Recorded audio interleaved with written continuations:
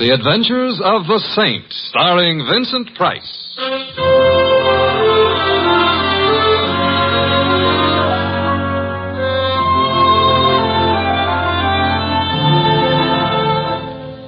The Saint, based on characters created by Leslie Charteris and known to millions from books, magazines, and motion pictures. The Robin Hood of modern crime now comes transcribed to radio, starring Hollywood's brilliant and talented actor Vincent Price as The Saint. Come in. Hi, Mr. Temple. Oh, hello, Louie. Where are you? I'm in my room. I'll be ready in a minute. Hey, wait till you see my cat. I gave it a bath for Christmas. Well, congratulations. Yeah.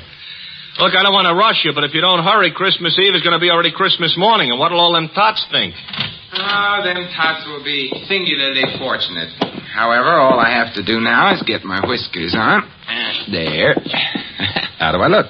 Mr. Templar, if I didn't know you was Mr. Templar, yes, I wouldn't know who you were. Louis, don't I look like Santa Claus? This may come as a surprise to you, Mr. Templar. Santa Claus is fat. Oh. You're not fat. Oh. Well, hand me that cushion from the couch, huh? Okay. Here. Yeah, thank you. Now then. How's that? Now say ho, ho, ho.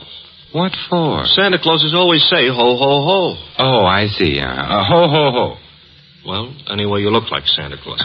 Hey, Mr. Templar, whose idea was this? Mrs. Winterbottom's. Oh, the dame who annoys tots on Christmas Eve. Mrs. Winterbottom is a very well-known philanthropist, and every Christmas Eve she collects hundreds of small children and feeds them. Yeah. Who feeds them the rest of the year? Don't be bitter, Louis. Sorry.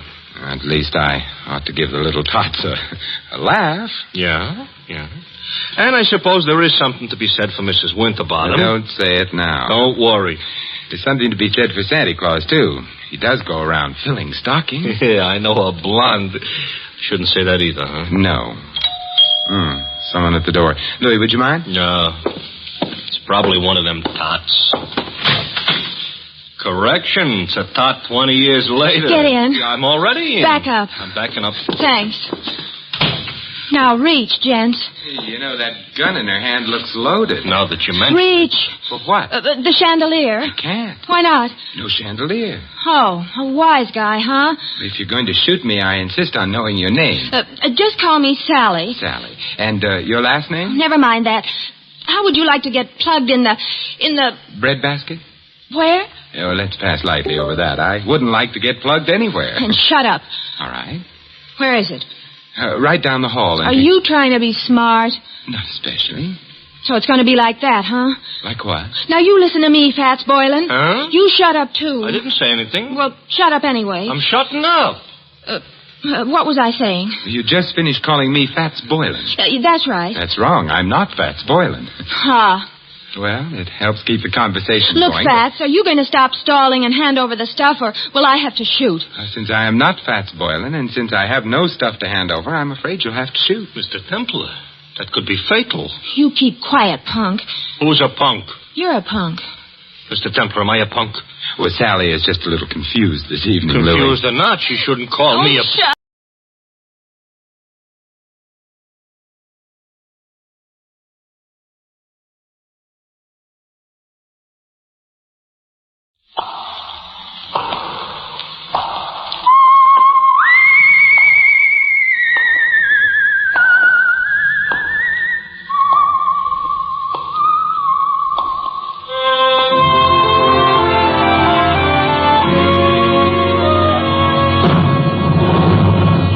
The Adventures of the Saint, starring Vincent Price.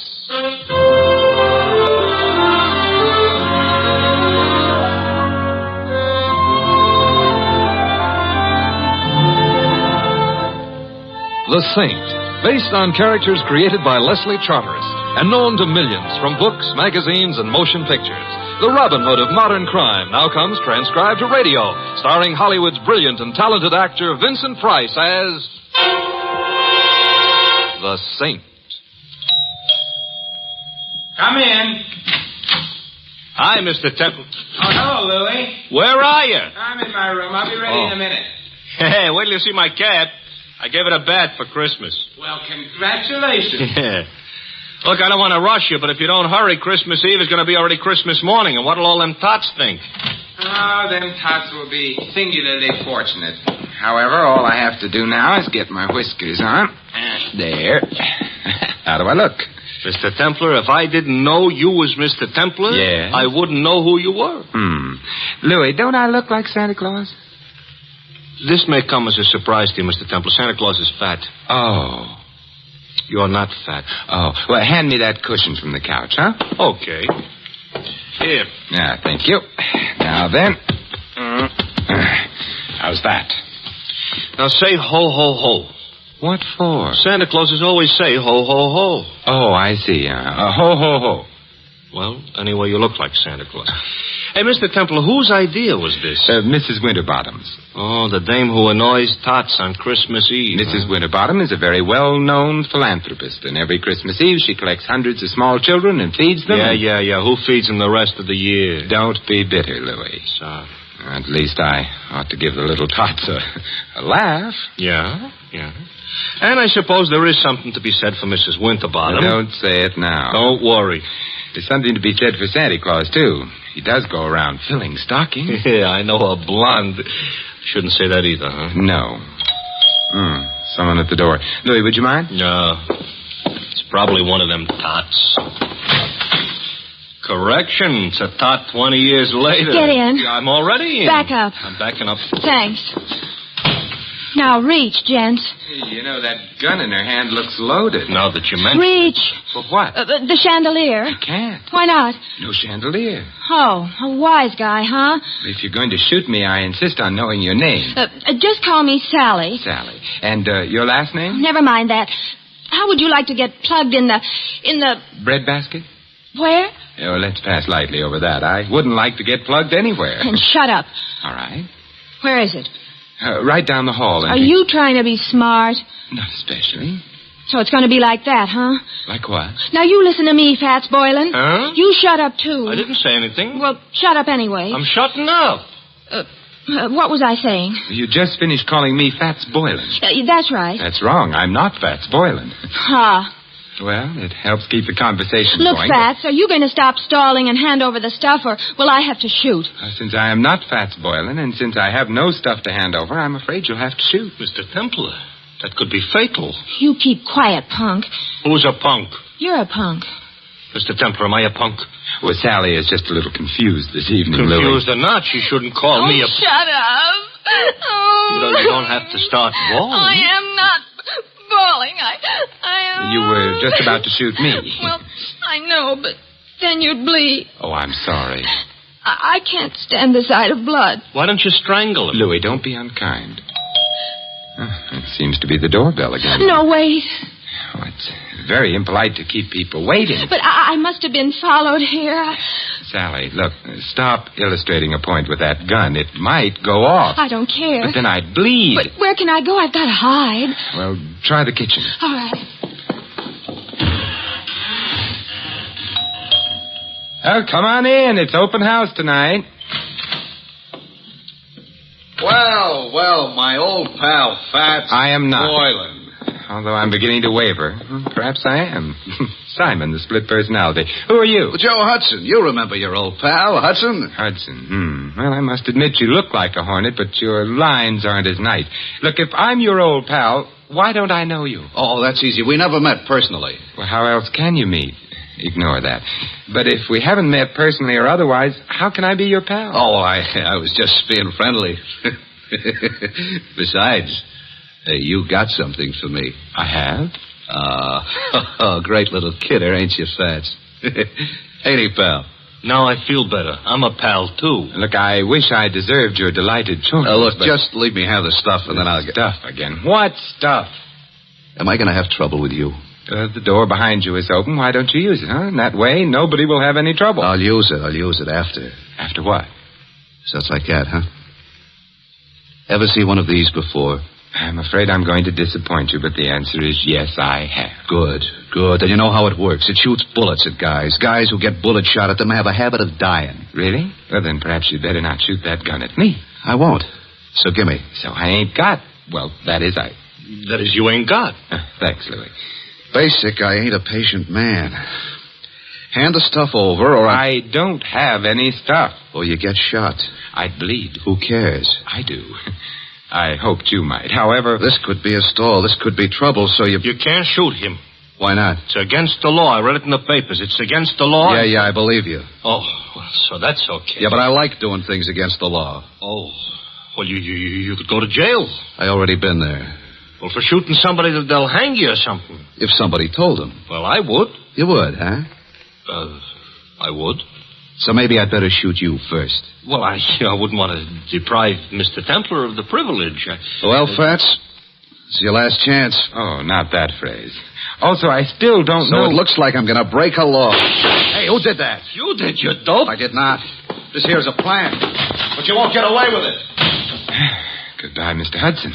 Mr. Templar, who made with the artillery? It must have been Sally. She's in the kitchen. She can stay there. She saved our lives, Louis. Yeah, but maybe by now she's found out she likes to shoot guns. Let's hope not. Hello. It was nice of you to frighten Mr. Hudson off. I did? You did. I didn't hit anybody? No. Oh, I'm so glad. Hey, I've got her. she's out cold. Come on, up. Put her on the couch. Come on. Up.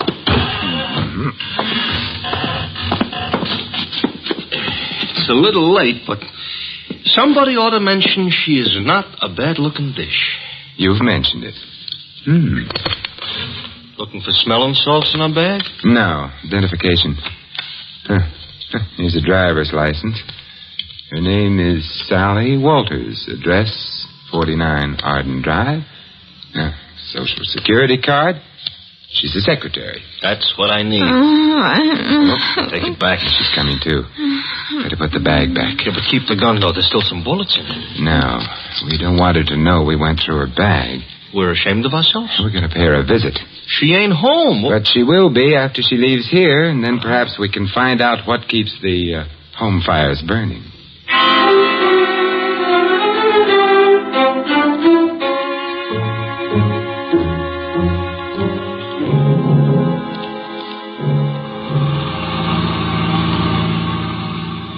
Sally was in kind of a hurry leaving us. So she was. Mr. Templar, don't look right, Santa Claus chasing a blonde. I'm not chasing her. Technicalities will get you no place. Hey, this must be it. 49.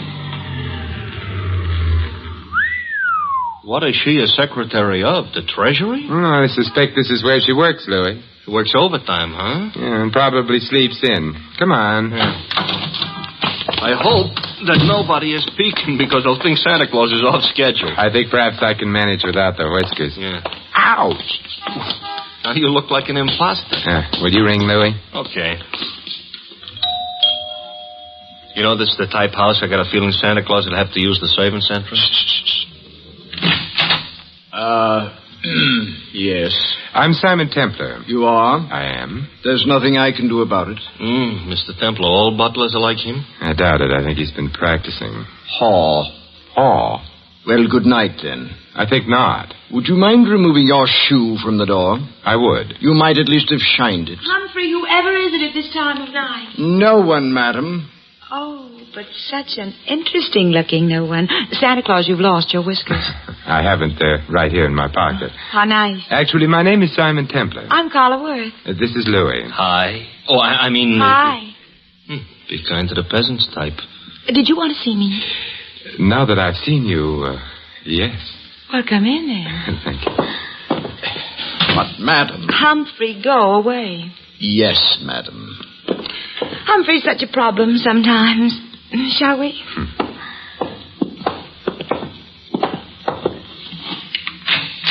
Nice? Yeah. Fire in the fireplace, books on the bookshelves, port in that decanter. Yes, would you like some? No, thank you. I just wanted to be sure the accessories were all correct. Someday, maybe I'll find some other wine besides port in the decanter. I dream.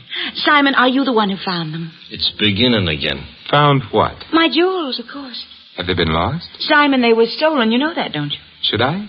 I've heard of the saint, Simon. I didn't know he was also a Santa Claus. Oh, it's a fleeting impulse. When were your jewels stolen? This afternoon. You see, Claude, my husband, that is, Oh. bought me them for Christmas. Santa Claus. Louis. Sorry. We decided to have the party this afternoon. We thought it'd be nice to have a quiet eve, so we did. The jewels were in quite a large box. There were quite a lot of them. And? Claude had hired a Santa Claus, but before the party was over, Santa Claus had disappeared. So had the jewels. Well, there must have been some precautions. Oh, there were several detectives. But the Santa Claus said he was going out to get some air while the party was on. He never came back. But he didn't have the jewels on him. The box was locked, and it was too large for the detectives not to have noticed. I see. The name of the man hired to play Santa Claus was, of course, Fats Boylan. And who may you be? Claude, this is Simon Templar. I And know. Louis. I know neither of them. Snoops, obviously. Get rid of them. Claude likes to behave as though he were an emperor on occasion. the box wasn't found anywhere in the house? The jewel box, no. The jewels were insured? Naturally. It's none of your affair. I shall speak severely to Humphrey. He should never have let you in. I let them in, darling. So now he's going to speak severely to her. We'll go quietly, except... Mr. Worth, what is Fats Boylan's address? I have no idea. Good night. Good night, Simon, and I'm sorry. So am I. I'll show you out. Thank you. Wow, wow, wow, wow, wow. Pronounced Carla Worth. Yeah.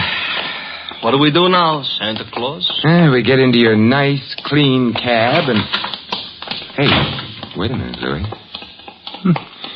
Now we're going to find out what became of Sally. Simon, Well, good evening, Sally. I overheard. Fat's address is 17 Beale Street. 17B. Yes, I've got to get right back to the house before anybody notices. Goodbye. An awful short visit. But long enough. Now we're going to visit Mr. Boylan? I think so. I hope he ain't so handy with a gun as the rest of these characters. He may be, he may not be. Now I'm all cheered up. But there's one thing I'm sure he isn't. What's that? Fat.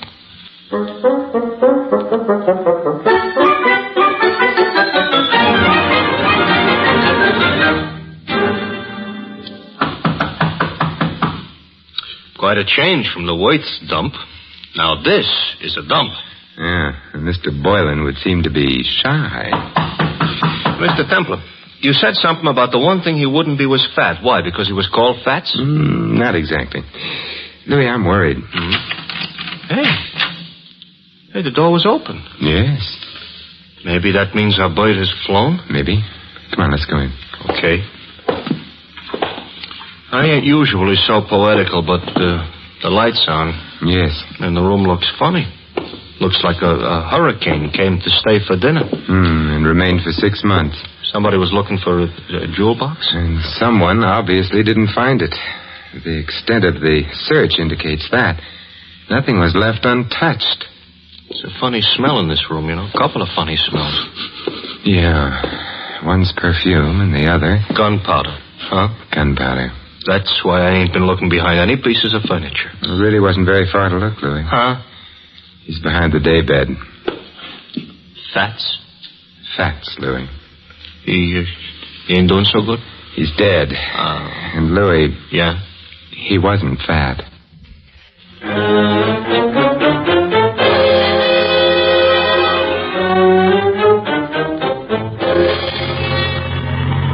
Mr. Templar? Yes, Louis? We're being followed. Since we got out of Boylan's place. That's interesting. Louis, stop the cab. That'll make it easier for whoever's following us. Exactly what I want. Even on Christmas Eve, this shouldn't happen. Now what? We get out. Don't look behind you. Start walking. Here is a nice, lonely street. Everybody else is home hanging up stockings. I wouldn't mind hanging up stockings myself. Who do you think it is? I think it's our friend Hudson. Oh, I just lost 5 pounds. You mean the guy that was chasing Sally, who was all ready to shoot us until she made the explosion? Neat reminder. Oh, you think he wants our money or our life? Possibly. What kind of an answer is that? In here. Quickly. Yeah. Mr. Templar, this here alley is full of garbage cans. It's also dark. You don't have to see garbage cans to know they're around. Hudson? Yes. Good evening, Hudson. What? Don't turn around. I've got a gun on you. Hey, I don't like it. Louis, take Mr. Hudson's gun away from him. Okay. Got it, Mr. Templar. Good. Aim it at him. Hey, now, wait a minute. You can't shoot me with my own gun. Why not? That ain't tactful. What other gun could I shoot you with? Your own. Hey, you mean you ain't got a... Oh, mister, you are a liar. And on Christmas Eve, too. Hudson, who hired you to follow Sally and me? It was my own idea. Louis, Mr. Hudson isn't being friendly. He ain't, huh? He ain't. Therefore... Hey, now, don't lose your heads, fellas. We've lost patience with him, Louis. We have? Shoot him, Louis. He's beginning to bore me. He's beginning to... I should shoot him? Yes. Fatal? Fatal. Okay. Except I don't know what my wife and 6 kids are going to say. You haven't got a wife and 6 kids. No, wait a minute, please. Louis, we're being cruel, prolonging Mr. Hudson's agony. Put him out of it. Now, wait a minute. I'll... Who hired you? Mrs. Worth. Mrs. Carla Worth. You quite sure? Strike me dead.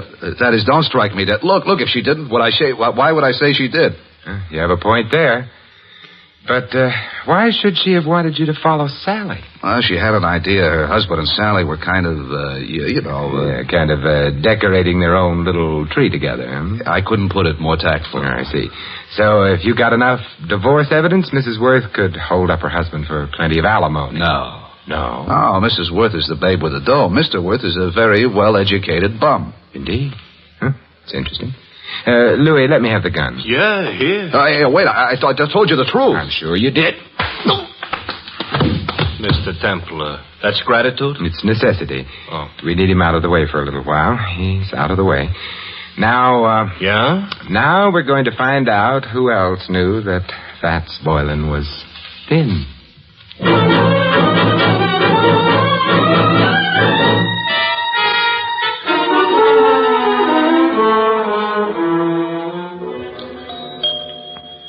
You know, if we visited often enough, I might even get accustomed to this joint. You might also start confusing yourself with Grant.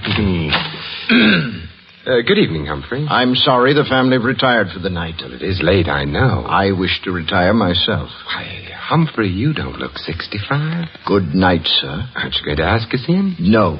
Why, Humphrey, I thought you and I were going to sing Christmas carols together. Let go of me.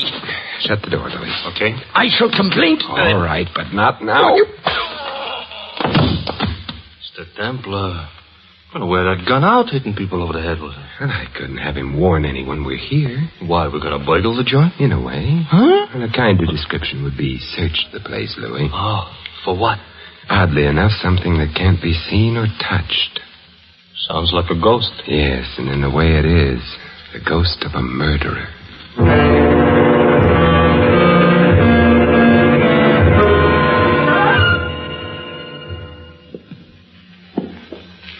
It's the night before Christmas, all right, but a creature is stirring. A couple of creatures, plus. We've covered all the rooms on the other landing. Therefore, the bedroom should be here. And therefore, this should be someone's bedroom. Let's go in. We're sleeping? Now, if I can open the door softly enough and look in. Moonlight through the window. Yes. The dressing room. Door beyond would be the bedroom proper. Proper is not a word we're in any position to throw around. We'll have to go in to the dressing room. Come on, Louis. Okay. Wait a minute, Louis. Inhale. Mr. Templar, I don't usually take breathing exercises in the middle of the night. Louis. All right. I'm inhaling. Well? Perfume. Familiar? I could learn to love it, but no. Well, then out we go. You didn't care for that perfume. It didn't tell me anything. What do you want perfume should tell you? Who killed Fats Boylan?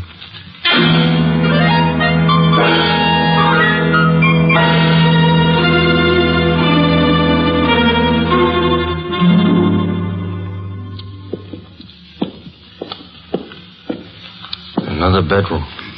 We go in? Naturally. For a bachelor, that ain't the word you should have used. I'm beginning to get worried about this. Supposing somebody screamed. Pull yourself together, Louis. Okay. After all, like the poet says, strong heart never won fair maiden. You mean faint heart. All right, so for dinner I'll eat dog food. Now, Another dressing room. Well? Hey, Mr. Templar. Yes. The same perfume we noticed. Don't be frightened.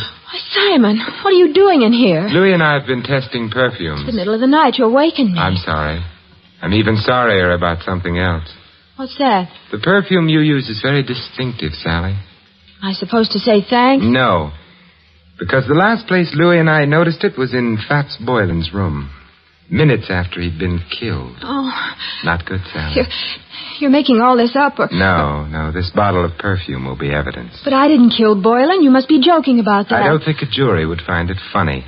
You knew about Boylan stealing the jewels. You must have helped him. I didn't. But then you found yourself being trailed by Hudson, who'd been hired by Mrs. Worth. You were afraid he'd discover the connection between you and Boylan. That's why you came to my apartment. No. Oh, yes. You hoped I'd throw Hudson off, perhaps frighten him. In the meanwhile, you could get to Boylan, get the jewels from him. That isn't true. But when you got to Boylan's place, you found him already dead, and the jewels gone. I didn't. It would be much better for you that way. What do you mean? You wouldn't be liable to a first-degree murder charge. But there were detectives here while the party was going on. Boylan couldn't have stolen the jewels. They saw him leave. He didn't have them. He did have them. He was playing Santa Claus, and he was a thin man. Santa Clauses, as Louis pointed out to me earlier tonight, are fat. Therefore, Boylan entered this house wearing padding underneath his costume. He left it with a large jewel box in place of the padding. That's how he did it, Sally. You're smart. You found Boylan. You knew his address. Therefore, you'd hired him in the first place. And therefore, also, a jury would believe you'd killed him unless you tell us who did. Oh, all right. I'll tell you. There's really no need, my dear. Oh, Claude. Hey, Mr. Templar, tell him to point the gun someplace else. Mr. Worth, point that gun someplace else. I prefer this direction. You were saying, Mr. Templar, about the jewels. The jewels were insured. Therefore, you, Mr. Worth, arranged to have them stolen. Indeed. In that way, you could retain the jewels, the insurance money as well, and not worry very much whether or not your wife divorced you. Clever. Boylan is dead. How true. You had to see to that, didn't you? Otherwise, he might have blackmailed you for the rest of your life, or for whatever money you got out of the entire crooked deal. I can see two other deaths. Yours, your friend. And Sally? You going to kill her, too? That depends, I should think, on Sally. Claude, I never knew you intended to kill anyone. There's no need to play the ingenue quite so strenuously, my dear. You were in on most of it. But not murder. I'm afraid Mr. Templar's pessimism is justified. I shall have to include you. But however did you get onto her, Templar? Her perfume. To be precise, this perfume. Well, you got him in the eye. Yeah, I hope this gets him someplace more effective. Mr. Templar, the trail of unconscious bodies you're leaving behind you tonight, if laid end to end, Yes, Louis. would look terrible.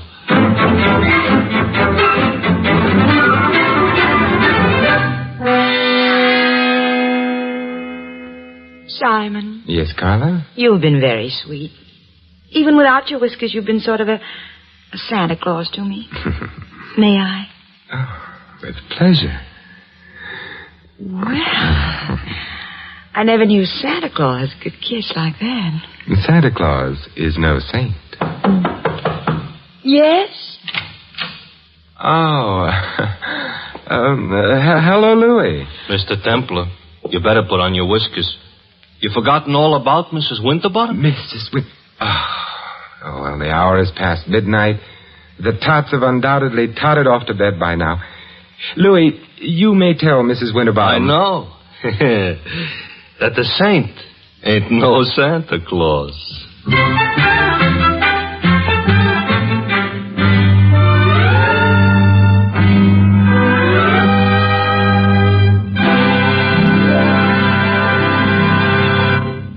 You have been listening to another transcribed adventure of The Saint, the Robin Hood of modern crime. Now, here is our star, Vincent Price. Ladies and gentlemen, all of us who live in the United States are aware of the spiritual values of American life, our factories and machines and luxuries. But there is another side to American life, a side made up of spiritual values. Our country was founded upon faith in God. In the Declaration of Independence, it states that men were endowed by their Creator with certain inalienable rights. Thus, religious faith is part of the very foundation of American democracy, and one of our most precious national heritages is freedom of worship. By exercising this freedom, you and your families can enjoy the spiritual pleasures that come with church or synagogue attendance. Moreover, your religious leaders stand ready to give you their help, whether you need personal or family guidance. And if you suffer the loneliness natural to a newcomer to this country, the churches of your faith will welcome you. We all know that without spiritual values, the other advantages of American life have little meaning. Without faith, the family and the community become unstable. Without faith, the individual denies himself the peace and guidance of religion. The doors of your churches and synagogues are open to you. The freedom to worship as you please is yours. And so America's religious organizations invite you to find yourself through faith and to come to church this week. And may I wish you all a wonderful Christmas, and for the world, peace in all the years to come. This is Vincent Price inviting you to join us again next week at this same time for another exciting adventure of the Saint. Good night.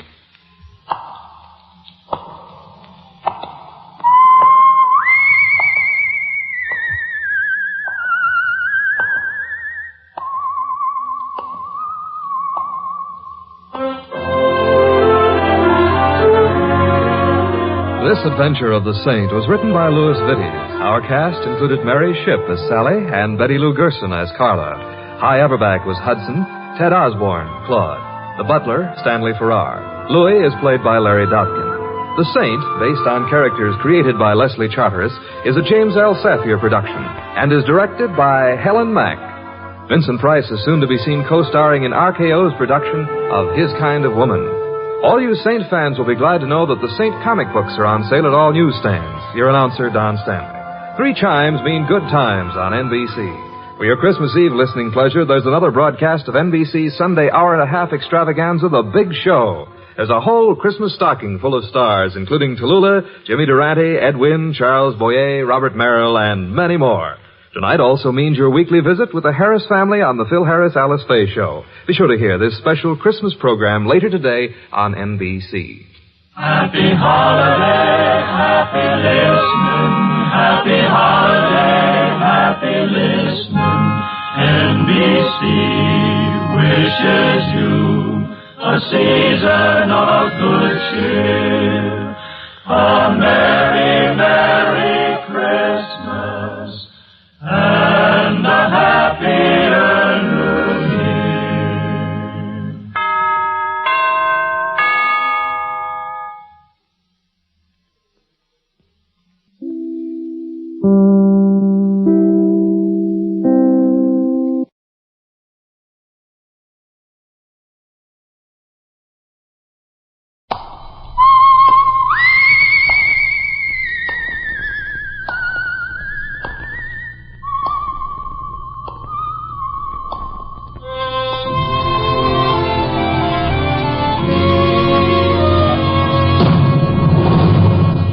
The Adventures of the Saint, starring Vincent Price.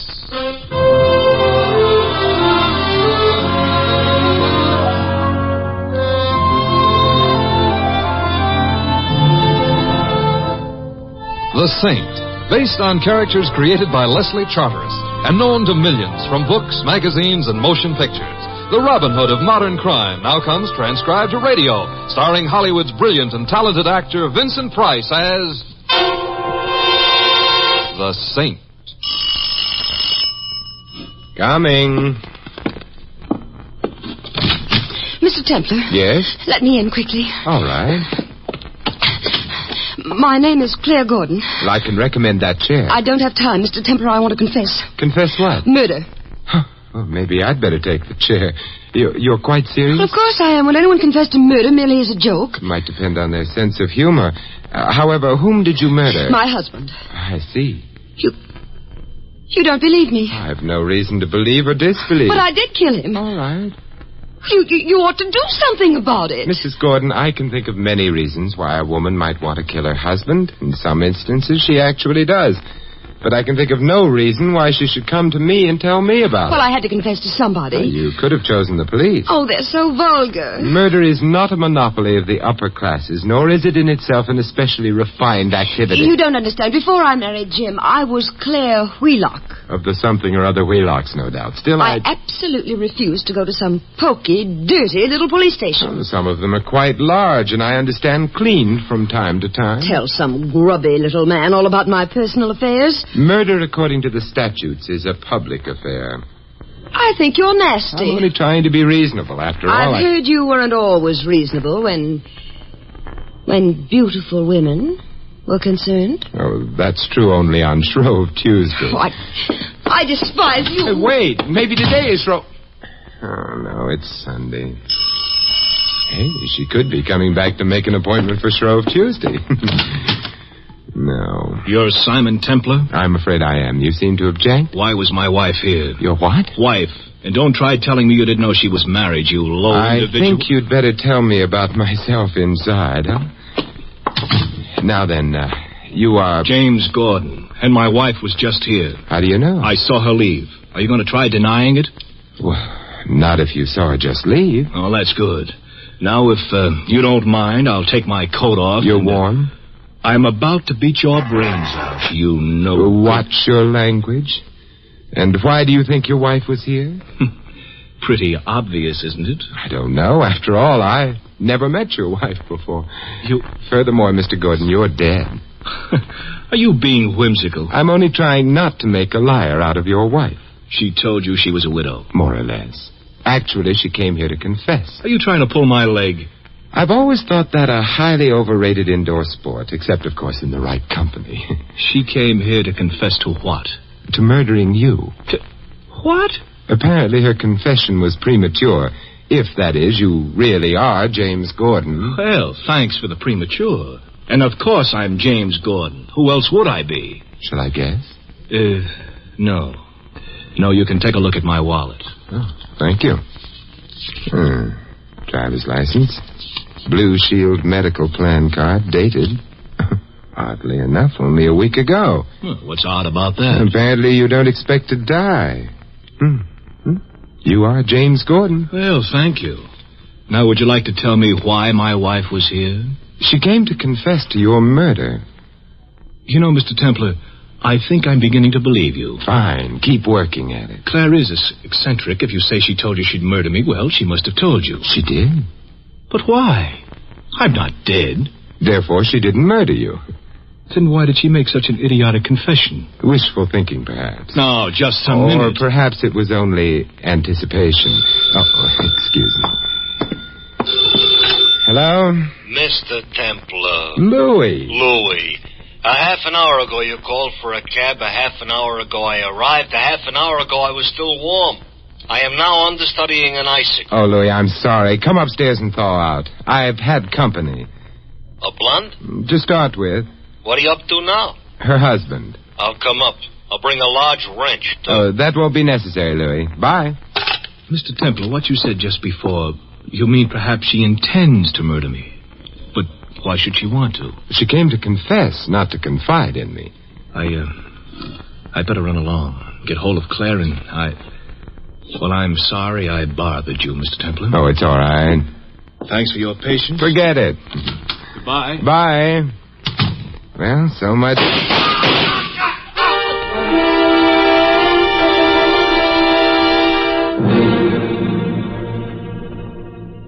That's right, Sergeant. Man named Gordon, shot to death on my doorstep. No, Sergeant, I never shoot anyone on my doorstep. It's untidy. I don't know, Look, Sergeant, I have an idea. Why not drop in and see for yourself, Sergeant was quick. Come in. Hi, Mr. Templar. Oh, Louis, I forgot you were coming up. You warmer? Yeah, a little bit, thanks. Friend of yours? Who? The gentleman who's laying down dead outside your door. No, we'd barely met. Oh, well, that's nice. You ready to leave now? I'm afraid not. I have to wait for the police. That's too bad. You know, the guy might be a conservative dresser, but I don't think he does credit to your doorstep. Oh, I wouldn't say that. His name is James Gordon of the, Gordon. Oh, well, that's different, yeah. Did he kill himself, or did somebody help him? I don't think he killed himself, Louis. Why? Well, he'd just taken out a Blue Shield card. Oh, planning for the future, huh? Yes, it also means he expected to have a future. Louis, while we're waiting, will you look up James Gordon in the phone book? Okay. But I could tell you now he won't answer the phone. I want his address.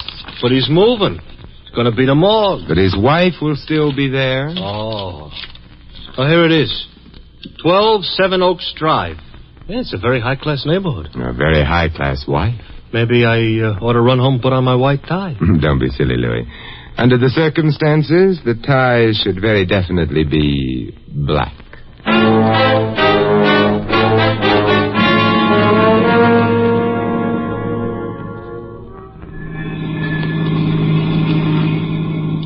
You know, those cops were very nice. So they were. In spite of what you asked them. What do you mean?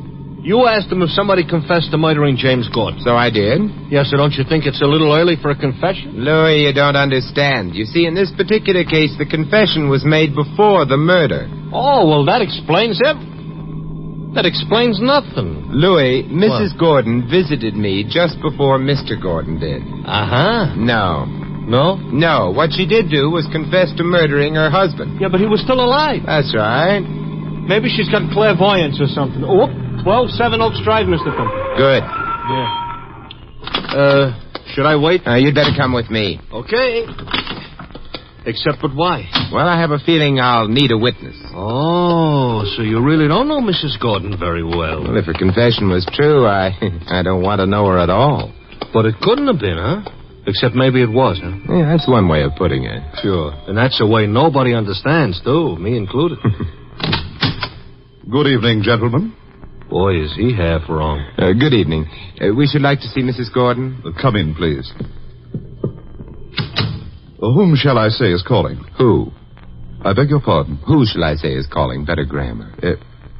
Listen, Bud, for what I dragged down here, whom is good enough. Oh? Oh, the Gordons don't pay well? If you are referring to recent history, the Gordons don't pay, period. Oh, they're having financial difficulties, huh? No, they ain't having no difficulties on account they ain't got no finances. Explains the hospital plan, and you'd better slip your English accent on and announce us. I'm Simon Templar. This is Louis. Yeah, hi. Very good. Since when has Brooklyn grown butlers? Louis, the Gordons have been in trouble. Mr. Gordon ain't. Not anymore. About Mrs. Gordon... Mrs. Gordon will see you. This way. Oh, thank you. Not only will she see you, but you'll see her. Looking at it objective, you're getting the break. She is quite a dish. Sir, you are speaking of the woman Mr. Gordon loves. Who says? That's the door. She's on the other side. Hey. You might open it for us. What's the matter? You broke an arm or something? If he ain't careful, they're going to send him back to Brooklyn. Mrs. Gordon? Yes? Of course, it's been a little while since we last met, but... Since we've what? Met. We haven't met. We haven't... If we had, surely I'd remember, Mr. Templar, I believe my butler said. We met at my home within the last hour. Well, I'm sure you have a very charming home, but I was never in it. Well, I may be able to refresh your memory if you'll be patient with me. You came in order to confess. Confess? What? The murder of your husband. Mr. Templar, if this is some kind of joke... I'm not joking. Then it's not in the best of taste. Aside from everything else, my husband happens to be alive and in splendid health. So you see, I couldn't very well have confessed to any such silly thing. Mrs. Gordon. Yes? Your husband's health is no longer what it used to be. He's dead. Dead? Jim? Yes, Mrs. Gordon. Oh, no. No. Mr. Templar, she's going to faint. Let her. She did faint.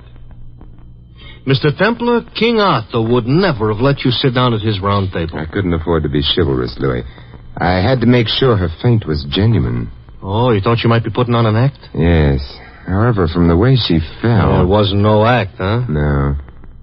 Could that mean that the rest of her story about never being in your apartment or confessing that that's also true? Hardly.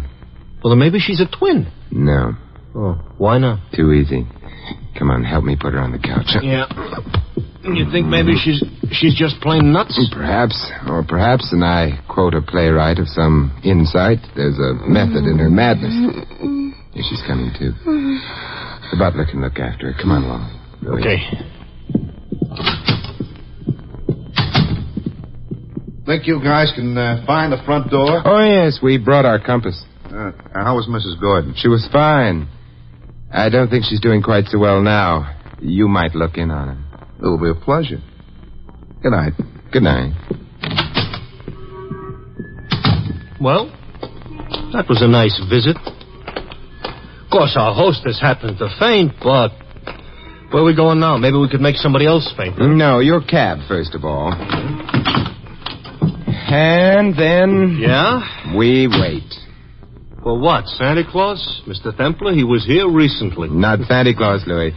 We're waiting for Mrs. Gordon to recover. Oh, that's considerate of us. Not really. It's nasty of us. Oh, it is, huh? We're going to hate ourselves in the morning? Well, that will depend on where Mrs. Gordon leads us tonight.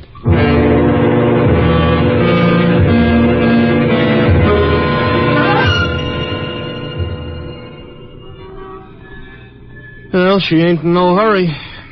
We've been waiting 10 minutes already. I'll give her time, Louis.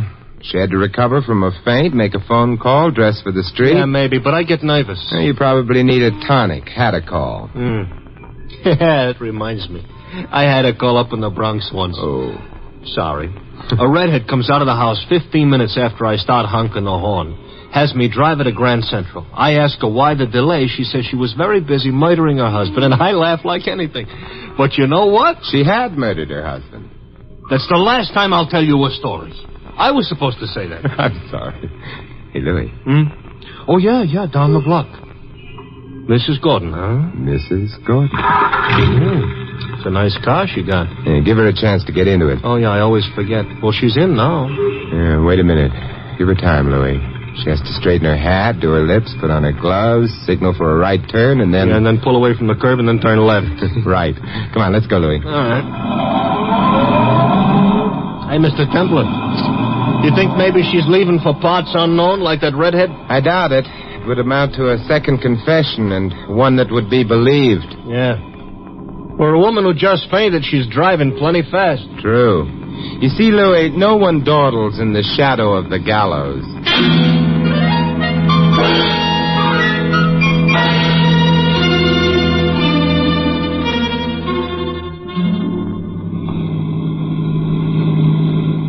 Hey, she's pulling up in front of that park entrance. We'd better stop here.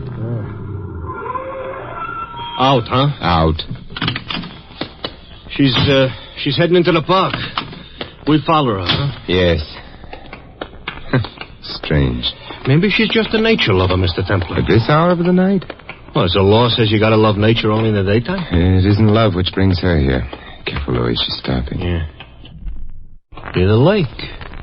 Hey, there was a guy waiting for her. There's no way we can get any closer. She might spot us on the path. How about getting in amongst the trees? That's an idea. Yeah, except how good is it? They ran out of trees just here. Not close enough to see him, but at least we've just met another figure in the case. I'll stick to Mrs. Gordon's. That is, we can't see him. We haven't been introduced to him. We have to do something about that. Hey, Mrs. Gordon is scrambling. Coming back along the path. We stay where we are. Look, she's almost running. Yes, probably on very good advice. Huh? She has to be on time for her appointment with the police. They might not approve of her having gone for a midnight stroll in the park on the night her husband died. Yeah, she's gone. Yeah, but the guy is still there. We're interested in him now? Very much interested. He'll have to come back this way. We can cut him off. Got to find out who he is. Hey, Louis. Got a handkerchief. Why, you want I should blow my nose? No. Do as I'm doing. Oh, make like a masked bandit or something. That's the general idea. Hurry, Louis. Yeah. Okay. I do. I'm now a masked bandit, but I ain't happy. I don't have a gun, but perhaps it'll work anyway. What, the gun you don't have? Yes, I'll double up my right hand in my coat pocket. Here he comes. Okay, stop right there, Bud. What? Get behind him, Lefty. I ain't left-handed. Oh, yeah. I'm behind him, Miggsy. What is this? Stick up. What do you think it is? You can't do this. Sure we can. Or maybe you like to argue so much you would prefer being ventilated? Being what? Shot.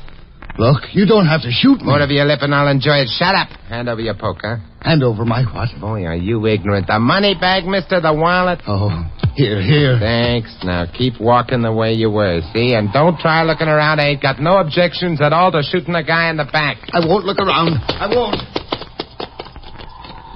Well, he's gone. So he is. Now, we ought to scram too, Mr. Templar. If he yells for cops... I don't think he will. He might have to explain what he was doing in the park at this time of night. He'd have an easier job than we would. Let's see. His name is Timothy Kerrigan. Papers in his wallet.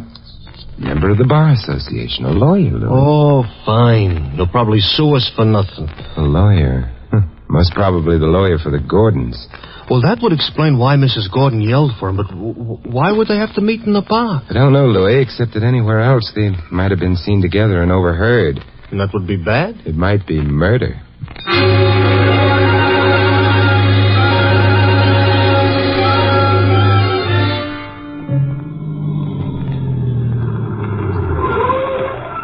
Well, here's your house, Mr. Templar. Yes, Louis. Going to go to sleep? I imagine so. Nothing to be done tonight, so far as I know. Yeah. Well, anyways, now we got 3 suspects instead of 2. 3? Yeah, Mrs. Gordon, Kerrigan, and the butler. The butler is never guilty, Louis. Hey, how about coming up for a drink? What was that you said? Come on, let's go. Yeah. Hey, Mr. Templar. About butlers. Maybe this one ain't guilty, but sometimes one could be, you know? That's true, but the one we met tonight is too charming a character. Yeah, don't look now, Mr. Templar. Keep walking. But your charming character is carrying around a young cannon. Good evening. How's butling these nights, huh? Go on. Inside the apartment. With pleasure. Now, hold it. Nobody move till I put the light on. Okay. All the way in. Now, sit down, both of you. Courtesy? No, you can't jump me easy sitting down. Intelligence. We, sit. As for you, you're either an idiot or, in love. It's the same thing. I didn't come here to make conversation with you, Templar. Why did you come? To make sure you forgot about Mrs. Gordon's confession. An idiot in love. That's got nothing to do with you. Suppose I refuse to forget Mrs. Gordon's confession. You'll forget it, either by agreeing to or by being dead. You want me to promise to say nothing of the confession to the police? That's right. Well, suppose I do promise, and then you leave, and then suppose I don't keep that promise. No, why do you have to bring that up? I come back. And kill me then? What good would that do, Mrs. Gordon? All right, if what you're getting is that the only way I can be sure is by killing you, then How much was Mr. Gordon's life insured for? $100,000. Wait, how did you know? There had to be a motive for his death. A motive that would place Mrs. Gordon in danger of being considered likely to have murdered her husband. The Gordons had no money. Insurance was the most probable motive in existence. Kerrigan handled the Gordons' finances? Yeah. Mrs. Gordon is in love with Kerrigan, isn't she? No. I think yes. Who cares what you think? All right. Let's find out how innocent Mrs. Gordon is. Look, pull the window shade down, Front window. Pull an armchair over to the window and sit in it. Why? You'll then be silhouetted prettily for the benefit of anyone outside in the street. The drawn shade will make it impossible for you to be identified exactly. Your build is much the same as mine. You will therefore appear to be me to anyone outside. You will also provide a perfect target. To who? To the only one who would have any reason for wishing me dead. The murderer of James Gordon. You love Mrs. Gordon. You're convinced she's innocent. She's been here before and should be able to find her way back. Well, will you sit in that chair?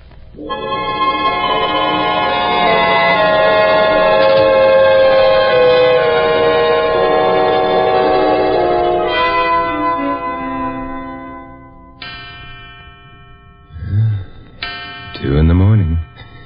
And by this time, the police would long have reached Mrs. Gordon. They're probably finished with their preliminary questioning. She could plead sleepiness.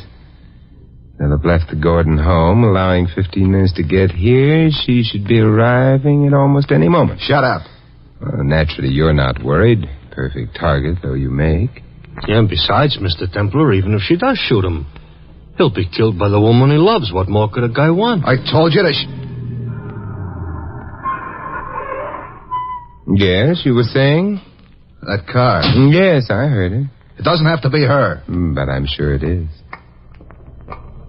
High heels. Well, Mr. Butler? I'm getting out of here. He dives very nice. And in time. I wonder, with no ready-made target for her, what will Mrs. Gordon do? You better get in the next room, huh? Yeah. Okay. Oh, Louis, will you open the door? Oh, I don't mind if you do. I wouldn't like to get shot on your doorstep. It's no way to appreciate your hospitality. I'll get it. Hello, Mrs. Gordon. Oh, you're not alone. No, that's Louis, remember? But better remember inside, All right. Send him away. Oh, I promised him a drink. He hasn't had it yet. I can't send him away. But what I have to tell you is confidential. Louis is in my confidence. Well, all right. It might turn out more convenient if you're difficult. About what? Forgetting that I was ever here before. Forgetting I came to you with a confession of murder. Sorry, but I have a remarkably retentive memory. For example, I remember a girl I used to go to school with. You'd better forget her for the moment. Oh, I couldn't. I loved her very deeply. How would you feel about $25,000? I'd love them very deeply, too. They're being offered to me for a promise to forget? Yes. And if I don't keep it? You'll sign a paper admitting your promise and acceptance of the money. That would make you an accessory. You wouldn't dare change your mind. Hey, she's smarter than me. Be still, Louis. Mrs. Gordon, you're young, you're beautiful, and $25,000 is very attractive. Nevertheless, I shall refuse all of you. Even if... Yes, I wondered how long it would be before you produced that. The revolver you killed your husband with? I didn't. You could convince me in a lot better way. Can I convince you? Oh, yes, your confession helps. It does? Of course. Your husband's death makes you richer by $100,000, doesn't it? Yes. Otherwise you had nothing. Well, our investments, they were unfortunate. Mr. Kerrigan handled them? Yes, he's our lawyer. So your husband handed over his money to Kerrigan. Did he also know he was handing over his wife as well? What did you say? I meant his life, of course, a natural slip of the tongue, you know. You still haven't told me how my confession was going to help me. I didn't say it would help you. I said it would help convince me you hadn't killed your husband. Well, that's the same thing. Not quite. Mr. Templar, that was the back door. Yeah, I know. I was saying, oh, yes. The fact that you didn't kill your husband is actually of minor importance in view of... Now would be a good time to borrow your gun. Louis, will you keep Mrs. Gordon company while I see what the boys in the back room are doing? You're all right, Mr. Templar. Yeah, it was Kerrigan. I thought it would be. He didn't see me. Came into the room, headed for the door to the living room. He sneaked it open a bit when I... Is he alive? Yeah, I just got him on the shoulder. He was working in the back while she was... Yeah, that's right. Hey, Louis. What, Mr. Templar? Will you phone the police? They've one wounded murderer to collect, one beautiful accessory before and after the fact. Oh, no. But of the highest class. Her butler will help her wait.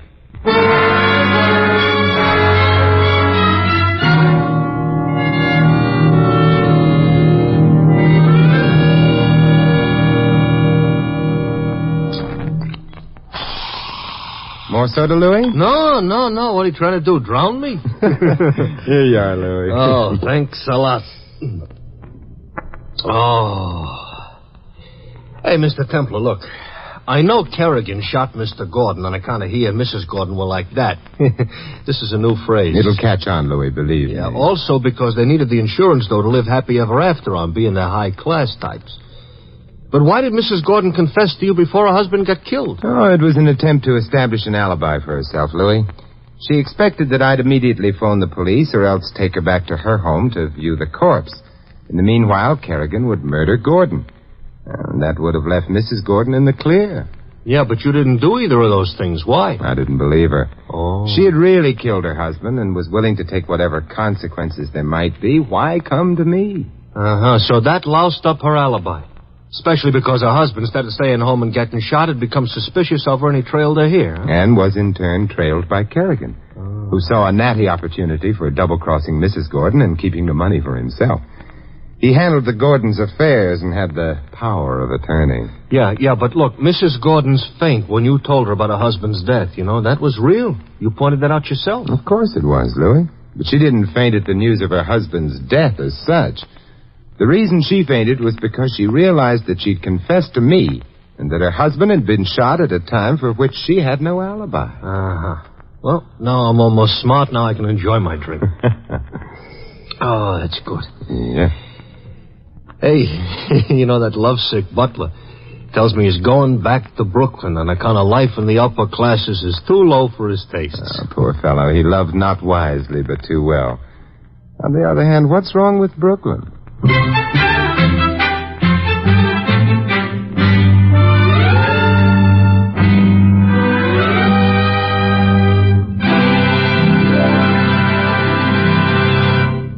You have been listening to another transcribed adventure of the Saint, the Robin Hood of modern crime. Now, here is our star, Vincent Price. Ladies and gentlemen, in our cast you heard Joan Banks as Claire and Peter Leeds as her husband.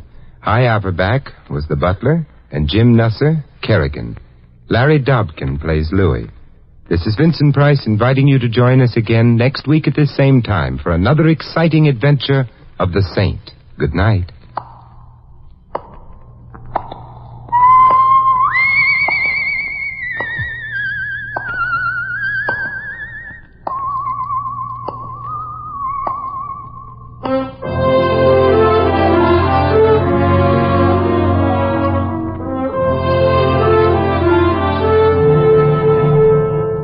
This adventure of the Saint was written by Louis Vittes. The Saint, based on characters created by Leslie Charteris, is a James L. Saphir production and is directed by Helen Mack. Vincent Price is soon to be seen co-starring in RKO's production of His Kind of Woman. All you Saint fans will be glad to know that the Saint comic books are on sale at all newsstands. Your announcer, Don Stanley. 3 chimes mean good times on NBC. Well, it's Sunday again. That means another gala broadcast of NBC's Big Show. This evening, hostess Tallulah Bankhead has a whole flock of guest stars, including Marlena Dietrich. And when the 2 glamour gals, Tallulah and Marlena, get together, look out for flying sparks. For drama this Sunday evening, Theater Guild on the Air presents the 10th story, The Third Man, starring Joseph Cotton and Signe Hasso. Join Tallulah and her Big Show with Marlena Dietrich later on NBC.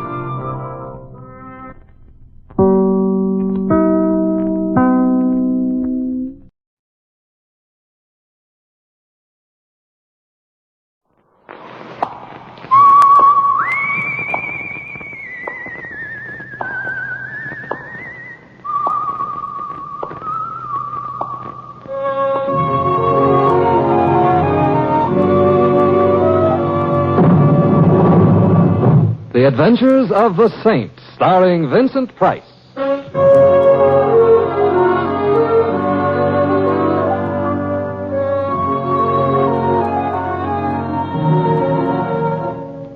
The Saint, based on characters created by Leslie Charteris and known to millions from books, magazines, and motion pictures. The Robin Hood of modern crime now comes transcribed to radio, starring Hollywood's brilliant and talented actor Vincent Price as the Saint. Just a moment, please. Yes? Mr. Tempera? Mr. Simon Tempera? And if I say yes? Oh, I am a George. Congratulations. What army are you dressed for? Oh, not army uniform, I wear, sir. Sure. You come? Huh? You come now? You want me to go somewhere with you? You are sure you are Mr. Simon Tempera, the Saint? If I'm not, my old grandmother shouldn't have lied to me all these years. Then you come. Where? Did you not receive the call, sir? Even the most casual eavesdropper would have to admit it doesn't appear so. What call? Employer say, George, go to this number and get Mr. Tempera. Employer say he called, so when I arrive, you know you come. No call, sir? No call. Who is your employer? Mr. Orlando Button. Him old man. He very afraid. Orlando Button. Art collector? And Button galleries? Employer say, much trouble coming. You come help? Oh, what sort of trouble? We go now, yes? You go now, yes. My neck and I recently came to an understanding. Oh, your neck, sir? My neck. I promised not to stick it out again until I at least knew why it was going to be chopped at, and it, in turn, agreed to be a little more tolerant of starched collars. I am going to bed. Oh, no. You are coming. You know, with one swift gesture, you have given me 6 good reasons why I should go with you. Or does that revolver hold 8 bullets?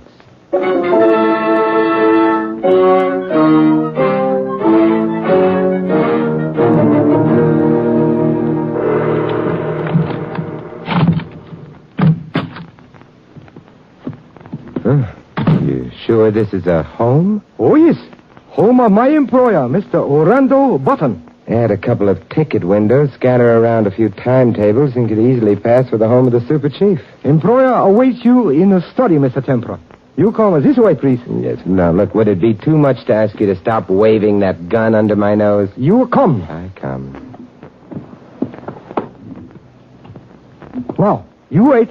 I wait. Sir! Sir! Sir! Mr. Button, I have brought Mr. Tempera, sir.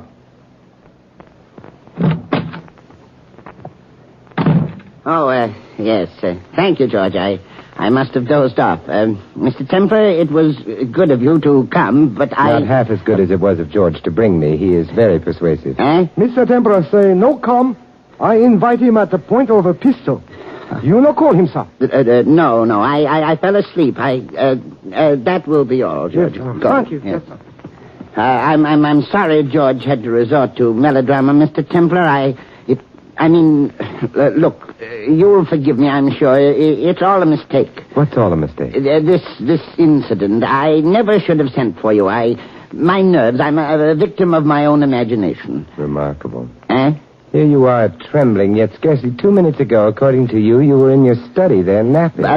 But what... There's fear in that trembling, Mr. Button. And on your face, too. You're scared witless. Scared people don't doze. Please, I beg of you, go at once. Forget that you've been here. That was a long ride across town with your chauffeur's gun in my ribs, sir. Long and unpleasant. But I didn't tell George to use a gun. We can talk in your study. No, you mustn't go in there. You...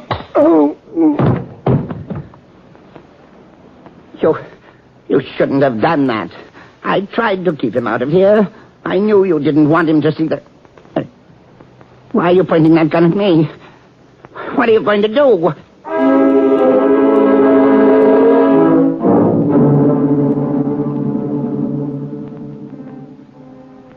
Mr. Tempera. Mr. Tempera. Oh, Mr. Tempera. Here. I am giving you brandy. Oh, that's good brandy. Wake me up some more. You ought to be all right, sir? As soon as the canaries stop holding choir practice in my head. Oh, so sorry. I give too much brandy. Where's Mr. Button? He gone. Gone where? Oh, no, Seagull. I go to room. Time passes. I think maybe now employee want me to drive you home again. I come here to study. Finding you on floor. Employer gone. Pictures gone. Pictures? What pictures? One that arrived today. Sailor bring crate. Oh, well, what sort of pictures were they? Well, the Western picture same Western man. Look all right to me. But they make Mr. Button very angry. Oh, and then he told you to fetch me? Oh, no, not right away. Short time later. After phone call. Phone call? Employer call number. Speak. He get information. Write something on a paper pad. Then send me get you. The pad? Where's it? On the desk. Here. I give it to you. Oh, thank you. Nothing on it.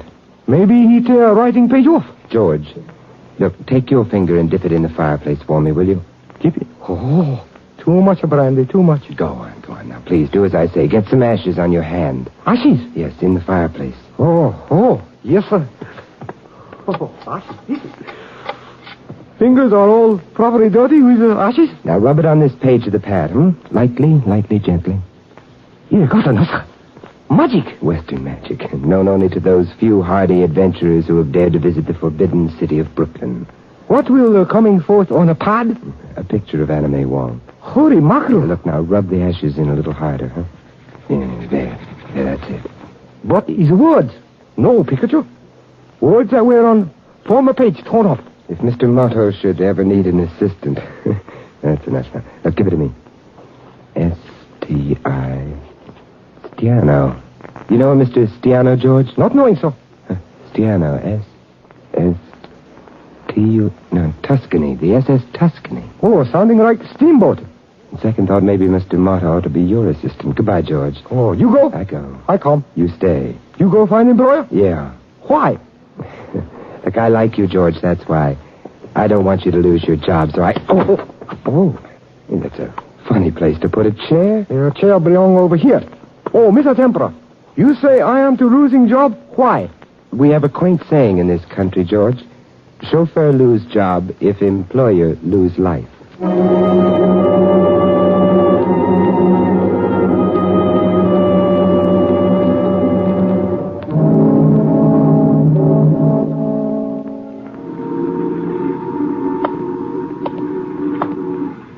Who's that on deck? Who is it? Speak up. It's me, if that means anything. Muller, huh? Hey, you're late. I expected you... Hey, what is this? You ain't Muller. Name's Templar. All right, so the name's Templar. What are you doing aboard my ship? Looking. You a customs man? You the captain? Third officer. Captain went ashore. I'm in charge. Look, fella, you boys from customs already went over this vessel 3 times since we docked this morning. 3 times, eh? It's the usual procedure, isn't it? 3 times as usual, and each time so thorough the ship is practically dismantled? What goes, pal? Hey, you tell me. I don't know what you boys are looking for, mister, but I'll tell you here now, it ain't on board the Tuscany. This is an honest ship. Yeah, and I'm the captain of the Pinafore. You got a man named Stiano on board? Look, mister, Stiano's a good guy. One of the best men on this ship. He works hard, no complaints. He's loyal, efficient, a good all-around man. That's Stiano. Oh, you know him pretty well. Know him? I'm him. Well, I'm glad to meet a good, loyal, efficient, uncomplaining, all-around man. You know a man named Button? No. You say Button? Button, like in what one is sometimes told to do with one's lip. Button. Like in Button Galleries, Button? Yeah. I know about his art gallery, that's all. Oh, what about it? We hauled cargo for him this voyage. A crate we picked up in Genoa. That's in Italy. Yeah, a crate filled with paintings, valuable and rare. Yeah, I seen them paintings. If they're valuable, then we're both the captain of the Pinafore. Oh, bad, eh? All I can say is phooey. What smog fails to do to the human eye looking at these pictures does. How many? 7. They were sent ashore? Yeah. Look, all I know is we're loading cargo in Genoa. A guy comes on with this here crate. He gives me a song and dance about taking extra special care of this valuable art so it don't get banged around like cargo sometimes does. That's all he asked of you? That, and also to deliver it after it cleared through customs. Deliver it? Where? To the guy it's consigned to, Dr. Weber, at the Button Art Galleries. To nobody else, he says, just this here Dr. Weber, and I shall be handsomely rewarded. Well, where are you? I'll let you know when Miller gets back. Hope you found the art gallery still open. Well, I'll tell you right now, he didn't. No? Then what did he do with... I'm inclined to think he brought it to the one man he shouldn't have brought it to. Orlando Button. Oh, and this guy in Italy says, make sure nobody gets it but this Dr. Weber. How about that for luck? A lousy mistake is going to cost me my handsome reward. You're getting it light, pal. That same mistake may cost Mr. Button his life.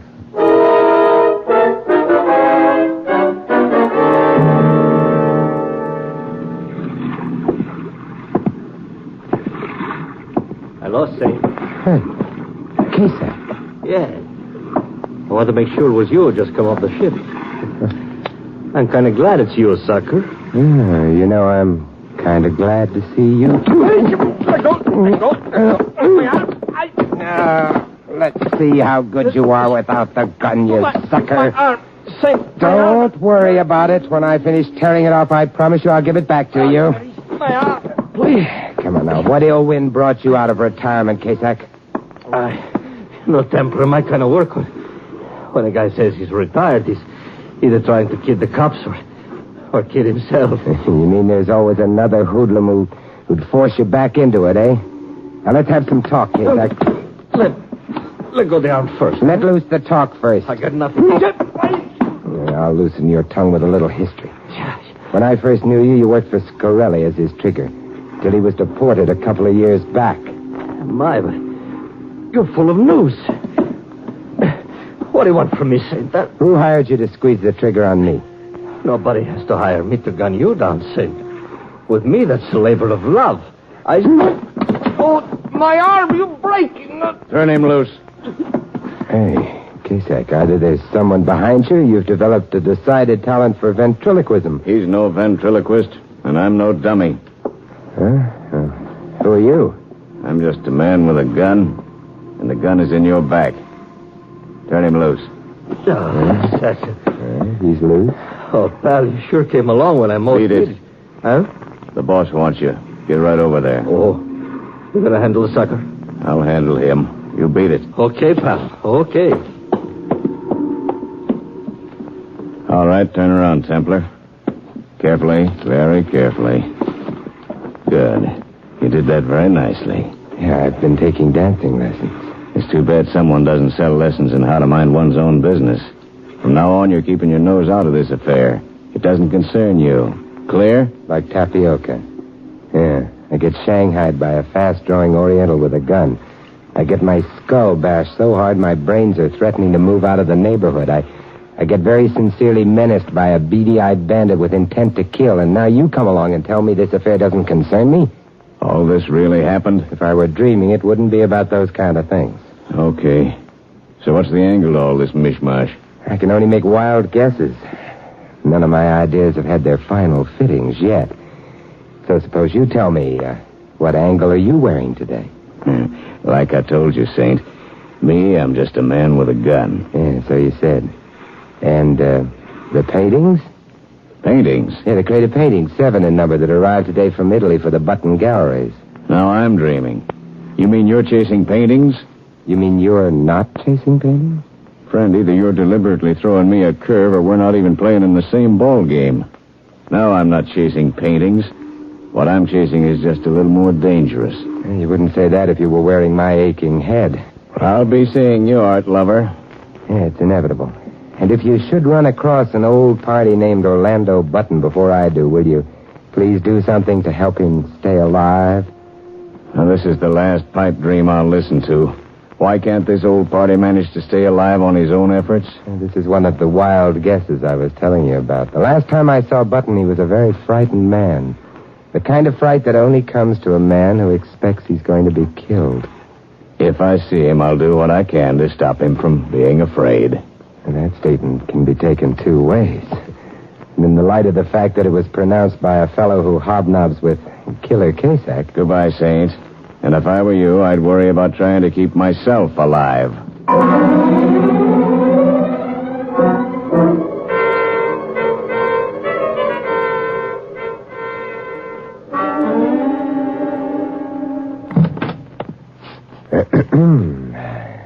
Good morning.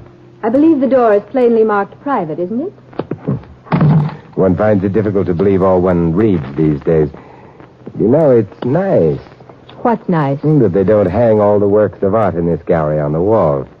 Some of it sits in a low-cut dress behind a sign that says assistant to the director. You wish to see someone? Actually, my wish is to remain here with you, but I'd never get to see Dr. Weber that way. You have an appointment with Dr. Weber? No. Well, I'm afraid he can't see you then. He's very busy. And then I'll see Mr. Button. Mr. Button? This is the Button Art Galleries, isn't it? You will have to make an appointment with Mr. Button at his home. He rarely comes down to the galleries anymore. And then I'll see Dr. Weber after all. You not only find it difficult to believe all you read, but all you hear as well. Dr. Weber never sees anyone without an... Oh, it is you, Mr. Tempera. Oh, hello, George. You find employer? No, George. Gentleman is a friend of yours, George? Oh, very good friend. Mr. Simon Tempera, the saint. Great detective. Makes words appear on paper with ashes. Very clever. Oh, it's nothing really, George. A detective? Something wrong? Employer missing, Miss Arthur. What? Oh, he's mysterious. Crate come last night by sailor. Employer and I, we open. Employer get angry like it praises. Send me quick to drugstore, then I come back. He sent you to the drugstore? Huh. Look here, what's this all about? About a crate of paintings from Genoa for Dr. Weber. Paintings? We weren't expecting anything from Italy. Perhaps Dr. Weber was. I most certainly would have known if the director was expecting a shipment. And what's all this about Mr. Button? I wish you'd explain... Let's go see Dr. Weber, Maybe he likes mystery stories, too. Very well, Mr. Templar. This way. Thank you. Oh, Miss Arthur, I go Paris car now, yes? My car? Oh, no, George, you don't have to. But it's a Wednesday. Paris your car is a Wednesday. That is why I come here. Well, you can pass it by this week, George. I haven't used my car much since the last time you gave it a bath and a polish. Okay, very well. I skip this week. Through this door, Mr. Templar. Oh, Lola, I'd like you to catalog that new... Oh, we have a visitor. This is Simon Templar, Dr. Weber. How do you do? How do you do, sir? Seems we have a mystery on our hands, Doctor. A mystery? Splendid. It was beginning to get a trifle dull around here. Won't you sit down, please? Thank you. There's nothing like a little mystery to brighten things up a bit, is there? Especially if you're one of those people who enjoys going to funerals, Doctor. Someone is... And let's just say that someone, when last seen, was terrified. And let's also say that someone hasn't been seen since. But who? Mr. Button. According to George, he's been missing since last night. I see. Mr. Templar, am I to understand that just because Mr. Button wasn't home last night, you are assuming that he's been murdered? Well, that is more or less the condensed version, yes. I believe the little verse goes like this. Don't make tragedies out of trifles. Don't shoot butterflies with rifles. It's just as foolish to make a trifle out of what might well be a tragedy. Perhaps I should give you the full-length version now, huh? Perhaps you should, Mr. Templar. A freighter arrived from Italy yesterday, the Tuscany from Genoa. It carried a small crate consigned to you, Dr. Weber, at the gallery here. But I received no crate. What was in it? Paintings, Doctor. And from what Stiana tells me, extremely bad paintings. But where are they, Doctor? Let's let these pictures speak for themselves. Where are they? I never heard of them until this moment. I wasn't even in town yesterday. You weren't? I was in Chicago, attending a fraternity convention. There was no crate of paintings delivered here to the gallery yesterday, Mr. Templar, I assure you. Oh, they weren't delivered to the gallery, Miss Arthur. The seaman who carried the crate in Stiano's place found the gallery closed when he arrived, so he did the next best thing, he thought. The next best thing? Yes, he had no way of knowing, of course, that old Mr. Button had more or less retired from business, leaving Dr. Weber in charge of his gallery. And so rather than lug the crate all the way back to the ship, he brought it over to the Button residence. Well, Mr. Button opened the thing up, curious to see what sort of stuff his gallery was buying these days, I suppose, and probably wished he was dead. I'm afraid his wish was granted all too soon. But why would anyone take the trouble to ship us bad paintings? That's what I wondered for a while, too. And that's what Button must have wondered, but not for long. He tumbled onto it practically at once. Onto what, Mr. Templar? You're aware, of course, of the National Treasures Act, or whatever they call it in Italy, which prevents the export of great Italian works of art? Of course, we're aware of it. The Italian government has had it in force for years. They're perfectly right in not wanting their great works of art scattered throughout the world when it rightfully belongs in Italy. But I still don't understand. The 7 paintings were over-paintings.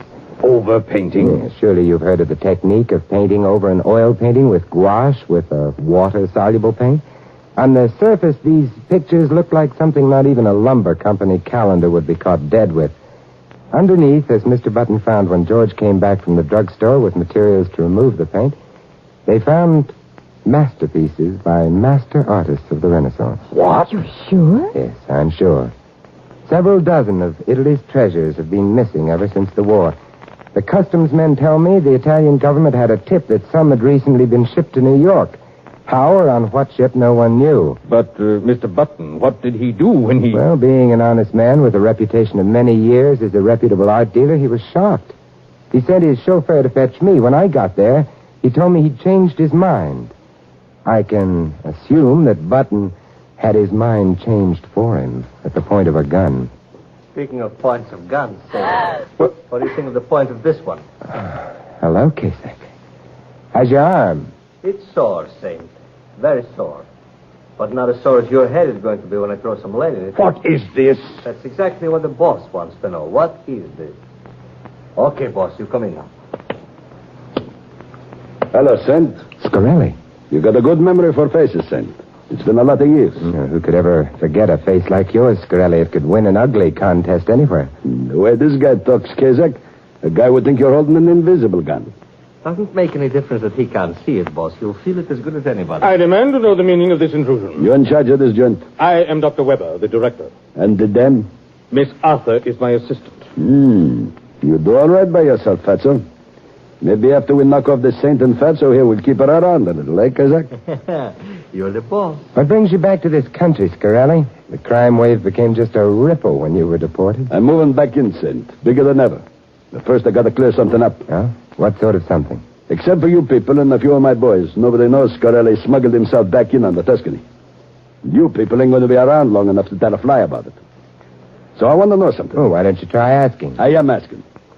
I have Kazak here watching that ship day and night to see if anyone is wise to anything.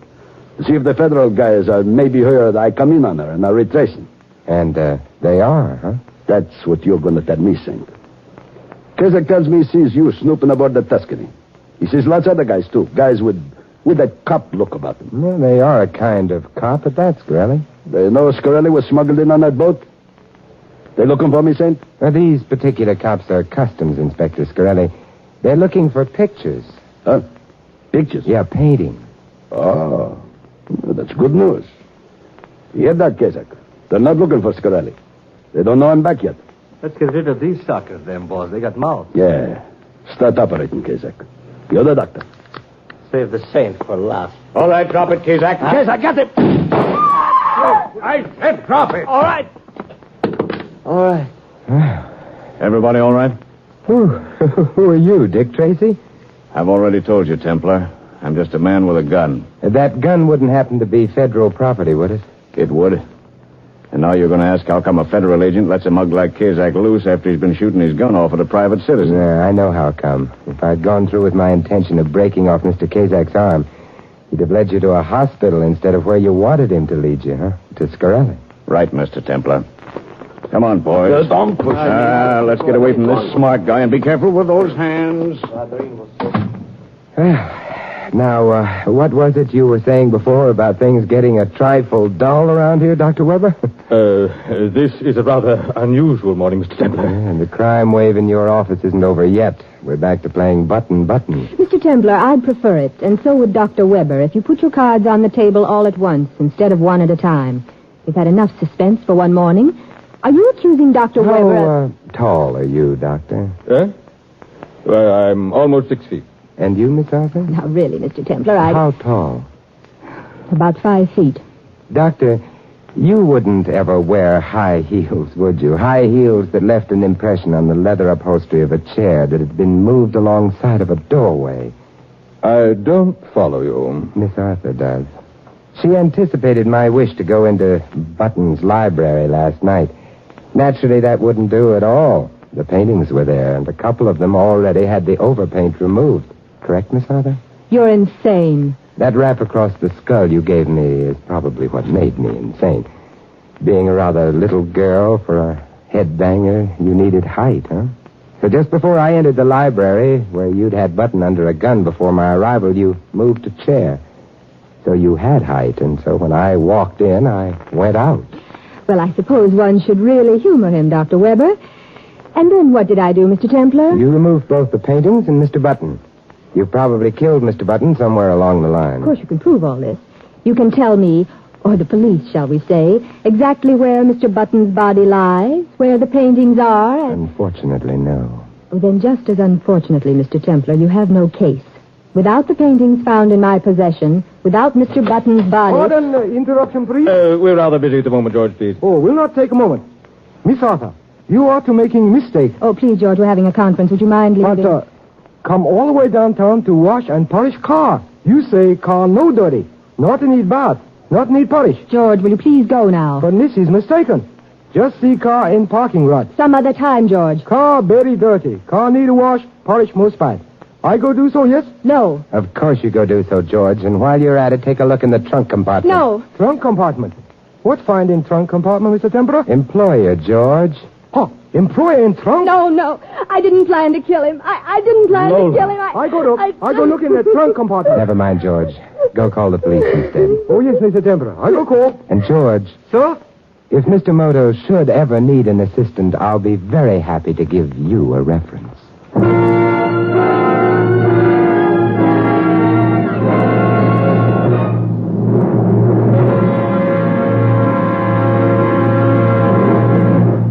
You have been listening to another transcribed adventure of the Saint, the Robin Hood of modern crime. Now here's our star, Vincent Price. Ladies and gentlemen, in tonight's cast, you heard Mary Shipp as Lola and Charlie Lung as George. Ted DeCorsia was Scarelli, Larry Dobkin, Kazak. Fred Shields played Nash and Ted Osborne, Dr. Weber. Barney Phillips was Stiano. This is Vincent Price inviting you to join us again next week at the same time for another exciting adventure of The Saint. Good night.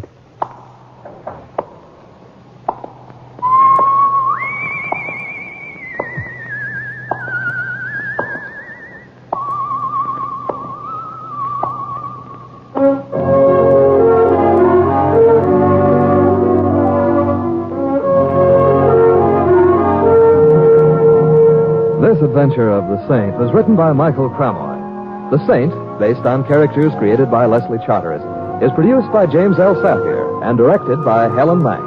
Vincent Price is soon to be seen co-starring with Errol Flynn and Michelin Prell in William Marshall's production of Bloodline. All you Saint fans will be glad to know that the Saint comic books are on sale at all newsstands. 3 chimes mean good times on NBC. For something new about the Army, hear the Phil Regan Show, next over most of these NBC stations. Coming from a different service base every week, Phil Regan brings you songs and fun, and brings prizes to talented GIs. It's an exciting newcomer to your Sunday chime lineup on NBC. So hear it next, the Phil Regan Show. And later today, following the Phil Regan Show, hear Mr. and Mrs. Blanding on NBC.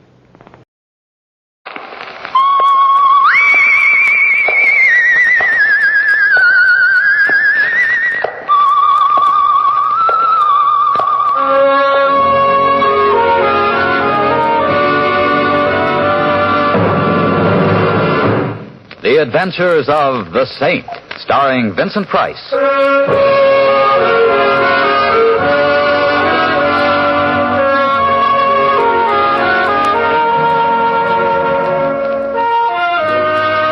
Saint, based on characters created by Leslie Charteris and known to millions from books, magazines, and motion pictures.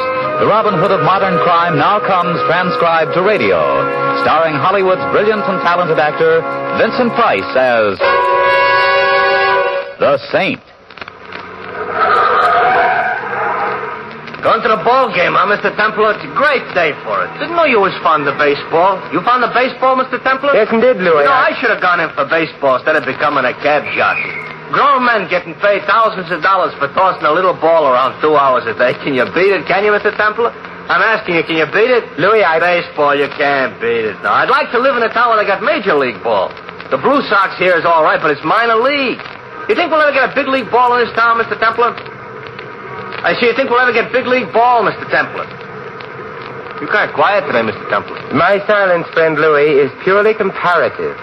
Oh. Well, since you're not feeling well, it's good you're taking the afternoon off.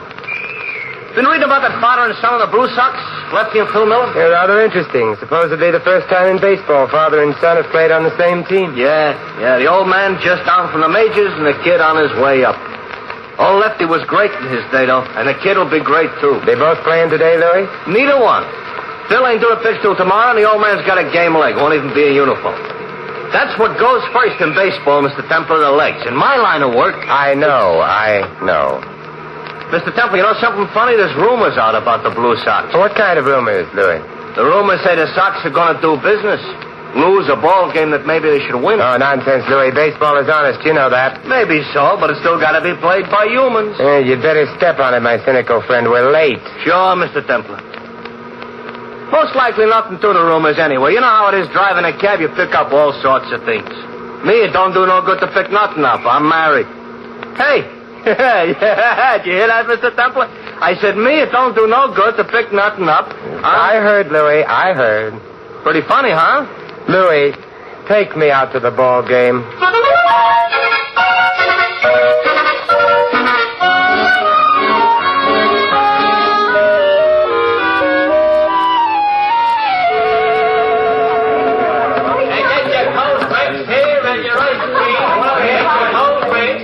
Hello, Lefty. Thanks for coming, Saint. Sit down. Thanks. I hope I'm not late. No, the game won't start for another 10 minutes. Oh. How's the leg, Lefty? That's improving, Saint. How's crime? It stays about the same, always with us. Yeah, that it is. Blue Sox going to win today? You know something, Saint? I don't much care. Oh, don't get me wrong. When I'm in there myself, I play to win. 'Cause that's the only way I know. And after the majors, you don't get very excited over the Blue Sox. I guess not. I'm just playing out the string. What comes after that, I don't know. A manager's job? No chance. I was too busy spending my money while the smart boys were learning the inside of the game. But I had fun, I guess. Did you? Nah. Saint, there's only one thing in baseball I care about. There's only one thing in the world I care about. He's sitting across the field in the dugout wearing number 33. My son. I hear Phil's a great pitcher, Lefty. Hey, he's good. He'll be great. He's going up next year. Maybe this. Here, take a look at him through the binoculars. Yes. He looks like you, Lefty. You really think so? Yeah. Saint, I'm worried sick about him. That's why I asked you. I know, that's why I'm here. What are you worried about? Well, I think they're after him, Saint. The crowd with the dirty money's after him. I never handled any dirty money, but I've been around it and I can smell it. I can smell it now. What does Phil say? Have you talked to him? I can't talk to him. Maybe you read in the papers about a wonderful father and son relationship, huh? The kid hates me. How come, Lefty? He was brought up by his mother, and he was brought up to hate me. I got a divorce from her when the kid was 2 years old. I gave her a raw deal. He should hate me. You say you smelled dirty money. You have anything else to go on, Lefty? Rumors and a girl. No, I take that back. A woman. Take another look through the glasses, Saint. She's sitting in the box behind Phil, bending over to talk to him. She's there every day. Yes, indeed. Perhaps I should have taken up baseball. Well, that's just it. Does a woman who's got what she has go for a 21-year-old kid just because he plays baseball good? Ordinarily, no. But she's got Phil hooked so hard and so deep I hurt all over for him. He thinks it's romance. What do you think it is? I don't know. Not exactly. Saint, could you see if you could find out? I can try. What's her name, Lefty? Diane Courtney. She's staying at the Regent, same hotel the ball club puts up at. I happened to hear the kid making a cocktail date with her there for 6 this evening. Good. You see if you can get him delayed a few minutes. I will. Find out what she's trying to do, Saint. Find out who's in back of her. If they spoil that kid, They won't. They won't, Lefty. Thanks, Saint.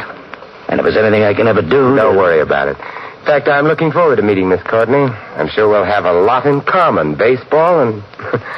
well, we'll find something.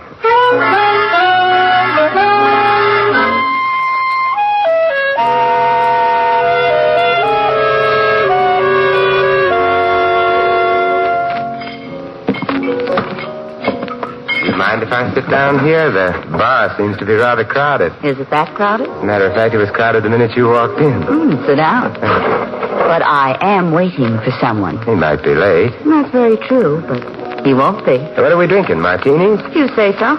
Waiter, 2 martinis, extra dry. Yes? I see that you're a devotee of the national pastime. That could very well be. Which national pastime? I saw you at the ball game today. Yes, I go every day. Business or pleasure? What's that supposed to mean? Baseball is a business for some. Yes, sir. Oh, thank you, waiter. Let's drink to pleasure. Let's just drink. I found that you run out of toasts long before you run out of drink. A comment on human frailty. Well, what is it you want, friend? I appreciate your frankness. It's one of your concealed assets. I'd like some answers about Phil Miller. Who are you? Don't you know? No. I'm the man who wants the answers about Phil Miller. Shall I start asking questions? Phil just came in. We can't talk now. Come up to my room in 15 minutes, 8:08. Will you? I need help. Believe me, I need help. Say, I thought we had a date, Diane, or was I wrong? My friend's just leaving, Phil, and I don't care for your tone. Oh, I'm sorry, Diane. I just thought that... Well, don't. Remember, I don't care for the jealousy routine. You're too young for it. Yeah. Okay, Diane. Well, it's been charming, but I have a cab waiting, so... I'll see you again? Definitely. Yes, definitely, Diane.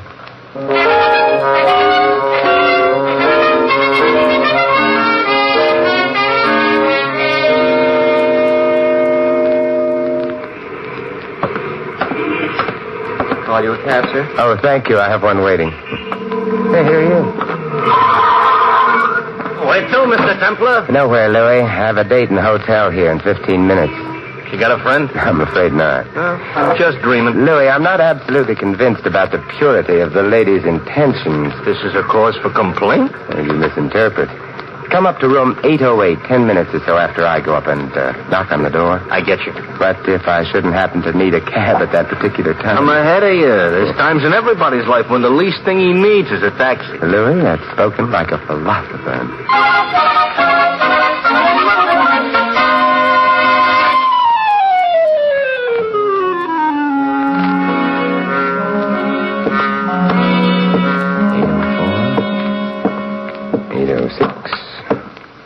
Wait. Oh, come in. Come in quickly. Someone may see Someone's you. already seen him. Frank? Go ahead in, Jack. And I'm right behind you with something that resents any quick moves. You sneak up behind people pretty quietly, Frank. Used to be in a Girl Guides. Shut the door, Diane. Shut it. Now, my nosy friend here and me has business. I didn't tell the Saint anything, Frank. I The just... boss don't like nosy guys like the Saint. I don't like nosy guys like the Saint. Let him alone, Frankie. What good will beating him up do? The boss's orders. Besides, my analyst tells me beating up nosy guys I don't like is a good way of working out my aggressions. Your analyst? What's the matter? I can't get analyzed. What does your analyst say about you carrying a gun? Didn't he point out this is an artificial prop to your otherwise charming personality? Oh, you creep.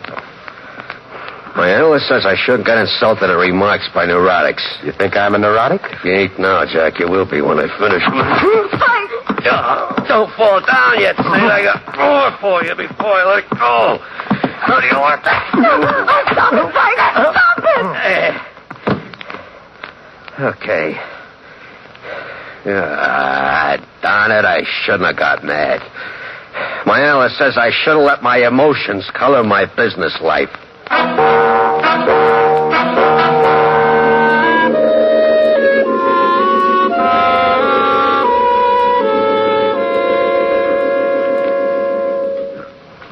Mr. Templar. Mr. Templar. Oh, Louis. Mr. Templar, you all right? Should I call a doctor? No. I'm all right, I guess. What happened, Mr. Templar? I knocked on the door just like you said. When nobody answered, I come in. You was on the floor. You're still on the floor. Yeah, and I think I'll stay here. Ooh.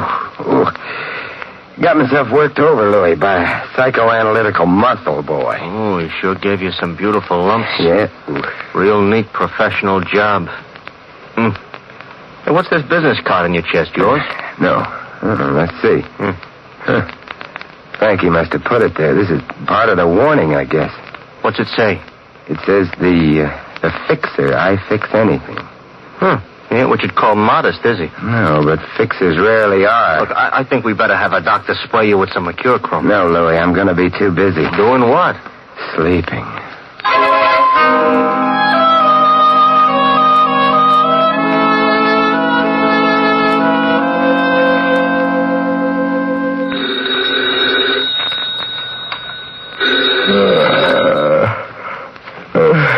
Hello. Saint, this is Lefty Miller. Oh, hello, Lefty.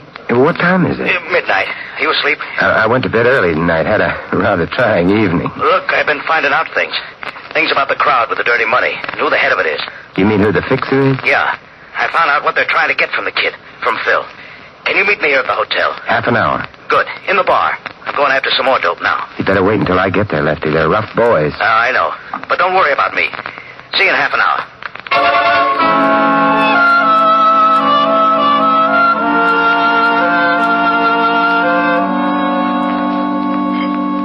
Waiter, another Johnny Walker over ice, please. Yes? Thanks. Look, you're Simon Temple, aren't you? The one they call the Saint? Sit down, Phil. I'm not sitting down. Got some things to tell you. I've heard that you've been asking questions about me, and I can guess who sent you. It was my father. Look, isn't it kind of late for you, Phil? You're supposed to pitch tomorrow. I don't need anybody to run my life for me. You or my father either. Where is he? Well, I was to meet him here, but he hasn't shown up yet. Most likely up in his room. All right, come on, let's go up and see him. I want to straighten you both out together. Do you know what room he's in? Sure. 908. Right come with on. you, Phil. All right. Oh, waiter. Yes? Hold that drink for me. I'll be back for it sooner or later.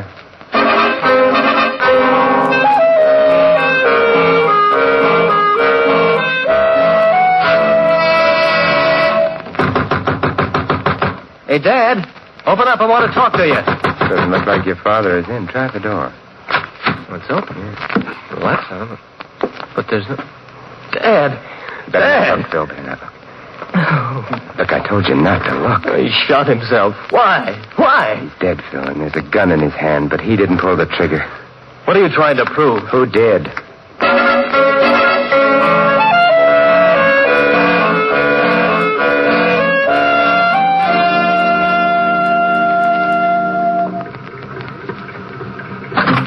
Where to, Mr. Templar? Regent Hotel, Louis, and good morning. Good morning. Say, reading the papers this morning about Lefty Miller. Oh, tough. Why do you think he did it, Mr. Templar? He didn't. The police can buy the suicide theory for the time being, but it was murder, Louis. A friend of mine was murdered last night, and today things are going to be done about it. What are you going to do with the Regent? I'm going back to the young lady's room where I had such an interesting time last evening. This time I better go with you. Yeah, perhaps you'd better, Louis. And I'm hiring you for the whole afternoon. We've got a lot of ground to cover. Lefty was a great ball player, Mr. Templar. Seen him in the World Series once at Yankee Stadium. Hard to believe he's dead. A man can be killed in a lot of ways, Louis. He can be killed fast, or he can be killed through what happens to his son. I'm glad at least that didn't happen to Lefty.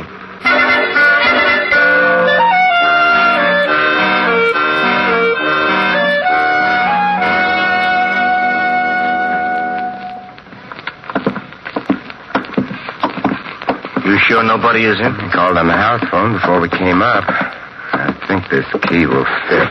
Hey, how did you get a key? I remember to make an impression of the lock after that beating last evening. There, we're in. Nobody here, all right. Shut the door, Louis, and lock it. Okay. What are you looking for, Mr. Templar? The truth, Louis. As my friend Philip Marlowe would say, crime detection is an adventure in search of the hidden truth. Gonna find the hidden truth looking out that window on the fire escape? Perhaps, Louis, perhaps. Mr. Templar, somebody's at the door. Hey, Louis, I'll handle this. If I need help, If you need help, we're in trouble. Good morning, Miss Courtney. Hey, what are you doing Come here? in, Diane. Miss Courtney, my good friend Louis. Oh, charmed. You want I should leave, Mr. Templar? No, we'll both be leaving in a minute, Louis. Just as soon as we ask Miss Courtney some questions, she probably won't answer. What questions? Like who killed Lefty Miller? I don't know. I thought it was suicide. You see, Louis? Who's the fixer, Diane? I can't tell you. I'm afraid. Saint, if you believe me, if you'd help me. Why are you working on Phil Miller to throw a ball game? Why? I can't tell you. I'm frightened. Look, I don't care how frightened you are. A man's been killed. Why? I can't. I'm afraid. The lady's afraid. Come on, Louis. Let's go back to the ballpark and see if we can throw a few curves.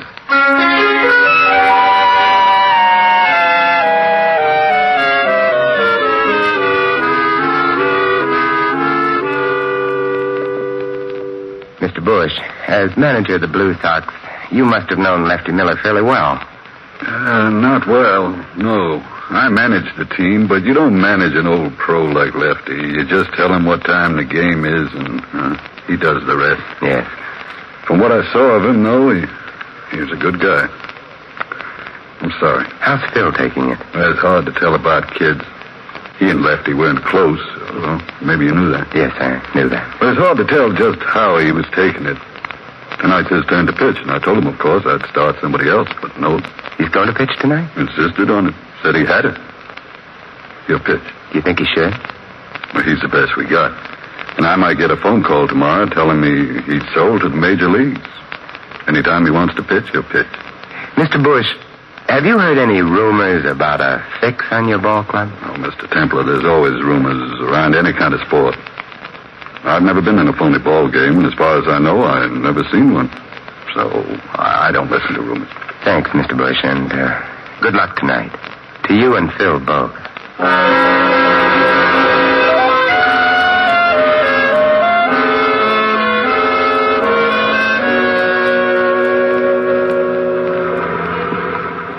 Where to now, Mr. Templar? I want to go see a bookmaker, Louis. Sam the Spender. Do you know him? Sure I know him. Biggest bookie in town. Place down on State Street, only a block or two down the street. Got something good in Hollywood Park? No, Louis. You want something good? Thanks, but no, this is different. I did a favor for Sam once. He might be able to return it. Sam returns anything but money. One time I had a 3-horse poly going against him. First 2 come in, the third is leading into the straight. Hey, Louie, isn't this the place? What? Oh, yeah, sure. Wait for me here, Louie. It won't be long. Sure, Mr. Temple. Hello, Sam. How's business? Simon Templar, glad to see you. What can I do for you? Information, Sam. Which will go no further than... And Simon Templar. We in business. Say, do you handle any baseball money, Sam? Nah. In the East, it's big business. All bet on the major leagues. Out here, peanuts. Have you handled or heard of any bets lately on the Blue Sox or against them? Against them, yeah. Only yesterday. Funny deal, too. Care to tell me about it? Yeah, sure. A big creep comes in with $200 to bet against the Sox in the game tonight. I don't like the smell of it. Nah. I tell him, nah. Then the creep tells me what's wrong with me is that I had an emotionally insecure childhood. Honest. Go on, Sam. Then he does a funny thing. He give me an extra $200 to pay you up if he win the bet. Imagine that. And if the Sox win, I get to keep the whole $400. The guy's nuts. I can't lose. The best he can do is break even. Where's the payoff, Sam, if the Sox lose? In room 808, the Regent, tonight after the game. Do you get it, Sam? I'm beginning to. Lefty Miller was right. Dirty money has a smell to it, and I'm beginning to smell it. Thanks, Sam. Anytime, Saint. See you soon? Maybe tonight. Tonight? I hope so, Saint. Nothing personal, Sam, but I hope not.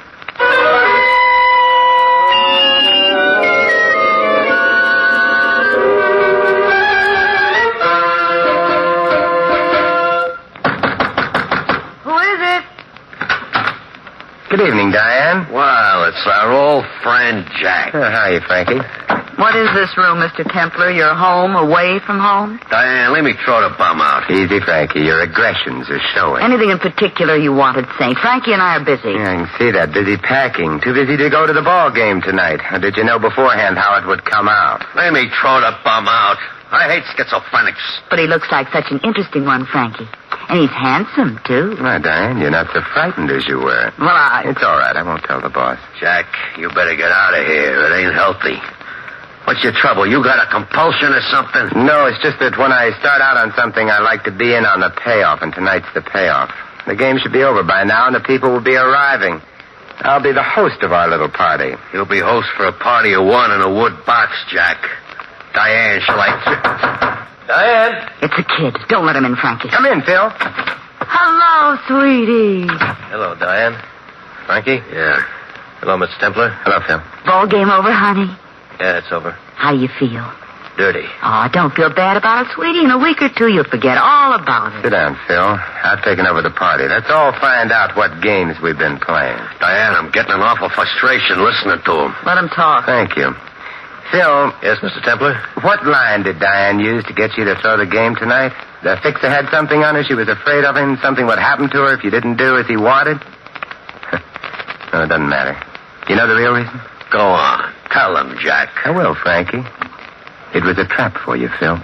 This outfit is big and smart. They're willing to make an investment and wait a while to cash in. It's too tough to get next to a major league player. You'll be up there this year and next.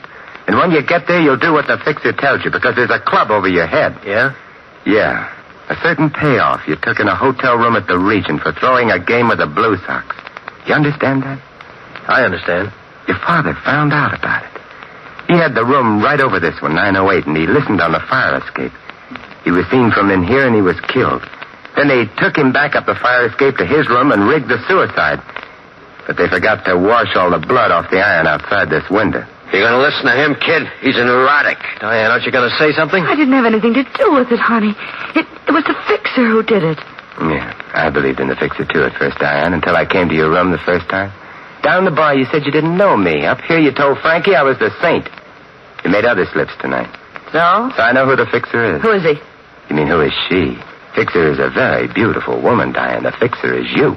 What is this, a filibuster or something? Let's assume you're right, Mr. Templar. Where does it get you? Where does it change things? I'm turning you over to the police, and Frankie can hardly shoot both Phil and myself. He won't have to, just you. Yeah. You underestimate me, Saint. We should have had more time alone together. Phil will do whatever I tell him in spite of what's happened. Won't you, sweetie? Will you, Phil? Diane. See? I made sure of Phil, Saint. I made sure of him first. And he'll crawl on his hands and knees if I tell him to. Because if he doesn't, I might stop being nice to him. and he couldn't stand that. You should have thought of that, Saint. They got a mental block or something. Finish with Mr. Templar, Frank. We've got to finish packing.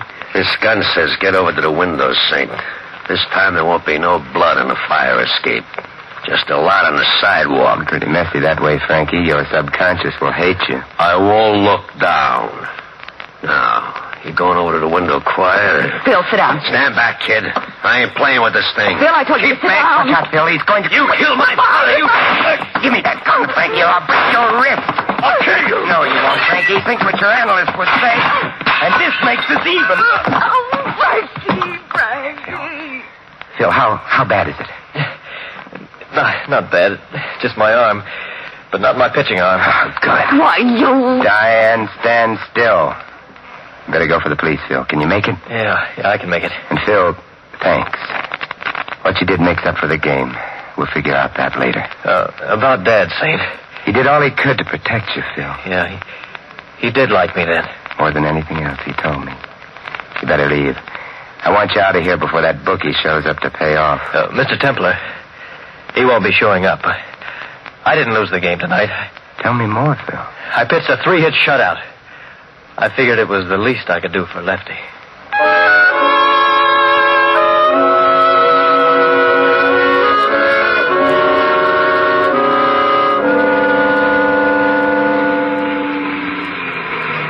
The kid's gonna be all right, Mr. Temple? Phil will be all right, definitely. You know, I can't blame him for getting tangled up with that Diane. Now, there is real aged-in-the-wood stuff. She won't be quite as attractive when she gets out, Louis. 20 years does something to a woman. Should have seen what it done to my wife if she was no prize to begin with. What do you think was wrong with Diane, Mr. Temple? An emotionally insecure childhood? You've been talking to Frankie. I think Diane felt an urge to corrupt, Louis, to feel power. Revenge, perhaps, for something hidden in her past. It might have been her childhood. Might have been society. So, now society exacts further toll. 20 years. I feel like a drink, Louis. Where to, Mr. Templar? Back to the Regent. I've got a scotch waiting for me at the bar.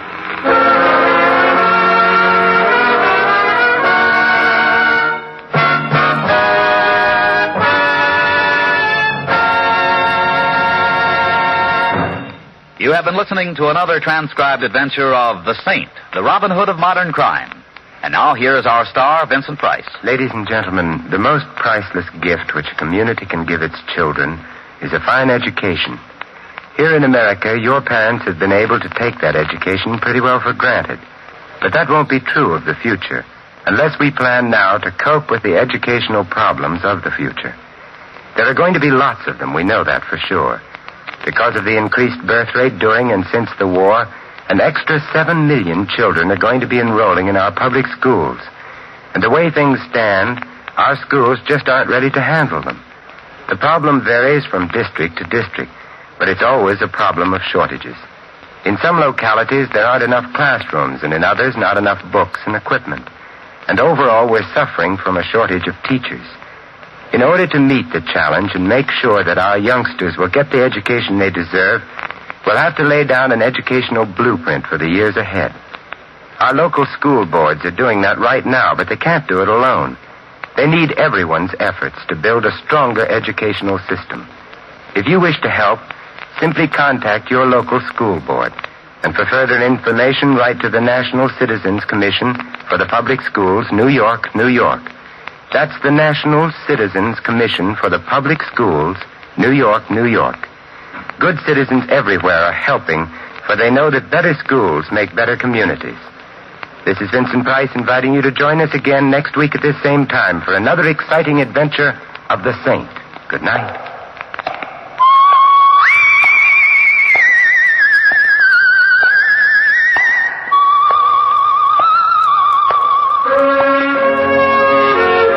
Script of The Saint was written by Dick Powell. Our cast tonight included Gloria Blondell, Jack Moyles, Hal March, Ed Max, Bob Clark, and Larry Dodson.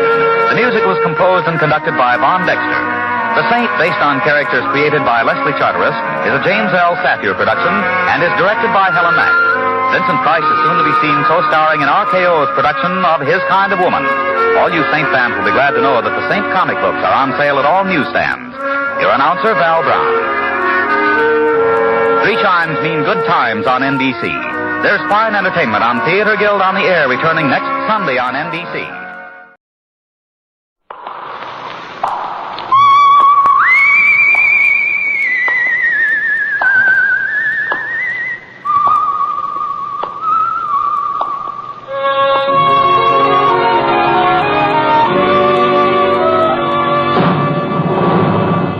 The Adventures of the Saint, starring Vincent Price.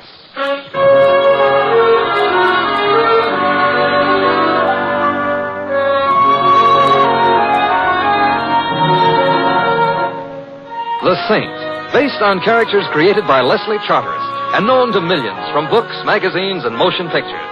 The Robin Hood of modern crime now comes transcribed to radio, starring Hollywood's brilliant and talented actor Vincent Price as the Saint. Come in. Hi, Mr. Temple. Oh, hello, Louie. Where are you? I'm in my room. I'll be ready in a minute. Hey, wait till you see my cap. I gave it a bath for Christmas. Well, congratulations. Yeah. Look, I don't want to rush you, but if you don't hurry, Christmas Eve is going to be already Christmas morning, and what'll all them tots think?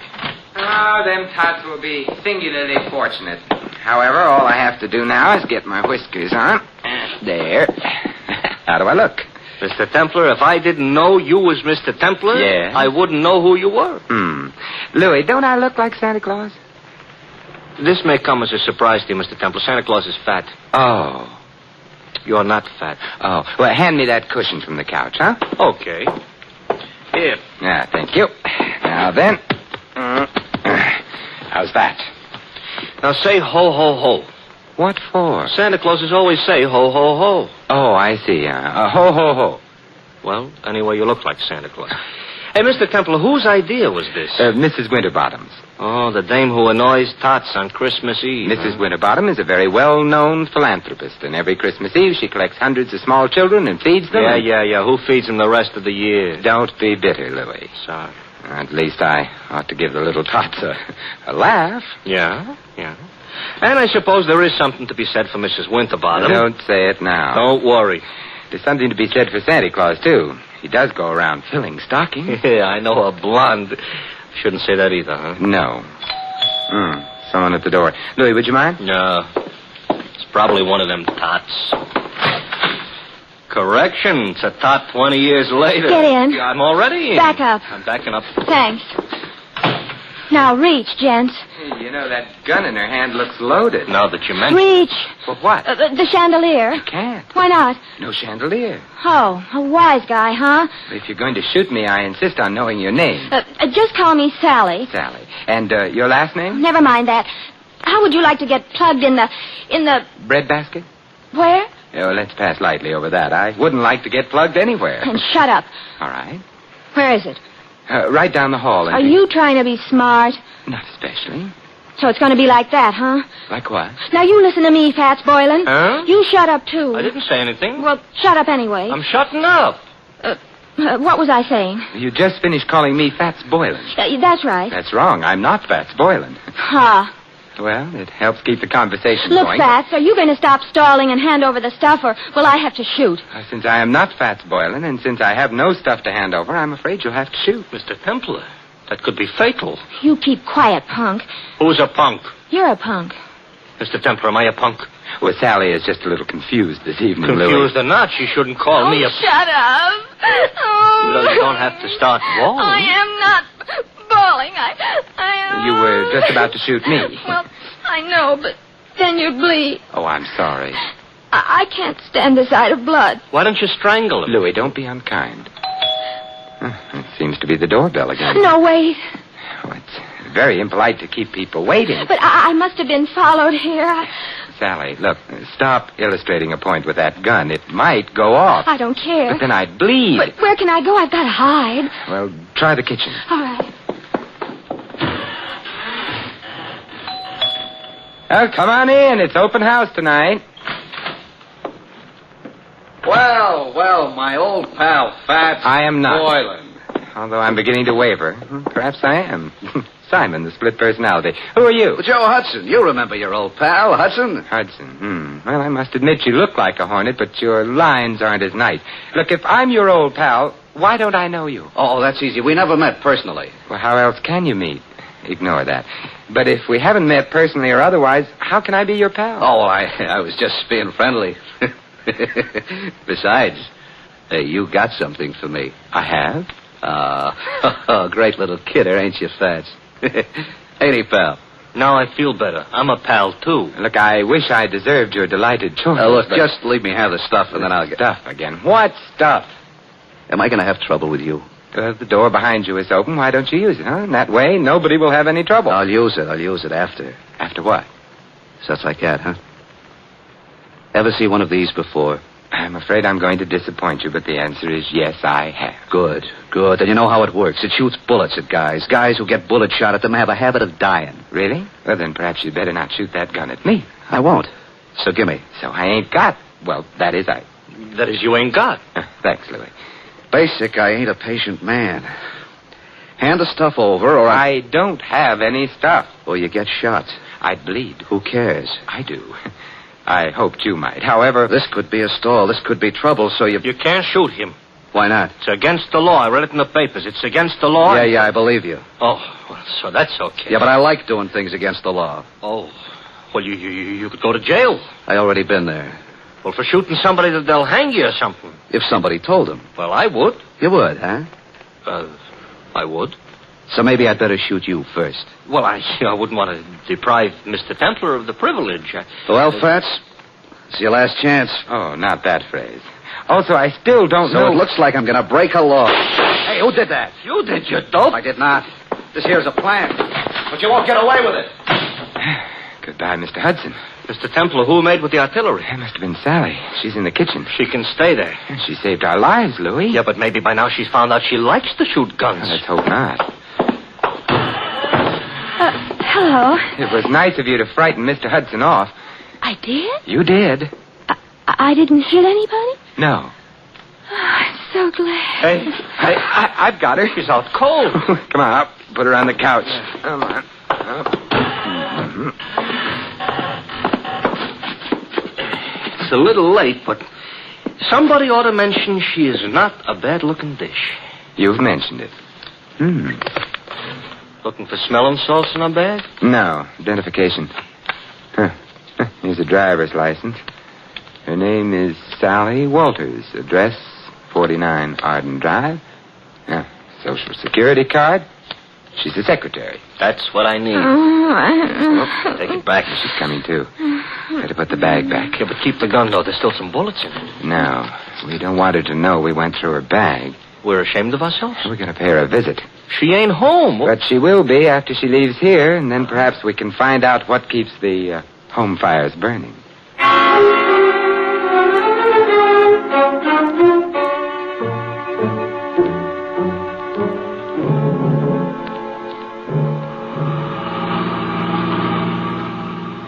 Sally was in kind of a hurry leaving us. So she was. Mr. Templar, don't look right, Santa Claus chasing a blonde. I'm not chasing her. Technicalities will get you no place. Hey, this must be it. 49. What is she a secretary of? The Treasury? I suspect this is where she works, Louis. She works overtime, huh? Yeah, and probably sleeps in. Come on. Yeah. I hope that nobody is peeking because they'll think Santa Claus is off schedule. I think perhaps I can manage without the whiskers. Yeah. Ouch! Now you look like an imposter. Will you ring, Louis? Okay. You know, this is the type house I got a feeling Santa Claus would have to use the serving central. Yes. I'm Simon Templar. You are? I am. There's nothing I can do about it. Mr. Templar, all butlers are like him? I doubt it. I think he's been practicing. Haw. Well, good night, then. I think not. Would you mind removing your shoe from the door? I would. You might at least have shined it. Humphrey, whoever is it at this time of night? No one, madam. Oh, but such an interesting-looking no one. Santa Claus, you've lost your whiskers. I haven't. They're right here in my pocket. How nice. Actually, my name is Simon Templar. I'm Carla Worth. This is Louis. Hi. Oh, I mean... Hi. Be kind to the peasants type. Did you want to see me? Now that I've seen you, yes. Well, come in then. Thank you. But, madam... Humphrey, go away. Yes, madam. Humphrey's such a problem sometimes. Shall we?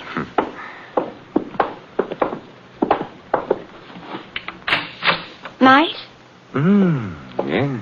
Fire in the fireplace, books on the bookshelves, port in that decanter. Yes, would you like some? No, thank you. I just wanted to be sure the accessories were all correct. Someday, maybe I'll find some other wine besides port in the decanter. I dream. Simon, are you the one who found them? It's beginning again. Found what? My jewels, of course. Have they been lost? Simon, they were stolen. You know that, don't you? Should I? I've heard of the saint, Simon. I didn't know he was also a Santa Claus. Oh, it's a fleeting impulse. When were your jewels stolen? This afternoon. You see, Claude, my husband, that is, Oh. bought me them for Christmas. Santa Claus. Louis. Sorry. We decided to have the party this afternoon. We thought it'd be nice to have a quiet eve, so we did.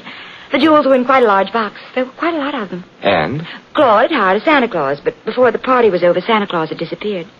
So had the jewels. Well, there must have been some precautions. Oh, there were several detectives. Oh. But the Santa Claus said he was going out to get some air while the party was on. He never came back. But he didn't have the jewels on him. The box was locked, and it was too large for the detectives not to have noticed. I see. The name of the man hired to play Santa Claus was, of course, Fats Boylan. And who may you be? Claude, this is Simon Templar. And Louis. I know neither of them. Snoops, obviously. Get rid of them. Claude likes to behave as though he were an emperor on occasion. The box wasn't found anywhere in the house? The jewel box, no. The jewels were insured? Naturally. It's none of your affair. I shall speak severely to Humphrey. He should never have let you in. I let them in, darling. So now he's going to speak severely to her. We'll go quietly, except... Mr. Worth, what is Fats Boylan's address? I have no idea. Good night. Good night, Simon, and I'm sorry. So am I. I'll show you out. Thank you. Wow, wow, wow, wow, wow. Pronounced Carla Worth. Yeah. What do we do now, Santa Claus? We get into your nice, clean cab and... Hey, wait a minute, Louis. Now we're going to find out what became of Sally. Simon. Well, good evening, Sally. I overheard. Fat's address is 17 Beale Street. 17 Beale. Yes, I've got to get right back to the house before anybody notices. Goodbye. An awful short visit. But long enough. Now we're going to visit Mr. Boylan? I think so. I hope he ain't so handy with a gun as the rest of these characters. He may be, he may not be. Now I'm all cheered up. But there's one thing I'm sure he isn't. What's that? Fat.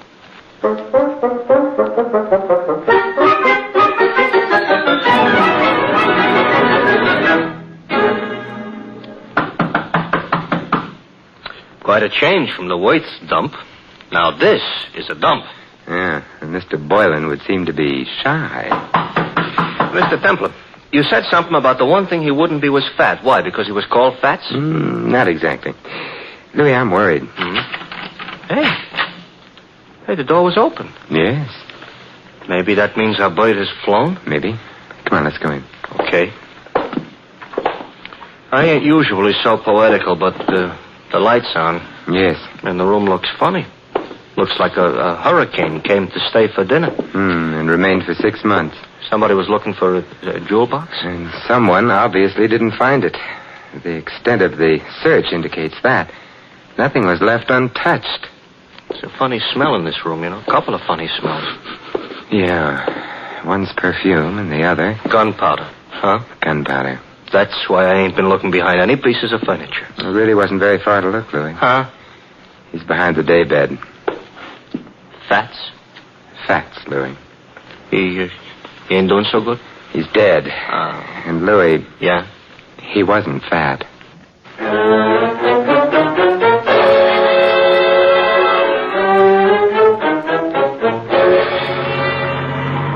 Mr. Templar? Yes, Louis? We're being followed. Since we got out of Boylan's place. That's interesting. Louis, stop the cab. That'll make it easier for whoever's following us. Exactly what I want. Even on Christmas Eve, this shouldn't happen. Now what? We get out. Don't look behind you. Start walking. Here is a nice, lonely street.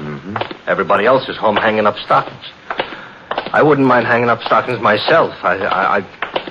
Who do you think it is?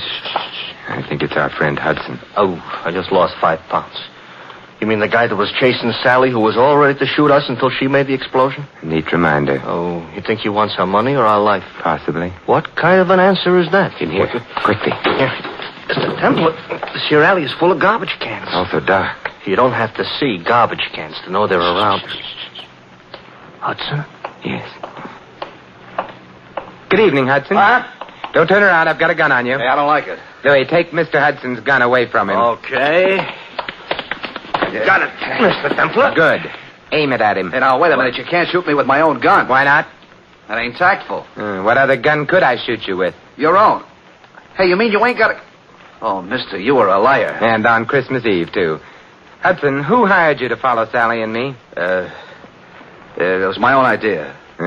Louis, Mr. Hudson isn't being friendly. He ain't, huh? He ain't. Therefore... Hey, now, don't lose your heads, fellas. We've lost patience with him, Louis. We have? Shoot him, Louis. He's beginning to bore me. He's beginning to... I should shoot him? Yes. Fatal? Fatal. Okay. Except I don't know what my wife and 6 kids are going to say. You haven't got a wife and 6 kids. Now, wait a minute, please. Louis, we're being cruel, prolonging Mr. Hudson's agony. Put him out of it. Now, wait a minute. Who hired you? Mrs. Worth. Mrs. Carla Worth. You quite sure? Strike me dead. That is, don't strike me dead. Look, if she didn't, why would I say she did? You have a point there. But why should she have wanted you to follow Sally? Well, she had an idea. Her husband and Sally were kind of, kind of decorating their own little tree together. I couldn't put it more tactful. I see. So if you got enough divorce evidence, Mrs. Worth could hold up her husband for plenty of alimony. No. No, Mrs. Worth is the babe with the dough. Mr. Worth is a very well-educated bum. Indeed. It's interesting. Louis, let me have the gun. Yeah, here. Wait, I just told you the truth. I'm sure you did. Mr. Templar, that's gratitude? It's necessity. Oh. We need him out of the way for a little while. He's out of the way. Now, Yeah? Now we're going to find out who else knew that Fats Boylan was thin.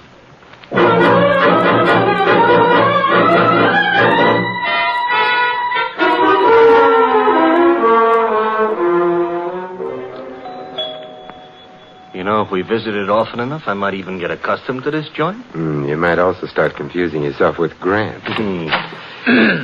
Good evening, Humphrey. I'm sorry the family retired for the night. Well, it is late, I know. I wish to retire myself. Why, Humphrey, you don't look 65. Good night, sir. Aren't you going to ask us in? No. Why, Humphrey, I thought you and I were going to sing Christmas carols together. Let go of me. Shut the door, Louis. Okay. I shall complain. All right, but not now. Mr. Templar, I'm going to wear that gun out, hitting people over the head with it. And I couldn't have him warn anyone we're here. Why, we're going to burgle the joint? In a way. Huh? And a kinder description would be search the place, Louis. Oh, for what? Oddly enough, something that can't be seen or touched. Sounds like a ghost. Yes, and in a way it is. The ghost of a murderer.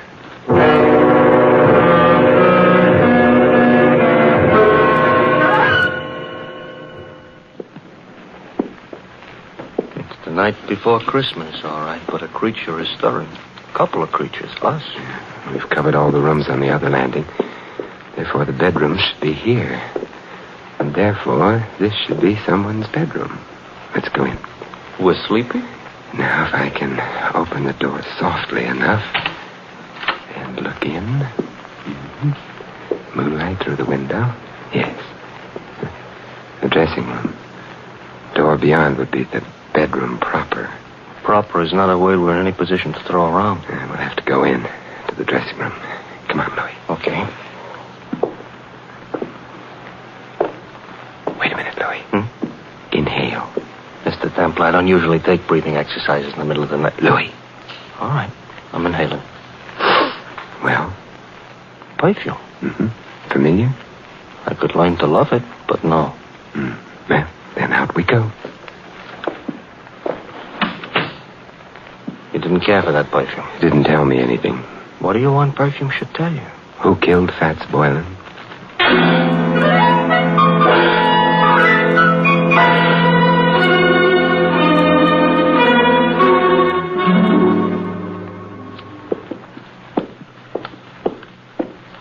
Another bedroom. We go in? Naturally. For a bachelor, that ain't the word you should have used. I'm beginning to get worried about this. Supposing somebody screamed. Hold yourself together, Louis. Okay. After all, like the poet says, strong heart never won fair maiden. You mean faint heart. All right, so for dinner I'll eat dog food. Now. Another dressing room. Well? Hey, Mr. Templar. Yes. The same perfume we noticed. Uh-oh, don't be frightened. Why, Simon, what are you doing in here? Louis and I have been testing perfumes. It's the middle of the night. You awakened me. I'm sorry. I'm even sorrier about something else. What's that? The perfume you use is very distinctive, Sally. I supposed to say thanks? No. Because the last place Louis and I noticed it was in Fats Boylan's room. Minutes after he'd been killed. Oh. Not good, Sally. You're making all this up, or... No. This bottle of perfume will be evidence. But I didn't kill Boylan. You must be joking about that. I don't think a jury would find it funny. You knew about Boylan stealing the jewels. You must have helped him. I didn't. But then you found yourself being trailed by Hudson, who'd been hired by Mrs. Worth. You were afraid he'd discover the connection between you and Boylan. That's why you came to my apartment. No. Oh, yes. You hoped I'd throw Hudson off, perhaps frighten him. In the meanwhile, you could get to Boylan, get the jewels from him. That isn't true. But when you got to Boylan's place, you found him already dead, and the jewels gone. I didn't. It would be much better for you that way. What do you mean? You wouldn't be liable to a first-degree murder charge. But there were detectives here while the party was going on. Boylan couldn't have stolen the jewels. They saw him leave. He didn't have them. He did have them. He was playing Santa Claus, and he was a thin man. Santa Clauses, as Louis pointed out to me earlier tonight, are fat. Therefore, Boylan entered this house wearing padding underneath his costume. He left it with a large jewel box in place of the padding. That's how he did it, Sally. You're smart. You found Boylan. You knew his address. Therefore, you'd hired him in the first place. And therefore, also, a jury would believe you'd killed him unless you tell us who did. Well, all right. I'll tell you. There's really no need, my dear. Oh, Claude. Hey, Mr. Templar, tell him to point the gun someplace else. Mr. Worth, point that gun someplace else. I prefer this direction. You were saying, Mr. Templar, about the jewels. The jewels were insured. Therefore, you, Mr. Worth, arranged to have them stolen. Indeed. Indeed. In that way, you could retain the jewels, the insurance money as well, and not worry very much whether or not your wife divorced you. Clever. Boylan is dead. How true. You had to see to that, didn't you? Otherwise, he might have blackmailed you for the rest of your life, or for whatever money you got out of the entire crooked deal. I can see two other deaths. Yours, your friend. And Sally? You going to kill her, too? That depends, I should think, on Sally. Claude, I never knew you intended to kill anyone. There's no need to play the ingenue quite so strenuously, my dear. You were in on most of it. But not murder. I'm afraid Mr. Templar's pessimism is justified. I shall have to include you. But however did you get onto her, Templar? Her perfume. To be precise, this perfume. Well, you got him in the eye. Yeah, I hope this gets him someplace more effective. Mr. Templar, the trail of unconscious bodies you're leaving behind you tonight, if laid end to end... Yes, Louis? ...would look terrible.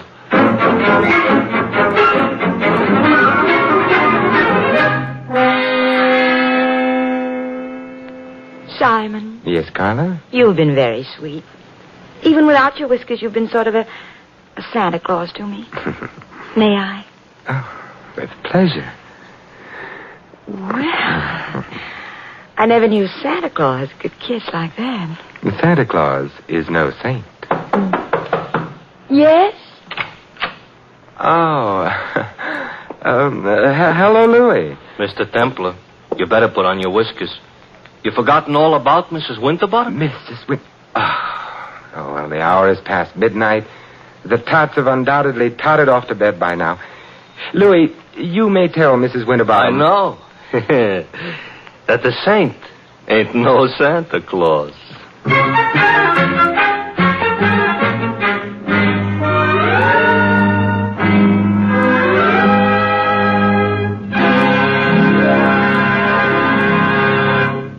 You have been listening to another transcribed adventure of the Saint, the Robin Hood of modern crime. Now, here is our star, Vincent Price. Ladies and gentlemen, all of us who live in the United States are aware of the spiritual values of American life. our factories and machines and luxuries. But there is another side to American life, a side made up of spiritual values. Our country was founded upon faith in God. In the Declaration of Independence, it states that men were endowed by their Creator with certain inalienable rights. Thus, religious faith is part of the very foundation of American democracy, and one of our most precious national heritages is freedom of worship. By exercising this freedom, you and your families can enjoy the spiritual pleasures that come with church or synagogue attendance. Moreover, your religious leaders stand ready to give you their help, whether you need personal or family guidance. And if you suffer the loneliness natural to a newcomer to this country, the churches of your faith will welcome you. We all know that without spiritual values, the other advantages of American life have little meaning. Without faith, the family and the community become unstable. Without faith, the individual denies himself the peace and guidance of religion. The doors of your churches and synagogues are open to you. The freedom to worship as you please is yours. And so America's religious organizations invite you to find yourself through faith and to come to church this week. And may I wish you all a wonderful Christmas, and for the world, peace in all the years to come. This is Vincent Price inviting you to join us again next week at this same time for another exciting adventure of the Saint. Good night.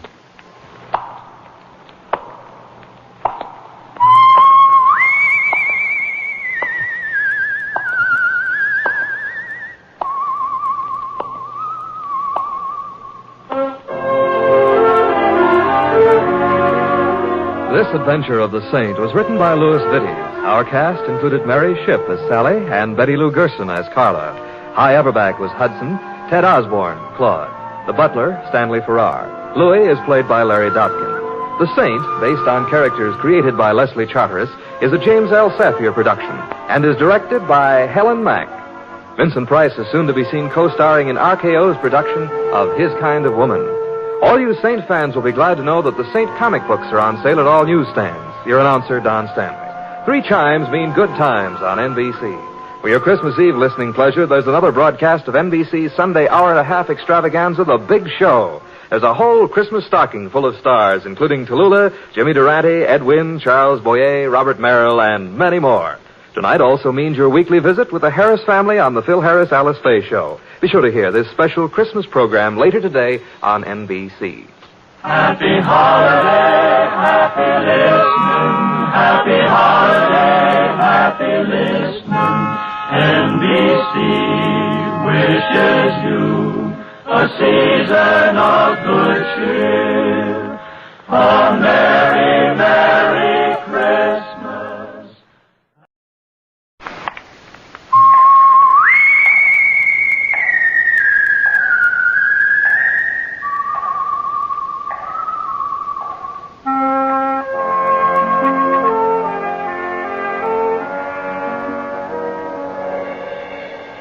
The Adventures of the Saint, starring Vincent Price.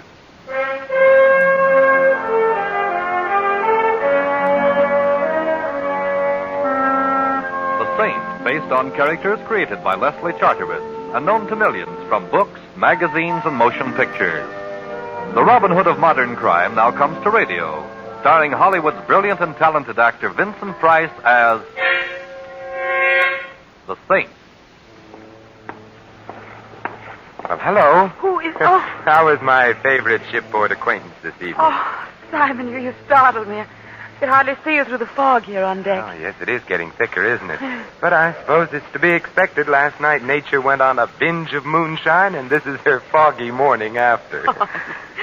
Only it's evening. How can you tell through the fog? But you know, you have a very pretty laugh, Barbara. I'll listen for it in all of your pictures from now on. Thank you, Simon. But I'm not going to make any more pictures. I'm retiring. Retiring? At the peak of your career? I'm just tired of pictures, that's all. Barbara, you'll never be able to run away from it. What do you mean? I'm referring to whatever it is that frightens you. Why don't you tell me about it, Barbara? There's nothing to tell. I'm tired. I need a rest. Please, Simon, don't make me talk about it. There's some things that... Simon, is that someone standing there? No, I don't see anyone. Oh, you are nervous. Oh, Simon, if only I could confide in someone, if I could tell you what I... Perhaps I already know more than you think I do. You're cold. Yes. Where's your raft? It's over there someplace on one of those decks. I'll find it. I don't see it here, Barbara. Are you sure you... Barbara! Behind you! Look out! Barbara! Barbara! Man overboard! Man overboard! Maybe you'd like a swim too, Saint. What?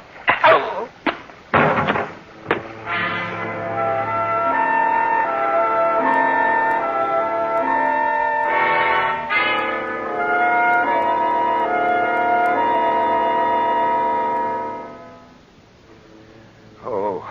Mr. Templar?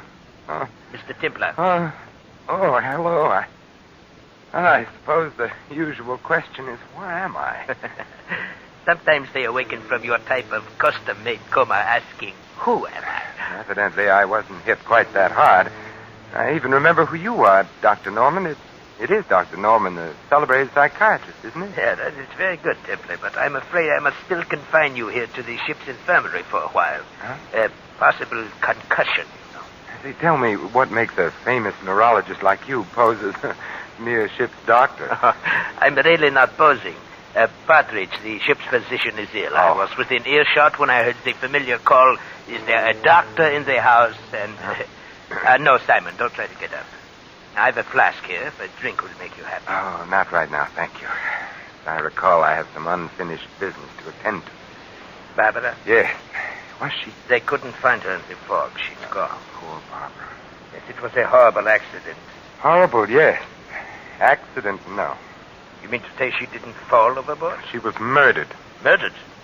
But who? I think I know who. Ooh, my head, it feels like the Aberdeen Proving Ground. I will mix you a sedative. You know, you're not looking very well. I always look like this when I'm angry. There's only one cure. Yes, I know. The lady with the scales known as Madame Justice. You know, Templar, I've been curious about what makes a man like you tick. Oh? Well, I'll tell you. Every 8 days or so, someone winds me up. Right now, I'm wound up tight. Tight with fury. Well, as a psychiatrist, I would advise you to unwind a bit. Here we are. Now, drink this. It will put you to sleep after a while. Thank you. You say you think you know who killed Barbara, Simon. I was wrong. I do know. Well, I think you ought to talk to me. Unwind yourself. You think I need psychiatry, Doctor? Well, I think you're too taut at the moment. That plus your concussion, it might be dangerous. Very well, Doctor, I'll unwind. I'll tell you the entire story. If you don't mind, Simon, here, this will help the rhythm. The metronome. Psychiatrists often use it. But, rather... No, I don't mind. I'd never met Barbara Brooks, although I doubt if there's a human being alive who hasn't heard of her or seen her in the movies. I first saw her the day we boarded ship. There was something in her expression, in the way she walked and talked and smiled, that immediately told me here was someone I should know. Her entire demeanor was an attitude of invitation. A romance. Fear, Doctor. She was a frightened lady. She wanted someone near her. I walked over to her there on deck and immediately made myself useful. Her steward evidently had become busy elsewhere, so I tipped my hat and said somewhat idiotically, get your program here, lady. You can't tell the staterooms without the numbers. I beg your pardon. Your steward seems to have deserted you. Oh. I've sailed this scow before, so if it's the direction to your stateroom you're looking for... I would like to know. I would, too. Number, please. A36, main deck. Thank you very, very much. It's this way. My name's Templar. Simon, for short. And, of course, you're Barbara Brooks. You know, we passed the bar en route to A36, main deck. There's an old-fashioned with a new acquaintance sound inviting. It will, a little later after... He's here on the ship. Ooh, there's several... Oh, I see. He's gone now, in the corner. Yeah, I think I saw the man you meant. Certain off-center gentleman named Rader. Raider, I don't know that name. No, surely you've heard of Phil Rader. He's just as big a star in his line of work as you are in yours. What is his line of work? Well, he's an exterminator of human beings. Mr. Templar, I'm afraid. That was obvious from the moment I first saw you. Why don't you tell me about it? No, I can't. No, I'd be killed. As good a reason as any for not telling me, but I must warn you I've a peculiar talent for finding things out for myself. Oh, no, you mustn't do anything. Please, please.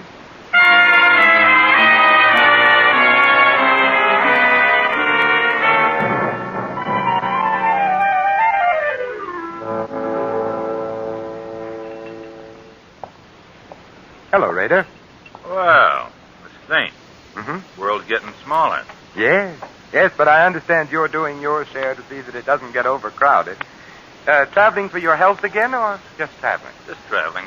Rader, why does the mere glimpse of you rounding a corner start a lady's teeth to chattering? Lady? I don't know any ladies. Obviously. Maybe she thought I was someone else. Maybe. And if you're of a mind to annoy her, you'll wish you were. Look, Saint, just soaked up sunshine on this cruise. Don't go poking in any dark places.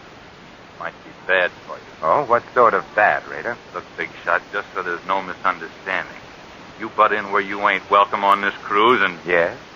And I'll kill you.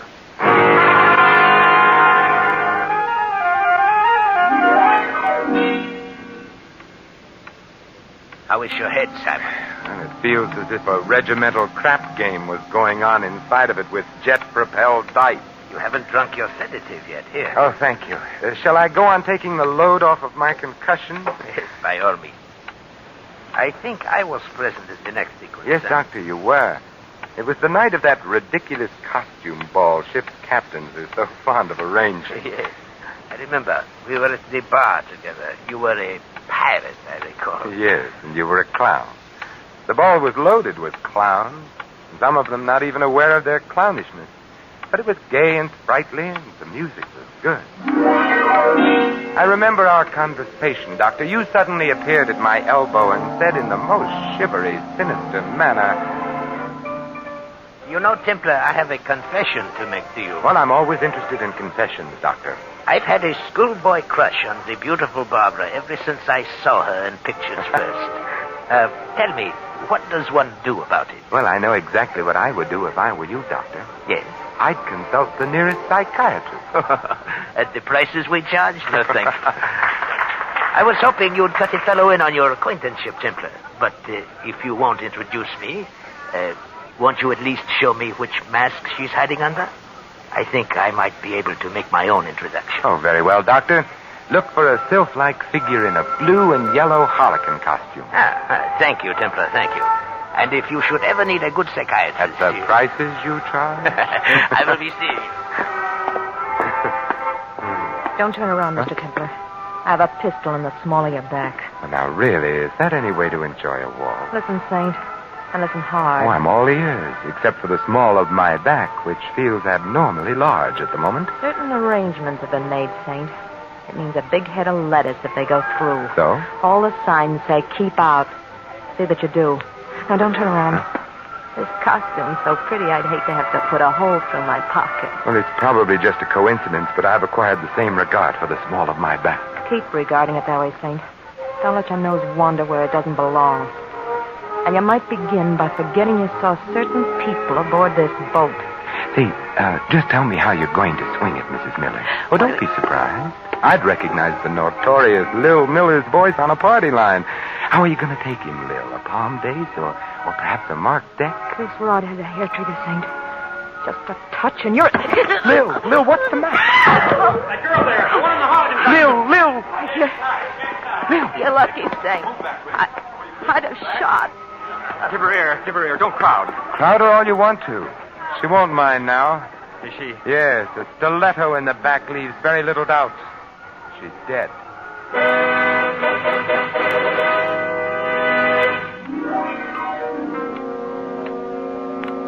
You know, Simon, I would never have pegged the late Mrs. Miller for a professional card sharp. She was anything but the type. Professional card sharps are always anything but the type, Doctor. Yeah.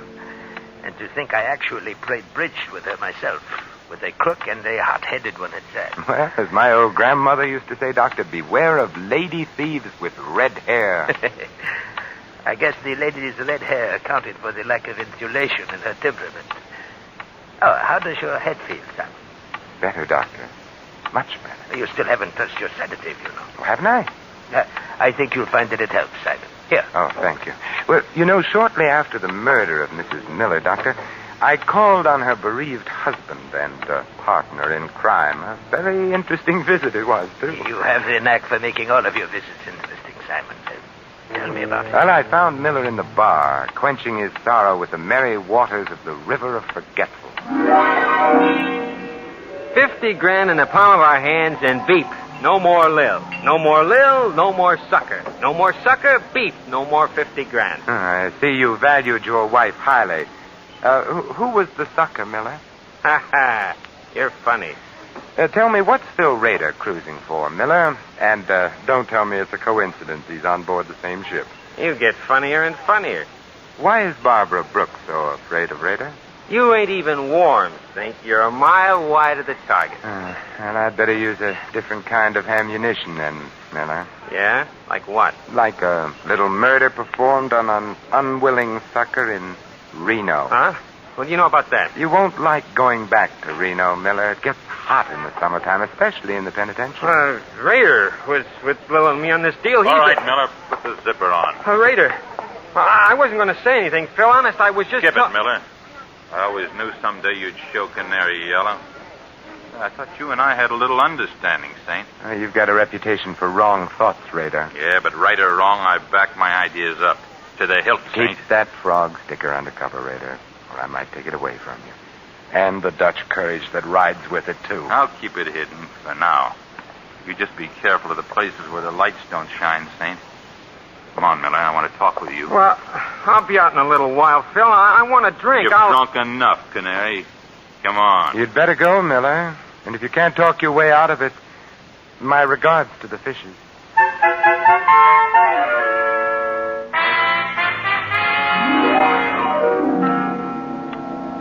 And I recall it was shortly after Mr. Rader passed on his second warning that you and I met for the first time professionally. Yes, Doctor, the very next night. Well, I am very surprised at you. He had warned you to stay away from dark places. Yes, Doctor, so he had. But I'm perverse by nature, and I like to poke around. I was strolling around the deck with Barbara, getting moonburned and trying desperately to get some more information. So wonderful having you near, Simon. I feel safe. Safe? I refuse to accept the compliment, particularly on a moonlit night at sea. I'm referring to danger, Simon, not romance. They're often the very same thing. I'd like to join the team, Barbara. Why don't you confide in me? Because if I did, we'd both be dead by morning. I must go now. Good night, Simon. Good night. Don't turn around, Templar. I've got a... I know. A gun pointed at the small of my back. That's it. Now keep away from Barbara Brooks. Am I clear? Clear enough. Anything else? Yeah. Just so it sinks in, Saint. Take this along to remember me by.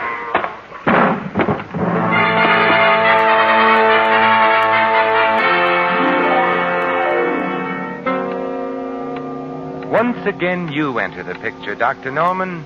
You found me there, lying on the deck, basking in moonlight. And blood. Go on, Simon. Tell me the rest of it. Well, after your neat job of vulcanizing me, thus saving me a trip to the ship's doctor and innumerable words of explanation, I hit upon a strategy, and my next visit found me calling in the lion's den. I tell you, you're being made a patsy, Rader. You're on the verge of being demoted back to second-class hoodlum. I can take care of myself. Well, I admit a minor sandbagging committed in your good name doesn't amount to much, Rader. But what if the same someone likes your name and decides to use it in other ways? What do you mean? I mean murder. You're a lead pipe cinch to pay for one of your own someday, Rader. But meanwhile, how would you feel getting hung for somebody else's shenanigans? I'd be annoyed. You sure would. Look, I'm not rigged up with no murder, Saint. Lil meant 50 grand to us alive. That's what we figured the sucker was good for. Well, it's a good enough reason for wanting Lil among the present instead of the late, Rader. Tell me, what was the angle? Blackmail? Nah, nothing so crude, Saint. I sponsor the party, spot 'em, finger 'em, and oil 'em, and the Millers squeeze 'em through a deck of cards. Huh? The guy's a sucker for good-looking dames and card games, that's all. That sounds very uncomplicated. Easy picking. The guy ain't had the coin long enough to be smart about it. Who's the guy? Yeah, he makes water heaters. The fat man with the diamonds from Passaic? Yeah, that's the sucker. I should have tumbled. Looks like you did. I thought you were out for a bust-up. 50 G's a lot of money, Saint. I figured if I could scare you, it'd be insurance. How about, Barbara Brooks? Deal me out. I'm not in on whatever the caper is there. She saw you the day we sailed, and she got scared. Well, maybe it's because I ain't exactly pretty. Yeah. But if you really want to know something, Saint, I'll tell you. I was propositioned on a stunt against that dame a few weeks before we sailed. I turned it down. A big dough, too. A murder deal? Yeah, big dough to bump her off. Not for me, though. Nah, she's too prominent. Too much heat on those jobs. Who made the offer, Raider? He wasn't exactly interested in leaving his calling card, Saint. Just a John Smith, as far as I'm concerned. But he had a description, didn't he? Everybody has a description. Well, sure. He was a medium-sized guy with... Hey, the lights. Who turned them off? Get down! Raider, are you... Brown tie, blue shirt. Brown tie, blue shirt. Brown tie, blue shirt. Not a very harmonious color scheme, is it? Raider. Yeah. Thank you, Raider. At least your last earthly utterance was in the direction of good. Thank you.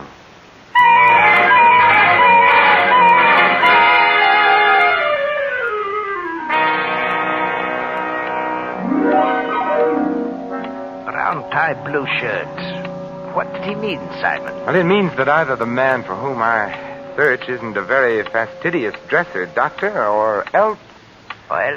Or else he's colorblind. Blue and brown just aren't worn together. Well, no, they... I'll take that drink now, Doctor. Oh, and the sedative I mixed for you. Your concussion. Later, Doctor, later. Very well. I can see that you're going to be a very difficult patient. I hope you don't mind drinking out of another medicine glass, huh? No, right now I prefer it. Say when? A little more, Doctor. Well, that's fine. Has such a beautiful color, hasn't it, Doctor? Yeah, hasn't it, though? Aren't you going to drink it, Simon? In a moment, Doctor, when I finish my story. Oh, yes, of course, this story. Barbara's murder was next. Yes, Barbara was next. But immediately before our last meeting on deck in the fog, Doctor, I found out what she was afraid of. You did? But how? It was easy. The steward had some keys. I had some money. The steward has enough now for that chicken ranch he's always dreamed of. You broke into Barbara's stateroom. Yes. Well, what did you find, Simon? Lingerie, perfume, stockings, and some letters, Doctor. Peculiar letters. Huh? Fan mail? Yes. Yes, and all from the same fan. A fan she was once engaged to marry, Doctor. A fan who loved her very much and hated her in equal proportions. Who was so torn between love and hate, he had to kill her. It's schizophrenic. You should know. What do you mean? Well, you know the classifications. You're the doctor. Oh. Drink your sedative, Simon. A colorblind schizophrenic. I don't believe I've ever met one before, Dr. Norman. So colorblind, he mistook the green and orange harlequin costume worn by Lil Miller for the blue and yellow one worn by Barbara. That is very interesting, Simon. Poor Lil. If she'd come to the ball as anything but a harlequin, she'd have lived to take in $50,000. Your sedative, Simon. You know, you were wrong about Lil's hair, Doctor. It wasn't red. It was brown. You said it was red. I wanted to see if you'd agreed. Your sedative. Yes, of course. Hand it to me, would you, Doctor? It's there alongside the drink. Yeah. No, don't try to tell them apart by their aromas, Doctor. It's obvious that they're different colors. Or can't you tell? You find it, Saint. I'd like very much for you to drink it. My Doctor, what a pretty purple gun you're wearing. Or is it pink? Drink up, Templar. You hardly feel it. It's just a dash of prussic acid. Dr. Norman, when you give a sedative, you go overboard. Drink it, Templar. Well, you're the doctor. A toast to you, Dr. Norman.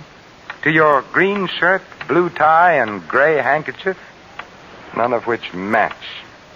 Here's how. Oh, my eyes! You threw it in my eyes! It was a question of your eyes or my stomach, Doctor. My eyes, I'm blind! You'll get over it, Doctor, which is more than can be said of me if one of those wild shots of yours should hit me. I know I shouldn't practice medicine without a license, Doctor, any more than you should. But here's a sedative from me to you.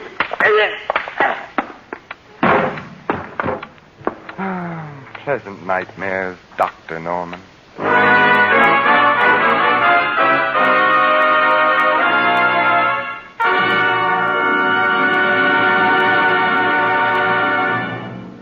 You have been listening to another adventure of the Saint, the Robin Hood of modern crime.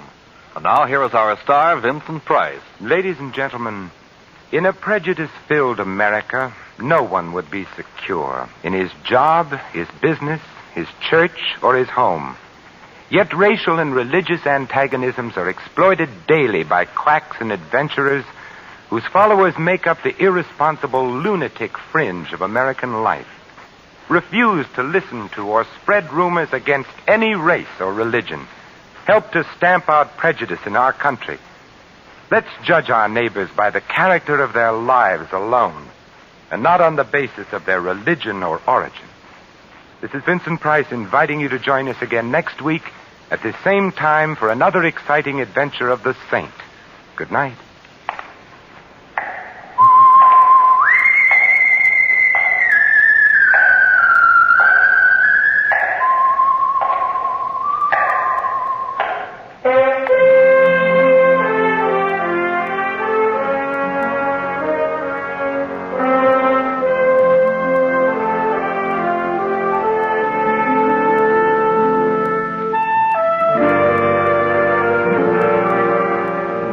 Tonight's script of The Saint was written by Michael Cramoy. Our cast included Betty Lou Gerson, Gene Bates, Frank Gerstle, Bill Conrad, and Barney Phillips. The music was composed and conducted by Harry Zimmerman. The Saint, based on characters created by Leslie Charteris, is a James L. Safier production and is directed by Thomas A. McAvity. Vincent Price is soon to be seen in Harry M. Popkins' production of Champagne for Caesar, co-starring Ronald Coleman. All you Saint fans will be glad to know that the Saint comic books are on sale at all newsstands. Your announcer, Merrill Ross.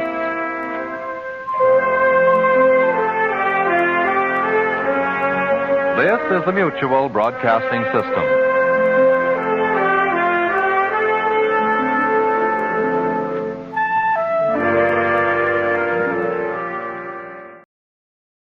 The National Broadcasting Company delays the start of this program to bring you a special bulletin.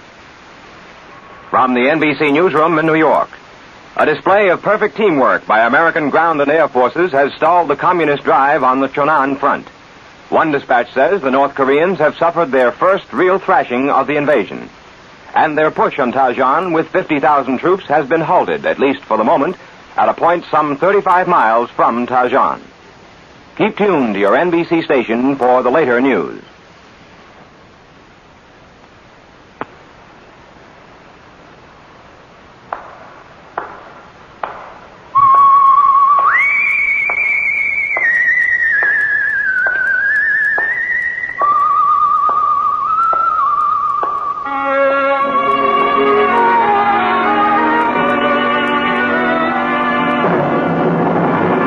The Adventures of The Saint, starring Vincent Price.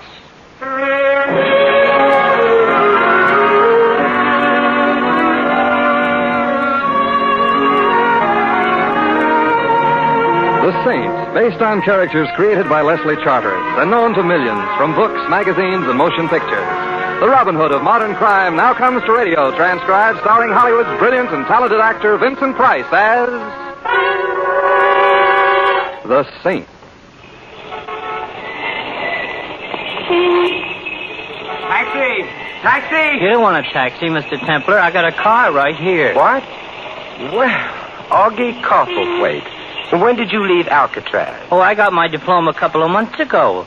Now I'm back on the apple. Oh. Hop in. Are you going my way? Yeah, I'm going your way. All right, thanks. You're sure it's no trouble? It's no trouble. Move into the driver's seat. You want me to drive? That's right. Why? Oh, don't tell me this is a hot car, and you don't want to be found at the wheel. How did you guess? Augie, didn't you learn anything in prison? Yeah, I learned crime does not pay. Besides which, it is against the law. Well, I'm glad to hear it.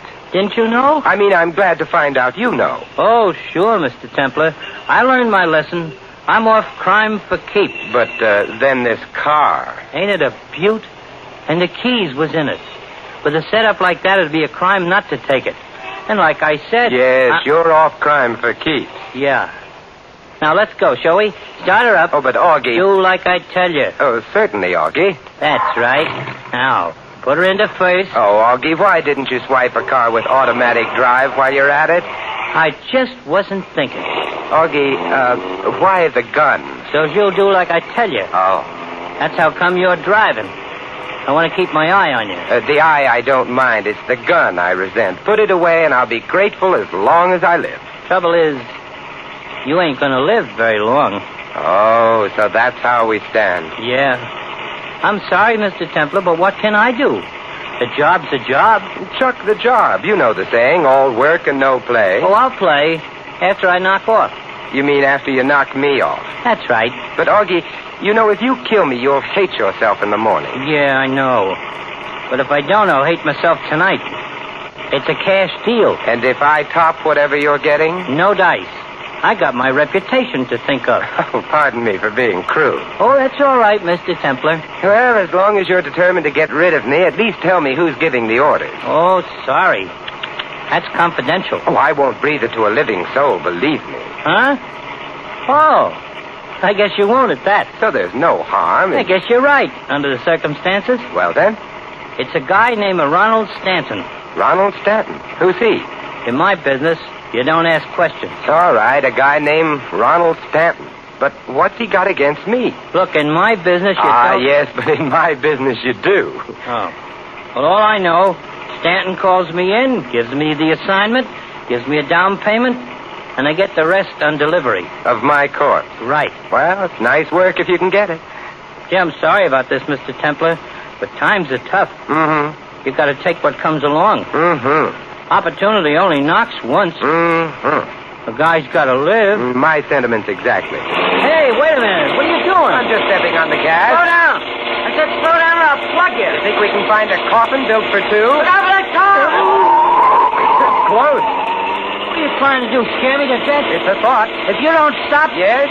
If you don't stop... You said that before. Please, Mr. Templar. Oh, you want me to stop? Yeah. Well, all right.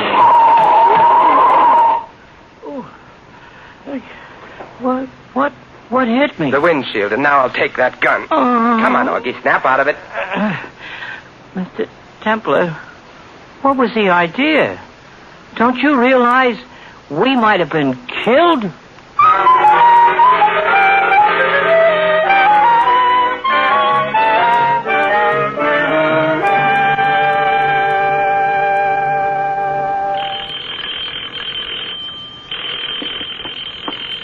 Never mind, Johnson. I'll get it. I'm expecting visitors. Very good, sir. Yes? Are you Ronald Stanton? Yes, and you? Simon Templar. Simon Templar, as I live and breathe. No, as I do. Surprise, isn't it? Where's Augie? Nursing a headache. Oh, dear me, I should have known. May I come in? I want to talk to you. Certainly, certainly. Said the spider to the fly. But before you get any ideas, Mr. Stanton, I've left word I was coming here, so for your sake... I quite understand. Come in. Right. Now, you have nothing to worry about, Mr. Templar. I am constitutionally incapable of violence. That's why I'm forced to depend upon dullards like Augie. Mm-hmm. As a matter of fact, I'm really in every way unsuited for the sort of work I've engaged in. I should have been an artist. I have the soul of an artist, the temperament of an artist, the intellect of an artist. Then why aren't you an artist? My paintings stink. Oh. So you find me a swindler instead. Degrading, but a man must live. So I've heard. And at least it does involve the intelligence. Matching one's wits, as it were. Oh, dear me. What's the matter? I just remembered. I must make a note to call the florist in the morning and cancel the flowers. What flowers? For your funeral. You won't be needing them, will you? Not if I can help it. Pity. They were gorgeous. You'd have loved them. Well, I'll try to bear up. Well, now, to business. I suppose you've come here for your money. Have I? Since Augie failed me, I'm afraid I'll have to pay. By the way, you're not going to hold this unpleasantness with Augie against me, are you? A little thing like that? Don't be silly. I knew you'd understand. It was a natural move on my part. Anyone would have done the same, rather than pay. You would have yourself. I wouldn't have used Augie. Neither shall I next time. But since you and I understand each other, it won't affect our dealings. Not in the least. Good. Then it's still just the agreed-upon amount. Yes, the agreed-upon amount. Excellent. I may not have it all here, though. We'll see how much is in the safe. Just a moment. Afraid this isn't quite enough. Let me count it. Don't you ever keep that safe locked? Never can remember the combination. No, this is only 12,000. Only 12,000. Yes. You see, I really didn't expect you. If you'll come to the office in the morning, I'll give you the other 3. Will you be there? Unless I wake up in the meantime. Good night, Mr. Stanton.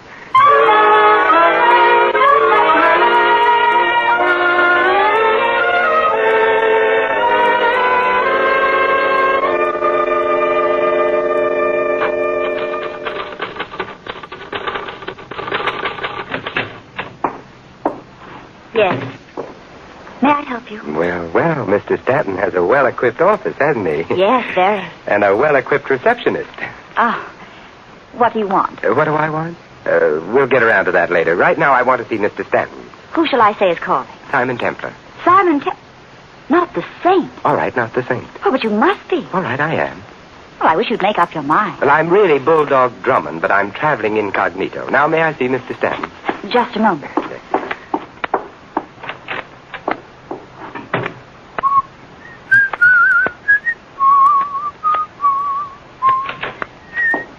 Mr. Templar, this is Mr. Briggs, Mr. Stanton's secretary. Oh, hello. Yes. Templar. What is it, sir? What is it? I'd like to see Mr. Stanton. Mr. Stanton is a very busy man, sir. Very busy. He'll see me. Well, now, I don't know. But I do know. As a matter of fact, I don't believe he's in yet. Don't believe he is. Well, I'll wait.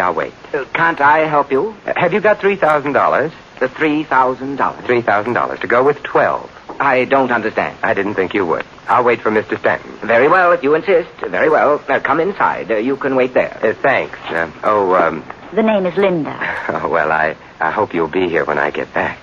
I'll make a point of it. Lead on, Mr. Briggs.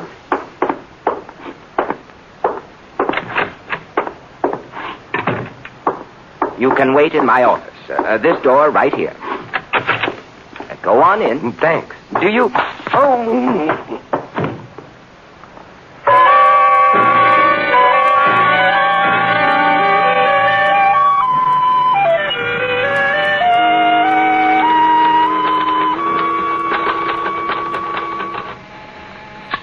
Yes, Mr. Stanton. Linda, where's Briggs? Isn't he in his office? I've been buzzing. No answer. Go find him, will you? Yes, Mr. Stanton. He was here a little while ago.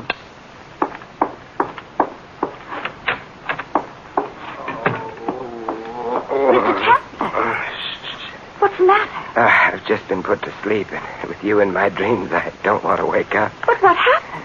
You took the words right out of my mouth. Where's Mr. Briggs? I wouldn't know. Is he the one who knocked you out? I wouldn't be surprised. But why? That, as they say, is the question. And why did he tell you that Mr. Stanton wasn't in? That, as they say, how many questions are there? And as long as questions seem to be in order, allow me... is Mr. Stanton in? Yes, he's been in all morning, so I couldn't understand Look, what... help me up, will you? Oh, of course. Oh, thanks. What? It's nice. Leaning on you. I must remember to get knocked out more often. Do you think you can walk? Probably, but I don't feel inclined to find out. Well, we can't just stand here with our arms around each other. Can't we? Well, on second thought, perhaps we can. On third thought, we can't. Here comes Mr. Stanton. Well, isn't this chummy? This is Mr. Templar, Mr. Stanton. He's just had a frightful experience, and Frightful? Quite the contrary, I'd say. I mean, he was knocked out. Naturally. One look at you and any man... I mean, literally. With a sap, a blackjack. What? Oh, no. Oh, yes. But that's incredible. Who? Why? I'm afraid you'll have to ask your secretary. Oh, yes, Briggs. Where is he? I can't find him, Mr. Stanton. He seems to have left the office. Could he have left without your seeing him? Yes, Mr. Templar. Through the back. But are you Are you trying to say that Briggs knocked you out, Mr. Templar? Is it so hard to believe? I just don't understand it. Well, I came here for sugar, so I suppose he decided to give me my lump. Quite good, quite good. Ah, yes, sugar. You want the 3,000. I'll get it for you, Mr. Templar. All right. And we're agreed this settles my account with you, eh? Yes, Stanton, it does. But I still have an account to settle with Mr. Briggs.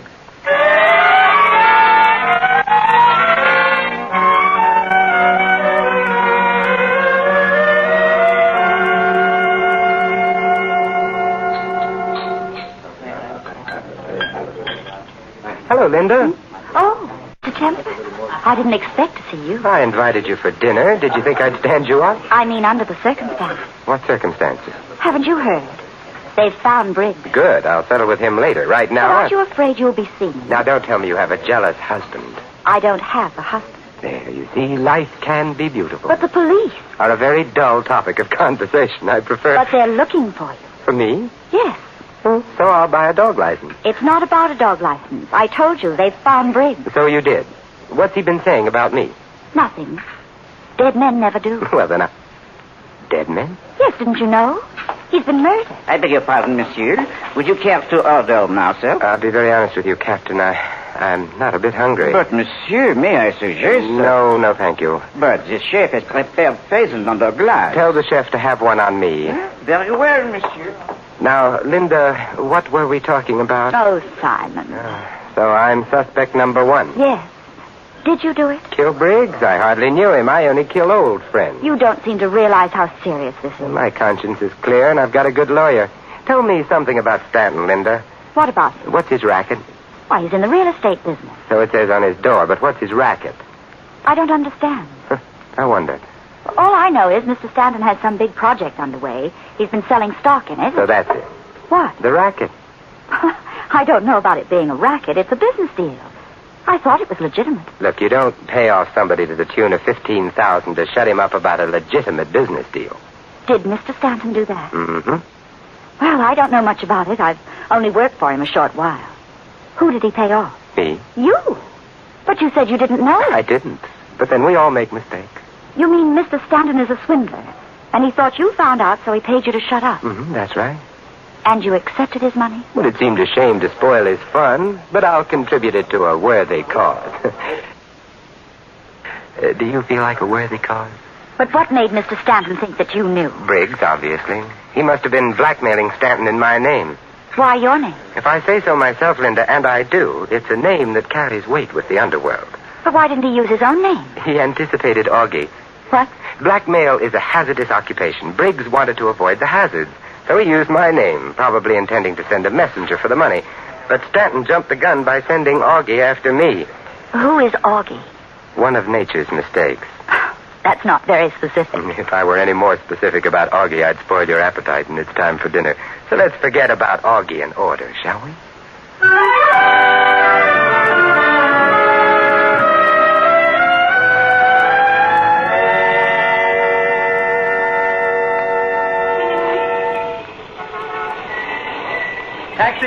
Taxi! You don't want a taxi, Mr. Templar. I got a car right here. Well, speak of the devil. Were you speaking of the devil, Mr. Templar? Figuratively, Augie. Oh, Linda, this is Augie. I see. Likewise. I am charming to have met you. It is a pleasure. Now, scram. What? Scram. I'm afraid you'd better scram, Linda. But will you be all right? Yes, I'm sure Augie will take care of me, won't you, Augie? Yeah. Now, look, sister, you don't scram so good. You want I should show you how? No, she don't want you should show her how. Go on, Linda. I'll call you later. All right, Simon. I'll be waiting. And you, Mr. Templar, get in the car. But, Augie... You heard me. Me a gun again. Augie, this is where I came in. You mean this is where you get in? Go ahead. Oh, all right, Augie. Only this time, I drive. Oh, I'm hurt. You didn't like my driving. So you're hurt. I let you drive, we'll both be hurt. My left hand stays in my lap with the gun. So just sit quiet. Mm-hmm. I see Stanton changed his mind. About what? Firing you. Why should he fire me? He was very upset by last night's fiasco. Well, Mr. Stanton is not a man to hold a grudge. Oh, I see. Besides which, I know too much. About what? Things. Well, I'm glad you've kept your job. I'd hate to be taken for a ride by a really efficient hoodlum. That's no way to talk, Mr. Templar. I'll have you know I ain't no hoodlum. I'm sorry, I stand corrected. You'll sit. Right where you are. Yes, Augie. And no tricks this time. No, Augie. We ain't gonna have another Fabasco. No, Augie. I am a careful driver. So I see. But now let's see how you do with my foot on yours. Hey! Just watch where you're going, Augie. Get off my foot! All right, Augie. Hey! Congratulations, Augie. You're really alert. The way you grabbed that wheel, of course, when you grab the wheel, I grab the gun. Oh, this is getting monotonous. Well, I'm willing to quit if you are. Believe me, Mr. Templar, I am giving it serious consideration.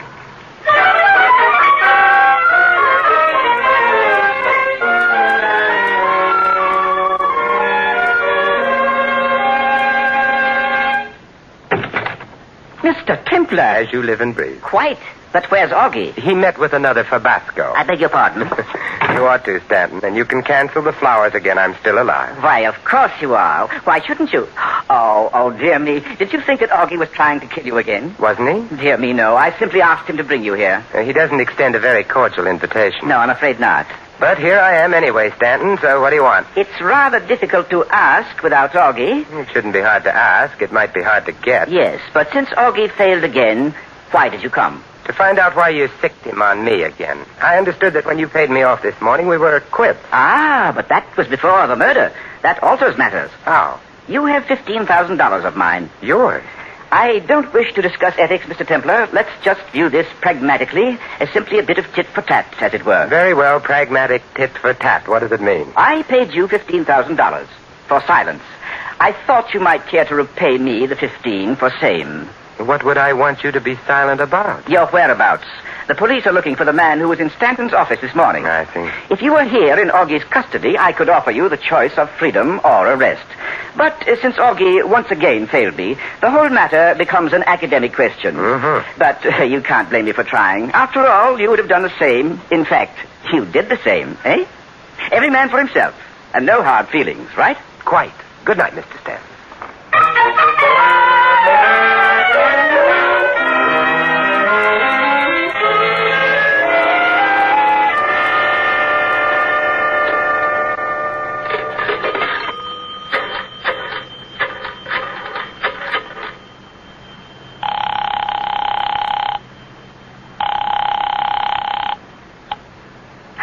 Hello, Linda. Oh, Simon, are you all right? It is a bull fiddle. Linda, do you have a key to the office? Yes. Good. I'll meet you there in 20 minutes. Why? Because I don't have a key. I mean, why do you want to get into the office? To find something. What? A clue. What clue? How should I know? I haven't found it yet. Don't you expect to? With your help. All right, I'll be there. But look out for Stanton. Why? I have an idea he'll be coming, too. Oh, did you ask him? No, but I don't think he needs an invitation. And you don't want him to see me? Not until we're in the office. I don't want to scare him away. Oh, it begins to sound ominous. You afraid? Not as long as you're there. I wonder how I ought to take that. As a compliment. All right. I'll be waiting, Linda. Hurry.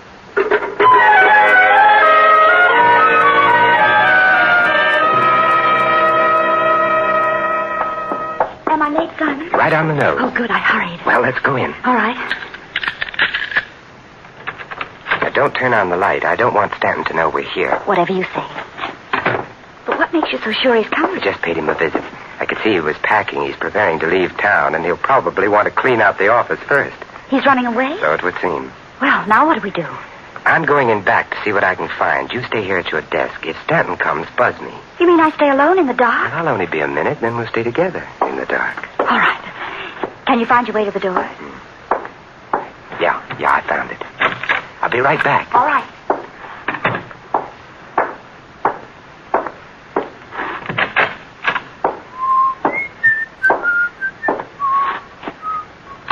Yes, Simon? You want something? Has Stanton showed up? Not yet.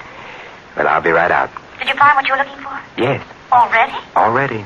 Amazing. You don't know the saint. I'll be right out and give you a chance to learn.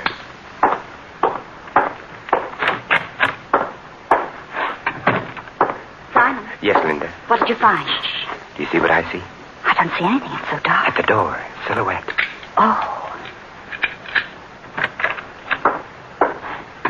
Hello, Stanton. What? Oh. Here, let me turn the light on for you. Oh, Templar and Linda. Yes, we've been waiting for you, Stanton. How did you know? Elementary, my dear Stanton.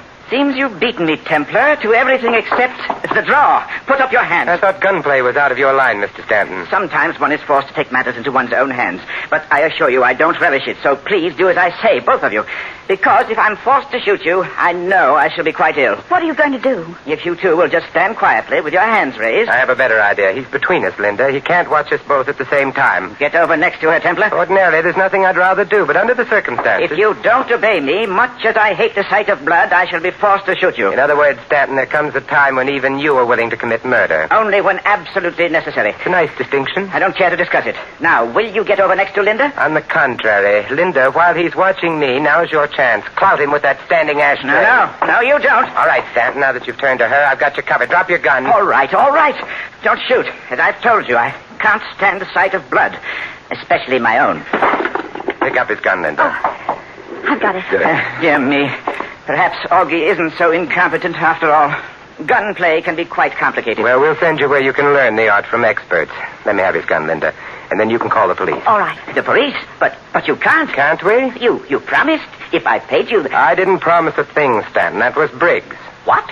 Besides, there's more than just a swindle to settle. Let's not overlook the murder. Quite right, sir. You put the police onto me, you'll have to face them for the murder charge. I wouldn't try to pin the murder on me, Stanton. You see, I could point out that Briggs was blackmailing you in my name. You found out about it, and... Are you trying to say that I killed Briggs? It's as good a story as that I did. Why, you have no proof, Templar. We'll see. I came here this morning at your invitation. Briggs was terrified. He didn't know you and I had met before. He thought if I talked to you, you'd find out I wasn't the one who was blackmailing you. And it might give Briggs his game away, so he knocked me out to keep me from meeting you. That still doesn't prove anything. Ah, yes, proof. The proof of the pudding is in the eating, and you can't eat your proof and have it, too. What on earth does that mean? Nothing at all. Go on, Linda, call the police. Yes, Simon. Templar! Shh, please, the lady is phoning. Hello, operator? I want the police, please. Hello, police? Can you send a car to the Stanton Real Estate Company? 8th and Hudson Street. We have a swindler and a murderer, that's right. Yes, that's right, 8th and Hudson. Goodbye. Templar, you're making a big mistake. I know, but I wanted to give Linda a chance to complete the call, Stanton. Naturally, she wouldn't have if I'd said she is the one who killed Briggs. Simon! What? Linda, it looks like we never will get that chance to sit in the dark together. This is absurd. Why would I want to kill Briggs? Because you were in on his scheme with him, and you were afraid if he were caught at it and talked, he'd implicate you. So you killed him while I was unconscious. Why, you're... You're crazy is the usual line at this point. Well, you are. I had nothing to do with Briggs. Yet when I came here and asked to see Stanton, you left your desk and went in to get Briggs instead of talking to him on the intercom. Well, You wanted to talk to him behind my back in case he wanted to cook up a story. No. Then why didn't you use the intercom? It's connected with his office and it works. I checked. So that's what you were looking for. You think you're so clever. Well, you can just... Linda, careful. Remember, I'm a saint.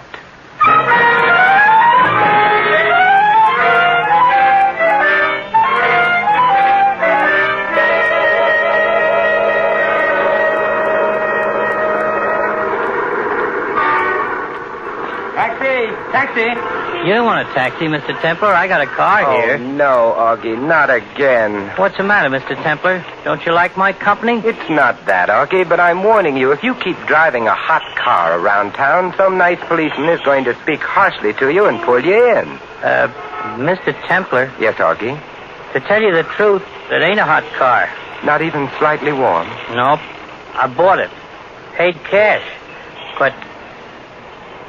I wouldn't like it to go no further. Oh, I understand, Augie. Don't worry. I won't say a word. I realize what it would do to your reputation.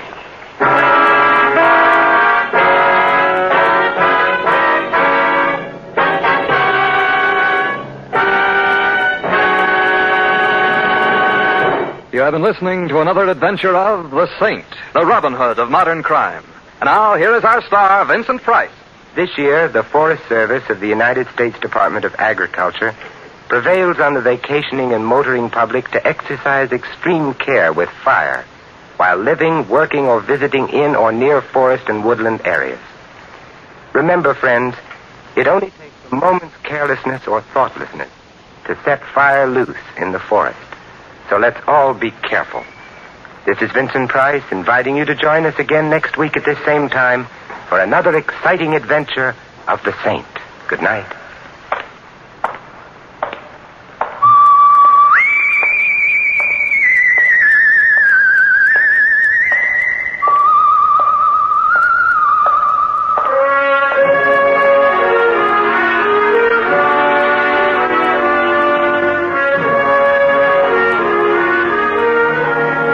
Tonight's script of The Saint was written by Jerome Epstein. Our cast tonight included Francis Robinson, Arthur Q. Bryan, Ted Von Eltz, and Donald Woods.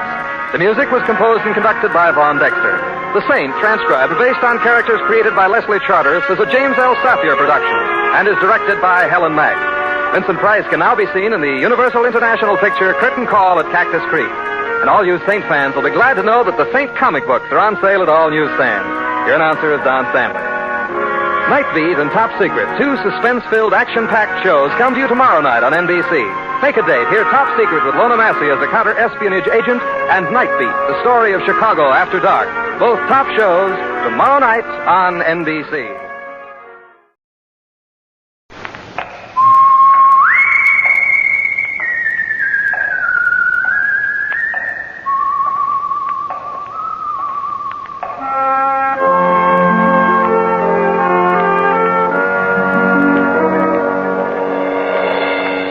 The Adventures of the Saint, starring Vincent Price.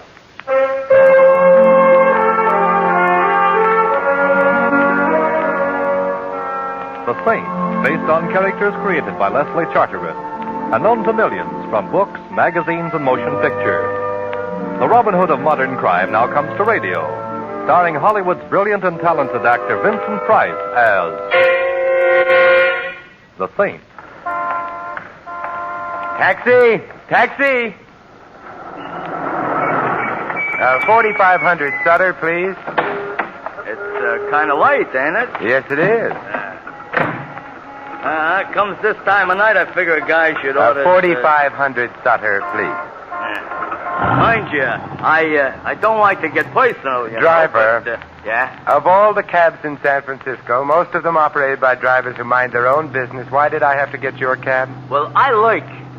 Who are you going to see at 4500? My name is Simon Templar. I'm 6'1" tall, and I have a birthmark on my right shoulder blade. My income for last year was... That's all right. Evading the question, huh? I give up. I'm going to visit a man named Clarence Quigley. Clarence Quigley? Clarence Quigley. You going to see this alleged Clarence Quigley Look, about... he's got a collection of paintings. I like to look at paintings. Maybe that will seem odd to you, but... Oh, come now. No temper. Now, if I was your wife, you'd have to do better than that, you know. Oh. So how much do I owe you? And go away. Well, would you think I was soaking you if I suggested $3? I would. As one man of the world to another, let's make it $3 anyway. Let's just be yokels and make it 50 cents. Here you are. Well, Hey, is that blonde giving you the eye or me? Blonde? Yeah, the one coming down the street towards us. Oh, yeah. Best foot forward. I never saw her before in my life. Ellsworth, dear. Oh, Ellsworth, dear. I beg your pardon, but that's my neck you've got your arms around, Miss... A man named Clarence Quigley, huh? Driver, stop heckling. Look, miss, whatever your name is, the way you're strangling me is a pleasant way to be strangled, but... Ellsworth, dear, you sound so cold. I'm not Ellsworth, dear. I think I can honestly say I have never been Ellsworth, dear. You're not? No. Oh, I'm sorry. I thought you were. Or maybe I just hoped you were. Don't you know Ellsworth, dear, when you see him? No, I don't, I guess. But, I saw you, and then the name came to me, so I thought... who is Ellsworth? I don't know. Well, I suppose a certain amount of confusion about who or what Ellsworth is understandable, but... That isn't the worst. It isn't? No, you see, not only don't I know who Ellsworth is, but... Yes? I don't even know who I am.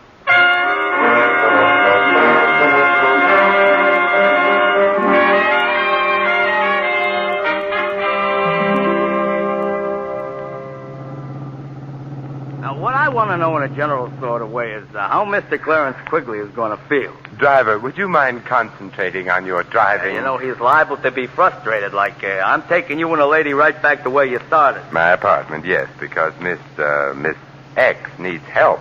Oh, I feel as though I'm imposing on you, Mr. Temple. Nonsense. The hour's late. You couldn't very well go wandering about the streets indefinitely. Especially in that hat. Anything wrong with my hat? Not a thing. No, it's very charming and immaculate. Yeah, also, it resembles a bird's home away from home. Well, mister, we have returned from where we went away. Good. Miss X? Thank you. Huh? You're going to keep on being a yokel, huh? Here. Mm-hmm. This time only half a yokel. Well, goodbye. You know where I'm going? No. I'm going to lurk outside of Clarence Quigley's. I think tonight he's a fellow who needs a friend. I need one, too. Oh, come along now.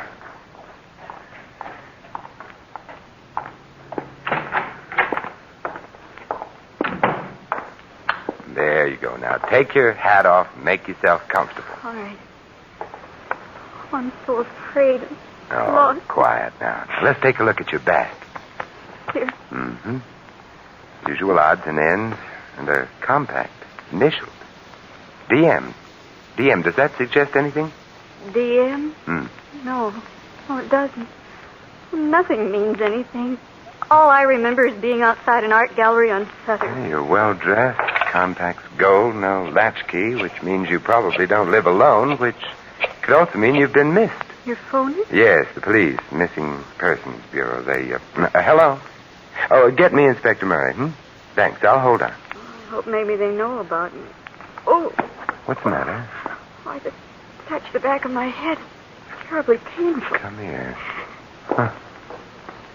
Yeah, bruised the size of what I wish my bank account was. And there's the cause of your amnesia. Hello, Inspector. Simon Templar. Inspector, your language is deplorable. Inspector, I'm looking for someone, a blonde. Inspector, no. No, well, maybe, but not tonight. At any rate, the girl I'm looking for is around 22 years old, blonde hair, blue eyes, height 5'3" or thereabouts, wearing a street suit, brown white blouse with ruffles at the neck and... What? Oh, you're looking for her, too. Her name's Dorothy Moore. Why do you want her? Oh, I see. Then I guess you've got priority. Goodbye. They want me. Yes, so it seems. Because I've been reported missing. Partially that. What else do they want me for? Murder.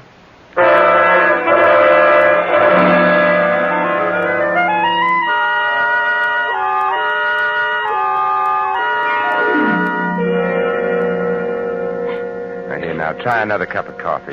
Dorothy, I guess we'll call you that unless we get evidence to the contrary. Dorothy Moore would fit the initials on your compact. What am I going to do? You stay here and wait for me. Where are you going? Well, from the information I've been able to get on the phone, your guardian, a man named Matthew Schreiber, was shot and killed earlier this evening. You disappeared. That's all the information in the public domain at the moment. I'm going to look for more. At my house? Yes. Or shouldn't you turn me over to the police? Well, actually, I don't really know that you are Dorothy Moore. I'd like to know a little more about the murder itself before coming to any decision. You mean you want to help me? Yes. And I need help so, because you see what's so terrible about it all is that I don't remember anything at all, so I can't even say I didn't murder anyone.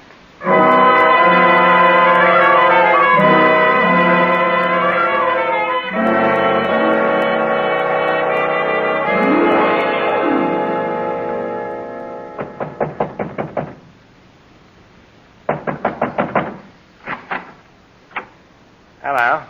Hello. Well, it's been fun meeting you. Goodbye. Now, wait a minute. Don't shut the door. Why not? I'm coming in. Oh, all right. I hate to seem prying, but who are you? Simon Templar. An attractive name, much more distinguished than mine. Oh, what's your name? Walters. Not the most glamorous name in the world, but I'm a butler, so I bear up. Good. Where is everybody? In the library. They're so well bred. Oh, who is in the library? Mrs. Atkins, the housekeeper, the Cassandra of our day. A gloomy lady prophesying disaster, Yes. And, of course, there's Mr. Tinsley. Mr. Tinsley? A strange fellow who spends a good deal of his time sitting on small horses and hitting a large ball with a long wooden stick. A polo player. Doesn't matter what you call it. It's no job for a grown man. What's his relationship to Miss Moore? Oh, let's not start prying, shall we? Expound. Well, to breach your confidence, he's engaged to marry Miss Moore, if and when she's found, and if she happens to be innocent of our guardian's assassination. Oh. Anyone else in the library? No. Mr. Schreiber, dear departed soul, is detained elsewhere, at the morgue. He was shot in the library. Oh, that's a bad place to be shot. Usually fatal. Suppose you take me to the library. Tell me, why did the police suspect Miss Moore? Because of me. You see, I told them that I heard shots in the house. I left my quarters on the Gallant, ran towards the library. Just before I got there, the door opened and Miss Dorothy ran out. Ran down the hall and out the front door. Is that true? My dear Mr. Templar, if not, would I have told the police otherwise? I don't know. Besides, it isn't good form to suspect the butler. The library, sir. Okay. Mrs. Atkins, Mr. Tinsley, Mr. Templar. What do you want? I'm looking for Miss Moore. So, young man, are the police. Why? Her guardian was murdered. All his money goes to her, and she's disappeared. Perhaps she didn't murder Mr. Schreiber. But you wouldn't bet on it. Perhaps I did. I hated him. Perhaps Mr. Tinsley there did. Now, look here. Isn't he priceless? Now, look here. Such a typical phrase. So typical, I wonder if he can really be so stupid. I love Dorothy, and... No one has questioned that. But what is it about her that you love? The money she was to get when Mr. Schreiber died? The money you wouldn't have got if you'd married Dorothy against Mr. Schreiber's wishes? Mr. Schreiber didn't approve of the marriage? He hesitated about it, but we were working on it. And then became impatient. Now, look here. There You it have... goes again. I resent that. Good. It is now on record that you resent it. How about Walter? Walter? Yes, what motive would he have? What makes you think he has one? Oh, I'm the hopeful type. Walters is a man with a criminal past. Whether or not he got tired of his upright life here, I cannot say. But it wouldn't surprise you. What may surprise both of you, however, is an odd fact. Dorothy Moore is suffering from total amnesia. Amnesia? What do you mean? She remembers nothing of her past, herself, neither name nor habitation. How horrible. How convenient. Wait a minute. How do you know that? Why get around? Well, then you must know where she is. You've got to tell me. Mr. Tinsley is now being the ardent lover. I can't tell you. Why? Well, whoever shot Schreiber, there's very little doubt that Dorothy saw the killer, but Dorothy doesn't remember. The killer, therefore, would have an urgent interest in getting hold of Dorothy before she did remember, and making sure that she would never remember anything again. Well, good night, you lovely people.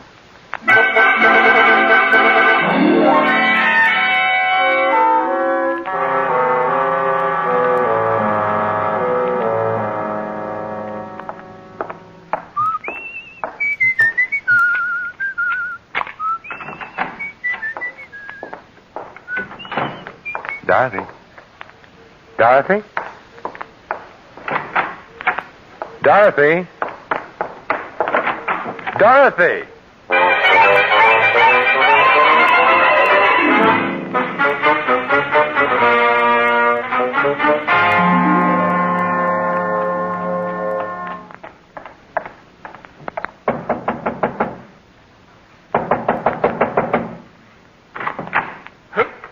Oh, you again. It's me again. Did you like the place so much the first time? Where's Dorothy? Miss Moore? Yes, did she come back here? Back?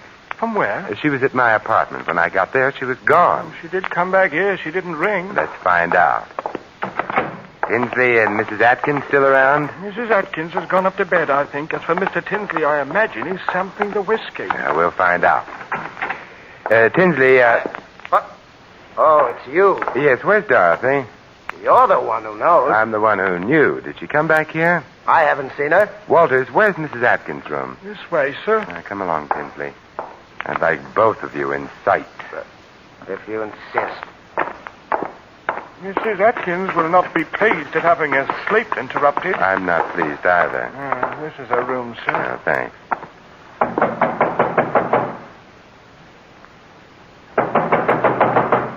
The old girl must be asleep. Then we must wake her up. She's a very sound sleeper. Then we'll go in and wake her. Wow. How do you like that? Mrs. Atkins. Strung up to a beam. Anyone got a knife? Yes, here you are. Now, we'll cut the rope and get her down. The bed's over there. That's that. She dead? She's dead. Poor old girl. Although, you know something? What? She must have killed the old man. Shriver, I mean. Then she committed suicide. In remorse, I mean. For heaven's sakes, Templar, stop playing with that rope. This is a very interesting rope. Is it? Why? Because it proves, you see, that she didn't commit suicide. She was murdered.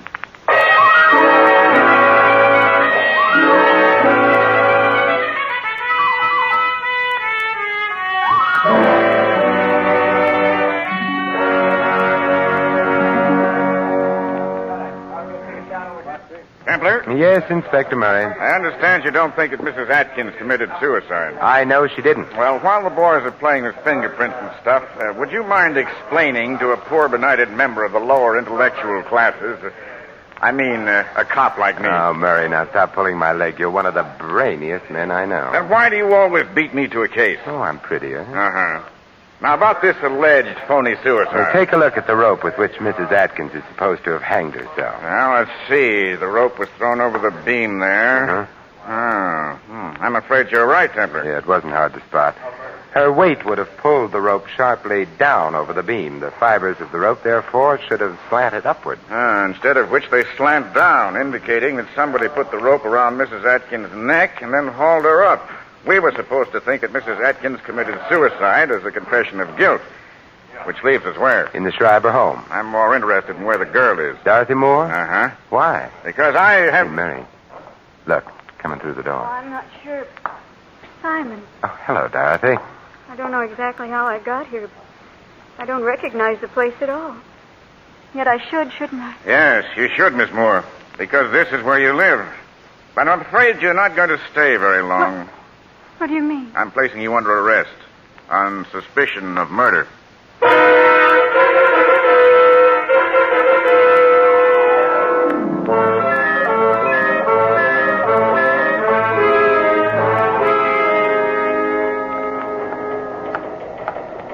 You know, I love police headquarters. They're so romantic. Uh-huh.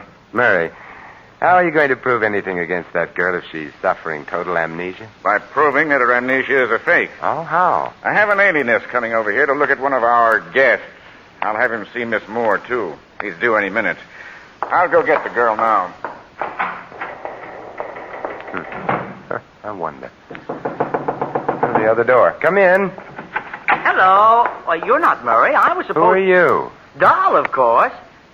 Now, what's the matter with you? What are you complaining of? But I'm not the one... Come. We've got to get to the bottom of these things, don't we? I suppose so. Now, when you were a little boy, what did you want most of all? To be a big boy. Mm-hmm. Are you afraid of the dark? No. No? You are not afraid because you have little friends who come to you in the dark, perhaps, eh? No. Now, why are you afraid of the dark? Oh, it's a long, long story. And, You know, you don't look at all well. Well, I don't feel so good either. No, you should see a doctor. Thank you. I think I will. Goodbye. Oh, Templar. Yeah. Your alienist was here, Murray, but he left. Alienist? Well, I just phoned him and told him not to come. The district attorney wouldn't hold the girl. Insufficient evidence and ballistics. Ran a paraffin test. No proof that she'd fired a gun. But the man who was just in here, Dahl, I think his name was? Dahl? Uh-huh. He's not the alienist. He's the guy the alienist was coming to examine. He's nuts. Oh, dear. Well, I guess you're happy now that we can't hold the girl. No, because while you were holding her, things were safe. Now, Murray, let's go visit. Go visit where? The Schreiber house. A house where 2 people have died. A house very convenient for murder.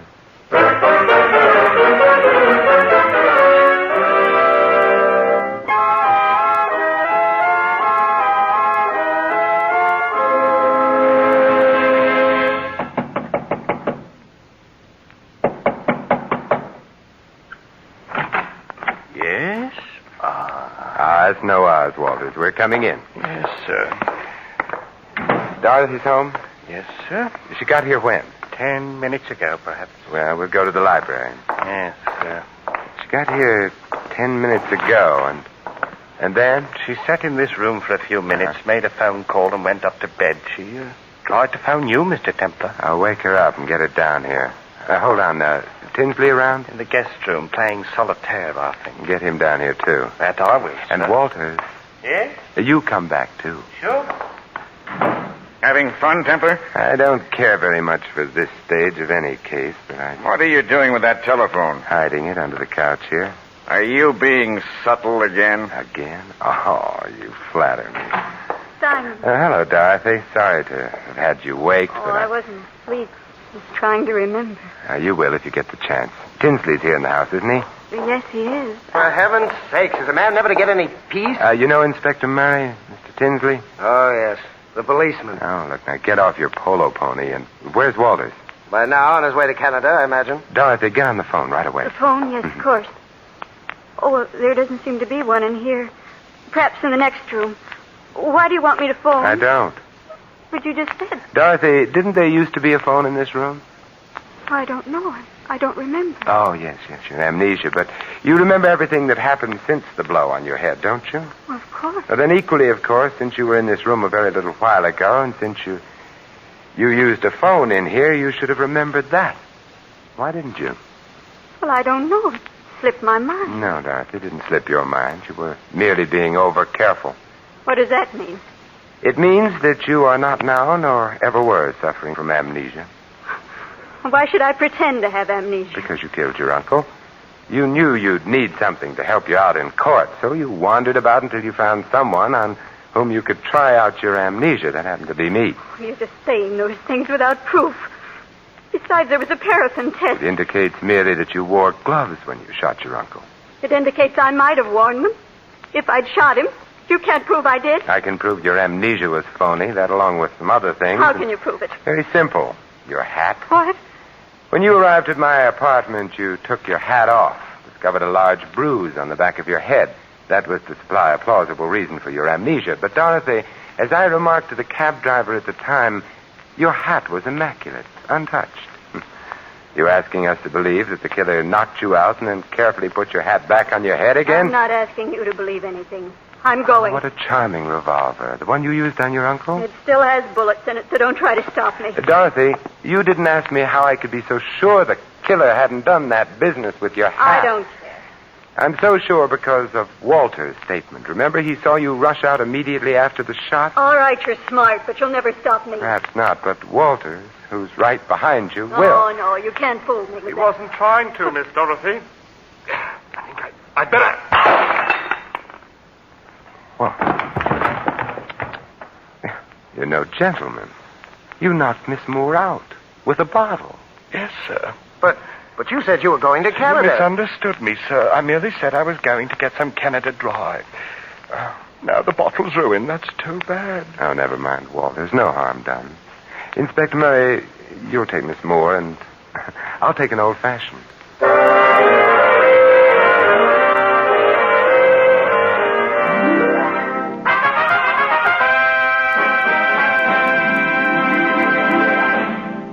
You have been listening to another adventure of the Saint, the Robin Hood of modern crime. And now here is our star, Vincent Price. Ladies and gentlemen, next week most of you will be enjoying a wonderful Thanksgiving dinner. And while you're eating your Thanksgiving turkey and counting your blessings of the past year, think. Think for a moment of the millions of people who don't get enough to eat.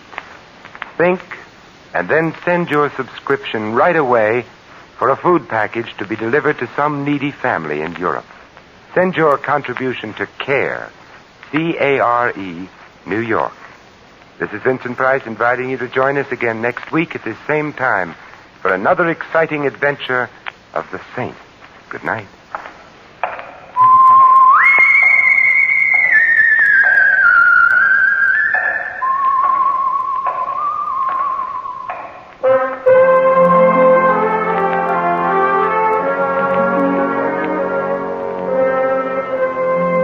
Tonight's script of The Saint was written by Lou Vitties. Our cast included Peggy Weber, Ted Von Els, Jerry Hausner, Tom Brown, and Dan O'Hurley.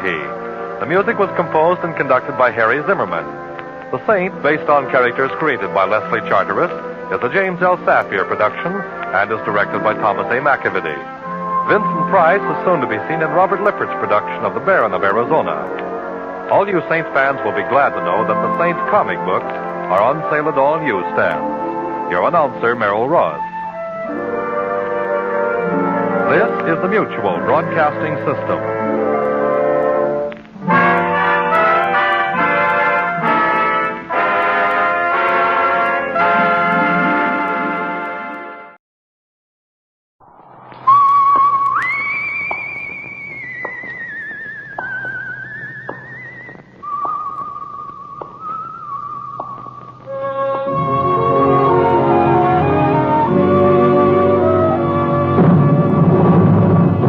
The Adventures of the Saint, starring Vincent Price.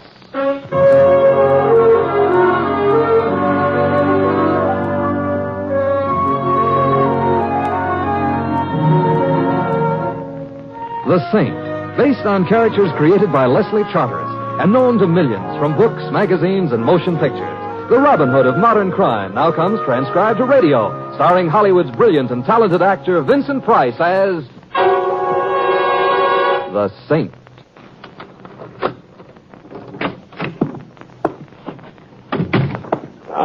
Good afternoon, Mr. Templar. Oh, good afternoon. Well, come in, sir. Come in. You're very kind. Eh? Well, it isn't everyone who'd invite a mere stranger in like this. And the fact that it's my own apartment into which I'm being invited is... did you find what you were looking for? Oh, dear. Then you can tell I've been searching through your things. But I took such pains to be neat. I abhor disorder. That's exactly the way I feel about fat intruders who practice burglary in my apartment. Burglary? Oh, really, sir? Do I look like a burglar? You look like a fastidious rhinoceros with a taste for Bond Street tailoring. You see how appearances can be deceiving. I assure you, sir, another thing I am not is a rhinoceros. That makes two things you aren't. Suppose we trade him for one thing you are. Very well. For one thing, I am an unhappy man. Your wife doesn't understand you. No, the reason for my unhappiness is I no longer understand myself. I've changed. It worries me. Now, take last night, for example. Yes? It was such a commonplace activity, the sort of thing a man in my profession soon gets used to. And yet, all during it and afterwards, I found myself actually feeling sorry for the poor chap. Oh, and what was happening to the poor chap? Oh, the usual thing. Placing lighted matches under the fellow's fingernails, pressing burning cigars into the soles of his feet. Sticking pins into the calf of his leg. Yes, exactly. Prosaic, unoriginal, but still highly effective, eh? If they weren't effective, it's hardly likely that I would be here, wouldn't you say? The point is, why are you here, Fatty? The name is Archibald. Archibald? Roland P. Archibald. Obviously, I have come to regain possession of my property. What property? What does it look like? An envelope, Mr. Templar. A small manila envelope. And the man you tortured said he gave it to me? Yes. Fernandez said your name very clearly, even though we were doing a magnificent job of twisting his arm at the time. And he was doing a pretty good job of pulling your leg. What do you mean? Look, Roland P. Archibald, my tailor is due here at any moment with a newly made suit that I am very eager to try on. I'd be obliged to you if you picked up your marbles and... Nice. That depends on whom it's being pointed at. It's a Walther, one of the finest automatics the Germans ever made. I suppose you'd suspect an ulterior motive if I asked you for a closer look. The envelope, please. I've gone to considerable trouble, Mr. Templar. My patience is exhausted, thoroughly exhausted. I'm not as thin as I used to be. Should we break some rye crisp together? The envelope, for the last time. Very well, I suppose next you'll be pestering me for a stamp. Don't come any closer, Saint. Well, I have to get the envelope. I just don't happen to have it on me. I've searched this apartment thoroughly. It has to be on your person. Outwitted, curse you. I'll take it, please. Hand it over. All right. Wouldn't it be amusing if when I reached into my pocket, instead of finding an envelope, I found a gun? You have a gun, Mr. Templar? A gun? Of course not. I was just... Wait. Keep your hands where they are, Saint. But the envelope... Now raise your hands, please. Higher. Thank you. I'll remove the envelope from your pocket myself. Playing it cagey, Chubby? In my profession, caution is the difference between living and dying. Now, which pocket? This one. Yes. It is a nice gun. You'd shown it to me when I asked. I wouldn't have had to kick in your bay window. That kick is going to cost you your life. Well, everything's expensive these days. Do you know the way out? Yes, Mr. Templar. But what's more important, I know the way back.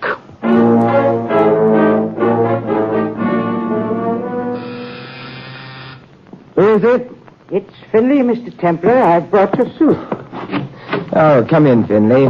If you'd been here 10 minutes ago, you'd have found me having my measure taken by someone else. Indeed. You're displeased with my work, Mr. Templar? That someone else wasn't a custom tailor, Finley. He was taking my measure with a gun. Well, now, let's see. How did this latest masterpiece of yours work out? Oh, if I may say so, sir, I do believe I've exceeded myself. Then you've exceeded the best tailor in town. If you'll remove your coat, Mr. Templar. I'll just take the suit out of the box. Yeah. Now, if you'll just slip the coat on. All right. Oh, that's a good fit. Step over to the mirror, sir. All right. Yeah. It's a well-tailored piece of... Hey, what's this? Pardon? This little... Well, I'll be... Something wrong, sir? Yeah. Or is it the latest fashion to wear a bullet hole beside the breast pocket? What's that? A bullet hole? Well, look, see for yourself. Small and round and still smelling of cordite. But it isn't possible. How could a thing like that have happened?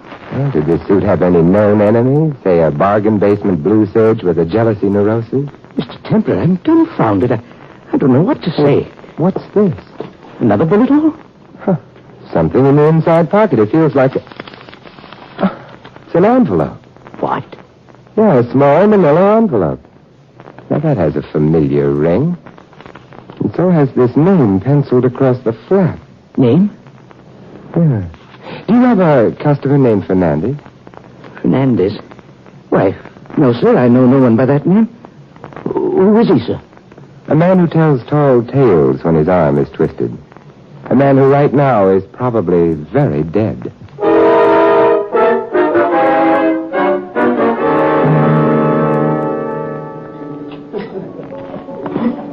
Ah, my beloved, fill the cup that clears today of past regret and future fears. Tomorrow I may be... Exactly where you are right now. Quoting Omar Khayyam to a disinterested highball glass. And empty, Simon. This cup that clears, empty. An entirely temporary condition. Bartender, double for Mr. Murphy, and I will have the same. Yes, sir. Ah, your generosity is matched only by your intelligence and wit. What brings the mighty man catcher to 3rd Avenue? Whiskey? Women? An encyclopedia that walks like a man. And drinks like a fish. I'm at your service, my saintly friend. Well, I'm glad Einstein just wasn't available. An amateur. Here you are, sir. Oh, thank you. Oh, thank you.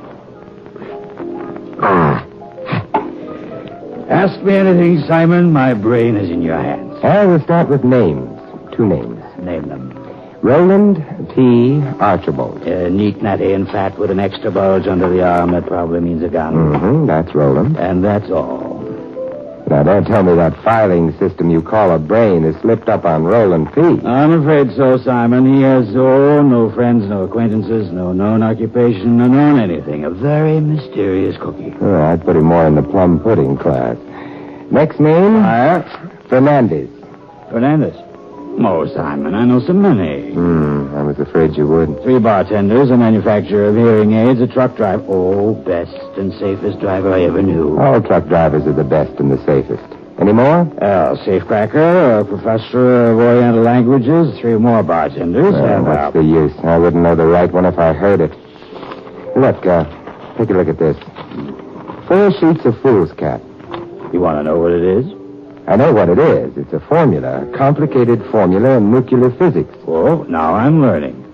Where did you get this hot potato, Simon? It came in a small manila envelope that I found in the pocket of a brand new suit.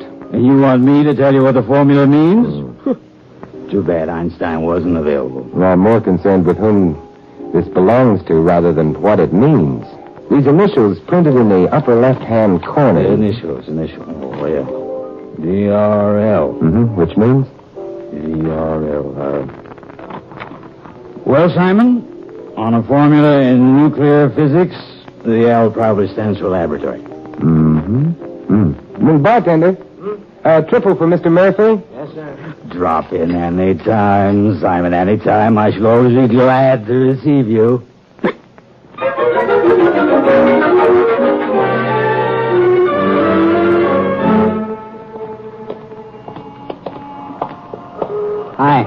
Hi. Been waiting a long time for you to come out of that saloon. Oh? Why? I wanted to see you, that's why. You're the saint, aren't you? I'm the saint, and you're seeing me. What are you seeing me about? The envelope. You know, the one with the formula. I want it. Now, don't tell me it's your homework. You know who I am, Junior. Who are you? It don't make no difference who I am. But if it'll make you happy... It'll make me happy. The name's Gus. Now, come on, give. Why? I got a gun in my pocket, that's why. And I'm told to bring back that envelope no matter what. And if I refuse to give it to you, you'll shoot me and take it from me, huh? That's the truth. You're new at this, aren't you? I know my way around. What happens when you shoot me here on the sidewalk? You fall down, of course. Eventually. But first a woman screams. There's always a woman who screams. And people start running toward us, and a cop comes tearing up, and, what do you do during all of this, Gus? Me? I run. And the envelope? I take it out of your pocket before I run. Oh, you'll have time. Huh? When a man is shot, he doesn't just go plop like they do in the funny papers. First he clutches the spot where the bullet hit him, and then he staggers around for a while. Then he lurches, swerves, sinks to one knee, gets up again. You know, nothing brings out the ham in a man like being shot. So? Well, you'll have to wait until I'm through with my dying act before you can reach into my pocket, Gus. By that time... Yeah. Maybe you're right. There will be no charge for the lesson. Maybe I can teach you something. What? It's rifle fire. Get down. Over here, behind this car. Gus! You're wrong, Saint. I didn't lurch or stagger. No woman screamed. Gus! I didn't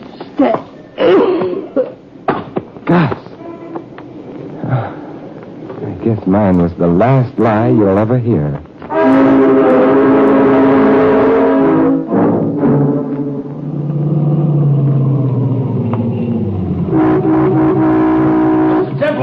Mr. Templar!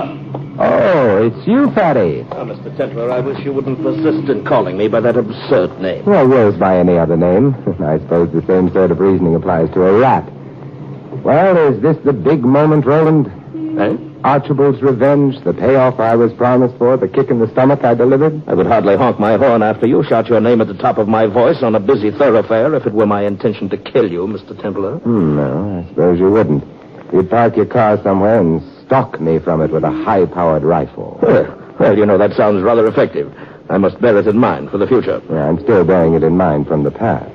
A kid named Gus caught the bullet for me. Eh? I don't quite understand. It's simple, Fatty. You missed me. You think that I... Oh, really, sir, this is most amusing. You won't hear Gus laughing. My dear Templar, I am an expert rifleman. If I had aimed at you, I shouldn't have missed you. But come, sir, the temper of this conversation is not at all what I had in mind when I sought you out. No?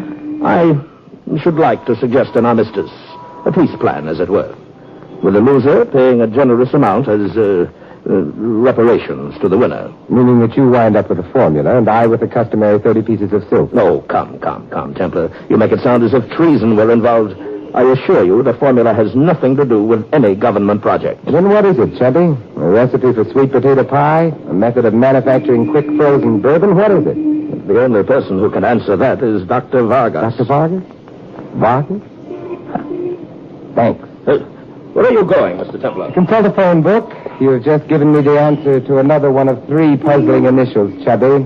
I think I know now what the middle one stands for.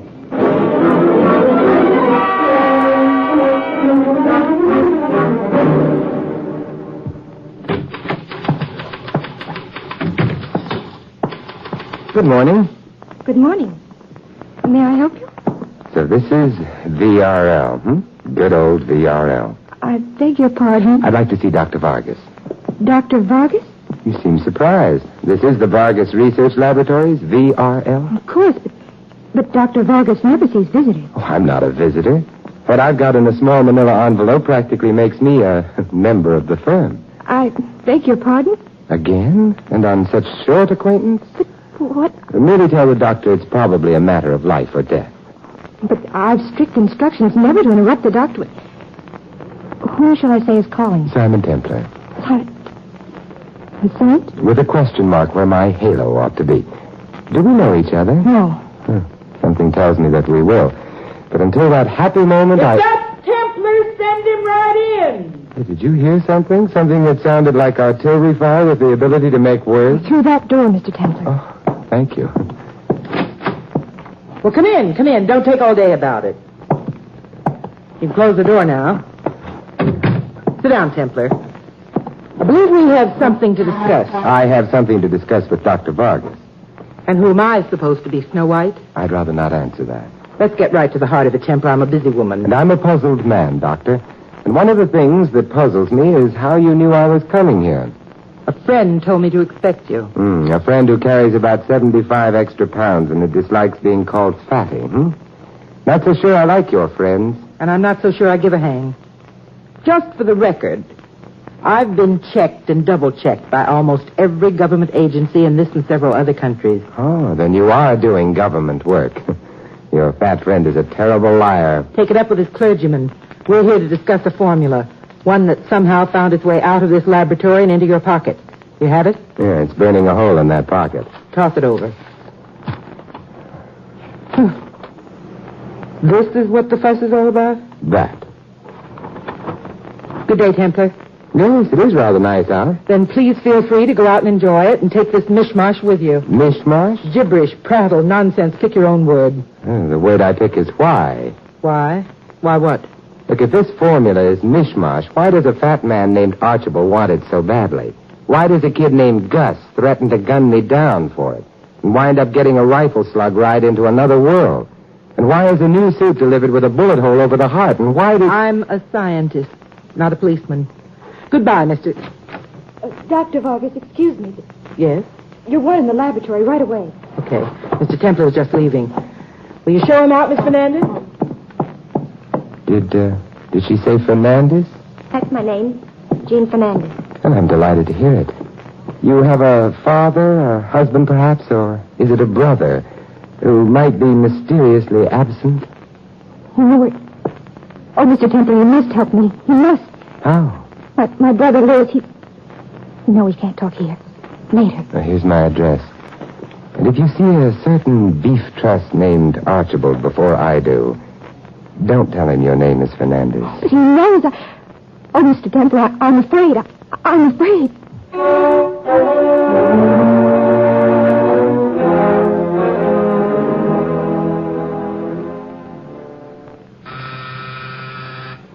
Who is it? It's I, sir. Finley. May I see you for a moment? Come in, Finley. Now, don't tell me you've made me a new coat this fast. Oh, no, Mr. Templar. I could hardly do justice to my craft if I... Mr. Templar, I have a problem. Judging from the record, you've come to the right place to unload it. It's that object you found in the suit I delivered yesterday, sir. The manila envelope? Yes, sir. A gentleman called at my shop today inquiring for it. He insists that the envelope is his and demands its return. A fat gentleman? No, sir, a rather thin gentleman. His name is Fernandez. I doubt it. Pardon? Did he tell you how the envelope happened to be found in my suit? Yes, sir, he did. He was in for a fitting himself the other day. Fernandez? Yes, sir, Fernandez. He says he saw your coat hanging on the rack, admired it, and on an impulse tried it on. The envelope had been in his hands at the time. And he just slipped it into the pocket and then forgot about it, huh? So he informed me, sir. Now he's threatening me with legal action if I don't... Tell the gentleman to call here for the envelope, Finley. If he can identify the contents, he can have it. That sounds reasonable enough, Mr. Templar. I'll tell him. Good day, sir, and thank you. Oh, Finley. Yes, sir. Tell the gentleman I'll expect an explanation about that bullet hole in my coat. You know, I'm dying to hear how the gentleman gets around that one.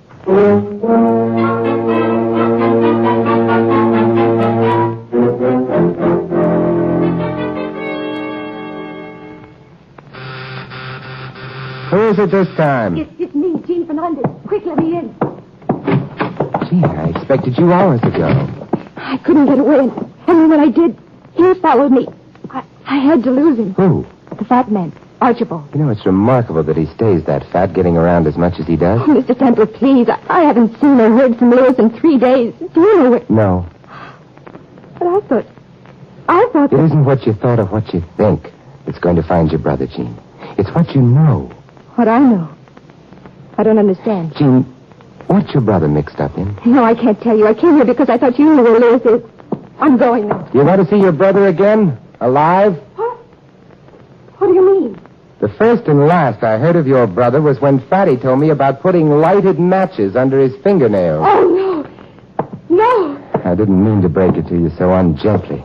But you've got to be made to realize that unless you tell me what... All right. I'll tell you. But you must help me find Lewis. You must. And I will.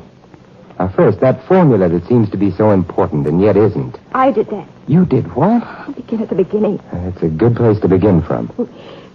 When Lewis was a very young man, in his teens, he was restless, nervous, neurotic, the doctor called it. The type which, with a few lies here and a little propaganda there, is easily convinced that there's nothing more noble than a certain form of politics, huh? Well, he joined the movement and rose rapidly in it. He was slated for big things. So one day he stopped being restless and neurotic and looked at himself and what he'd become with disgust. And so he quit? Oh, he only thought he quit. All these years, he didn't have the slightest connection with him. He never dreamed that they'd seek him out again and I'd expect him to... They wanted something from him, huh? Something that he could get for them easier than anyone else could. Well, they found out where I was working. They knew that Dr. Vargas was conducting important experiments, and they made my brother a proposition. Either he was to make me give him the Vargas formula, or he was to be executed. Oh, can't you see why I'm so worried? Especially since the formula you gave your brother to pass along was a phony. That's right. I couldn't give him the real one, not even to save his life. I simply couldn't. So I copied things from papers the doctor had thrown away, a little bit of each of the square of discarded papers. I thought it would work, that I'd fool them. Lewis doesn't know. He took it from me, said goodbye. And you haven't seen him since. Did he tell you where he was bringing the supposed formula? Who he was giving it to? He said I'd be safer if I didn't know. He merely said that he was going to meet a man who'd been one of their cleverest agents for years. One of the most important men in the organization. Oh, it must be him. It must be. Fatty? Well, what makes you think so? Why else would he follow me? Why else would he... Where are you going? To look out the window. I want to see if he's there. No, Jean, get away from that window. I just want to see if he... Somebody's been playing 4th of July with a high-powered rifle. This is no time to stand there. Jean, get down, Jean! Jean! Jean! Oh.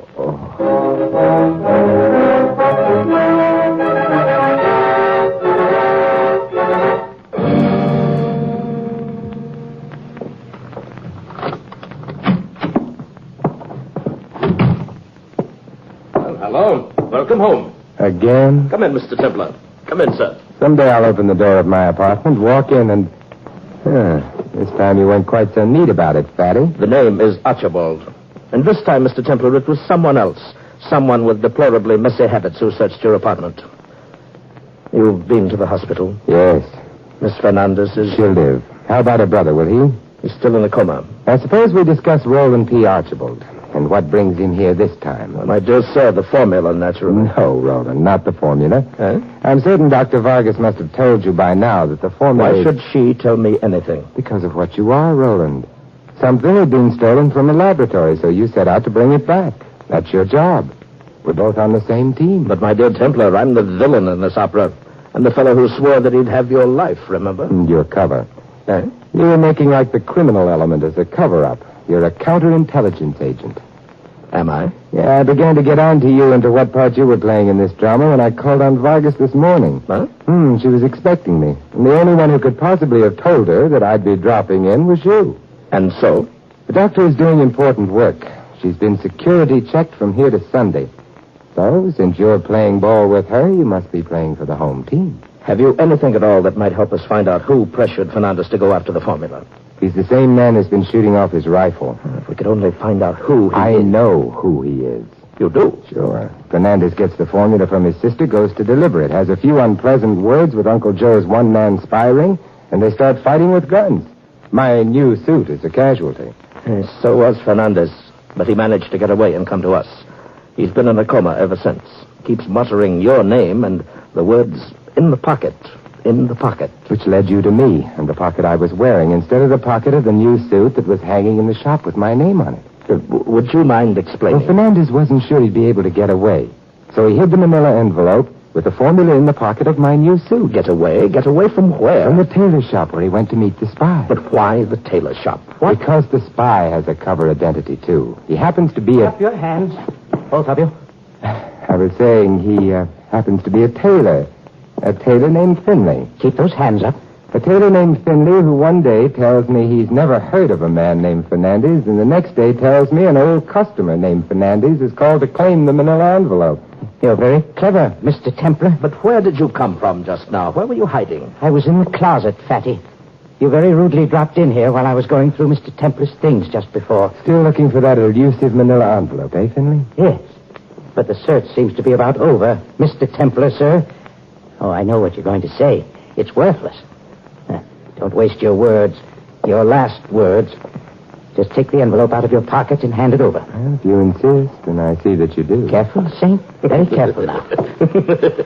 Something is funny. Yes, I was just thinking. Wouldn't it be amusing if when he reached into his pocket, instead of bringing out an envelope, he brought out a gun? He wouldn't live long enough to point it. You have a gun, Templar? A gun? Oh, why, of course not. Wait. Stay just as you are, Templar. I'll take the envelope from your pocket myself. Playing it cagey, huh? In my profession, it... Which pocket? This one.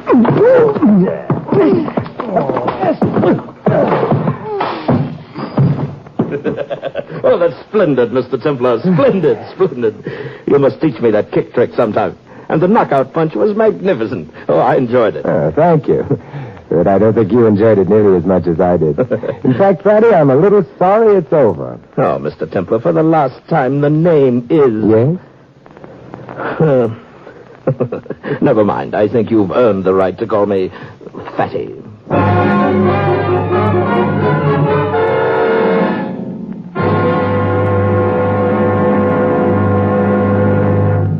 You have been listening to another transcribed adventure of the Saint, the Robin Hood of modern crime. Now, here is our star, Vincent Price. Ladies and gentlemen, in tonight's cast, you heard Patricia Jepson as Jean and Bill Conrad as Archibald. Jack Moyles was Finley, Whitfield Connors, Murphy. Sam Edwards played Gus, and Jody Gilbert, Dr. Vargas. This is Vincent Price inviting you to join us again next week at the same time for another exciting adventure of the Saint. Good night.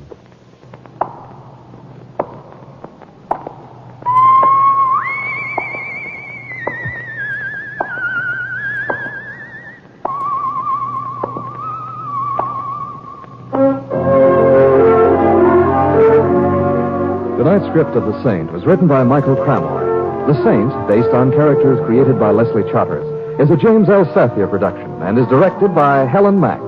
Vincent Price is soon to be seen co-starring with Errol Flynn and Michelin Prell in William Marshall's production of Bloodline. All you Saint fans will be glad to know that the Saint comic books are on sale at all newsstands. Your announcer is Don Stanley. 3 chimes mean good times on NBC. There's fun today and every Sunday with 2 of your favorite families on NBC. There's the Blandings family with more perplexing adventures in their famous dream house, starring Cary Grant and Betsy Drake as Mr. and Mrs. Blanding.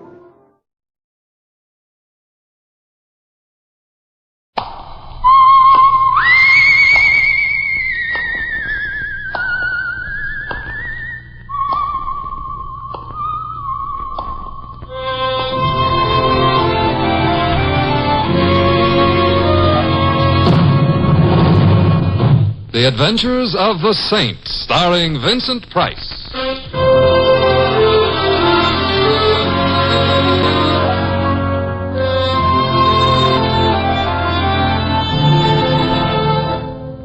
The Saint, based on characters created by Leslie Charteris and known to millions from books, magazines, and motion pictures. The Robin Hood of modern crime now comes transcribed to radio, starring Hollywood's brilliant and talented actor Vincent Price as... The Saint. Coming. Mr. Templar. Yes? Let me in quickly. All right. My name is Claire Gordon. Well, I can recommend that chair. I don't have time, Mr. Templar. I want to confess. Confess what? Murder. Huh. Well, maybe I'd better take the chair.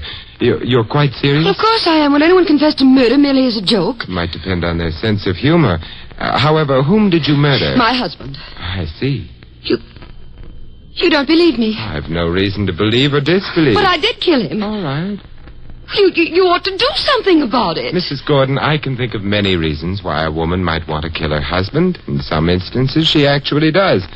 But I can think of no reason why she should come to me and tell me about Well, it. I had to confess to somebody. You could have chosen the police. Oh, they're so vulgar. Murder is not a monopoly of the upper classes, nor is it in itself an especially refined activity. You don't understand. Before I married Jim, I was Claire Wheelock. Of the something or other Wheelocks, no doubt. Still, I absolutely refused to go to some poky, dirty little police station. Some of them are quite large, and I understand cleaned from time to time. Tell some grubby little man all about my personal affairs. Murder, according to the statutes, is a public affair. I think you're nasty. I'm only trying to be reasonable, after all. I've heard you weren't always reasonable when beautiful women were concerned. Oh, that's true only on Shrove Tuesday. Oh, I despise you. Hey, wait, maybe today is Shrove... Oh, no, it's Sunday. Hey, she could be coming back to make an appointment for Shrove Tuesday. No. You're Simon Templar? I'm afraid I am. You seem to object. Why was my wife here? Your what? Wife. And don't try telling me you didn't know she was married, you low individual. I think you'd better tell me about myself inside, huh? Now then, you are... James Gordon. And my wife was just here. How do you know? I saw her leave. Are you going to try denying it? Well, not if you saw her just leave. Oh, that's good. Now, if you don't mind, I'll take my coat off. You're warm? I'm about to beat your brains out, you know. Watch your language. And why do you think your wife was here? Pretty obvious, isn't it? I don't know. After all, I never met your wife before. Furthermore, Mr. Gordon, you're dead. Are you being whimsical? I'm only trying not to make a liar out of your wife. She told you she was a widow? More or less. Actually, she came here to confess. Are you trying to pull my leg? I've always thought that a highly overrated indoor sport, except, of course, in the right company. She came here to confess to what? To murdering you. To what? Apparently her confession was premature. If, that is, you really are James Gordon. Well, thanks for the premature. And, of course, I'm James Gordon. Who else would I be? Shall I guess? No. No, you can take a look at my wallet. Oh, thank you. Driver's license. Blue Shield medical plan card, dated. Oddly enough, only a week ago. What's odd about that? Apparently you don't expect to die. You are James Gordon. Well, thank you. Now, would you like to tell me why my wife was here? She came to confess to your murder. You know, Mr. Templar, I think I'm beginning to believe you. Fine. Keep working at it. Claire is eccentric. If you say she told you she'd murder me, well, she must have told you. She did? But why? I'm not dead. Therefore, she didn't murder you. Then why did she make such an idiotic confession? Wishful thinking, perhaps. No, just a Or minute. perhaps it was only anticipation. Oh, excuse me. Hello? Mr. Templar. Louis. A half an hour ago you called for a cab. A half an hour ago I arrived. A half an hour ago I was still warm. I am now understudying an icicle. Oh, Louis, I'm sorry. Come upstairs and thaw out. I've had company. A blonde? To start with. What are you up to now? Her husband. I'll come up. I'll bring a large wrench, too. That won't be necessary, Louis. Bye. Mr. Templar, what you said just before, you mean perhaps she intends to murder me. But why should she want to? She came to confess, not to confide in me. I'd better run along. Get hold of Claire and Well, I'm sorry I bothered you, Mr. Templar. Oh, it's all right. Thanks for your patience. Forget it. Goodbye. Bye. Well, so much...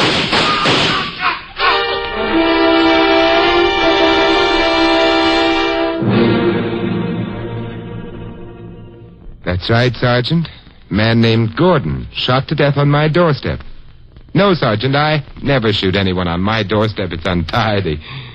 I don't know, Look, Sergeant, I have an idea. Why not drop in and see for yourself, Sergeant was quick. Come in. Hi, Mr. Templar. Oh, Louis, I forgot you were coming up. You warmer? Yeah, a little bit, thanks. Friend of yours? Who? The gentleman who's laying down dead outside your door. No, we'd barely met. Oh, well, that's nice.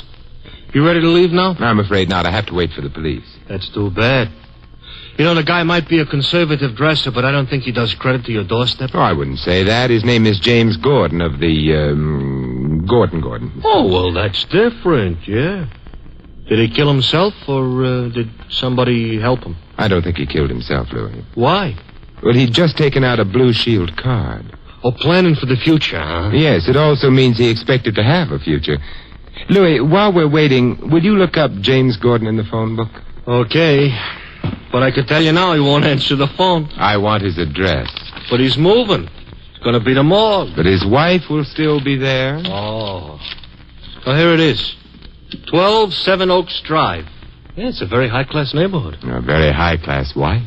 Maybe I ought to run home and put on my white tie. Don't be silly, Louis. Under the circumstances, the tie should very definitely be black.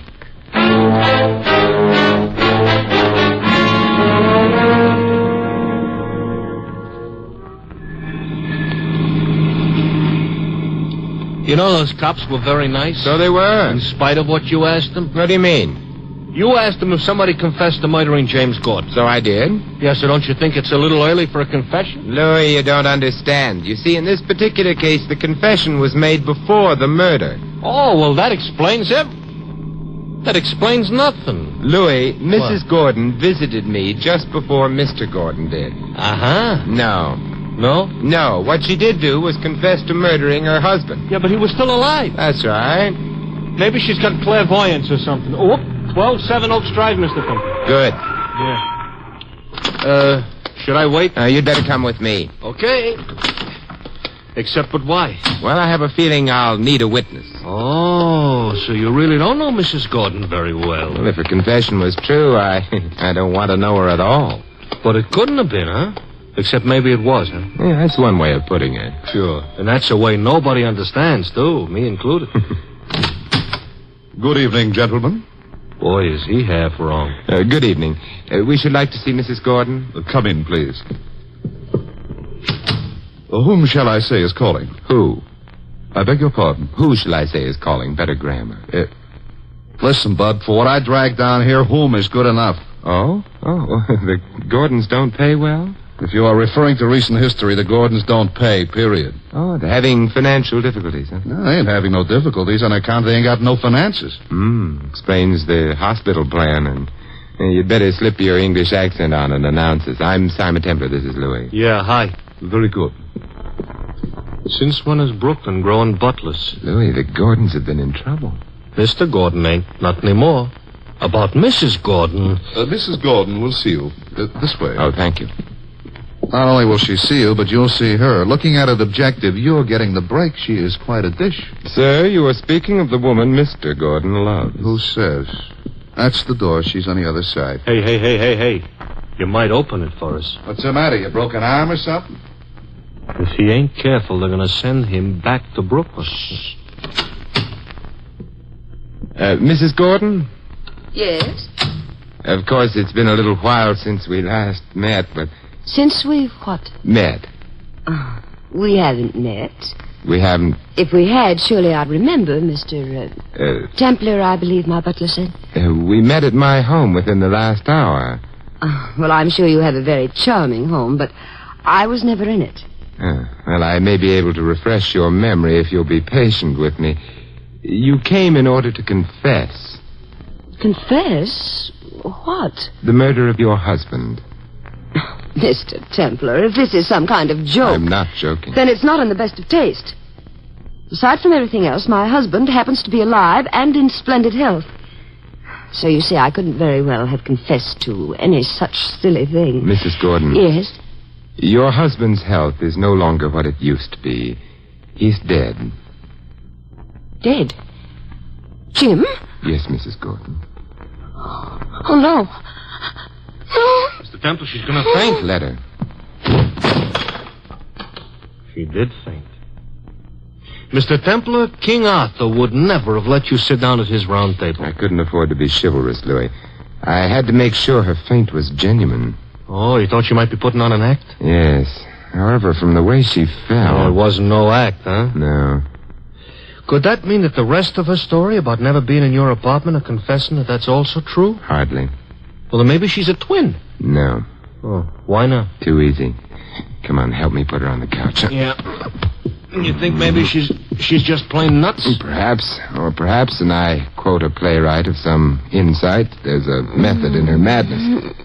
Here she's coming, too. The butler can look after her. Come on along. Louis. Okay.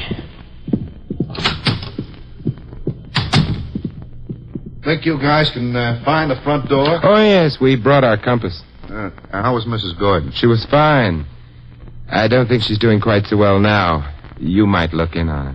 It will be a pleasure. Good night. Good night. Well, that was a nice visit. Of course, our hostess happened to faint, but where are we going now? Maybe we could make somebody else faint. No, your cab, first of all. And then... Yeah? We wait. For what, Santa Claus? Mr. Templar, he was here recently. Not Santa Claus, Louis.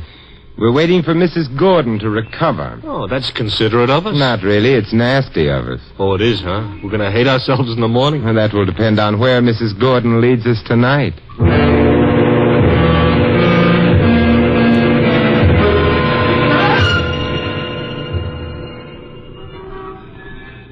Well, she ain't in no hurry. We've been waiting 10 minutes already. I'll give her time, Louis. She had to recover from a faint, make a phone call, dress for the street. Yeah, maybe, but I get nervous. You probably need a tonic. Had a call. Yeah, it reminds me. I had a call up in the Bronx once. Oh. Sorry. A redhead comes out of the house 15 minutes after I start honking the horn. Has me drive her to Grand Central. I ask her why the delay. She says she was very busy murdering her husband, and I laugh like anything. But you know what? She had murdered her husband. That's the last time I'll tell you a story. I was supposed to say that. I'm sorry. Hey, Louis. Oh, yeah, down the block. Mrs. Gordon, huh? Mrs. Gordon. It's a nice car she got. Yeah, give her a chance to get into it. Oh, yeah, I always forget. Well, she's in now. Yeah, wait a minute. Give her time, Louis. She has to straighten her hat, do her lips, put on her gloves, signal for a right turn, and then... Yeah, and then pull away from the curb and then turn left. Right. Come on, let's go, Louis. All right. Hey, Mr. Templar. You think maybe she's leaving for parts unknown like that redhead? I doubt it. It would amount to a second confession, and one that would be believed. Yeah. For a woman who just fainted, she's driving plenty fast. True. You see, Louis, no one dawdles in the shadow of the gallows.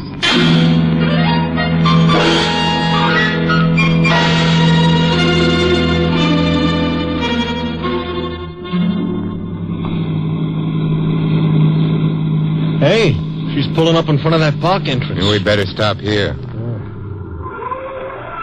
Out, huh? Out. She's heading into the park. We follow her, huh? Yes. Strange. Maybe she's just a nature lover, Mr. Templar. At this hour of the night? Well, as the law says you gotta love nature only in the daytime. It isn't love which brings her here. Careful, Louis, she's stopping. Yeah. Near the lake.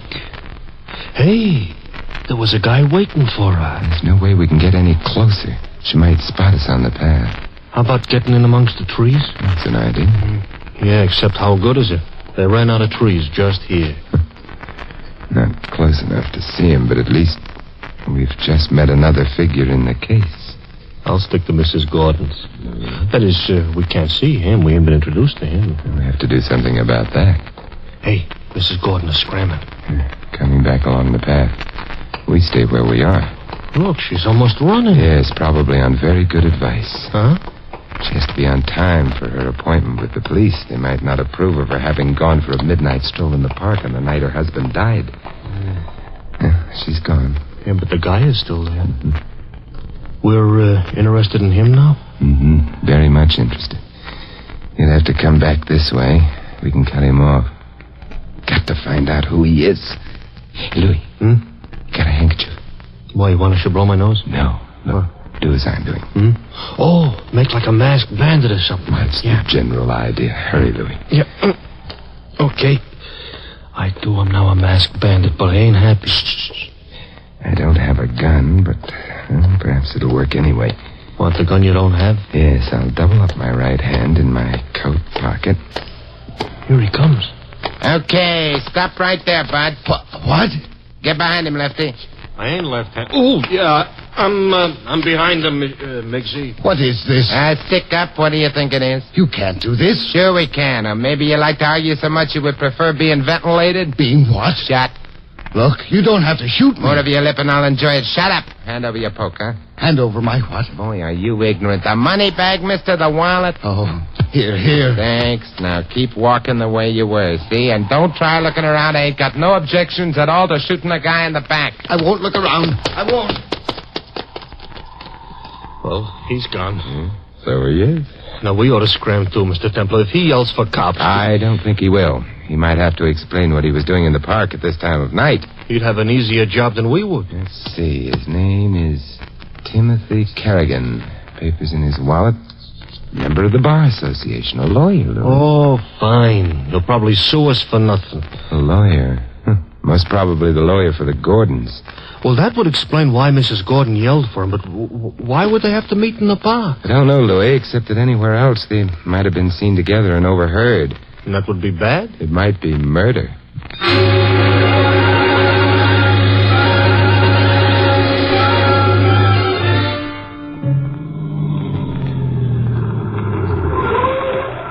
Well, here's your house, Mr. Templar. Yes, Louis. Gonna go to sleep? I imagine so. Nothing to be done tonight, so far as I know. Yeah. Well, anyways, now we got 3 suspects instead of 2. 3? Yeah, Mrs. Gordon, Kerrigan, and the butler. The butler is never guilty, Louis. Hey, how about coming up for a drink?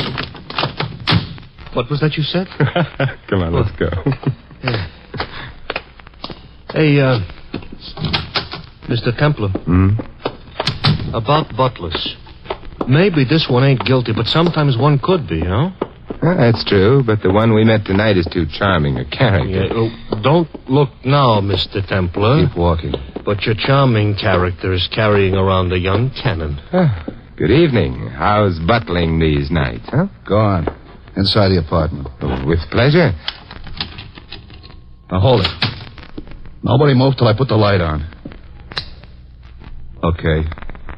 All the way in. Now, sit down, both of you. Courtesy? No, you can't jump me easy sitting down. Intelligence. We, sit. As for you, you're either an idiot or, in love. It's the same thing. I didn't come here to make conversation with you, Templar. Why did you come? To make sure you forgot about Mrs. Gordon's confession. An idiot in love. That's got nothing to do with you. Suppose I refuse to forget Mrs. Gordon's confession. You'll forget it, either by agreeing to or by being dead. You want me to promise to say nothing of the confession to the police? That's right. Well, suppose I do promise, and then you leave, and then suppose I don't keep that promise. No, why do you have to bring that up? I come back. And kill me then? What good would that do, Mrs. Gordon? All right, if what you're getting is that the only way I can be sure is by killing you, then How much was Mr. Gordon's life insured for? $100,000. Wait, how did you know? There had to be a motive for his death. A motive that would place Mrs. Gordon in danger of being considered likely to have murdered her husband. The Gordons had no money. Insurance was the most probable motive in existence. Kerrigan handled the Gordons' finances? Yeah. Mrs. Gordon is in love with Kerrigan, isn't she? No. I think yes. Who cares what you think? All right. Let's find out how innocent Mrs. Gordon is. Look, pull the window shade down, Front window. Pull an armchair over to the window and sit in it. Why? You'll then be silhouetted prettily for the benefit of anyone outside in the street. The drawn shade will make it impossible for you to be identified exactly. Your build is much the same as mine. You will therefore appear to be me to anyone outside.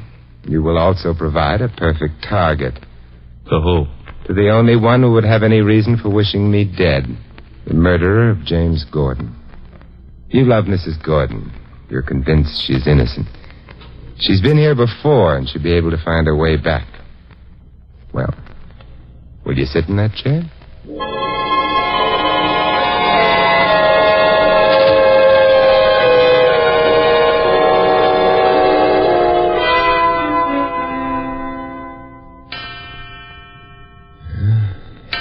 2 a.m. By this time, the police would long have reached Mrs. Gordon. They're probably finished with their preliminary questioning. She could plead sleepiness. They'll have left the Gordon home, allowing 15 minutes to get here. She should be arriving at almost any moment. Shut up. Well, naturally, you're not worried. Perfect target, though you make. Yeah, and besides, Mr. Templar, even if she does shoot him, he'll be killed by the woman he loves. What more could a guy want? I told you to... Yes, you were saying? That car. Yes, I heard it. It doesn't have to be her. But I'm sure it is. High heels. Well, Mr. Butler? I'm getting out of here. He dives very nice. And in time. I wonder, with no ready-made target for her, what will Mrs. Gordon do? You better get in the next room, huh? Yeah. Okay. Oh, Louis. Will you open the door? Oh, I don't mind if you do. I wouldn't like to get shot on your doorstep. It's no way to appreciate your hospitality. I'll get it. Hello, Mrs. Gordon. Oh, you're not alone. No, that's Louis, remember? But better remember inside, All right.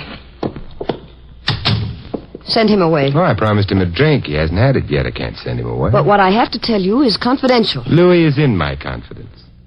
Well, all right. It might turn out more convenient if you're difficult.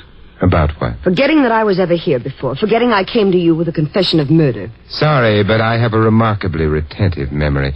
For example, I remember a girl I used to go to school You'd with. better forget her for the moment. Oh, I couldn't. I loved her very deeply. How would you feel about $25,000? I love them very deeply, too. They're being offered to me for a promise to forget? Yes. And if I don't keep it? You'll sign a paper admitting your promise and acceptance of the money. That would make you an accessory. You wouldn't dare change your mind. Hey, she's smarter than me. Be still, Louis. Mrs. Gordon, you're young, you're beautiful, and $25,000 is very attractive. Nevertheless, I shall refuse all of you. Even if... Yes, I wondered how long it would be before you produced that. The revolver you killed your husband with? I didn't.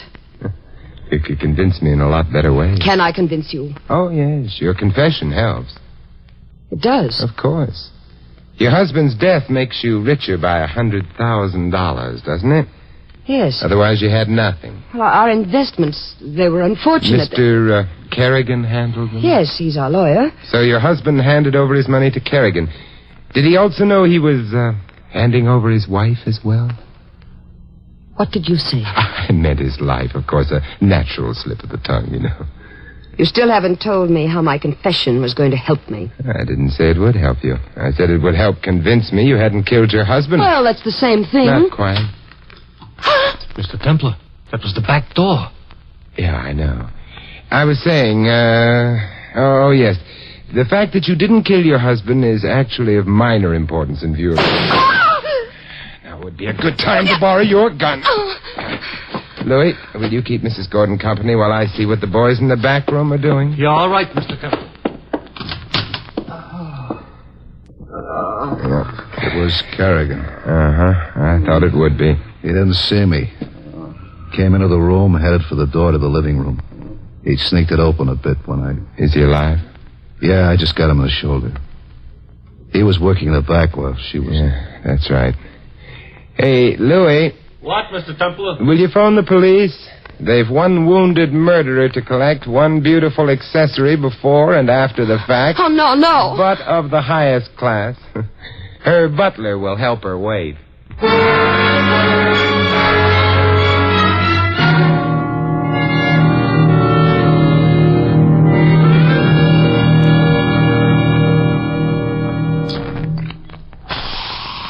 More soda, Louis? No. What are you trying to do, drown me? Here you are, Louis. Oh, thanks a lot. Oh. Hey, Mr. Templar, look. I know Kerrigan shot Mr. Gordon on account of he and Mrs. Gordon were like that. This is a new phrase. It'll catch on, Louis, believe me. Yeah, also because they needed the insurance, though, to live happy ever after on, being the high-class types.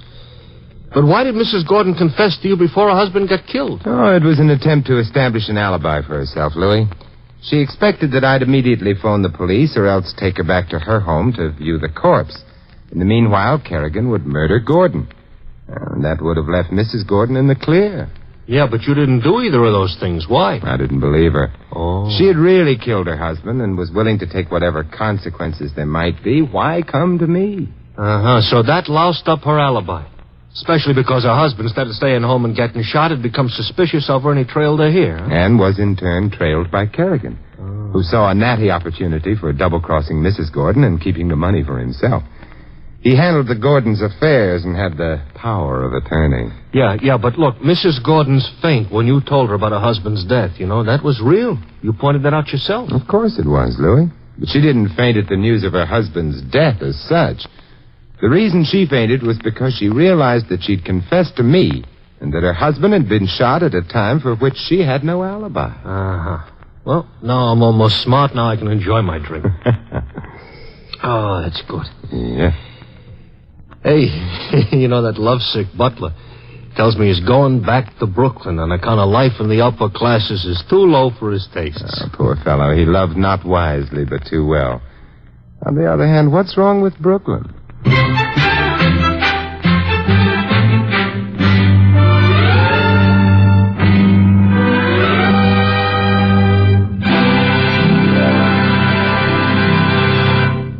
You have been listening to another transcribed adventure of the Saint, the Robin Hood of modern crime. Now, here is our star, Vincent Price. Ladies and gentlemen, in our cast you heard Joan Banks as Claire and Peter Leeds as her husband. Hy Averback was the butler and Jim Nusser, Kerrigan. Larry Dobkin plays Louis. This is Vincent Price inviting you to join us again next week at this same time for another exciting adventure of the Saint. Good night.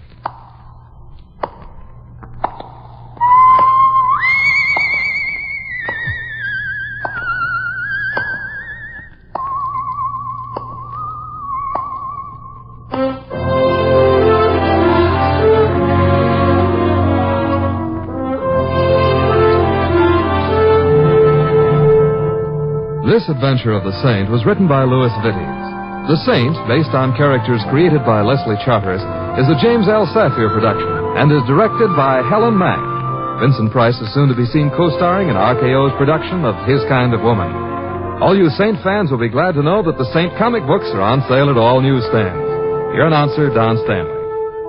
3 chimes mean good times on NBC. Well, it's Sunday again. That means another gala broadcast of NBC's Big Show. This evening, hostess Tallulah Bankhead has a whole flock of guest stars, including Marlene Dietrich. And when the 2 glamour gals, Tallulah and Marlene, get together, look out for flying sparks. For drama this Sunday evening, Theater Guild on the Air presents the 10th story, The Third Man, starring Joseph Cotton and Signe Hasso. Join Tallulah and her Big Show with Marlene Dietrich later on NBC.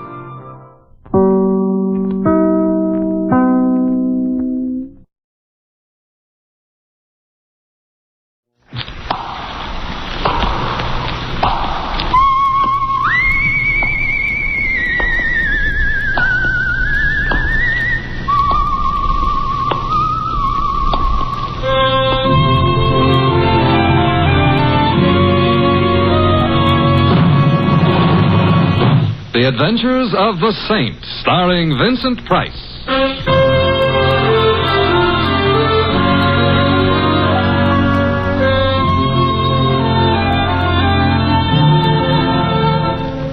The Saint, based on characters created by Leslie Charteris and known to millions from books, magazines, and motion pictures. The Robin Hood of modern crime now comes transcribed to radio, starring Hollywood's brilliant and talented actor Vincent Price as The Saint. Come in.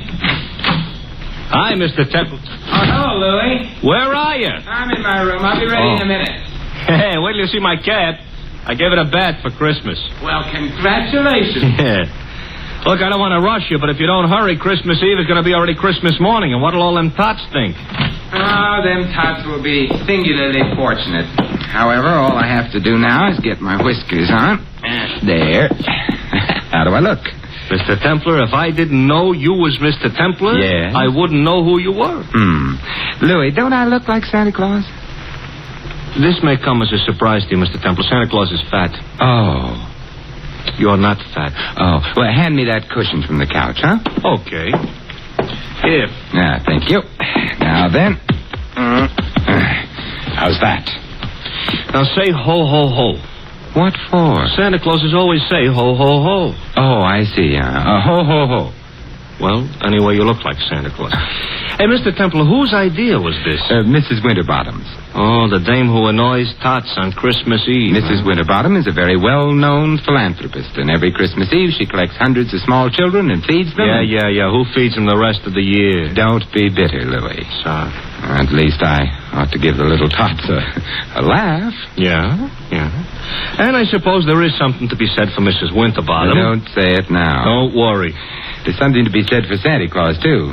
He does go around filling stockings. Yeah, I know, a blonde. Shouldn't say that either, huh? No. Someone at the door. Louis, would you mind? No. It's probably one of them tots. Correction. It's a tot 20 years later. Get in. I'm already in. Back up. I'm backing up. Thanks. Now, reach, gents. Hey, you know, that gun in her hand looks loaded. Now that you mention. Reach. For what? The chandelier. I can't. Why not? No chandelier. Oh, a wise guy, huh? If you're going to shoot me, I insist on knowing your name. Just call me Sally. Sally. And your last name? Never mind that. How would you like to get plugged in the... Bread basket? Where?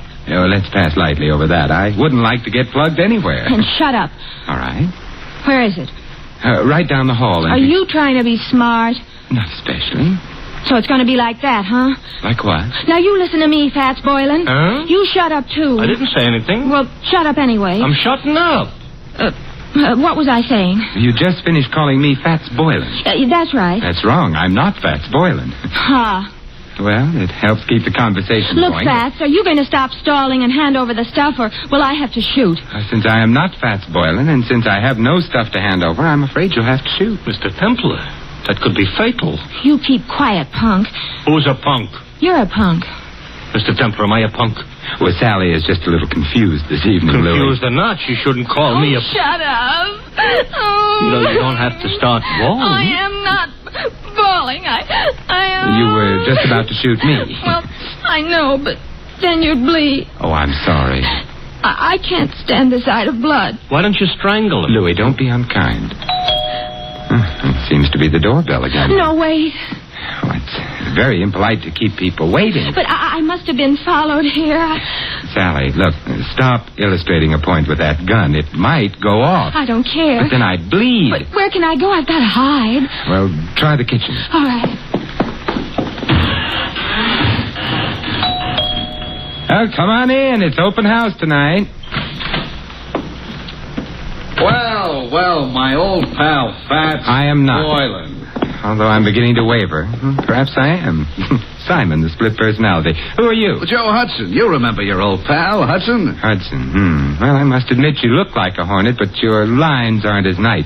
Look, if I'm your old pal, why don't I know you? Oh, that's easy. We never met personally. Well, how else can you meet? Ignore that.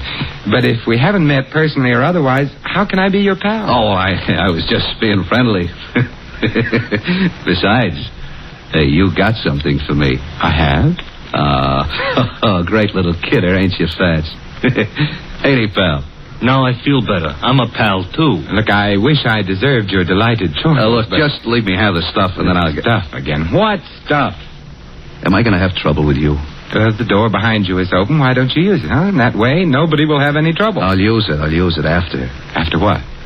Such like that, huh? Ever see one of these before? I'm afraid I'm going to disappoint you, but the answer is yes, I have. Good. And you know how it works. It shoots bullets at guys. Guys who get bullet shot at them have a habit of dying. Really? Well, then perhaps you'd better not shoot that gun at me. I won't. So gimme. So I ain't got. Well, that is you ain't got. Thanks, Louis. Basic, I ain't a patient man. Hand the stuff over, or I don't have any stuff. Or you get shot. I bleed. Who cares? I do. I hoped you might. However... This could be a stall. This could be trouble, so you... You can't shoot him. Why not? It's against the law. I read it in the papers. It's against the law. Yeah, I believe you. Oh, well, so that's okay. Yeah, but I like doing things against the law. Oh, well, you could go to jail. I already been there. Well, for shooting somebody, they'll hang you or something. If somebody told them. Well, I would. You would, huh? I would. So maybe I'd better shoot you first. Well, I wouldn't want to deprive Mr. Templar of the privilege. Well, Fats, it's your last chance. Oh, not that phrase. Also, I still don't know... So it looks like I'm going to break a law. Hey, who did that? You did, you dope. I did not. This here's a plan. But you won't get away with it. Goodbye, Mr. Hudson. Mr. Templar, who made with the artillery? It must have been Sally. She's in the kitchen. She can stay there. She saved our lives, Louis. Yeah, but maybe by now she's found out she likes to shoot guns. Let's hope not. Hello. It was nice of you to frighten Mr. Hudson off. I did? You did. I didn't hit anybody? No. Oh, I'm so glad. Hey, I've got her. She's out cold. Come on, up. Put her on the couch. Yeah. Come on. Up. It's a little late, but somebody ought to mention she is not a bad-looking dish. You've mentioned it. Looking for smelling salts in her bag? No. Identification. Here's a driver's license. Her name is Sally Walters. Address 49 Arden Drive. Social Security card. She's the secretary. That's what I need. Take it back. She's coming too. Better put the bag back. Yeah, but keep the gun, though. There's still some bullets in it. No. We don't want her to know we went through her bag. We're ashamed of ourselves? We're going to pay her a visit. She ain't home. But she will be after she leaves here, and then perhaps we can find out what keeps the home fires burning.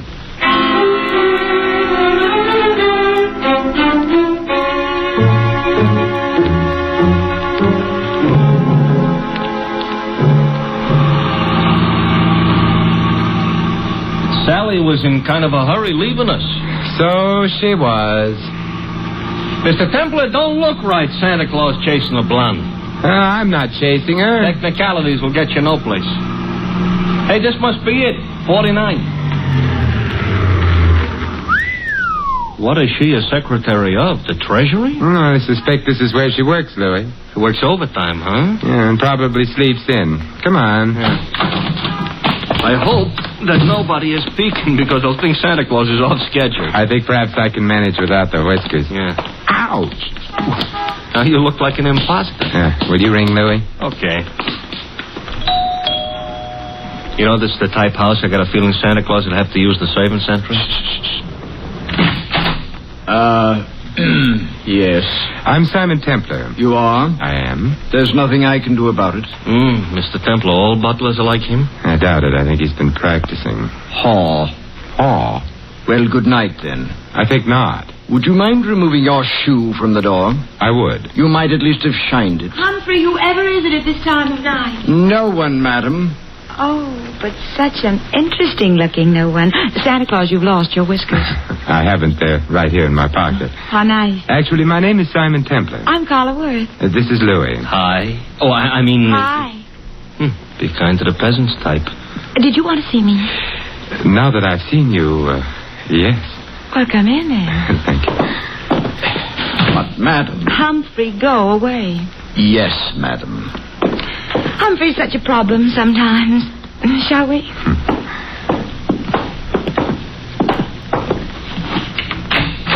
Nice? Yeah.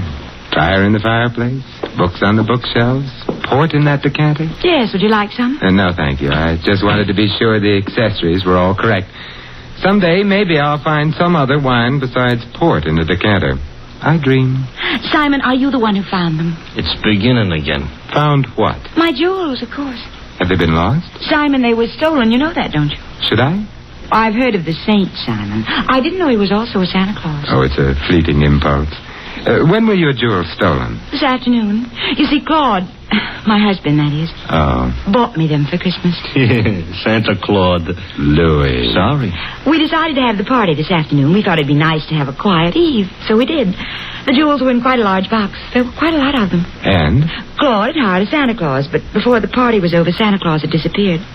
So had the jewels. Well, there must have been some precautions. Oh, there were several detectives. But the Santa Claus said he was going out to get some air while the party was on. He never came back.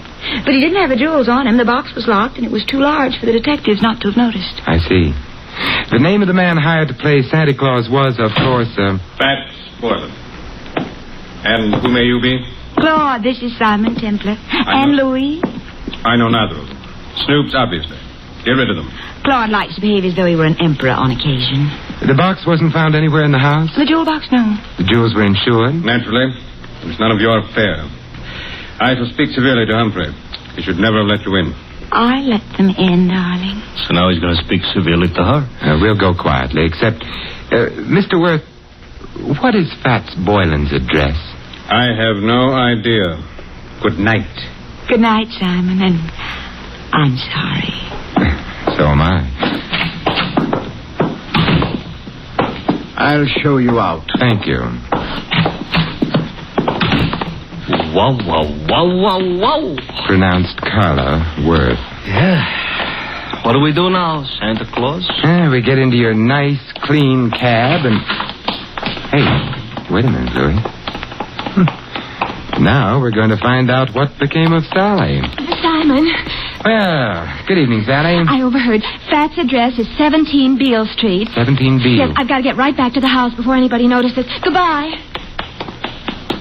An awful short visit. But long enough. Now we're going to visit Mr. Boylan? I think so. I hope he ain't so handy with a gun as the rest of these characters. He may be, he may not be. Now I'm all cheered up. But there's one thing I'm sure he isn't. What's that? Fat.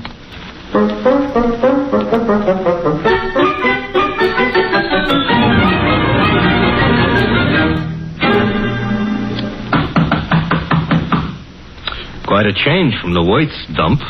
Now this is a dump. Yeah, and Mr. Boylan would seem to be shy. Mr. Templar, you said something about the one thing he wouldn't be was fat. Why, because he was called Fats? Not exactly. Louis, I'm worried. Hey, the door was open. Yes. Maybe that means our bird has flown? Maybe. Come on, let's go in. Okay. I ain't usually so poetical, but the light's on. Yes. And the room looks funny. Looks like a hurricane came to stay for dinner. And remained for 6 months. Somebody was looking for a jewel box? And someone obviously didn't find it. The extent of the search indicates that. Nothing was left untouched. It's a funny smell in this room, you know. A couple of funny smells. Yeah. One's perfume and the other... Gunpowder. Huh? Gunpowder. That's why I ain't been looking behind any pieces of furniture. It really wasn't very far to look, Louis. Huh? He's behind the daybed. Fats? Fats, Louis. He ain't doing so good? He's dead. And Louis... Yeah? He wasn't fat.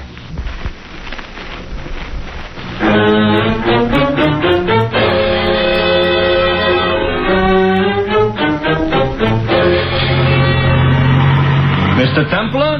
Yes, Louis? We're being followed. Since we got out of Boylan's place. That's interesting.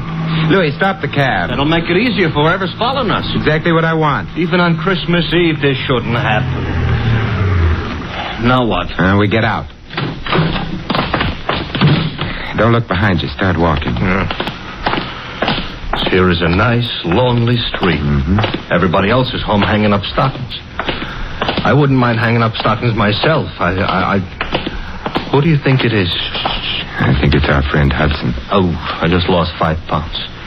You mean the guy that was chasing Sally, who was all ready to shoot us until she made the explosion? Neat reminder. Oh, you think he wants our money or our life? Possibly. What kind of an answer is that? In here, quickly. Here. Mr. Templar, this here alley is full of garbage cans. It's also dark. You don't have to see garbage cans to know they're around. Hudson? Yes. Good evening, Hudson. What? Don't turn around. I've got a gun on you. Hey, I don't like it. Louis, take Mr. Hudson's gun away from him. Okay. Got it. Mr. Templar. Good. Aim it at him. Hey, now, wait a minute. You can't shoot me with my own gun. Why not? That ain't tactful. What other gun could I shoot you with? Your own. Hey, you mean you ain't got a...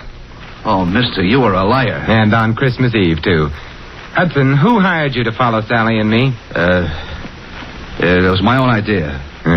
Louis, Mr. Hudson isn't being friendly. He ain't, huh? He ain't. Therefore... Hey, now, don't lose your heads, fellas. We've lost patience with him, Louis. We have? Shoot him, Louis. He's beginning to bore me. He's beginning to... I should shoot him? Yes. Fatal? Fatal. Okay. Except I don't know what my wife and 6 kids are going to say. You haven't got a wife and 6 kids. No, wait a minute, please.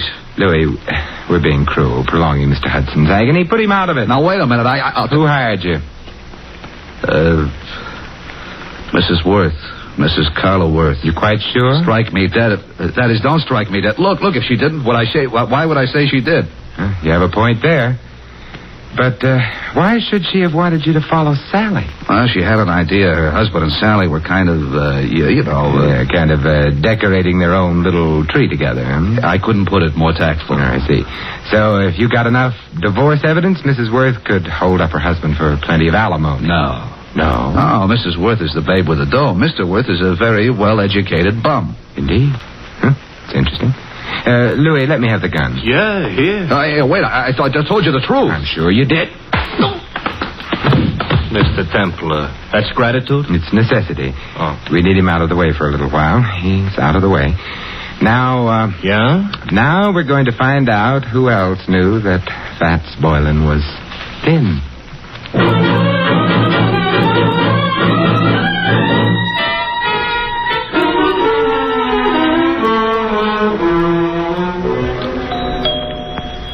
You know, if we visited often enough, I might even get accustomed to this joint. You might also start confusing yourself with Grant. Good evening, Humphrey. I'm sorry the family retired for the night. Well, it is late, I know. I wish to retire myself. Why, Humphrey, you don't look 65. Good night, sir. Aren't you going to ask us in? No. Why, Humphrey, I thought you and I were going to sing Christmas carols together. Let go of me.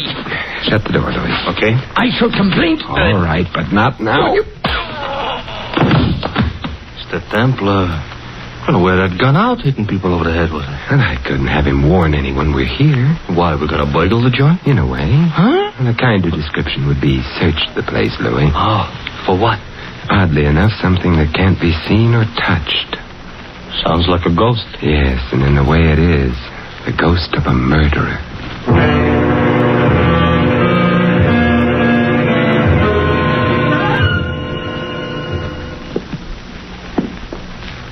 It's the night before Christmas, all right, but a creature is stirring. A couple of creatures, us. Yeah, we've covered all the rooms on the other landing. Therefore, the bedroom should be here. And therefore, this should be someone's bedroom. Let's go in. We're sleeping? Now, if I can open the door softly enough and look in. Moonlight through the window. Yes. The dressing room. Door beyond would be the bedroom proper. Proper is not a word we're in any position to throw around. We'll have to go in to the dressing room. Come on, Louis. Okay. Wait a minute, Louis. Inhale. Mr. Templar, I don't usually take breathing exercises in the middle of the night. Louis. All right. I'm inhaling. Well? Perfume. Familiar? I could learn to love it, but no. Well, then out we go. You didn't care for that perfume. It didn't tell me anything. What do you want perfume should tell you? Who killed Fats Boylan?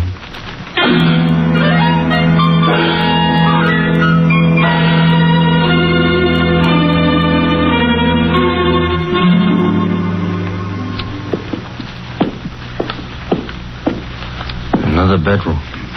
We go in? Naturally. For a bachelor, that ain't the word you should have used. I'm beginning to get worried about this. Supposing somebody screamed. Pull yourself together, Louis. Okay. After all, like the poet says, strong heart never won fair maiden. You mean faint heart. All right, so for dinner I'll eat dog food. Now. Another dressing room. Well? Hey, Mr. Templar. Yes. The same perfume we noticed. Uh-oh. Don't be frightened. Why, Simon, what are you doing in here? Louis and I have been testing perfumes. It's the middle of the night. You're waking me. I'm sorry. I'm even sorrier about something else.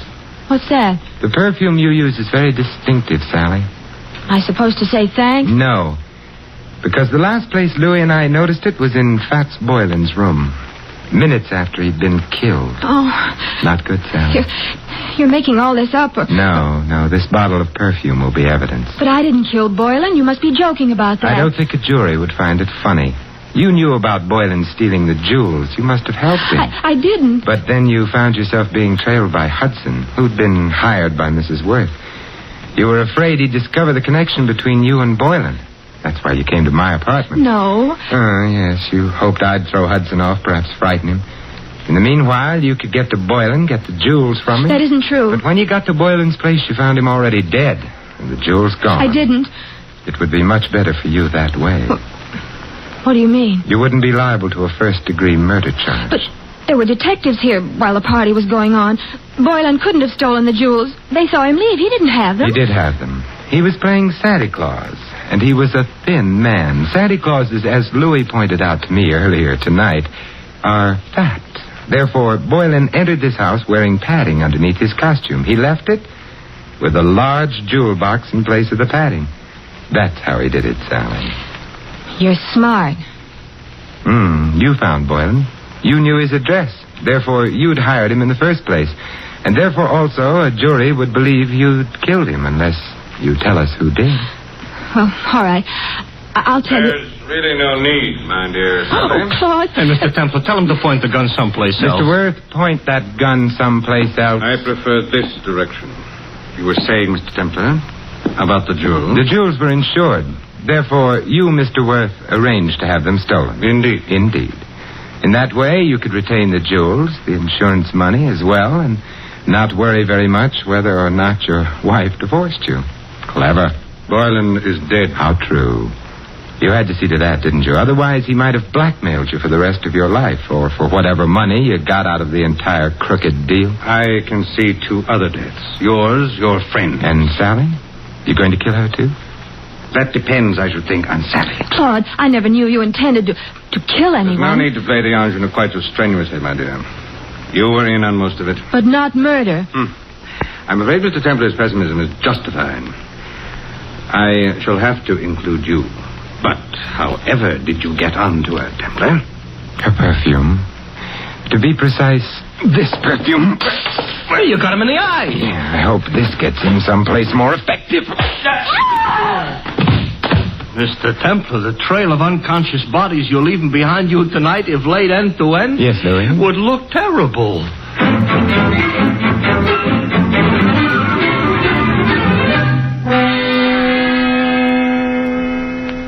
Simon. Yes, Carla? You've been very sweet.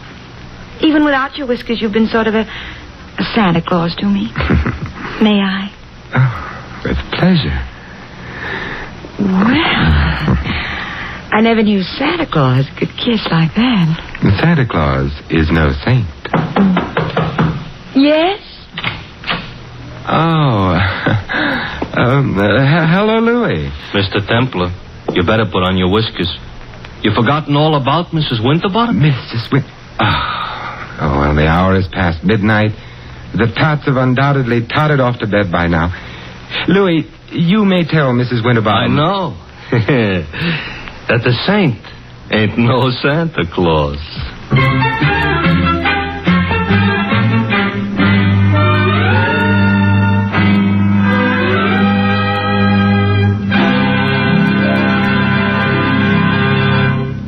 You have been listening to another transcribed adventure of The Saint, the Robin Hood of modern crime. Now, here is our star, Vincent Price. Ladies and gentlemen, all of us who live in the United States are aware of the spiritual values of American life, our factories and machines and luxuries. But there is another side to American life, a side made up of spiritual values. Our country was founded upon faith in God. In the Declaration of Independence, it states that men were endowed by their Creator with certain inalienable rights. Thus, religious faith is part of the very foundation of American democracy, and one of our most precious national heritages is freedom of worship. By exercising this freedom, you and your families can enjoy the spiritual pleasures that come with church or synagogue attendance. Moreover, your religious leaders stand ready to give you their help, whether you need personal or family guidance. And if you suffer the loneliness natural to a newcomer to this country, the churches of your faith will welcome you. We all know that without spiritual values, the other advantages of American life have little meaning. Without faith, the family and the community become unstable. Without faith, the individual denies himself the peace and guidance of religion. The doors of your churches and synagogues are open to you. The freedom to worship as you please is yours. And so America's religious organizations invite you to find yourself through faith and to come to church this week. And may I wish you all a wonderful Christmas, and for the world, peace in all the years to come. This is Vincent Price inviting you to join us again next week at this same time for another exciting adventure of the Saint. Good night.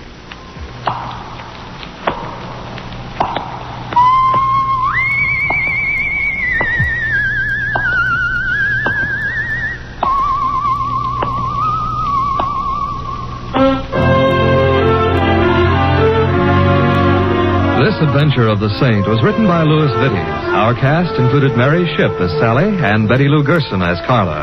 Hy Averback was Hudson, Ted Osborne, Claude.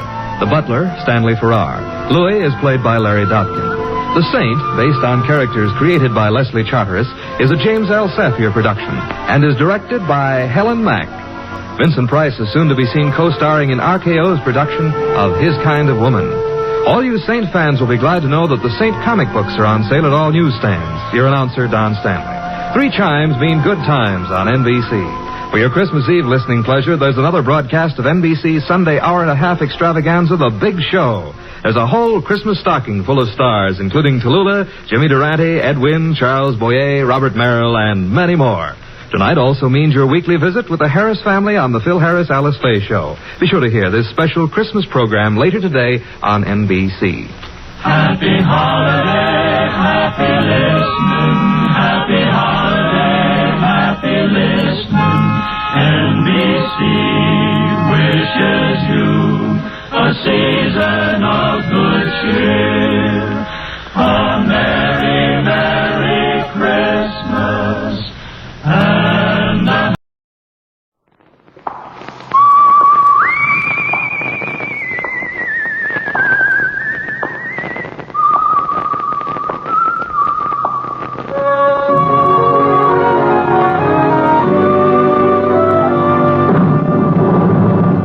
The Adventures of the Saint, starring Vincent Price.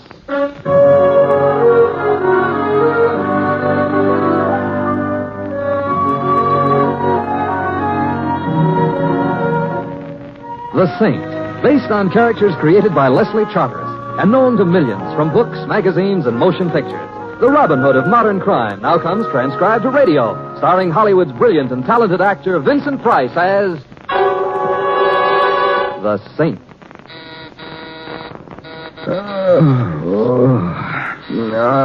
All right, I'm coming. Wait until I put my head on, can't you? You? Well, this is an unexpected displeasure. I gotta talk to you, Saint, quick. Let me in. All right, Blanco. But I'm surprised at you. 4 o'clock in the morning is no time for a man in your profession to pay social calls. Like I say, I gotta talk, and you gotta listen. I'm listening. They've got a job gonna be pulled tomorrow. Today, I mean. It's a big deal, Saint. Big deal. Oh, I'm glad. I'd hate to think you'd retired from crime, Blanco. It would throw so many deserving policemen out of work. It's a dirty deal. Filthy. Sounds like something right up your alley. Not this kind of thing, Saint. This is one line I draw. And it's a straight line, you hear? Yes, I hear. Before I know what the score is, before I know who they're going to use it on, I rig it. The best job of its kind I ever do. It's going to work. And he ain't going to leave a trace. Yeah, I should never have had that spumoni right after a lobster dinner. Blanco, do you think if I get up and take some bicarb, you and the rest of this dream will go away? Listen to me. I can't go to the cops. You're the only one. You gotta stop it, Saint. You gotta. I gotta? Yeah, you gotta. And you only got till noon. Blanco, at the rate you're painting this picture, it's going to be at least noon before I know what it's all about. It's about murder. Oh, well, let's get down to personalities. Who is going to be murdered by whom? Why and how? Let's have the name of the potential victim as an appetizer, huh? We'll get down to the main course later. That calls for a kind of complicated answer. It was kind of a complicated question.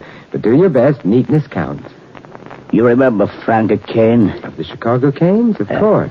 Who could ever forget the inventor of the game of encase your friends in a barrel of cement and dump them in the river? You'll remember. Yeah, I also remember that when the federal men were just about to catch up with him in Central America a few years ago, he was discourteous enough to die a natural death. Yeah. Somebody died in Central America 3 years ago. Not Frank Kane? There are places where a buck here and a buck there can get any moniker you want on a death certificate. And Kane had plenty of bucks. And getting the corpse to planting that same moniker is easy. So Frank Kane's still alive? Yeah, he's alive. But that ain't all. He used to... Wait. You hear something? What sort of something? Someone moved in the hall. Now pour yourself some brandy and try and get your nerves back into waltz time, eh, Blanco? Now, look, what about Frank Kane? You sure you didn't hear something? Hey, the lights. Oh, turn off the... Down, get down. Blanco. Talk later. What about me? The girl. Don't let them kill her. Who, Blanco? Who? She on way to party. The car saint. The car. Don't let it.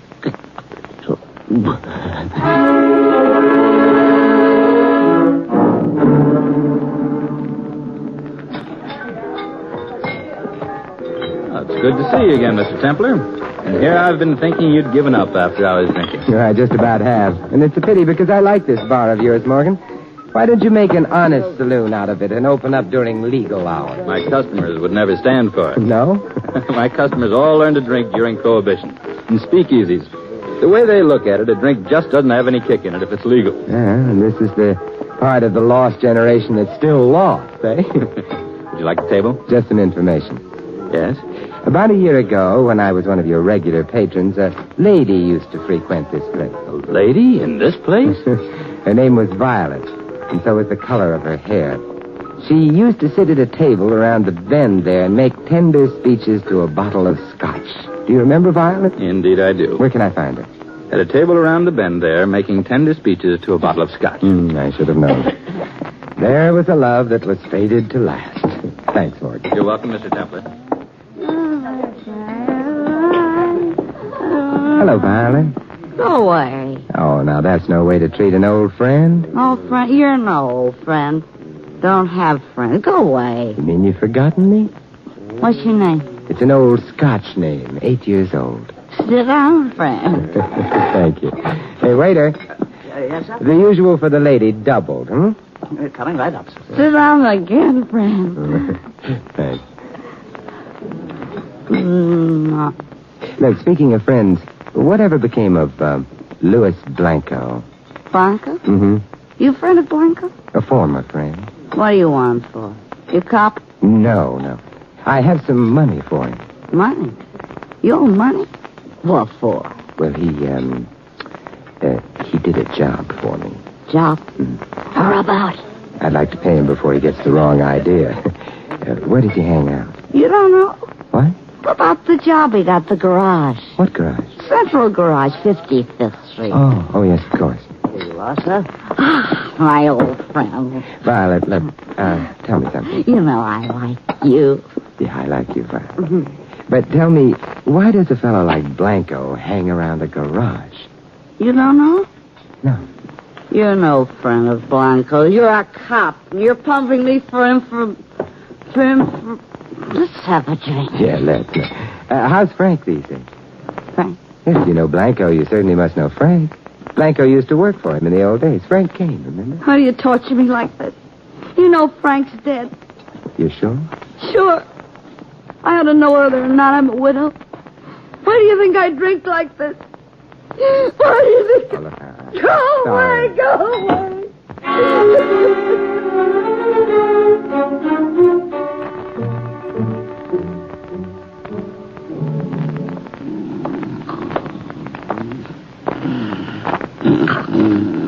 Wake up. Hey, come on, wake up. Guess I fell asleep.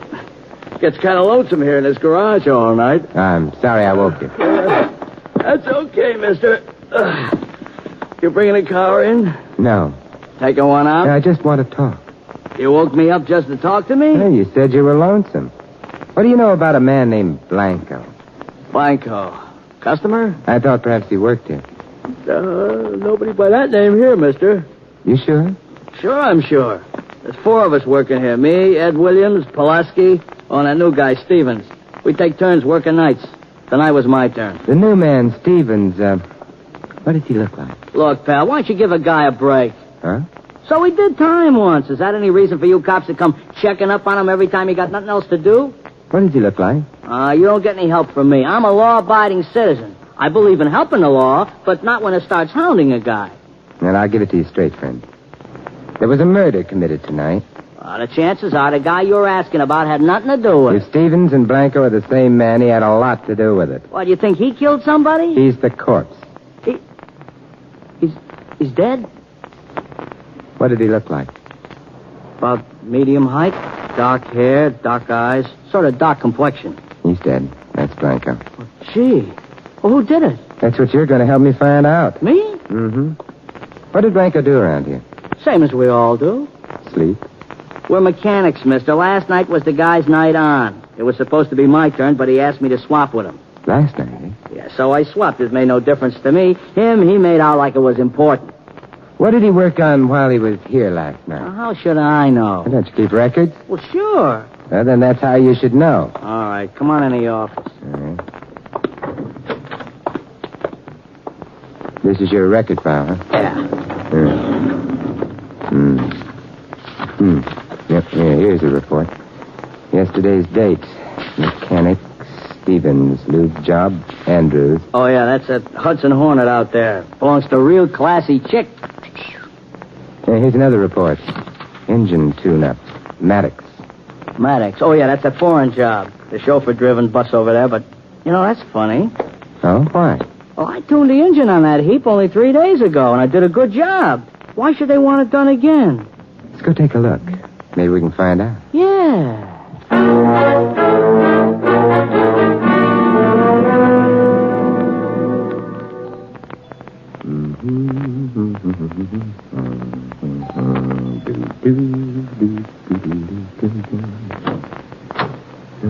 Yes? My name is Templar. I'd like to see Miss Maddox, please. Miss Maddox? Mm-hmm. Miss Virginia Maddox? Yes, please. Forgive me for being inquisitive, sir, but it isn't quite 8 o'clock yet. A little early for a social call. Are you acquainted with Miss Maddox? We went to school together. You did? Who is it, Carson? There's a gentleman calling on Miss Maddox. What's that? Calling on Miss... You wish to see Miss Maddox? Yes, but I didn't realize I'd create this much of a sensation. I must remember to include I'd like to see Miss Maddox in my repertoire of startling things to say. Well, I'm Mrs. Anders. I'm in charge of this household.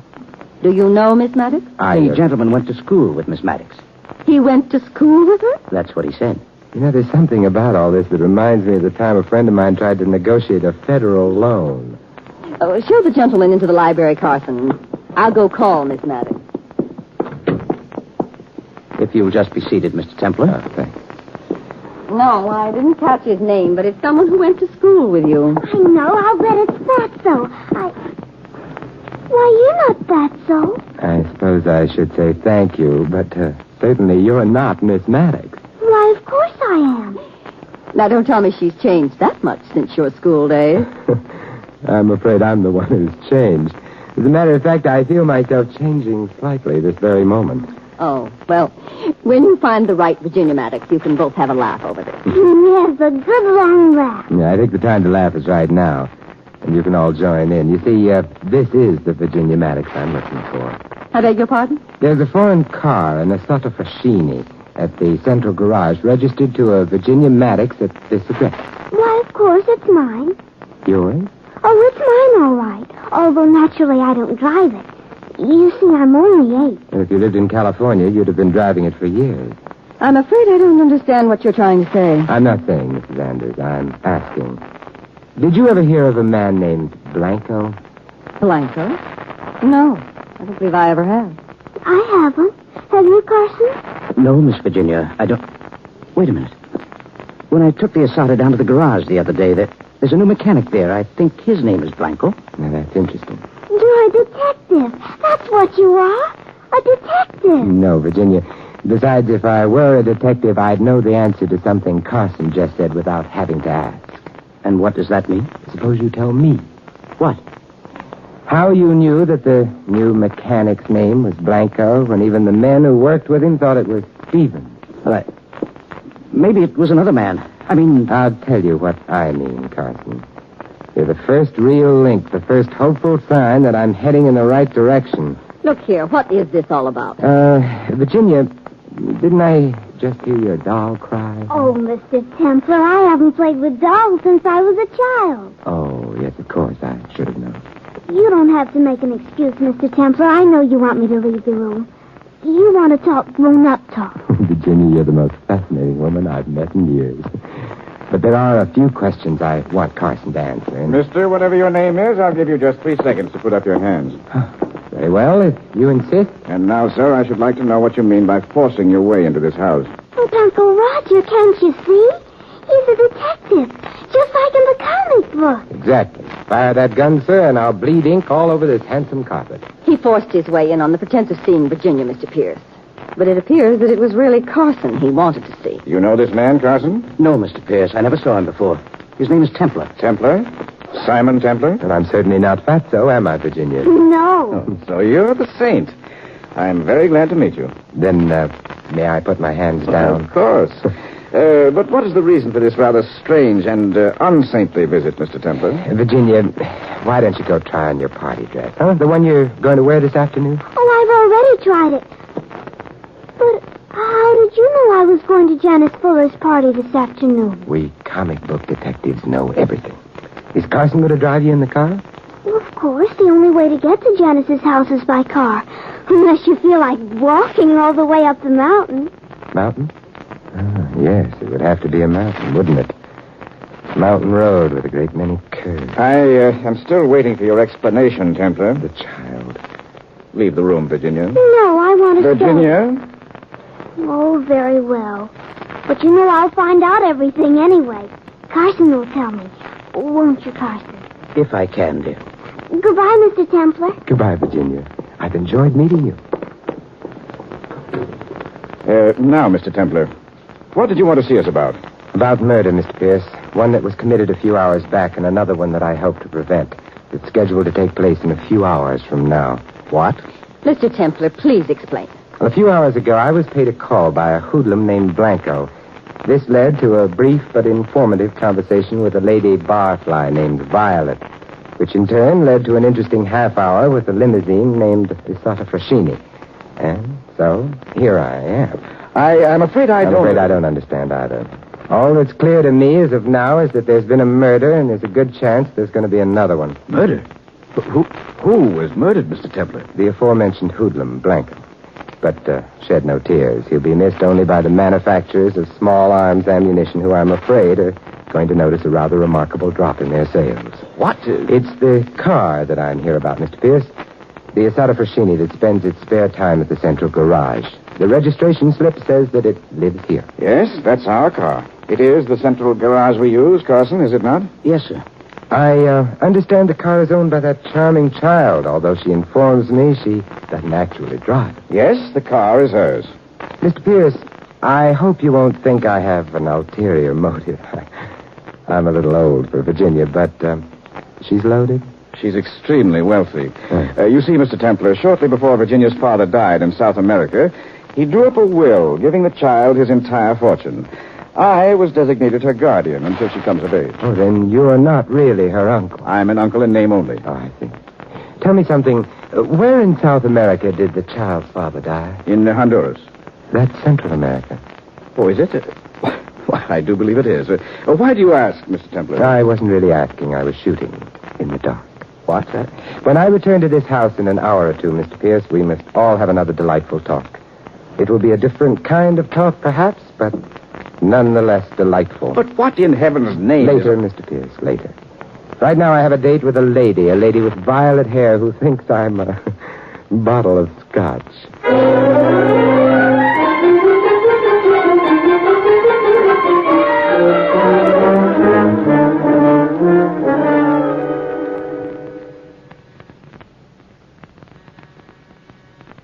Yes, who is it? Package? Package. I didn't order any. Package from what? What is this? Hello, Violet. I'd like to have a talk with you. A talk. Say, look here, I don't know who you are, but... If you let me in, I'll... No, Come on. What do you mean by forcing your way in here? Argument, while always stimulating, takes time, and I don't have much time. What's this all about? Blanco's dead. Blanco. What's that to me, Cowper? I'm not the police. My name is Simon Templar. The Saint? And you're Violet Kane, Frank Kane's wife. Widow. Yeah, that's another argument we're not going to have time for. You're nuts. If Frank were alive, I'd know it. Drink? No, thanks. There, that's better. All right, we can talk now. What's Blanco's murder got to do with me? You're next on the list. Hey, you dropped your glass. What do you mean by that crack? There's nobody... I don't feel so good. May I help you? No, What? Who'd want to kill me?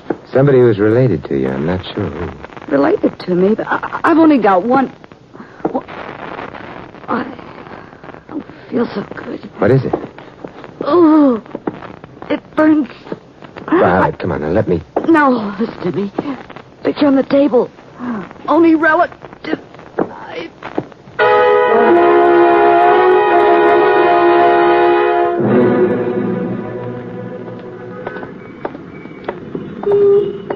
Hello there, Morgan. Oh, right, Mr. Templar. What brings you out in the cream of the day? I'd imagine a man who runs an after-hours saloon would naturally indulge in after-hours sleep. Well, as a matter of fact, I was just about to go home, on my way to pick up my car. Not by any chance at the central garage? Oh, yes, how'd you know? Deduction. That's incredible. Not too incredible. It's easy enough to deduce that a man would keep his car in a garage that he happens to be the owner of. Oh, so you know that, too. There isn't very much you miss, is there, Mr. Templar? Murder has a way of sharpening one's senses. Murder? Man named Blanco. Should we go into the garage? Right behind you.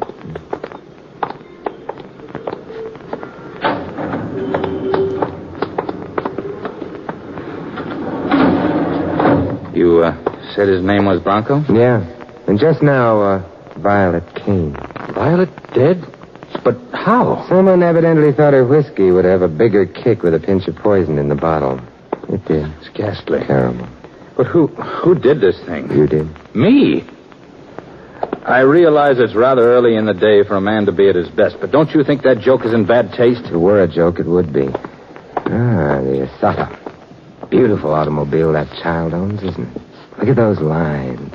So sleek, so graceful. Get in, Morgan. Get in. It's a perfect morning for a drive. I don't think anyone would mind if we took her out. You see, I'm rather friendly with the owner. She likes me. To her, I'm a character straight out of her favorite comic book. Get in, Morgan. No, thanks. Why not? We'll take her climbing. I'd like to see what she'll do on a mountain road. Road with a couple of hairpin curves. Come on. No, some other time, Saint. Won't be another time. Or didn't you see the beautiful job Blanco did on the tie rod? No.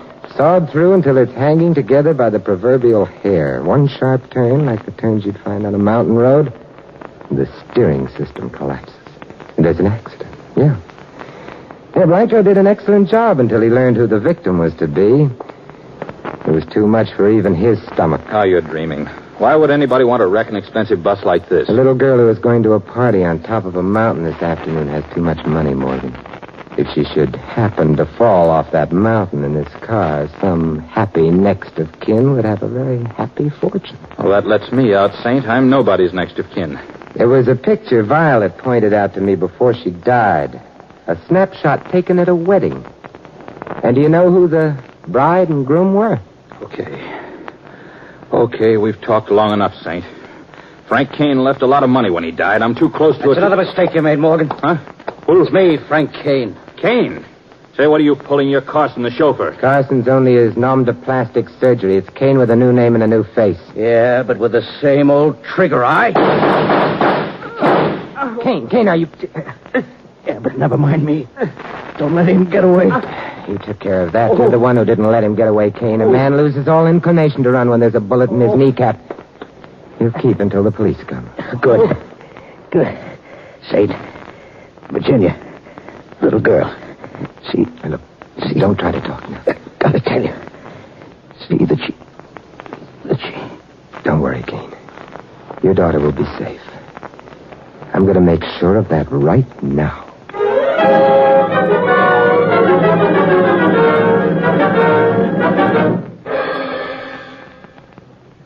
It's beyond belief, Mr. Templar. What sort of fiend could even dream of harming that child? It was a team of fiends, Mr. Pierce.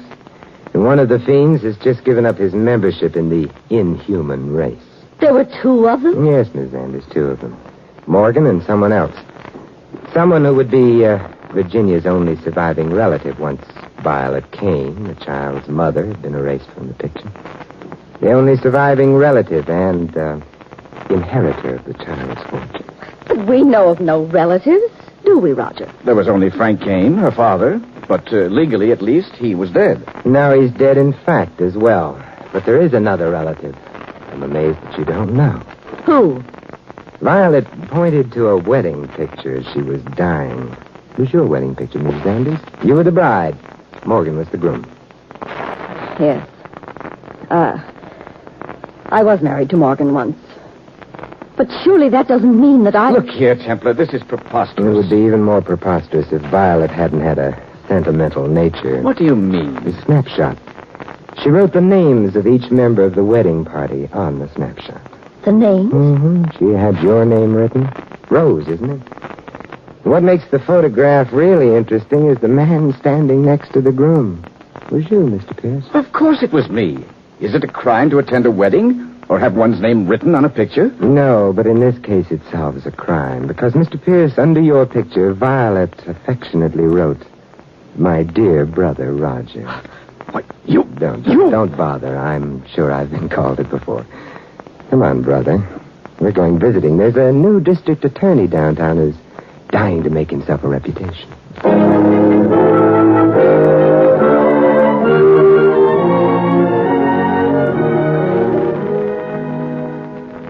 Virginia, I've brought you a present. Oh, Mr. Templar, you shouldn't have. But I'm so glad you did. Well, go on, open it.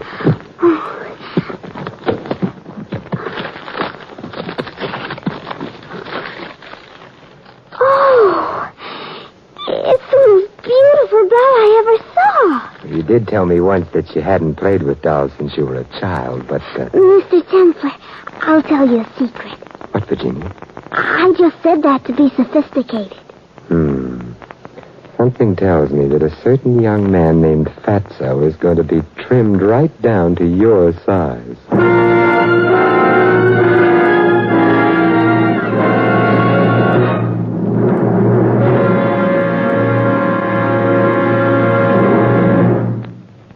You have been listening to another transcribed adventure of the Saint, the Robin Hood of modern crime. And now, here is our star, Vincent Price. Ladies and gentlemen, in tonight's cast you heard Maggie Morley as Violet and Anne Whitfield as Little Virginia. Edmund McDonald played Blanco, Jack Moyles, Carson. Ted Von Eltz was Roger, Irene Tedrow, Mrs. Anders. Morgan was played by Barney Phillips, and the Garage Man by Jerry Hausner. This is Vincent Price inviting you to join us again next week at this same time for another exciting adventure of the Saint. Good night.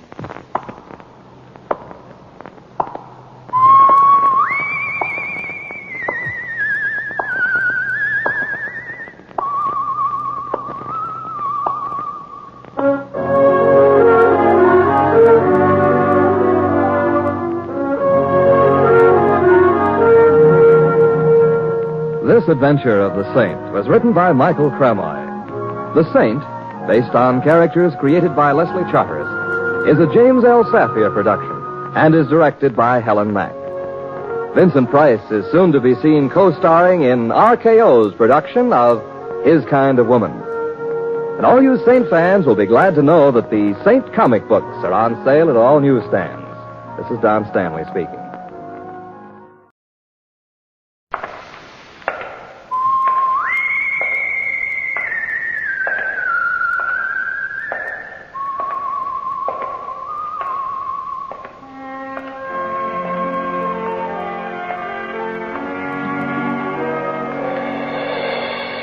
The Adventures of the Saint, starring Vincent Price.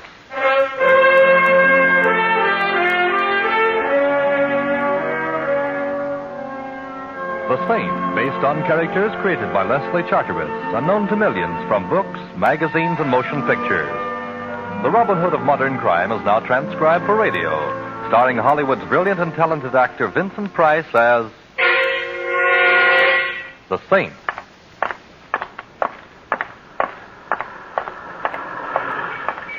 Help! Come on. No. Hey, what's going on here? This is my car here. No. Stop it. Hey, cut it out. Stop it. What's the idea? Now let that man alone. Look, you keep out of this, buddy, or I'll... Well, it ain't the Saint. It's euphonic, but slightly ungrammatical, Mac. Now, what's the disturbance? They drew up alongside of my car. Him and the other fella. They said, get out. We're taking your car. Why, Mac wouldn't do a thing like that, now would you, Mac? Nah, of course not. The old man's nuts. What Mac would do if he coveted his neighbor's jalopy is slug him with a piece of lead pipe and drive off.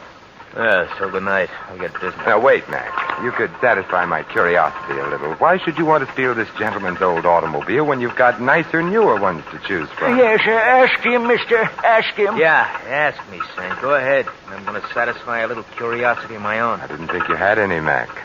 What shape does it take? I always wondered how you'd look dead. Good night, all. Good night, Mac. Be seeing you? You let him go? Yes, he convinced me that I should for now. There's nothing like a 32 in the pocket of a known thug for winning an argument. Did you say there was another fellow with him? Yes. Run off when he heard you coming. It was the same fella tried to buy my car yesterday. Someone tried to buy this car? Oh, sure. This fella tried to buy it. And there was a woman made an offer, too. You mean you actually refused? I ain't selling until I find out why they want to buy it so bad. This fellow who tried to buy the car, do you know his name? No, he looked like a gentleman until... Until you found him consorting with felonious intent with our just-departed friend, eh? Tell me, was he well-dressed, an annoying little mustache placed just over the sneer he wears for a mouth? Well, yes. Say, how did you... That's easy. Our friend Mac does piecework for him. Fancy Dan Turner is his current alias. But I see you don't keep up with such things. You're going to tell the police? Later, perhaps, when there's something to tell them. Right now, I've got a great thirst that needs quenching. A thirst for knowledge. Huh? Yeah, what's your name and where do you live? Collins. 302 East 8th Street. Mm-hmm. Now, put your car in cold storage, old-timer, and take care of yourself. Something tells me this is Rat's night out.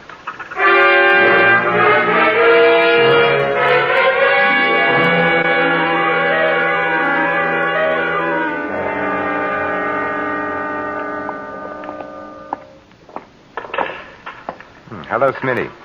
Back making book, I see. You got the wrong joint, Saint. Take a look around. I run a pool room. You interested in a horse? No, a man. Well, like I said, Saint, you got the wrong joint. His name's Mac. He hangs out here. Now, where is he? In the back room? I'm the three monkeys, Saint. Deaf, dumb, and blind.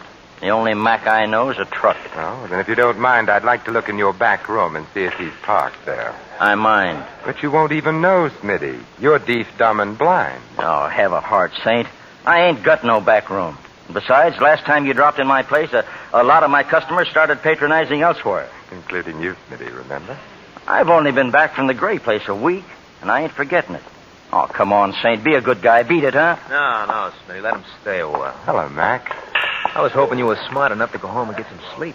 How could I sleep with you out roaming the streets, Mac? You know how I worry. Yeah, too much. What does he want, Saint? You. Why, Saint? I want to talk with Fancy Dan Turner. What about? Now, let's not be coy, Mac. It doesn't become you. I want to ask Turner why he's trying to steal a jalopy from an old man. Well, what do you know? I got a surprise for you, Saint. I'll take it to him.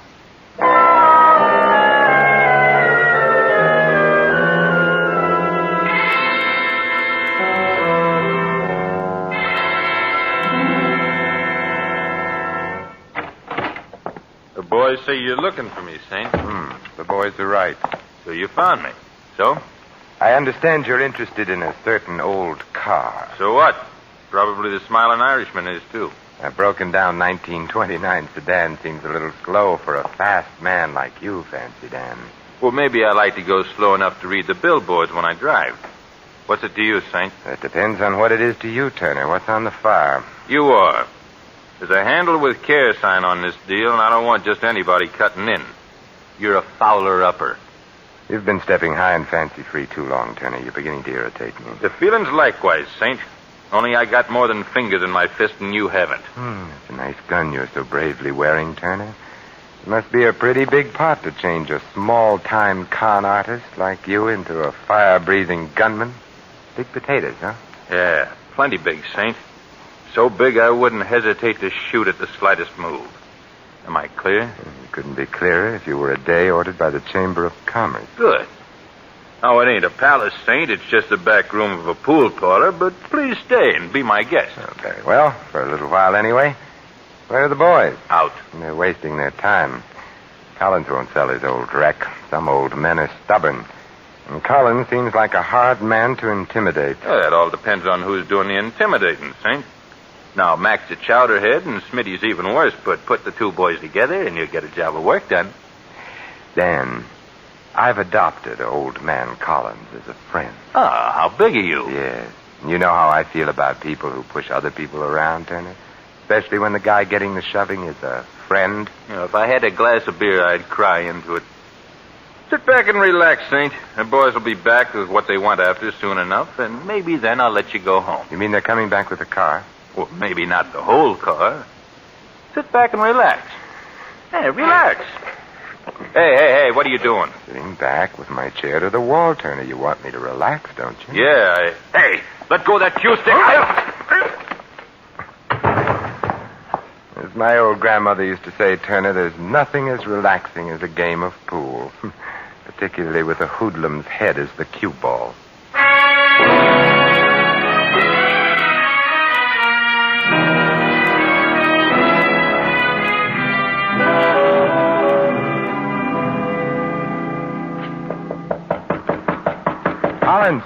Collins, open up. You wouldn't be from the police now, would you? No, I'm no more a policeman than you are, old man Collins. Come in and be welcome, then. Where's Collins? The old man? He's here. Where? Behind the sofa. But if you're of a mind to look at him, make us a quick look. Dead? Very. How? Every way. Beaten, stabbed, and tortured. Maybe even shot, for all I know. Yes, and for all I know, maybe you've got a gun with an empty chamber, for all I know. Bless me, no. Me business doesn't allow it.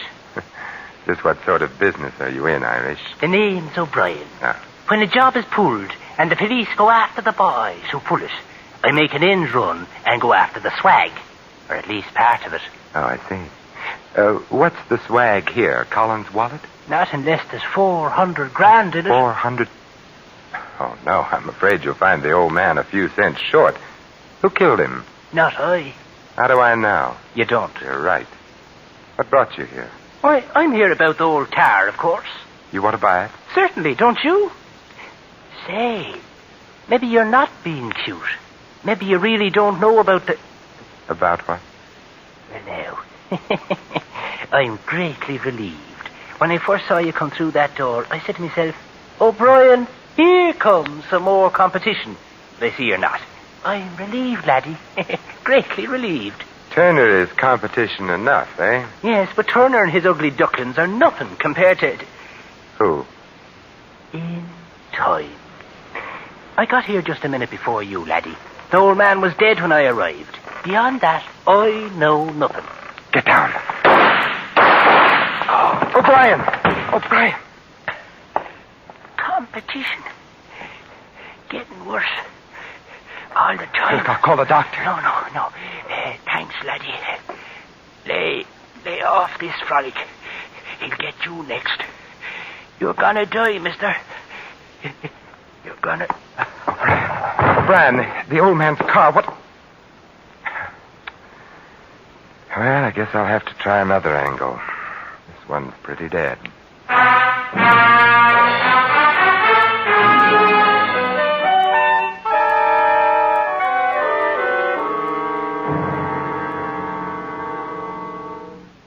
I awakened Mr. Ritchie as you requested, Mr. Templar. He'll be right down. Oh, thank you. I hope the fire isn't too serious, Well, sir. it's serious enough to awaken Mr. Ritchie. Oh, here he is now, sir. Well, which plant is the fire in? Who's responsible? How big is the damage? Oh, the fire isn't in any plant, Mr. Ritchie. What's that? Then where? It's inside of me. I'm burning up, and I need your help. How dare you sneak your way in here 3 o'clock in the morning by telling me there's a fire?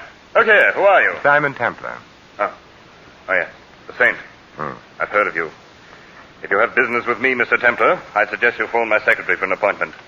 Meanwhile, there's no subject on earth can keep me from going back to bed. Not even the subject of $400,000, Mr. Ritchie? What do you know about it? Nothing, other than that it was stolen from you, Mr. Ritchie. That happened 7 years ago. The criminal, John Qualey, was caught, tried, and convicted. Now, if you'll pardon me... Qualey worked for you, I believe. He was my head accountant. And the money was never found? No. Qualey drew 20 years in the penitentiary. He never revealed where the money was hidden. Until the day he died. Died? Yes. 2 weeks ago in prison. And now, Mr. Templar, if you don't mind, I need my rest. I won't detain you much longer, Mr. Ritchie. Just 1 or 2 more questions. Well? Did Qualey have a wife? Yes, he did. If he knew he were dying in prison, it's quite possible he made an attempt to get word to her, to tell her where the money was hidden. He may have made the attempt, but he couldn't possibly have succeeded. He was too closely watched. Oh. After all, $400,000 is a lot of money. A lot of money. Yes, you could almost buy a second-hand car with it. If I hadn't been fully covered by insurance, my firm would have gone under in the face of a loss that large. And now, Mr. Templar, if I might ask a question. Certainly. Why this sudden urgency, this 3 o'clock in the morning business? An old man was tortured to death. Then a fellow named O'Brien, who came calling on the old man, was shot to death. But before he was killed, O'Brien told me he was tracking down $400,000 that had been stolen. Oh, I see. Yeah, and some checking back over how many people have ever had that amount stolen from them. Led you to me? Yes. I wonder what I've led you to, Mr. Templar. I wonder, Mr. Ritchie. I wonder.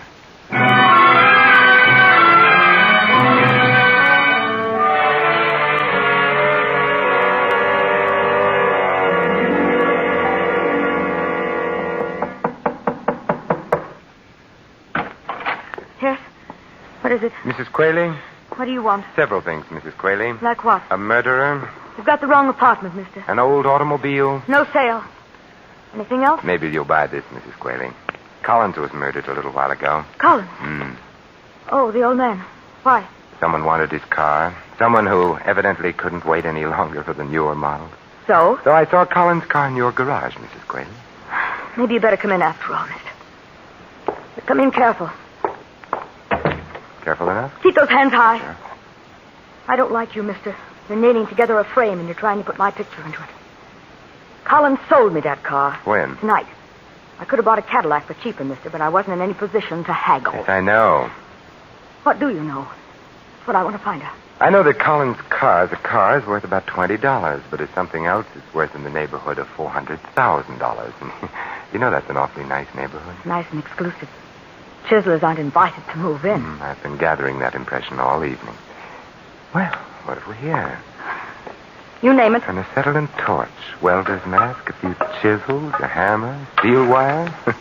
Either you've gone to work for Henry Kaiser, or the hand that customarily rocks the cradle is going in for rocking a safe. I had to go into a hardware store to make a phone call, and I just couldn't leave without buying a few things. How fortunate you didn't make your call in an establishment that sells steamrollers. I see you have a set of license plates. You see too much. From Collins Jalopy, aren't they? These license plates. So that's how Qualey smuggled out his message. You're getting awfully close to a bullet in your head, mister. Give me those plates. Shh, there's someone at the door. Stay where you are. I'll see who it is. Better not take the license plates with you. Yes? Oh! Mrs. Qualey! Oh! Mrs. The devil! He got the plates. Yes, he got them. Don't let him. Oh, catch him there. Where? Where? Where Johnny worked. Shot. Before 6. Mrs. Qualey. Collins, O'Brien, and now I have 3 reasons for wanting to meet a certain party.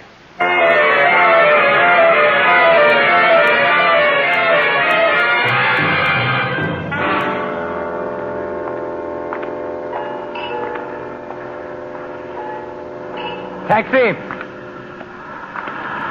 Hey, taxi! They don't stop sometimes when it's so early in the morning, Saint, because they're on the way back to the garage. Well, what brings you out so early, Mac? Looking for a drunk to roll? Just looking for you, Saint, just looking for you.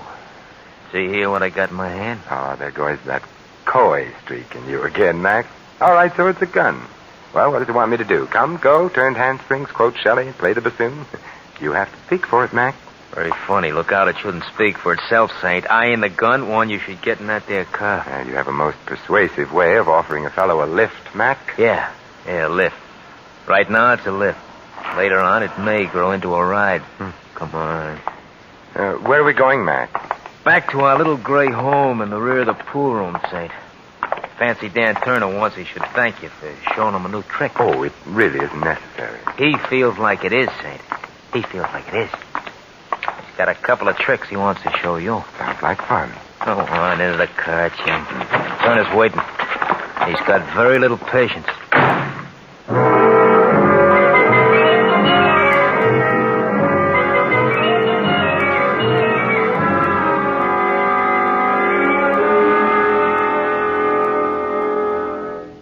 Nice to have you back with us, Saint. I missed you. From the looks of that bandage on your skull, Turner, I'll bet you wished I'd missed you. Not now, I don't, Saint. It's a nice feeling having you here, knowing that I owe you something. I pay my debts, Saint. I pay off. Yes, I know. O'Brien was paid off. So was Mrs. Qualey. Paid off with lead checks. They're dead? Oh, now save that innocent expression for the jury, Turner. You'll need everything you've got. Well, when were they killed, Saint? Okay, I'll stooge for you. They were killed an hour or two after I so abruptly left you before. Oh, well, I'll have to find another pigeon, Saint. My alibi's fat. How fat, Turner? City Hospital. Having Remember the Saint embroidered where a cue stick hit me. And Smitty and Mac were there, too, to see me through it. Hospitals have records, Saint. We're clean. We're clean. Oh, then you've got a competitor you don't know about, Turner. Yeah, looks that way. For a job that was supposed to be as simple as this one, I got too many competitors. I wonder how come. Who fingered the job for you, Turner? Who told you Qualey got word out to his wife about where the money was? I got nothing for you, Saint. Smitty, wasn't it? Smitty just finished a stretch up the creek. My guess is he ran into Qualey, maybe shared a cell with him. No. It was in the jail hospital they met. Smitty worked there. Qualey was dying off his nut. Smitty made him talk. Yeah. And Smitty, not being mentally suited for solo work, spilled the pitch to you, Turner, for a price, of course, for money on the line. Yeah, 10 G's to buy in on a 400,000 job. But what are you driving at? What are you picking Smitty's bones for? I was just wondering, Turner, how much O'Brien paid Smitty for his slice of this exclusive information, and how much your other competitors shelled out.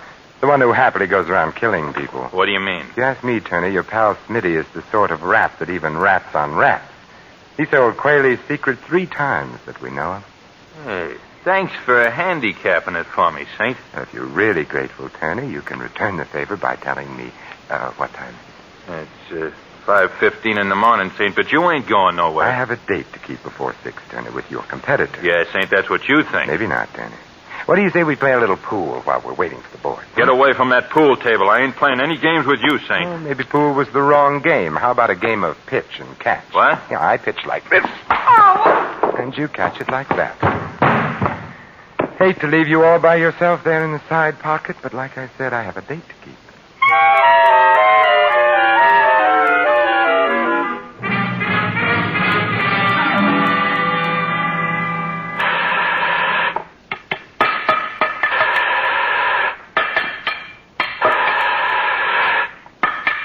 Well, Mr. Ritchie, get enough sleep despite my interruption?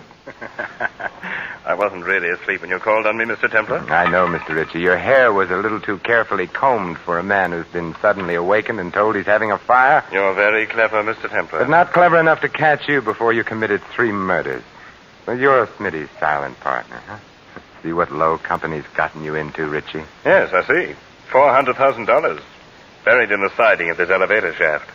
And with the help of this acetylene torch, it'll be all mine. A very ingenious fellow, Qualey. And to think the money never left this building. The place where Johnny worked. Yes, he was ingenious. It was very smart of him to use his prison job making automobile license plates as a means of smuggling out the information to his wife. How did he do it, Richie? Very simple, Templar. There's an extra piece of thin metal in this particular plate, forming a sort of pocket. And inside the pocket, a note on cigarette paper telling poor Mrs. Quayle how to get the money. Of course, once he managed to tell her the number of the license plate, well, the rest was easy, wasn't it? Yes. All poor Mrs. Quayle had to do was ask the Motor Vehicle Bureau to whom the plate was assigned. Mr. Collins, in this instance. Poor old fellow. Mr. Templar, would you mind joining me here in the shop, please? Yes, right on top of the elevator. I'd like to keep an eye on you while I finish burning out this metal partition. You see, I've only until 6 o'clock when this elevator is switched on downstairs. Oh, well, Come, in the shop, please. Well, really, I have a gun, Mr. Templar. Oh, well, that makes it official, then. There we are. Careful, Mr. Templar. I wouldn't want anything to happen to you. Anything accidental, that is. You know, it's funny. I've known you such a short time, and I have exactly the same sentiments towards you. I've never been astride the top of an elevator before, Richie. And we're right near the top of the shaft. Yes. I don't mean to worry you, Templar, but when this elevator power turns on in a few minutes, it will rise to the top before it descends. How's your treasure hunt coming, Richie? Almost finished. One last strip of metal to cut away, and the partition will come off. Then we'll decide your fate, Mr. Templar. Your future. Here goes. A last blow.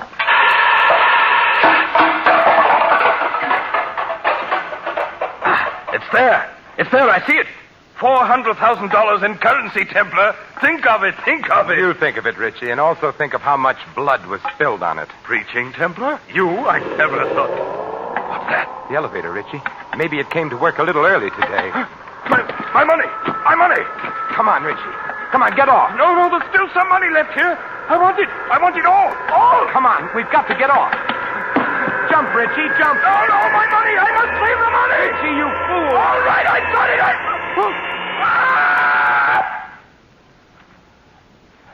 Yes, Richie. You saved your money, and you saved the state some money, too. I'm sure you didn't plan on saving the cost of your execution.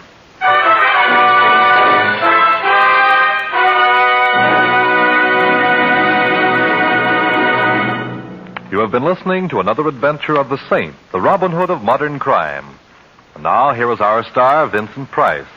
These immortal words of Ovid, translated from the Latin, express quite well indeed the justice of our Mr. Ritchie's fate. Nor is there any juster law than that the contrivers of death should perish by their own contrivances. This is Vincent Price inviting you to join us again next week at this same time for another exciting adventure of the Saint. Good night.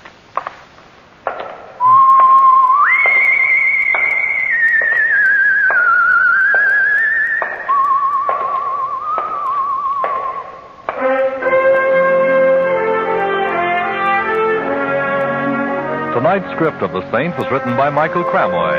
Our cast included Laureen Tuttle, Barney Phillips, Tony Barrett, Fred Howard, and Dan O'Herlihy. The music was composed and conducted by Harry Zimmerman. The Saint is a James L. Safier production and was transcribed and directed by Thomas A. McAvity. All you Saint fans will be glad to know that the Saint comic books are on sale at all newsstands. Your announcer, Merrill Ross. This is the Mutual Broadcasting System.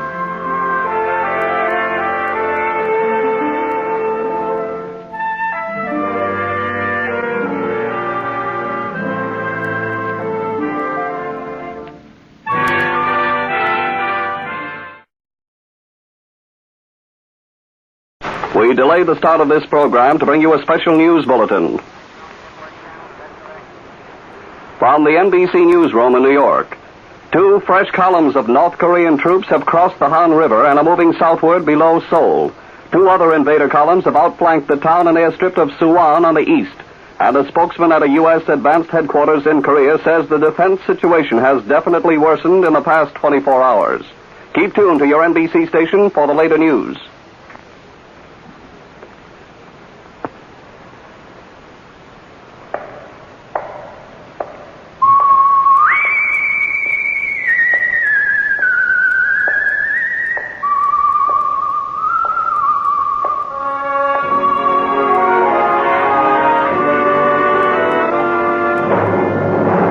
The Adventures of the Saint, starring Vincent Price.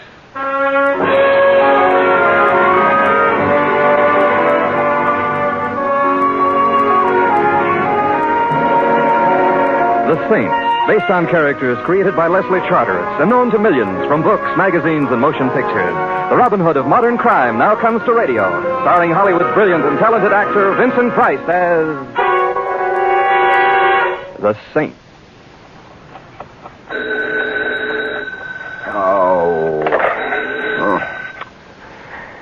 Hello, Templar's Mortuary. Mr. Simon Templar, Unfortunately. Littleton is calling. What time is it? At the sound of the... I'm sorry, I'm not allowed to give that information. Littleton is calling. All right, put him on. One moment, please. Hello? Hello? Is this Simon Templar? Yes, it is. Well, my name is Shirley Gray. Please, I need you... Yes? Go on. Hello? Sammy. Who are you talking to? Oh, well, I was just calling you at the theater. You knew I was with the cops. Hang it up. All right. Hello? I'm sorry I bothered you. Sammy just got back. Hello? Hello? Your party has hung up, sir. So they have, thank you. Shirley Gray. Shirley Gray. Oh, of course.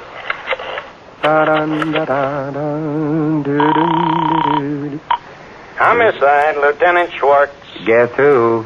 Oh, no. Templar? No. You hate me, don't you? Templar, this is the Homicide Bureau. I am up to the cleft of my rugged chin in work. I got maniacs confessing to murders that never happened. I got murderers caught in the act who say, who, me? And now, I got Templar. Yes, Lieutenant? Templar, you got something to say? Say it. Anyone for badminton? Templar, Okay, Lieutenant. I just want some information. Read the newspapers, Templar. They whip up the crime waves. I don't. Well, then, what do journalism's juvenile delinquents have to say about events in the city of Littleton today? You don't know? I couldn't even guess. Well, stay happy. Go back to bed. Lieutenant, I'll write a letter to the Times. Okay, Templar, have it your way. You ever hear of a band leader named Terry Richards? Of course. You mean the one they call the real gone guy? I hope to hold your half note, Templar. He's real gone, all right. So gone he's dead. He was strangled. Oh? Well, thank you, Lieutenant, for your first exclusive. Look, if you're figuring to butt in, Templar, I wouldn't. Now, you know me. You remember Lieutenant Ruggles? Old meathead? Old meathead. Yeah. Well, he's now chief of police at Littleton. You'd better stay out of his way. Well, I wouldn't dream of getting in his way. Or would I? I'm not kidding, Templar. Terry Richards was a real big name. Ruggles wants this one for himself. You get in his way, he'll have you so deep in the pokey they'll be feeding you with a pea shooter. And... Hey, on second thought, is that bad? Lieutenant. Yes, Templar. Did someone spike your bubble gum this morning? Yes, Goodbye, pal. Don't sneeze into the breeze.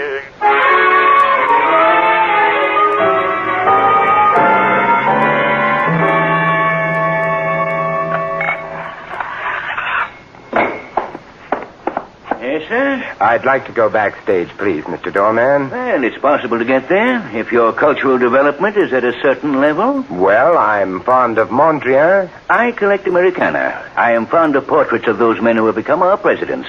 I am especially cheered by portraits of Lincoln, done, of course, on fine paper in black, bordered and shaded in hues and shades of green, which one finds so cool and comforting. Your taste is admirable. It happens that here you are. Why, perfect specimen. Pass, friend. Thank you so much. Oh, Mr. Templar. You know me? You expected me? Miss Gray hoped for you. She described you. Still, it cost me $5. Nothing ventured, nothing gained.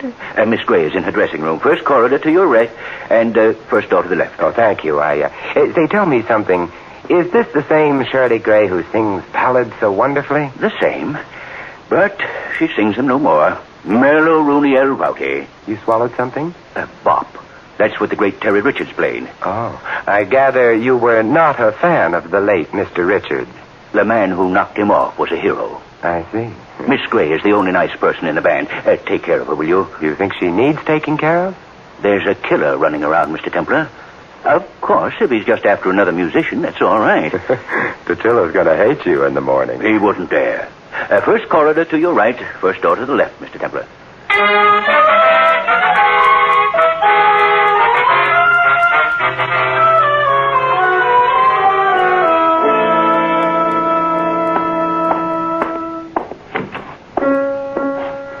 Gray? Oh, you frightened me. You're... Simon Templar, Secretary, Shirley Gray Fan Club, Cell 3, Group 2, currently underground at Toots Shores. Oh, Mr. Templar, I'm so glad. Who is Sammy? He's... What do you mean? Well, all the way down here, I've been asking myself, why would Shirley Gray call me? And after calling, why would she hang up just because a man named Sammy entered the room? You see, I'm just the old curious one. Well, I want you to do one thing for me. Find out who killed Terry Richards. Now, that's a job for the police, isn't it? Well, they might get the wrong person. Sammy, for instance? Well, they might not find out in time. Somebody else might get killed. The doorman seems to have had the same thought. What brings it on? Well, no one knows why Terry was killed. Nobody liked him, but nobody hated him enough to kill him. This is almost the work of a maniac. There was no reason for it. You mean no one was ambitious, jealous, frustrated? Oh, don't talk like that. You're hiding something from Simon.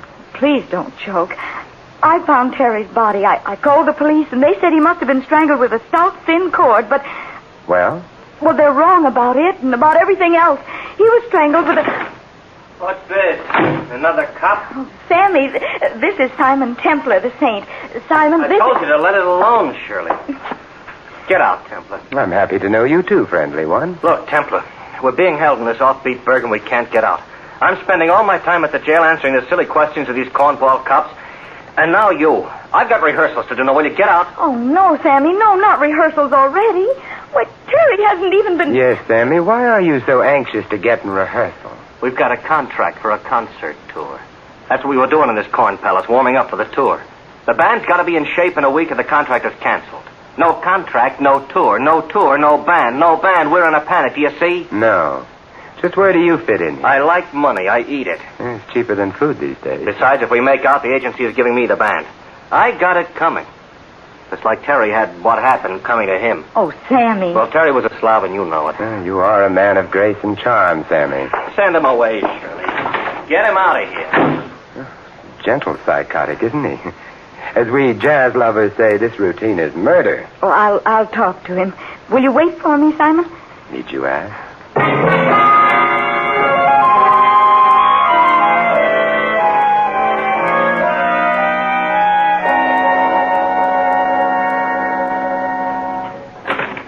May I come in, Mr. Templar? Of course.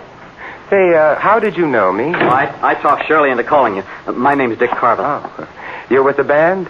All I do is beat these lousy drums. You ever hear that joke? Yeah, to the point of nausea.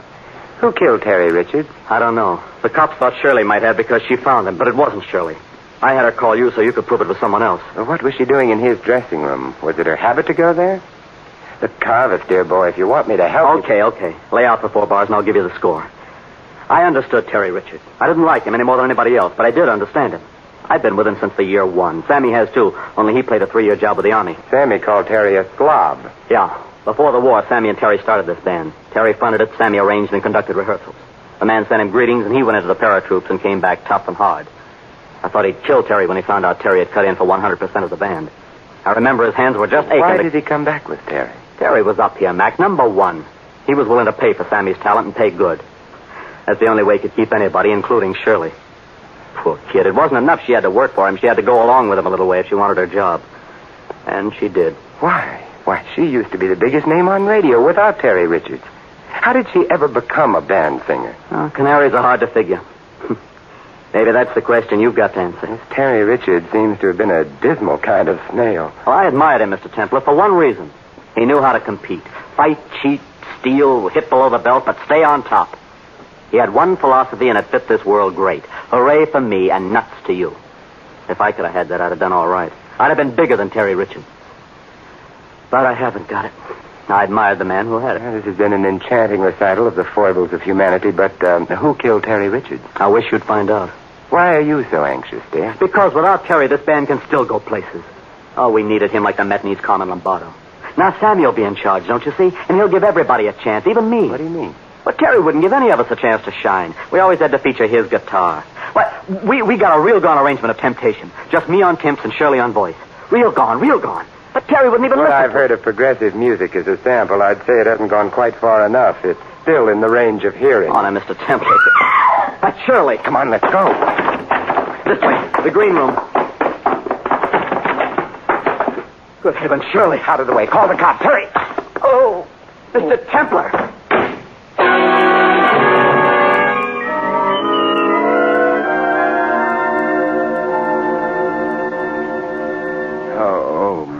all right, Simon? Oh, yes, Angel, I'll be all right.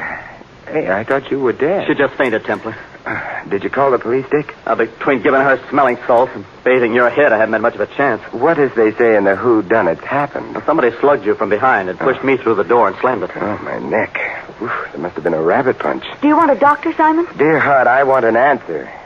By the way, what did happen to you? Well, I argued with Sammy for a while, and then I came over here, and I picked up Sammy's baton, and this was wrapped around it. Wait till I stand up. Oh, that floor was so comfortable. Hey, what is this thing? It's an E-string from a guitar. It's what was used to kill Terry. Probably from his own guitar. Probably someone had a sense of poetic justice, a guitar string for a guitarist. Let me see that thing. Ow! What's the matter? I pulled it tight. It cut into my hands. Hey, wait a minute. How did you know Terry was killed with an E-string, Shirley? Well, it was beside him when I found him. Between the time I called the police and the time they got here, someone had taken it. Shirley, my sweet, Emily Post has it that when one is in possession of evidence or information about evidence, one tells the cops, or one suffers, one does. Well, I was afraid. But you see, you are more afraid now. This thing is a warning for Sammy, for you, or for everybody. Hey, by the way, where is Sammy? Why didn't he come running when he heard you scream? Same reason I knew she was in the green room and not his dressing room. His room is soundproof. Well, I moved that we adjourn to Sammy's little cell and see. No. Shirley, you're not going to be stubborn. All right, let's go.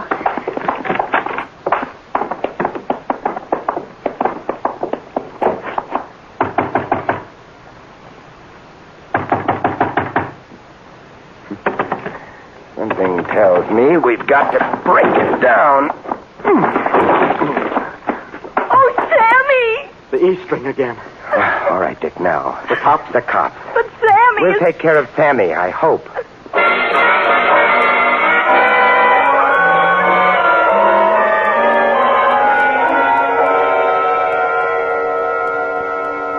Mr. Templar, I have answered the questions of the police. I have answered the questions of my wife. Now you want me to answer your question. My friend, as doorman of this house of culture, you are in a most enviable position. You see who goes and who comes. Now, let me review the bidding. The famous Terry Richards... The infamous Terry Richards? Nonetheless, he was killed. A bumbling, murderous toad came within a minute of killing Sammy today. The same wart-brained idiot delivered a rabbit punch to my neck. I only want to be sure it was no outside force. Do you follow me? As the Animal Act follows the acrobats, Mr. Templar. But I must repeat, no insidious force has come through these portals. Unless that force be you, and you should hear Chief Ruggles on the subject of you. Police. You don't like the police? Mr. Templar, the police were put on this earth for one reason, so that so-called musicians could arise in the morning with the assurance that somewhere on earth there was someone lower on the scale of human beings. You could be censored for that. Tell me, are you here all the time? Mr. Templar, there are matters one does not discuss with just any stranger. Oh? Oh, touché, I'm sure. I simply want to learn who could be a murderer. That's all. It's a simple want. Some people want food. I want a murderer. Some people want a new apartment. I want a sneaky, soft-pedaled thug who could walk so softly he would be unheard.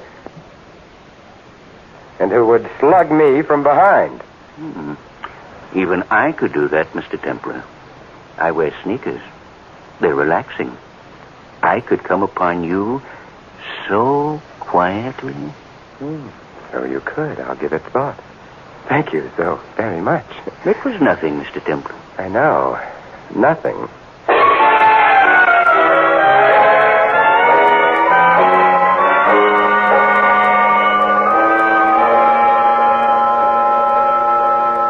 Are you feeling better, Sammy? Templar, are you still around? You're not happy with me, Sammy. Sammy, please. If it weren't for Mr. Templar, you might be dead. No. If he hadn't shown up, it wouldn't have happened. He got a hold of something and scared somebody, that's all. Whom did I frighten, Sammy? You? What do you mean? It occurs to me that if I were a person so willed and so frightened, I could hold a wire about my neck and induce unconsciousness. You've got rocks in your head, Templar. Why don't you leave it alone? Let the cops have Because it. somebody slugged me, Sammy, and I'm very sensitive about such things. Why don't you two stop fighting? This is serious. Somebody else is going to get hurt. Yes, and I hereby nominate Simon Templar. I must decline because of the press of business. Look, instead of us arguing like this, why don't you go rehearse? Oh, great. Now he's going to run the band, too. No, but at least you'll be out of my hair for a while. Oh, you... Sammy has an abrupt personality. Well, Shirley, we're alone. Simon, are you getting anywhere? The answer to that would have to come from your own lovely lips. You're very sweet, Shirley. To see you as you are now, as they say in the soap operas, it does something to me, dear. Well, suppose whoever it is gets away with it. Suppose he succeeds next time, kills Sammy or me. Tell me, Shirley, did you kill Terry? What did you say? I said, did you kill Terry and try to kill Sammy? Simon! I'm very rude. My analyst tells me. Oh, never mind my analyst. I hate him. You didn't answer my question. No, I didn't kill Terry. You satisfied? Eminently. Tell me something, Shirley. A couple of years ago, you were going great guns as a soloist. I remember reading something about a big recording contract. I had your recording of April in Paris. It was one of the best things I ever heard. I'm still getting royalties on it. How is it that you came to work with a band? What happened that you gave up your contracts and your big career? Why do you stay with this band? Is my career pertinent? I don't know, but I do know that we're going to have this cleared up very soon. Oh, do you really think so? Mm-hmm. I've got something right on the tip of my mind. Can't quite get hold of it, but I will. And if we can clear it up in time and Sammy has the band in shape, you'll be hitting the road, so you'd better be in shape. But Why don't you go to your dressing now and rest, huh? Go on. It'll do you good. Well, all right. If you say so. I'll walk with you. Is that idea of Dick's about temptation going to work out, really? I don't know, Simon. I'm not too crazy about it, but maybe it will. I hope so for Dick's sake. Dick's sake? Yes. You know, every time Sammy wrote an arrangement so Dick would have some breaks, Terry would insist that it be rewritten for his guitar. And poor Dick would just sit up and keep a rhythm. As he said, all he does is play those lousy drums. Yes, it might be a break for Dick at that. He's a nice fella. He's got something coming, I should suppose. Well, this is where I drop off. What are you going to do? Oh, I don't know. Catch a murderer, maybe?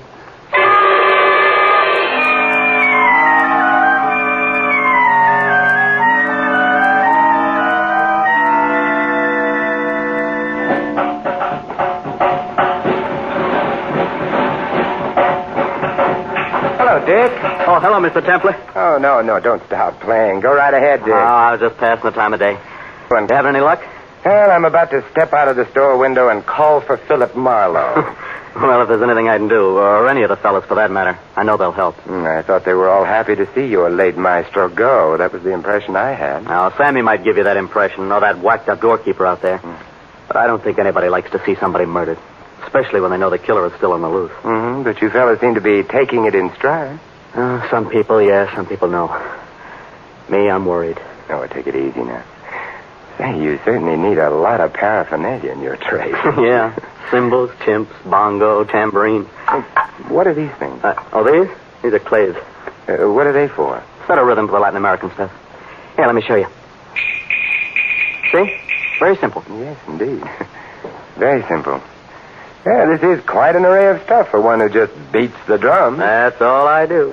Beat these lousy drums. Well, I have to do some more snooping, Dick. I'll see you around. Okay, Mr. Templer. Lousy drums.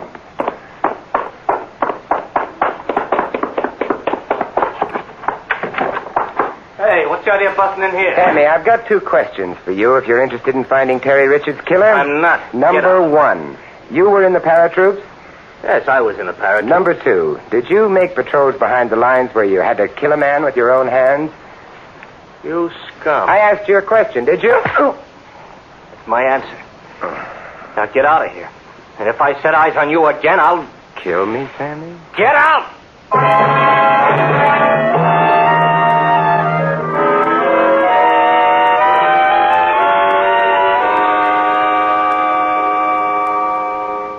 You know, I think I'd feel much better if you'd take my head in your lap and bathe my face. I'd feel much better. Oh, Simon, stop it. You know, you shouldn't have just barged in on Sammy like that. He has a temper, and he doesn't like to be reminded of... Well, you just should have been more diplomatic. I was. Diplomacy, my dear girl, is not always a matter of kid gloves. Oh, Simon, why don't you give it up? I'm awfully sorry I got you into this. I'm not at all. It's well worth everything just to sit here and have your sympathy and... Hey, Shirley. Simon, what's the matter? That dress form. Round the neck of it. An E string. Oh, Simon, Never mind, Shirley. I think I know what it means now, all of it. But why me? Do I know something? What is it? No, you don't know anything, but you've done something. Yes, it figures. Oh, Simon. Now, don't cry, Shirley. Tell me, did Sammy get someone to take Terry's place with the guitar? No. Good. First, we'll take care of that for him. But I... Second, you're going to make sure the public address system is warmed up in the wing so I can use it. And third, you're going to tell Sammy and Dick you want to run through temptation. Oh, no, Simon, I couldn't. Make like that tired old gag. You know, the show must go on. It's one of the most important things in your life. And I want you to do just as I say, or I'm afraid you're not going to have a life to have important things happen in.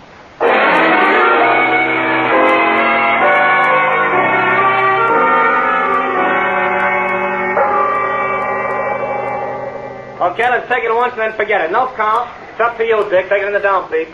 You ready, Maestro? Yeah. Okay, now, remember what you're to do. Ready, Shirley? Yeah, Sammy. Dick, roll it.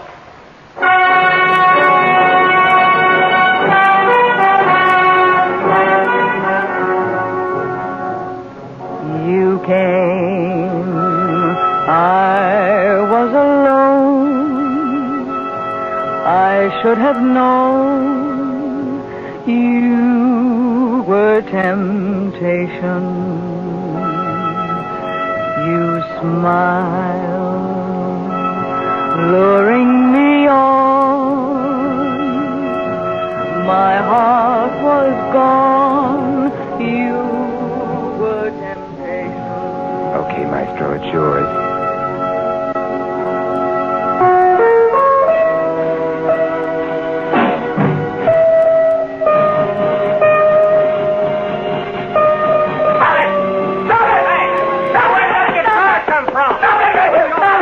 What's the matter, Dick? You get away from me, Templar, I'll kill you. Your killing days are over, son. All over. What are you trying to do, Templar? You trying to louse up the whole band? The music you play hasn't loused up your band. How could I possibly do it? Simon will clip you. Dick, how could it... I don't understand. We understand, don't we, Dick? I don't know what you're talking about. Sammy, if you will call the cops, I'll tell Dick a little story about a man who was very ambitious, who wanted to be big and important like Terry Richards, who didn't want anybody to get in the way of his ambitions, who admired selfishness and ruthlessness. That's about the story we'll tell, isn't it, Dick? All I do is beat these lousy drums. All I do is beat these lousy drums.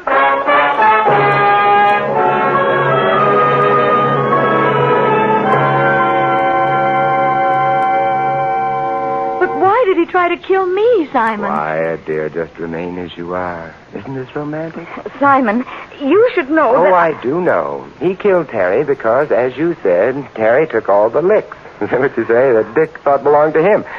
Then he got real ambitious. He wanted to be like Krupa, have his own band, and he tried to kill Sammy. Then he could fight for the leadership of a band that was already great. Oh, it's so awful. Dear heart and gentle woman, it's so wonderful. Simon. I mean meeting you. Oh... But when did you first suspect? That you're wonderful. No, that Dick was the killer. I was puzzled that someone had used a guitar string for the purpose of strangling Terry Richards. It cuts into the hands, and there's no purchase unless it's wound around the hands, and that gives no wire for strangulation.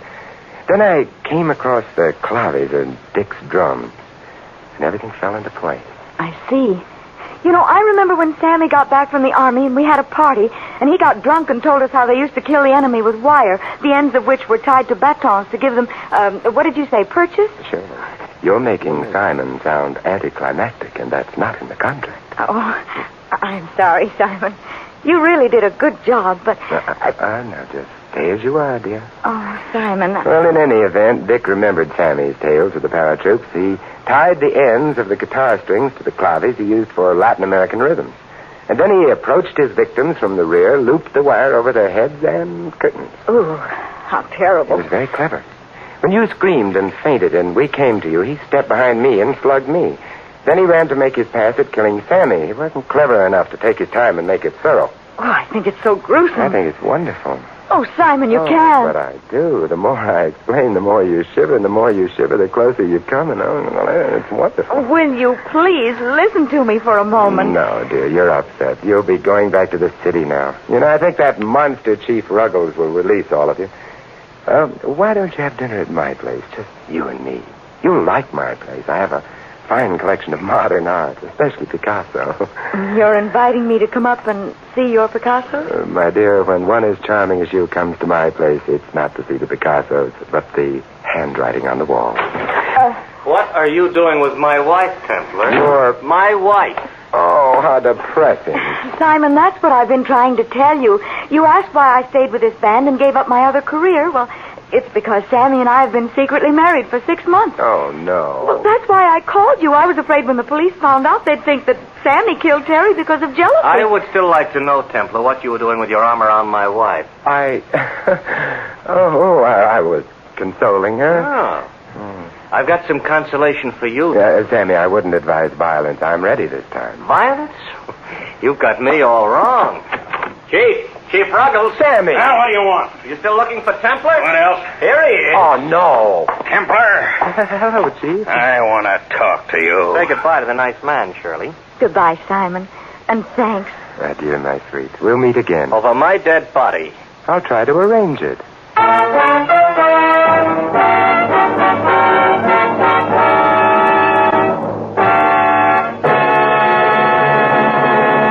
You have been listening to another adventure of the Saint, the Robin Hood of modern crime. Now here's our star, Vincent Price. Ladies and gentlemen, in tonight's cast, you heard Vivi Janis, Larry Dobkin, Lou Merrill, Jack Edwards, and Bill Johnstone. This is Vincent Price inviting you to join us again next week at this same time for another exciting adventure of the Saint. Good night.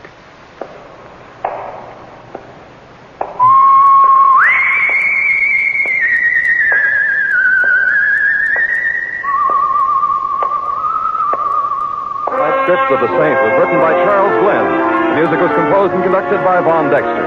The Saint, based on characters created by Leslie Charteris, is a James L. Safier production and is directed by Helen Mack. Vincent Price is soon to be seen in the Universal International picture Curtain Call at Cactus Creek. And all you Saint fans will be glad to know that the Saint comic books are on sale at all newsstands.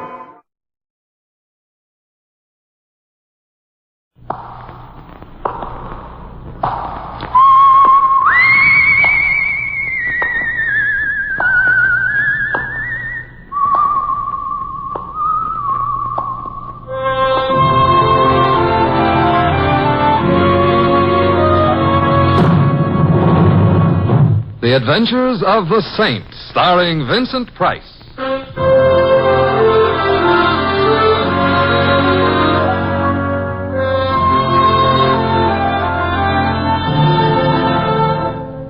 The Saint, based on characters created by Leslie Charteris and known to millions from books, magazines, and motion pictures.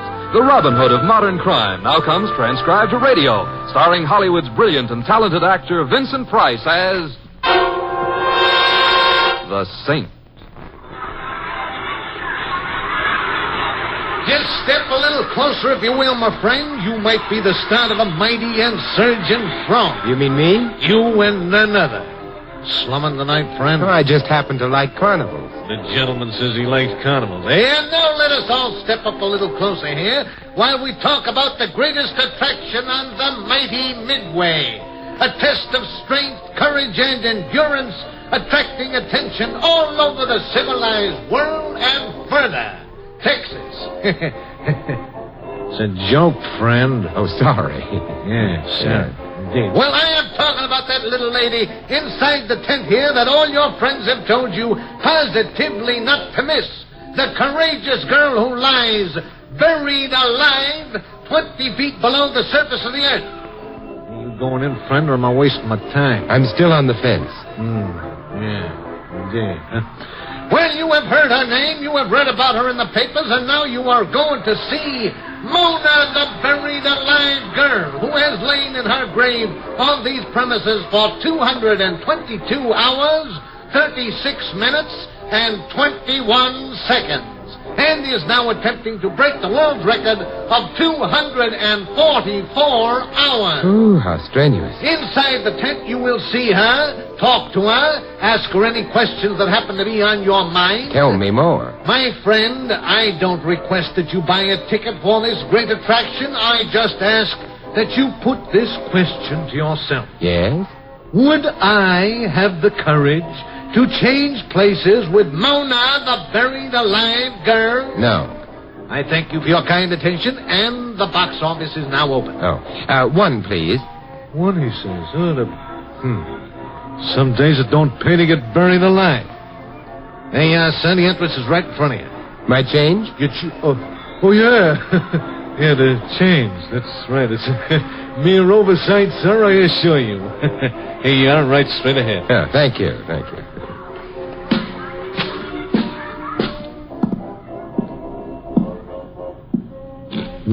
To communicate with Mona, talk down tube. Well, all right, I talk. Mona. Frankie, you gotta get me out of here. I'm going crazy down here. I'm scared. Mona, I've been thinking, Frankie. I've been thinking all day what Angie said just before she... I don't want to end up like Angie, Frank. I don't. And I will if you don't get me out of here. I know I will. I don't want to die, Frankie. Get me up. Mona, this isn't Frankie. This is Simon Templar. Can I help you? Oh, you're not Frankie? No, but I'll help you if you'll tell me what you're afraid of. Mona? I am in very good health and am enjoying no physical discomfort whatsoever. I am looking forward eagerly toward breaking the world's record for being buried alive. 244 hours.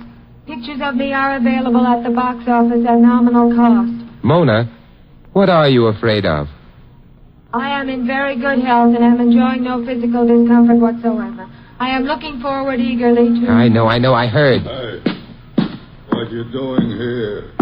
Who are you? I'm Simon Templar, a customer. Who are you? Customer, all right. Excuse me, I thought, excuse me. Oh, say, aren't you the strong man? I saw your act a few minutes ago. Segundo, huh? Pretty good. Yeah, pretty good. Tell me, Segundo, what about Mona? Who was Angie? Angie? Excuse me, I gotta go. Hey, wait a minute. Excuse me. So you got two for the price of one, eh, friend? Mona and the strong man Segundo. I caught his act before. Quite a large hunk of muscle.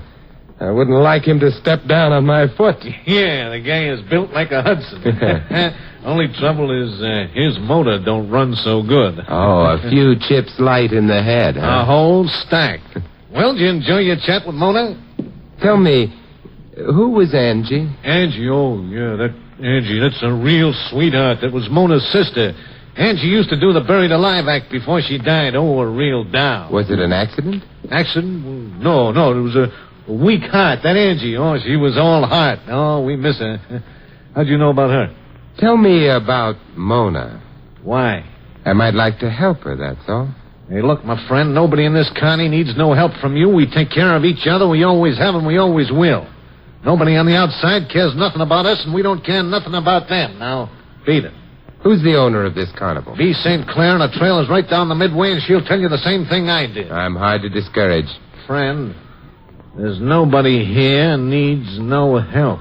Friend, you forget that I've heard your jokes. See you later.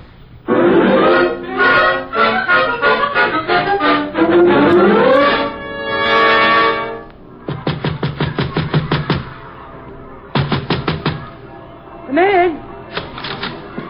Miss St. Clair? Right. Who are you? I'm a customer of your carnival. Well, come in, customer. Sit down. Oh. Thank you. I wanted to ask a few questions, if you don't mind. Where's your question license? My name is Simon Templar, also known as the Saint. These? I'll form my own opinion. What do you want to know? I'm interested in Angie. Oh, Angie? Mm-hmm. They never come any better. Every 100 years or so, you meet somebody nice in the Slouse Trap circuit. And Angie was one of them. Now she's gone, and the crumbs remain. Anything peculiar about the way she died? Sudden, that's all. Heart. Why? And her sister Mona took her place. Yep. Mona's a good kid, but a kid. Any chance of her being brought up from the living grave soon? Why?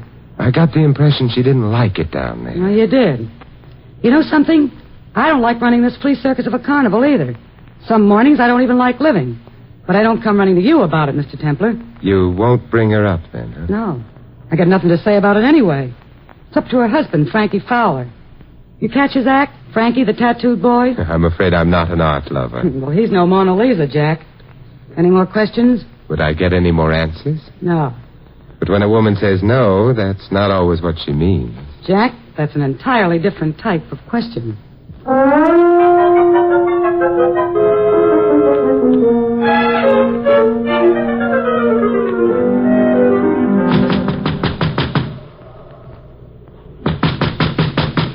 Hello? Anybody here?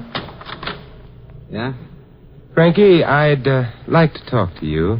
Who are you? My name is Simon Templar, Frankie. What do you want? Well, I've always been interested in tattoos. I think they're fascinating. Oh? Almost as fascinating as the people who do them. Oh, a fan. Come in. Thank you. You know, the Connie's closed for the night, but I'm always glad to oblige a customer. Well, I'm not exactly a customer. I'm a friend of Mona's. Mona's got no friend, Simon Templar. Well, let's say a speaking acquaintance.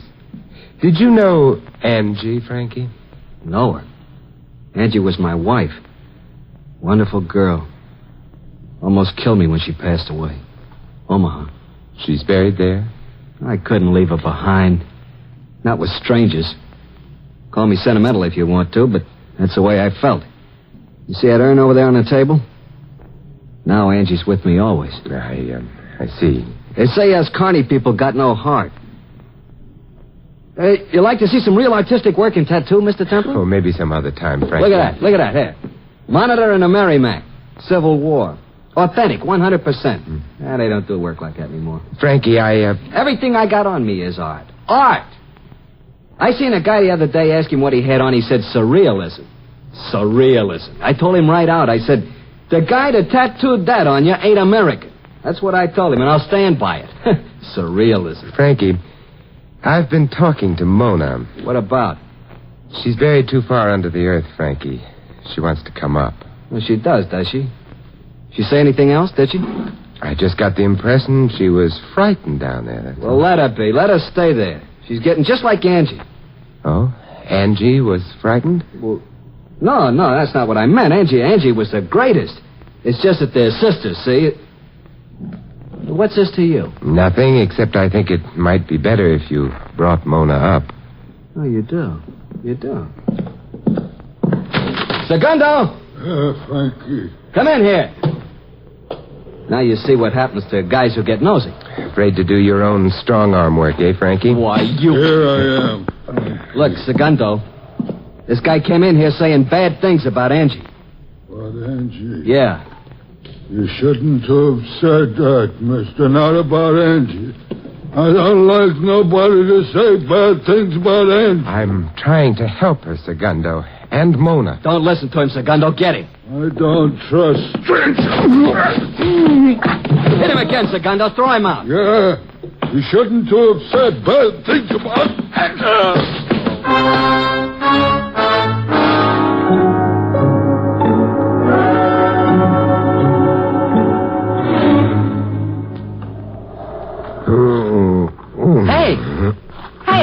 Hey, wake up, mister. Wake up. Hey, you hurt? Hey, Carnival's closed for the night, friend. Why don't you go home and sleep? Wait till I find my head. What happened? Well, let's say too much cotton candy and circus peanuts, huh? Drink help you out? Ooh, immeasurably. Lead the way. Yeah. Don't mind drinking with a dwarf, do you? Why should I? Well, some people do. My name's Carlos. Hello. I'm Simon Templar. Yeah. Right in here. My home. One of the wagons. Don't bump your head. I'll watch it. Here. Pour this down. Oh, thank you, my friend. I needed that. Have to go, or can you stay and talk a while? I'd like to stay if I may, Carlos. Thank you. I very seldom get the chance to talk, Mr. Templar. Why is that? The dwarf's rather a lonely occupation. Not freak enough to make much money in the carnival, and too much of a freak to be accepted out of it. Sorry to burden you with my troubles. Everyone's troubles are everyone else's, Carlos. Well, thank you. Want to tell me about yours? Well, I had a call for help tonight from 20 feet under the ground. And I just don't know what to do about it. Mona? Yeah. She said she was afraid she would end up like Angie. She wanted to come up. Did you tell anyone else about this? Not directly, no. Frankie refused to let her come up. Have another drink. Yeah. Mona never talked like this before. She was never scared, not like Angie. Mona's got guts. It worries me. Go here. Oh, thanks. What about the man who was married to both of them, huh? Frankie. Simon, if you were born a freak like I was, you had no choice and you can be philosophical.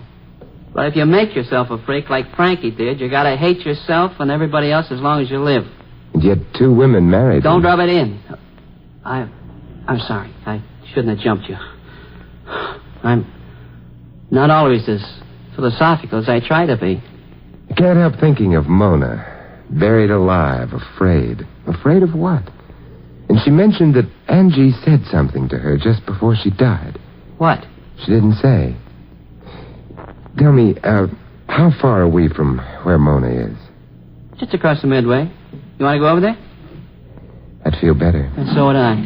Let's go.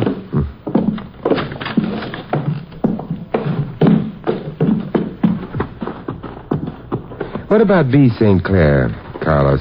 Can you figure her out? Well, not quite, because I don't think B can figure herself out. She hasn't had much fun either. I hope she gets some. This is Mona's tent, isn't it? Anybody around? Not a soul. Let's go in.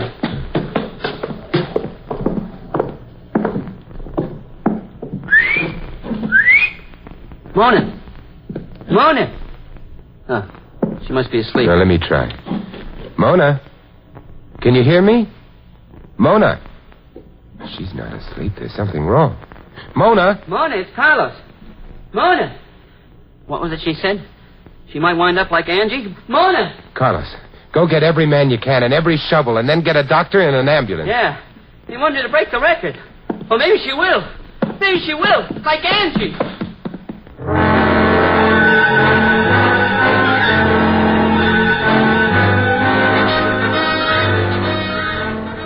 I'll help you. That's it. Keep... Don't stop. Get out of the way. Move. Go. It's faster when I do myself. Okay. Are they almost down to her, B? Well, I think so. It's only about 8 feet. We advertised 20, but 8 is enough. What do you think happened, Carlos? I don't know. What happened to Angie? A heart attack, you know that. Do I? She's just fainted, maybe. Maybe this is all about nothing. I doubt it, Frankie. And so do you. What do you have to come nosing in for, Templar? B and I don't need you. We can get along. B and you? All of us, that's what I mean. You mean you'd rather have left her down there? I'm not taking this from you. Frankie! I got the ball. Oh, come on. Come on, you guys. Grab it. Come on.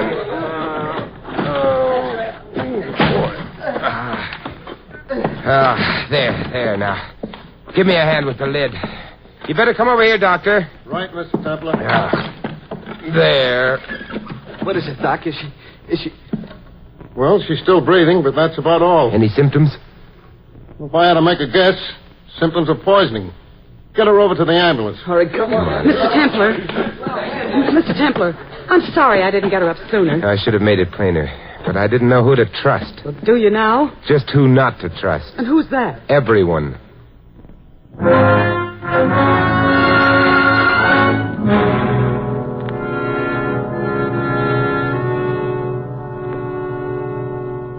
How is she this morning, Doctor? Oh, she's a sick girl, but she'll live. We got her in time. Oh, I'm glad. What caused it? Poison of some kind, definitely. I'm waiting for a lab report. May I see her? Yes, go ahead, Mr. Templar. She's rational now. Kept asking Angie to forgive her before... Forgive her for what? Well, she didn't say. They usually don't. Don't stay too long. Oh, all right, Doctor. Good morning, Mona. Who are you? Simon Templar. I spoke to you down the tube yesterday. You thought at first I was Frankie. I don't remember. Don't you? You said you were afraid you might end up like Angie. She said something to you before she died, Mona. What was it? I don't remember. She didn't say anything. You know what happened to you last night, Mona? No. There was poison in your food that was lowered through the tube. Got any idea who did it? Poison? I don't believe it. Well, police will find out. I don't want the police. I did it. I took it myself. What kind? Well, I don't remember, but I took it. Why did you want Angie to forgive you, Mona? Who told you that? I mean, You're making that up. I'm trying to help you, Mona. I don't need help. I want Frankie. I want him back. I want him back. All right. I'll find him for you.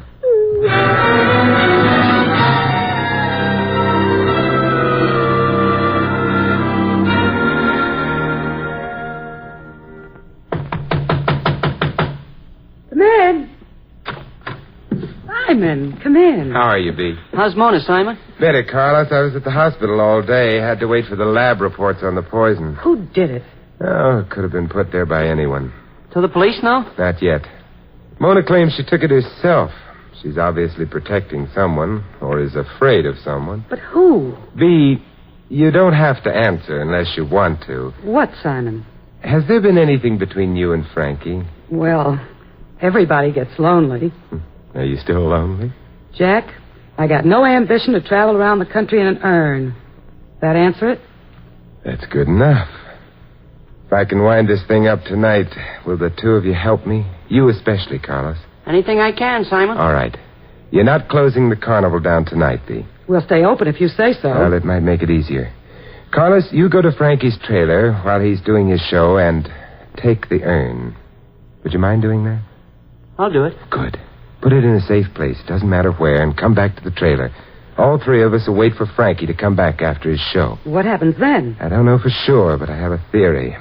Hope it's right. It's a question. What happens if it's not right? B, that's an entirely different type of question.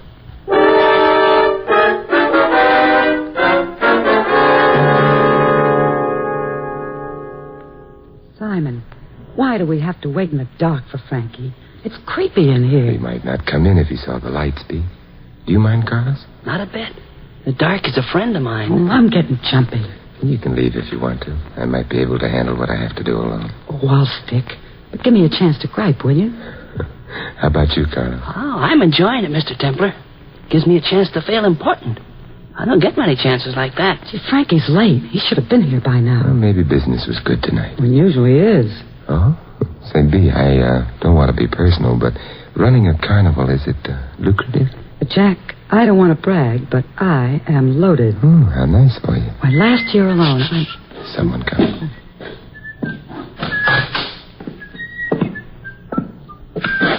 Good evening, Frankie. Templar. What is this, B? I couldn't keep away, Frankie, but I brought my chaperone. Well, get him out of here. Some chaperones. A saint and a dwarf. I didn't choose to be a freak, Frankie. That's the difference. What's going on? Look around, Frankie. Anything missing? What do you mean? The urn. Where is it? What'd you do with it? We took it. You took it? Segundo, come in here. I don't think you'll need Segundo this time. No? Sit down, Frankie. And if you don't like that seat, I can get you a hotter one. You think you know something? I'm nosy, Frankie. Very nosy, as you pointed out. What is it, Frankie? This guy Templar again, Segundo. He's been saying bad things and doing bad things. He took Angie's urn. Easy, Segundo. You'll want to hear this, too. Hear what? Don't wait, Segundo. He's just stalling. Go get him. You took the urn. Segundo, sit down. No. Segundo, wait in here. Wait in here. Okay, Carlos, I trust you. Good. It's about Angie, Segundo. This morning and last night, Mona was calling out for Angie to forgive her. For what? Because she'd been going around with you, Frankie, while you were married to her older sister. I loved Angie. And how long after she died did you marry Mona? 6 weeks. I couldn't help it if the kid was crazy about me. But you couldn't help it when you killed Angie with poison. Who says I did? Where's the evidence? You thought there wasn't any. It was almost a smart job, Frankie, but you couldn't pull anything all the way smart. It was only half smart, and that can be fatal. If you think I'm going to stand here and listen to this You'll stuff... stand and you'll listen. Murderers hardly ever change tactics, Frankie. The poison showed up in Mona's stomach. We couldn't prove that on you, but there are certain poisons that can be traced even after cremation. The kind you used is one. Now, do you begin to get the point? It's not true. You can't trace it, can you, Carlos? Yes, you can. I should have remembered. I should have had that urn analyzed long ago. Now, wait a minute. You're guessing at this. Are we? Where's the urn? You're guessing at a motive. I didn't kill Angie. Then why would I want to kill Mona? Bigger stakes. You were after B. She was, loaded. It's all a lie. I mean, B and I... Segundo, stay away from me. What that gun away, Frankie. No. I'll use it if you don't stay back, Segundo. Frankie, you killed Angie. I tell you, nobody killed her. She had a weak heart. That was it, a weak heart. Segundo, listen to me. You killed Angie, Frankie. Stay back. Stay back. He's going to shoot, Segundo. She never done no harm. She was so... Stay back, I'm warning you. She loved you and you gave her poison. Don't come no closer, I mean it. Stay back. She laughed sometime, and she did like a little girl. Keep away from me, you big creep. Why, you couldn't let her live. You crazy creep, why don't you drop? You ain't human. Keep your hands off of me. Segundo, come on. Let go of him. Let go of him. Let go. It's me. Carlos, let him go. Let him go. Sure, Carlos, sure. Segundo, are you hurt? Bad? No. I think one was a clean miss. The other two got him in the shoulder. Maybe he'll live. Here, let me help you up, Segundo. Come on now. Sit down, sit down. B, get a doctor. All right, Father. Quite a man, this Segundo. Not so strong upstairs, but in the heart, plenty. Yeah, he almost killed Frankie. I'm almost sorry he didn't. Frankie doesn't deserve to live. Someone else will decide that, Carlos. What Segundo did? I wish I could have done it, Saint. In my hands. I wish I could have done it. Carlos. I never told anybody, Saint. I never told her. She never guessed. But I loved Angie, too. Heaven help me. I loved her, too.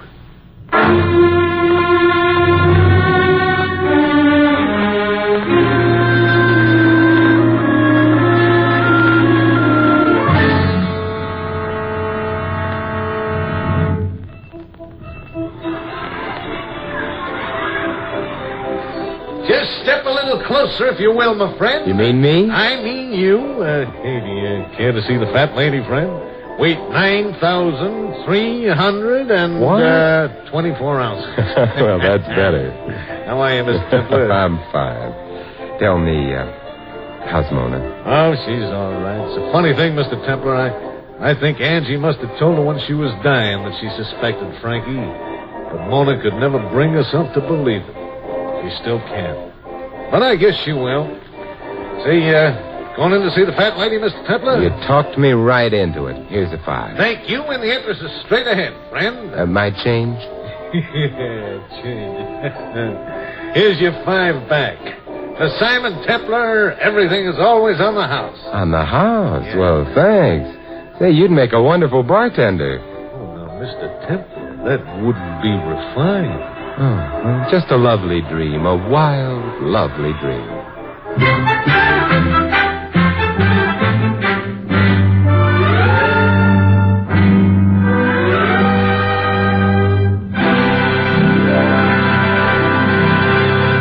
You have been listening to another transcribed adventure of the Saint, the Robin Hood of modern crime. And now here is our star, Vincent Price. Ladies and gentlemen, your life is your own. It's yours to guard when danger is near. And danger is never absent from the highways of America, where some 30,000 persons are killed every year. Only you can take the responsibility for averting the most tragic of all traffic accidents, the accident that happens to you. You can take that responsibility by recognizing the dangers of the road and by obeying the laws that have been made to protect your life. In almost every single motor accident reported by the National Safety Council, there was at least one violation of traffic regulations. The most common violation was speed. Speed too great for safety. Speed to save a few seconds. Speed that spelled out death and tragedy on the road. And, as always, the National Safety Council warns about driving after drinking. It's not an empty warning, because fully 1/4 of all fatal accidents involve drivers or pedestrians who have been drinking. This is a fact. So when you drive, remember that an accident can happen to you. Learn and obey the traffic laws, and don't take the little chances that so frequently result in a smash-up. The care you take may save a life, and that life may be your own. This is Vincent Price inviting you to join us again next week at this same time for another exciting adventure of the Saint Good night.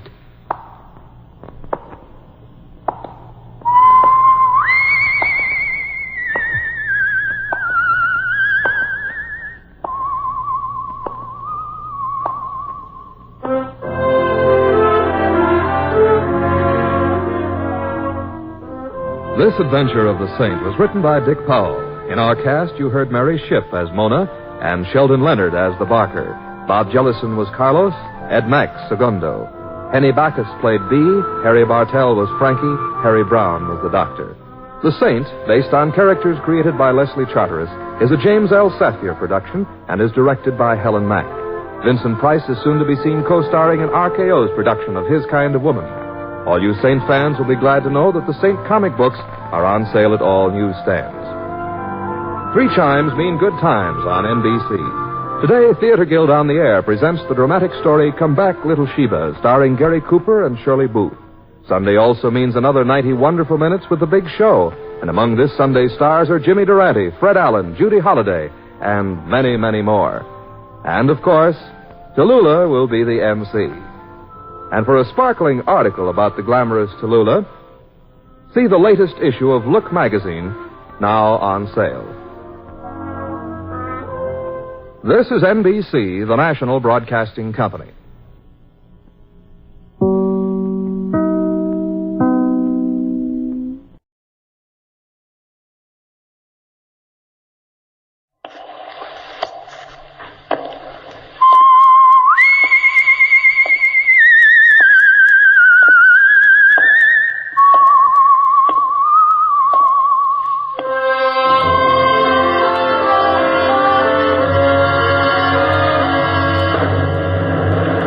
The Adventures of the Saint, starring Vincent Price.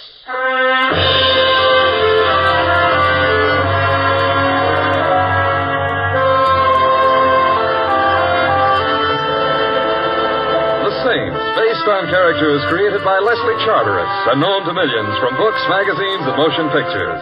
The Robin Hood of modern crime now comes transcribed to radio, starring Hollywood's brilliant and talented actor Vincent Price as The Saint. I'm not home. It's the middle of the night and I'm asleep. I'm in Schenectady, sitting up with a sick aunt. Oh. Hello. Hello. Are you Simon Templar? Well, come in and we'll compare Social Security cards. Thank you. I thought you were in Schenectady. Never heard of the place. Sitting up with a sick aunt. She recovered suddenly. Simon, I need help. Desperately. Why? Because I'm dead. You're what? Dead. Oh, well, of course, some of my best friends. Simon, my name is Frances Blake. Here, read this. Read? That little item down in the corner, under obituaries. Obituaries? Says here that the body of Frances Blake is at the Restwell Chapel. Burial at noon tomorrow. You see, the newspapers say that I'm dead. Yeah, but I don't know whether to believe them or not. You are Frances Blake? Oh, of course I am. Come here a moment. All right. Thank you. Now... Simon, what are you... Ouch! I beg your pardon. You pinched me. Yes? But... Well, I had to make sure I wasn't dreaming. But you're supposed to pinch yourself if you think you're dreaming. I know, but this way was more fun. Also, I never heard a corpse say ouch before. Therefore, you're not dead. I already knew that. I didn't. Now that that's settled, I think perhaps we ought to go visit. Visit whom? Your corpse.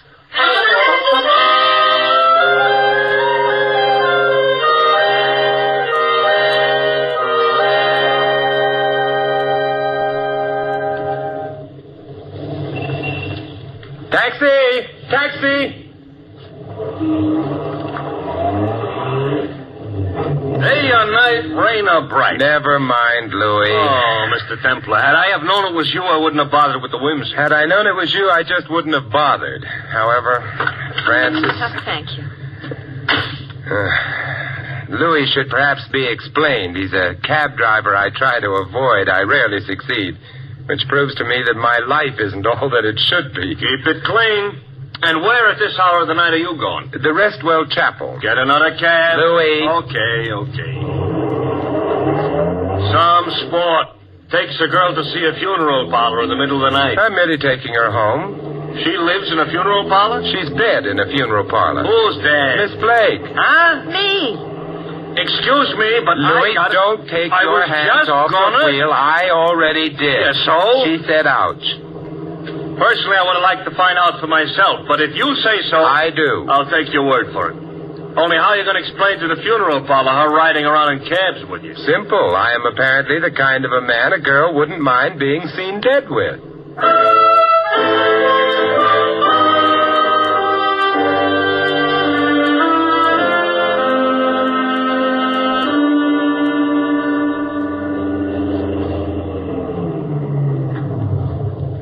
The Restwell Chapel at your service. Louis. I know. Wait. But I'm telling you one thing, considering the type of company you're keeping. I ain't waiting till nobody plays no hot licks on a trumpet. I don't think you'll have to. Come along, Francis. All right. I've been trying to pretend to myself that it's all some kind of a joke, but that funeral parlor looks too real. We'll find out soon enough. One nice thing about funeral parlors, they're always open. That you call nice? You have a point there. Ooh, listen to that doorbell. Chopin, at least. Ah. I beg your pardon? I said, ah. Ah. Come in, Francis. This is an hour that comes to all. Except in states that don't have daylight saving. I, sir, was referring to your bereavement. Whom are you mourning? We would like to look at Francis Blake. The hour is late, but grief knows no clock. Good heavens, an epigram. We try, sir. If you'll follow me. Thank you.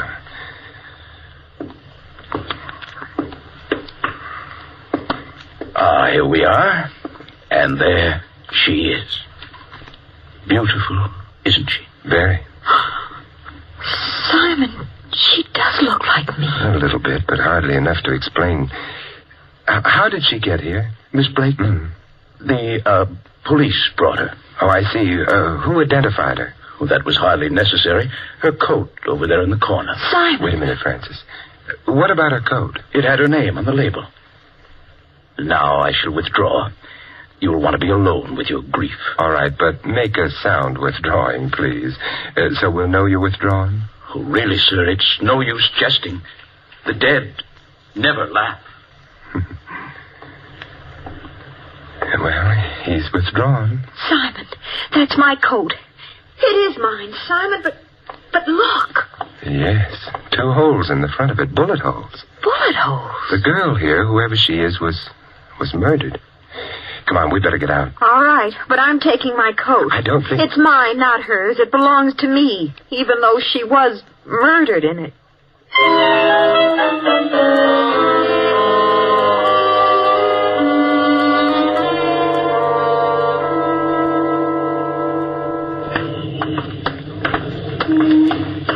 Simon, what was that girl doing with my coat? Wearing it when she was shot, presumably. There's another question, perhaps a more important one. Why was she shot in the first place? I suppose she had enemies. Have you? Back again? Yeah, we're back again. Francis? Oh, thank you. The little lady lost her place? Francis, where do you live? The Thornton Towers. Louis. I heard. Simon, back there. Why did you ask if I had any enemies? The coat's a distinctive one. Well, it's a very colorful plaid. Yes, the girl back at the funeral parlor was murdered while wearing it. The question comes to, was her wearing the coat when she was killed merely a coincidence, or was she killed because her murderer thought she was, you?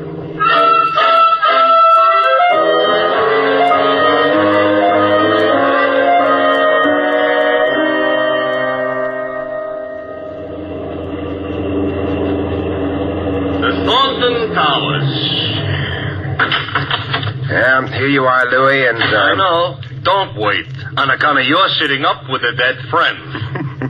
Good night, Louis. Good night. Good night, folks. Oh, Simon, it's so good to be back home. My apartment's down the corridor. Simon, I feel terrible. Oh, you needn't. But what you said in the cab. She was wearing my coat, a very distinctive one. And then she was shot to death. That girl is dead because of me. No, we don't really know that. Well, it must be so. Somebody thought she was me and killed her. That's possible. But then that means that somebody wants to kill me. Is this your door? Oh, yes. Of course, it's also possible that someone didn't like the coat and, hey, did you leave your lights on when you left? No. There's a light in the room ahead. Well, that's the living room. You stay here in the hall. I'll go ahead and see who it is. But I just want to make sure they're neutral on the subject of plaid coats. Or you. Shh. Oh, hello. Hello. Ah, how she was beautiful, your wife. My what? Your wife. It's her picture on the desk there, no? Well, that does seem to be a picture of Frances. And your name, she is? My name's Simon. Ah, it is a name that fills herself with the soul, no? No. I knew that tonight, of all nights, you would be lonely. Believe me, I'm not lonely. I am here. Oh, your wife, she must have been a wonderful woman. Your life with her was the magnificent symphony, no? Chamber music would probably be more accurate if you... And now that she is alas gone, I am here. Without even a pause for station identification. Look, who are you? I am Olga. Simon, Who is she? Olga. Who is she? Frances. And now that you two have met... Waiting a moment, huh? Aha. I look on the picture. I look on the flash. The what? The flash. Of which I might adding your wife is perhaps carrying a little too much here and there. Especially there. Now, just a minute. Mustn't point, Olga. Bad manners. But I am seeing your wife. She is not dead. She isn't. That is, Frances isn't. If you like, you could try pinching her. I never pinch. Except boys. Oh. Simon, you are disappointing me. Goodbye. Well, that was quite a performance. Personally, I didn't care for her cadenza. Oh, I don't know. It was a nice cadenza, and the tutti was definitely fruity. That is, Frances, the whole thing was camouflaged. For what? Take a look at the room. The room? Oh! Yes, it looks as if a junior hurricane had visited it. You mean somebody of Olga searched the room? Uh-huh. This one and, yeah, the bedroom as well. But, Simon, what was she looking for? I don't know. Whatever it was, she didn't find it. Our entrance stopped her search. Well, I'd better start straightening things up a bit. It's a good idea. I'll help you. Well, shouldn't you be going home? Oh, I don't think so. You may get some more visitors later on, and rougher ones than Olga. Why? Well, maybe they'll tell us if we ask them prettily. In the meanwhile... Yes, Simon. We can practice the overture to that symphony Olga mentioned.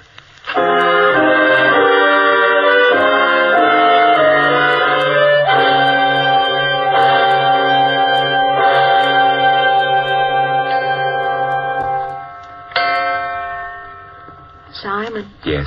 It's getting awfully late. Yes, I know. We really can't sit up all night waiting for someone to come. We don't even know for sure that someone will. Olga got into this apartment, and someone else did before her. Someone else? Of course. Your coat was stolen, wasn't it? Well, I suppose, but not from the apartment, Simon. Not from... Well, where was it stolen from? Well, I can't be sure, of course, but I gave that coat to the cleaning shop down the block about a week ago. Cleaning shop? Mm-hmm. What's the name of it? The Carter Cleaners. Why? Because evidently it started out from there to wind up on a murdered girl's body. Therefore, come on. We're gonna... Yes, believe it or not, I'm taking you to the cleaners.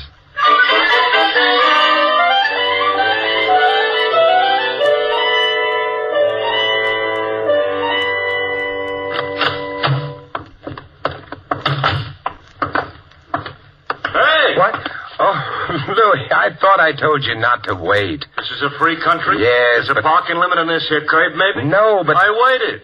But we're only going down the block a little bit. You can't afford a quarter? I like to walk. What do you get from walking? Exercise? Uh-huh, and from exercise, an enlarged heart.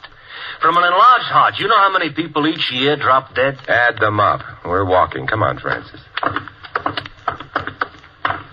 Simon, you're worried. Moderately. About all those people with enlarged hearts. This is the place, huh? Yes. Front door's shut, but there's a light inside. Let's try. It's locked. However...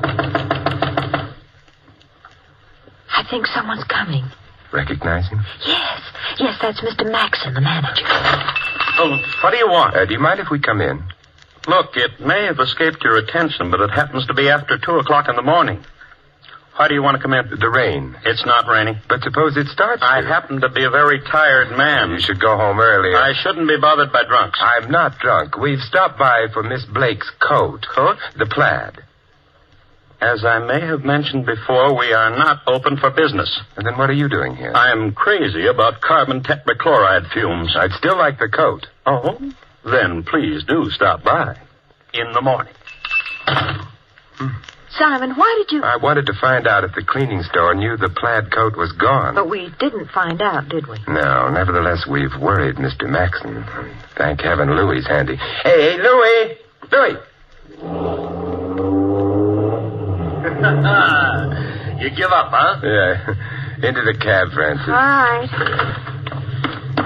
Well, name your destination, Mr. Templar. A very long trip. Yeah? Drive to the back of the cleaning store. You'll probably have to go around the block. That alley must lead there. Okay. But, Simon, why are we going to the back of the store? Because we're going in?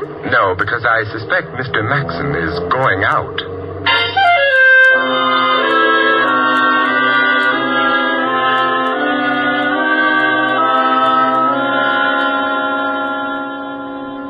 All this here is maybe none of my business. It isn't. Oh, you know, a remark like that could easily hurt a fella's feelings. I'm sorry. No, it didn't hurt mine. I'm sorry still. But you're not spending this PM in the way a PM should be spent. Nonsense. So far, it's all been good, clean fun. That's what I mean. Simon, Mr. Maxon hasn't come out of the store yet. No, he may be coy, however. But why should he have anything to do with anything? He shouldn't, but it's very possible that... Simon. Yeah, Mr. Maxon is shutting up shop. Coming down the back alley, which confirms something or other. You mean if he weren't hiding something, he wouldn't use the back way? Perhaps. We're far enough away from the alley for him not to notice. Look, he's turning the corner. Louis. I am alert. Not for nothing was I a Boy Scout. Although, actually, what I was a Boy Scout for was a certain Girl Scout. Hold it a minute. He's getting into that... He's a villain. That's a convertible. Everybody knows only villains ride around in convertibles. He started. Louis. Here we go.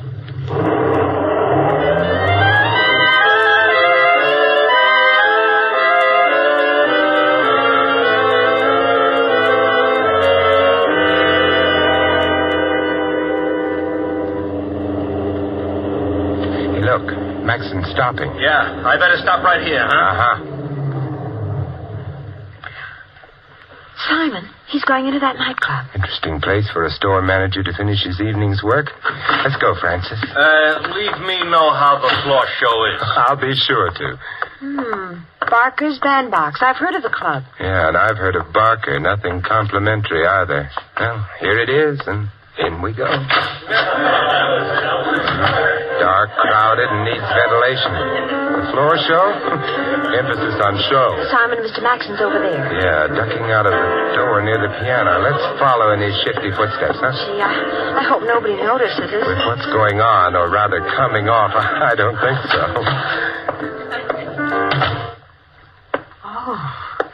It's so dark in this hallway. Yeah, listen. I can't hear what they're saying. We can get a little closer. Simon. Now, wait a minute, Barker. I've been waiting long enough. Where are the stones? I told you, the girl disappeared. I know what you told me.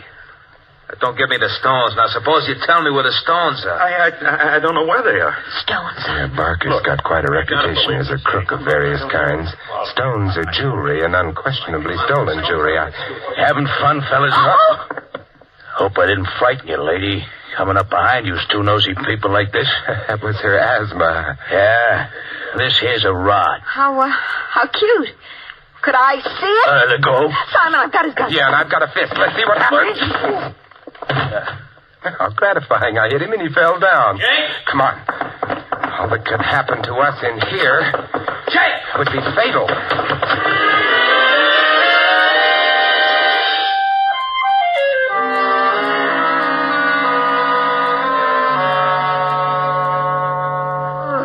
when they fired at us. I know. It's always a little nervous-making. Well, here we are. Thanks, Simon. No, not yet. I'm going in with you. But... No, for safety. Oh. You think maybe... I'm just not taking any chances. Foyer's all right. Living room. Francis. What? Don't look across the room. Olga's back, but this time she's staying. What do you mean? I hoped you wouldn't see her. She isn't beautiful anymore. No. Just dead. I better phone the police. Wait, Simon. You know this thing started with Francis Blake being dead. But it wasn't Francis Blake. It was another girl. And then someone else got killed. Olga. Still not Francis Blake. But Simon, the next time, do you think maybe it will be?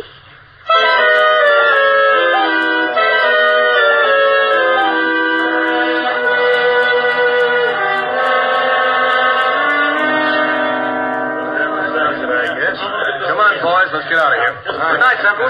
Good night, Lieutenant. Thanks for dropping over. And exit Olga, exit police. Francis. Yes, Simon. You better go to bed. I'll stay on. It's almost morning anyway. Oh, well, I couldn't sleep. Would you like me to fix us some breakfast? Oh, say, that's not a bad idea if you feel up to it. Oh, I don't know how I feel. You stay right where you are. Won't take me more than a few minutes. All right.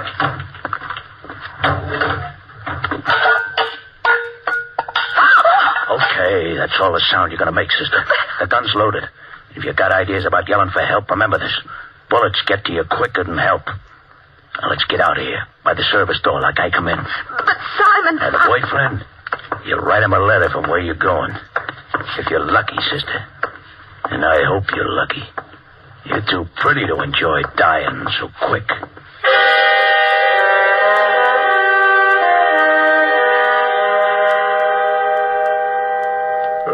Hey, Francis, what are you cooking? Steak? Francis. I don't intend to oversee your cooking, but... Francis.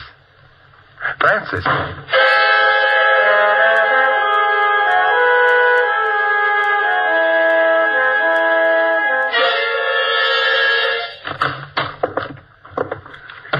Oh, here she is, Mr. Barker. Yeah. Nice work, Jake. I want to know what this is all about. Yeah, I bet you do. You and me both, baby. What'd you do with the stones? The stones? Yeah, the chorus girl's delight, the old man's charm, the stones. Oh, you mean jewels. I don't have any. Maybe not on you, but you're going to tell us where they are, won't you, baby? Suppose I don't know. I wouldn't care to believe that. Well, you'd better start because I don't know. All right. I'll start not believing you. Jake. Yeah? I don't believe her. I don't think she's behaving right. You don't, huh? I don't.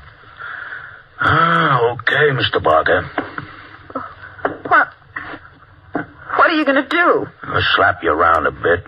It's going to hurt you more than it hurts me, too. Oh, no, you can't. Want to bet? Hold it a minute, Jake. I'll get it. Yeah? Barker? Who are you? Simon Templar. You've got Francis Blake there, haven't you?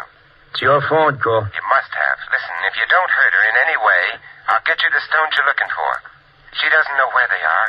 Matter of fact, where are the stones? The Carter cleaner's shop. Look, don't hand me that. We already been through the joint. But you didn't know where to look. Yeah?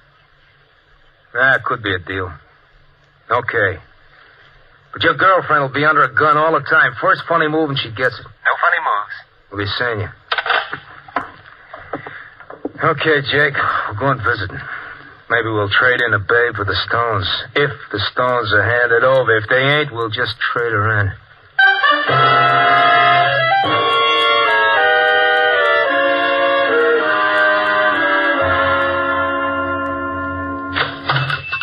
Good morning, and...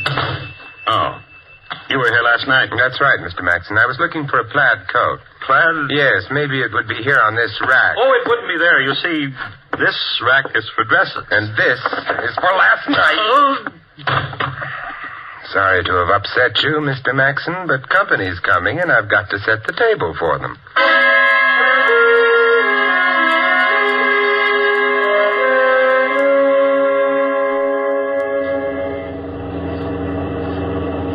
Joint looks clean. No blue uniforms around. Park it, Jake. Okay. Here we go, baby. I can walk by myself. Yeah, I know, but I enjoy your company.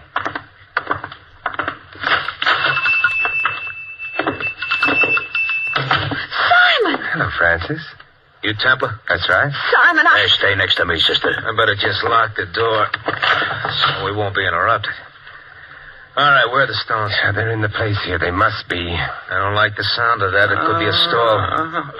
What's that? And Mr. Maxon, he fell down while he was pressing some suits or something. Yeah? Get up, Maxon. Come on. Hello, Mr. Barker. Hello, rat. Oh, you don't have to talk that way, Mr. Barker. I can't help it if the stones were stolen from me, if the woman double-crossed me. This babe here? Yeah. Why don't you work her over, Mr. Barker, and her boyfriend? After all, they're the ones who killed Olga, aren't they? It was in their apartment. Never mind, Olga. I like the kid. I sent her out the job. She got it. Business, you got to cut your losses when you have to. I still want the stones. Now, you. They are here. They have to be. Then find them. I've looked, but they're hidden cleverly. You sound like a guy up a tree, mister, and in just a couple of seconds, I'm going to cut that tree down. Tree? Hey, wait a minute. Tree? Suppose you wanted to hide a tree so you couldn't find it. Where would you hide it? I ain't interested in hiding trees. You'd hide it in the forest, of course. Therefore, going through the place, I noticed... Francis, go through that dress rack. Dress rack? Find a dress, any dress, that doesn't seem to belong. Well, all right. Hey, I don't get it, boss. Who wants to hide a tree? Get up, Jake. Maybe it's that simple. Oh, Simon, I'm not sure what you mean, but this shop is in a pretty expensive neighborhood. All the dresses here are very good ones, except this one. It's quite cheap, covered with cheap rhinestones. Let me have it. Yes, of course, it doesn't belong here. Why is it here? Because it's a forest. Looks like a rag to me, not like a forest. Then suppose you take another look at some of the rhinestones on it. Let me have it. Hey. Yeah, most of the things sewn on that dress are cheap rhinestones, but among them... are the genuine stones. The ones we've been looking for. Wow, nice work, Maxon. I didn't know anything about it. Somebody else must have done it to frame me or... No kidding. Wait a minute, Barker. Wait. For what? I'm going to tell you something, Maxon. No, Barker, You sure told him. Never did like a double-crosser. Hey, where you going? Well, it occurred to me you mightn't like witnesses either. Francis, stay behind me. Hey, what are you... Pressing machine filled up quite a lot of steam pressure. I kicked the outlet pipe off, and it's aimed at you. You better stand, Barker, unless you want to get parboiled. It's getting too hot in here. Come on. Let's go. You leaving us? Oh, they've gone. Yes, Francis, but not for long. And the police won't have much trouble picking them up with them all... Forgive me, but I can't resist it. With them all steamed up.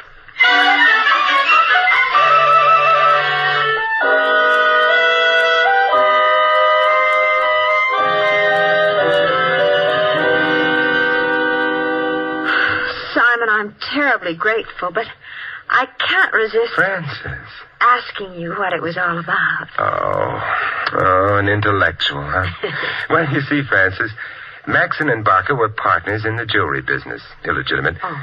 They worked out a nice idea. They'd use very distinctive clothes left with a cleaning shop as disguises for themselves and their confederates. Oh, and disguises which couldn't be traced because they'd lead back only to perfectly innocent people who had alibis and everything. Mm-hmm. Right. And the last job they did involved a girl who wore your plaid coat while stealing the jewels. Oh. Maxon, however, decided he wanted all the jewels for himself, so he killed the girl and hid the stones. And Olga? He had to kill Olga because she suspected something wrong and came to this apartment because that's where the plaid coat came from. Mm-hmm. Well, but how did you know that Maxon had killed her? Back in the shop, he said Olga had been killed in this apartment. How did he know that? Because he'd killed her. Oh, Simon, what would I have done without you? The question is, what are you going to do with me?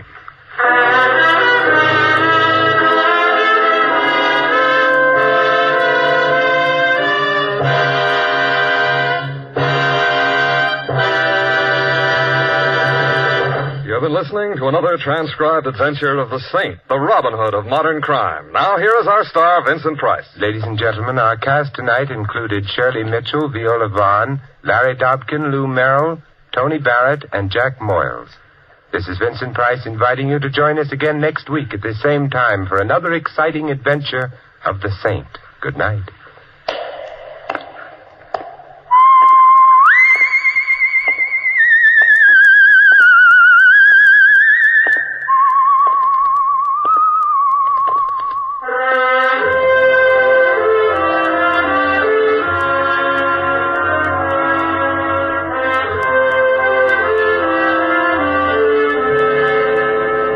Tonight's script of The Saint was written by Louis Vittes. The music was composed and conducted by Von Dexter. The Saint, based on characters created by Leslie Charteris, is a James L. Safier production and is directed by Helen Mack. Vincent Price is soon to be seen co-starring in RKO's production of His Kind of Woman. All you Saint fans will be glad to know that the Saint comic books are on sale at all newsstands. Your announcer is Don Stanley. Programs, get your programs here. Tomorrow night, tune here for Night Beat. Hear the unusual tales uncovered by reporter Randy Stone as he searches Chicago after dark for human interest stories.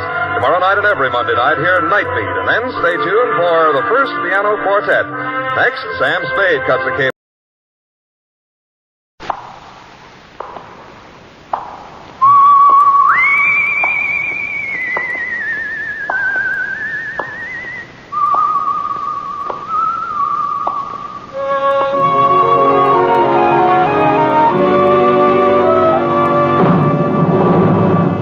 The Adventures of the Saint, starring Vincent Price.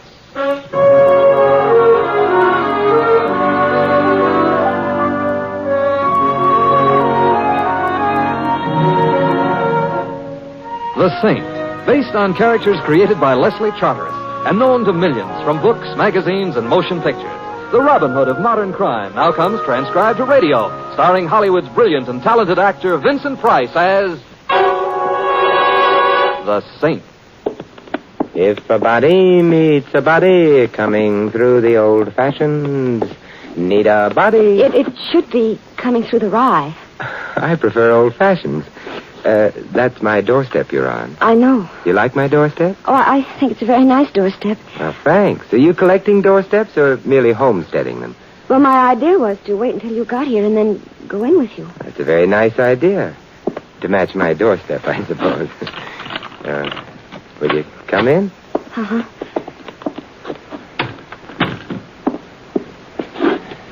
There. You have a couple of nice ideas. That is, would you like a drink? We haven't been introduced yet. You're right. I'm Wendy Brown. How do you do? And will you still have a drink? I don't think so. Oh, why not? Because I'm afraid. Wendy, may I assure you there is no fate worse than death? But it's death that I'm afraid of. We'll postpone the drinks. Death in general, or... Have you ever heard of a man named Harry Morgan? Harry Morgan? I used to be a pirate by that name. And... Hey, wait a moment. The contemporary Harry Morgan was a crook on a very high plane. That's the one I mean. Well, he's going to kill me. But I thought, if I remember correctly, that he was spending the rest of the 20th century in Guatemala or Point South. Oh, he's coming back to this country. Oh, I see. It was in the newspapers? Oh, no. He owes the government lots and lots of money on income taxes. They've been after him for a long time. He wouldn't dare come back openly. Well, then... He's being flown in secretly tomorrow night. It's not been a terribly well-kept secret. But he is coming, and I'm afraid. Harry Morgan doesn't like you. Well, he and I... We used to be... That is, we were sort of friends. That sounds comfortable. When he had to leave the country suddenly, he asked me to keep some things for him. Things like what? Things like jewelry. And you did? His idea was I would sell the jewels and send the money on to him. And you didn't sell the jewels? Oh, I sold them all right, but... But you didn't send him the money? Well, I felt that he owed me something. And you collected. Now he's coming back, you're afraid he'll try to collect, huh? Yes, he'll want to hurt me. Simon? Do you think I should be hurt? Whenever blondes with ideas get closer than a foot from me, I stop thinking. It's a family failing. I'll go away. The family disowned me. Wendy, how did you find out about Morgan's returning to this country? Oh, Sammy told me. Sammy being... He's a punch-drunk little prize fighter who spends all his time hanging around bars. His favorite's the Green Star on 3rd Avenue. Which might explain how he picked the news up. Where is Morgan's plane landing? Oh, Sammy didn't tell me that. That's important for a number of reasons. I think maybe I'll have to find Sammy and have a talk with him. You're going to help me, Simon? Well, I don't believe in blondes being killed. I think it's unconstitutional or something. Besides, Harry Morgan is a bad man, so... Oh, Simon, I can't tell you how much I appreciate this. How much if you can't tell me, better not demonstrate. Not tonight. I've got to find Sammy. Now, you go home, lock your door, and stay behind it. All right, Simon. There's less than 24 hours in which to find Sammy, discover where Morgan's landing, and pacify him, if that's the word I mean. Good night, Wendy, and wish me luck. You'll need it.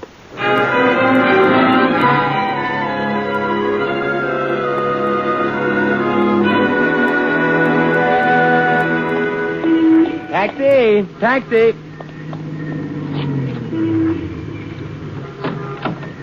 North to south, east to west, yell for Louis, he'll do the rest. Hello, Louis. Hello, Mr. Templar. I'm glad to see you. Likewise, I'm sure. Would it be too much trouble for you to drive me someplace? Where would you like to go? The Green Star Bar on 3rd Avenue. Okay. Hey, but that's a very low-type bar. Sawdust on the floor, sulfuric acid in the drink. Well, I'm not going there to drink, Louis. Oh, you got a date there? Perhaps. Blonde? I don't know. The name is Sammy. Don't sound like a blonde. Relax, Louis. It's a business date. Sammy, I've been told, is a broken-down prize fighter. Oh, I know the guy you mean. He's a lush with cauliflowers. Sounds like an accurate description. Also, he ain't very healthy. I'm sure he's not. However, I hope he lives until we get to him.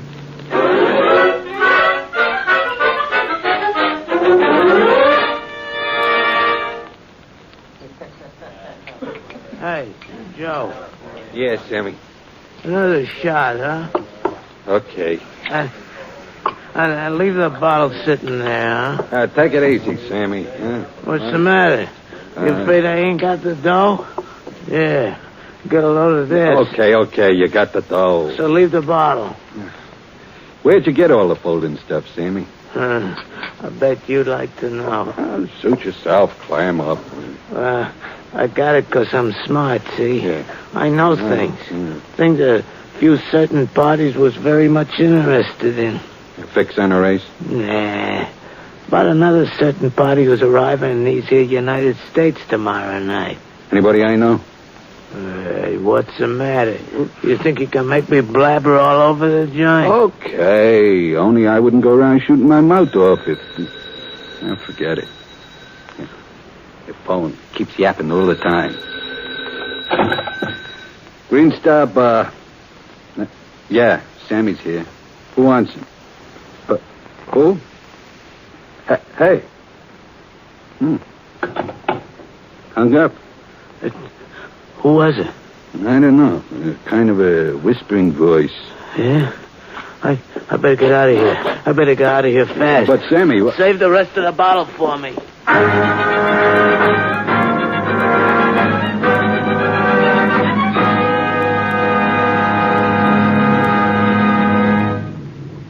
Well, that's the Green Star up ahead. Oh, Mr. Temple, you see that little guy just coming out? Yeah, I see him. That's Sammy. Oh, wait here, Louis. I want to talk to him. Okay. Hey, be careful, Mr. Temple, that car! Oh, that was Sammy. Come on, Louis. After him. Come on. But Sammy might need some help. I doubt it. Okay. Oh, come on, Louis, faster. Yeah. Are you a man or a mouse? I don't know. I squeak easy, then never mind. The car ahead of us got mud on the license plate. I don't think by accident. Hey, they're shooting at us. I ain't insured. What'll happen to my wife and 6 kids? You don't have a wife and 6 kids. One thing I'll tell you for sure. If their aim gets any better, I'll never have a wife and 6 kids. I've been hit. What? Louis, where? In the left rear. The tire. That's that. Come on. We may as well go back and see how Sammy is, if he still is.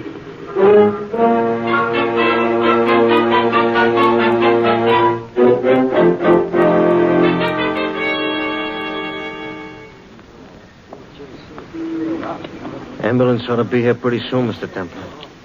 He don't look good, though. No. Sammy. We couldn't have seen who shot him. We didn't either. There's something else.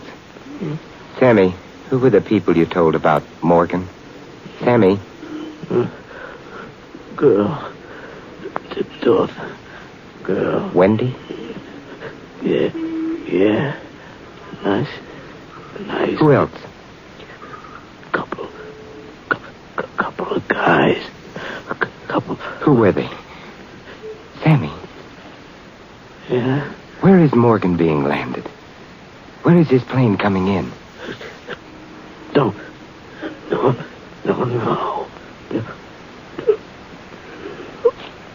Sammy? Goodbye, Sammy.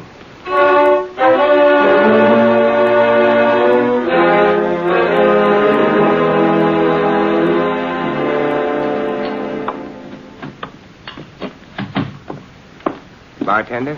Another cop. I beg your pardon? I said another cop. You mind? No, except that I'm not a policeman. You're a bartender, though. You must be a detective. My name is Simon Templar. Templar. You see? Yes. I saw Sammy gunned to death outside this bar a couple of hours ago. Is that so? Yeah, I went down to the hospital with him. They did a quick autopsy. So? Sammy had a lot of money in his pocket.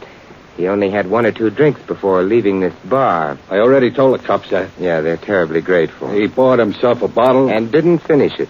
That's why I came back here. You want to finish it? Bartender, I think you'd better listen closely. From what I've heard of Sammy, nothing but the fear of death would have driven him away from an unfinished bottle of liquor. Why did he leave the bar?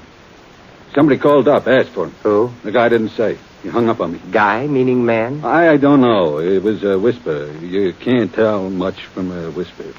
Who'd be worried about Harry Morgan's returning to this country? I don't know that neither. And I don't want no part of it. You've already bought yourself a part, bartender. You didn't tell the police about that phone call. They didn't ask me. Yeah, they'd be unhappy about your coin. You wouldn't want them to be unhappy. They could do things about your license and their sorrow. Oh. Who'd be worried about Morgan? I'm talking to myself, you understand? I ain't telling you nothing. Go ahead. I'll eavesdrop.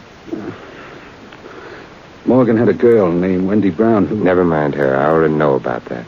Also, he left the nightclub in charge of a couple of guys named Kerrigan and Marlowe. Talk's been going around that Kerrigan and Marlowe ain't been too regular, shipping the gambling receipts to Morgan. I just finished talking to myself. Thank you, bartender. You may have a drink on... On you? No. On Sammy.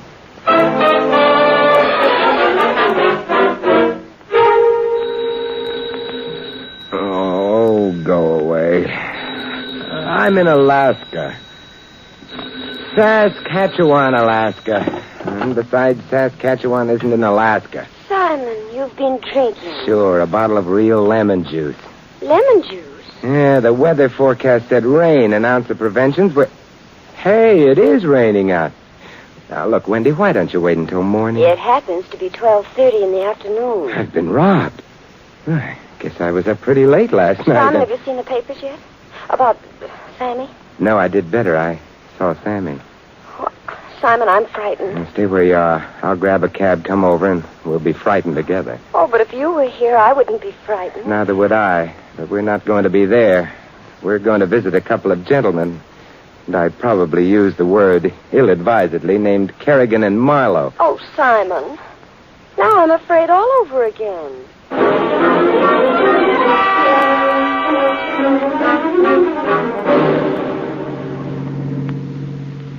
Yeah, it's still raining, Wendy. Simon, do we have to? We have to. I don't get it.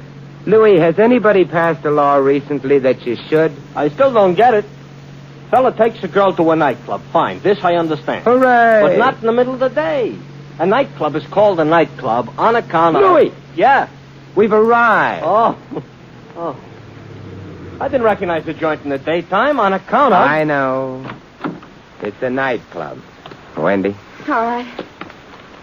I wait. You wait. You've been here before, Wendy? Yes, with Harry. He owns it. Tell me, is there any other entrance than this one? Yes, through the alley. Yeah. Let's go that way, then. I like alleys. You meet interesting cats in them.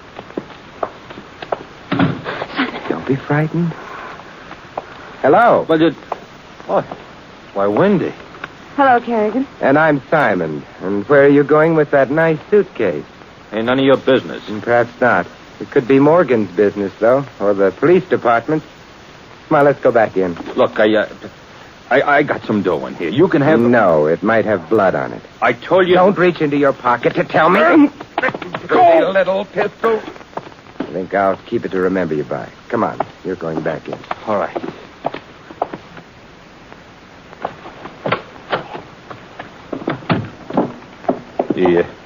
The officer's down here. I'll put the suitcase away. It's tidy of you. Where's your partner? Marlowe? Well, he's around someplace. Uh-huh. Where's Morgan landing, Kerrigan? I don't know. Marlowe got the dope from Sammy. You're sure he didn't... Why not ask me, Son. friend? You would be Marlowe. All right, I will ask you. Where is Morgan landing? Guess. Sammy told you then? The punk was dead before I got to him. Oh?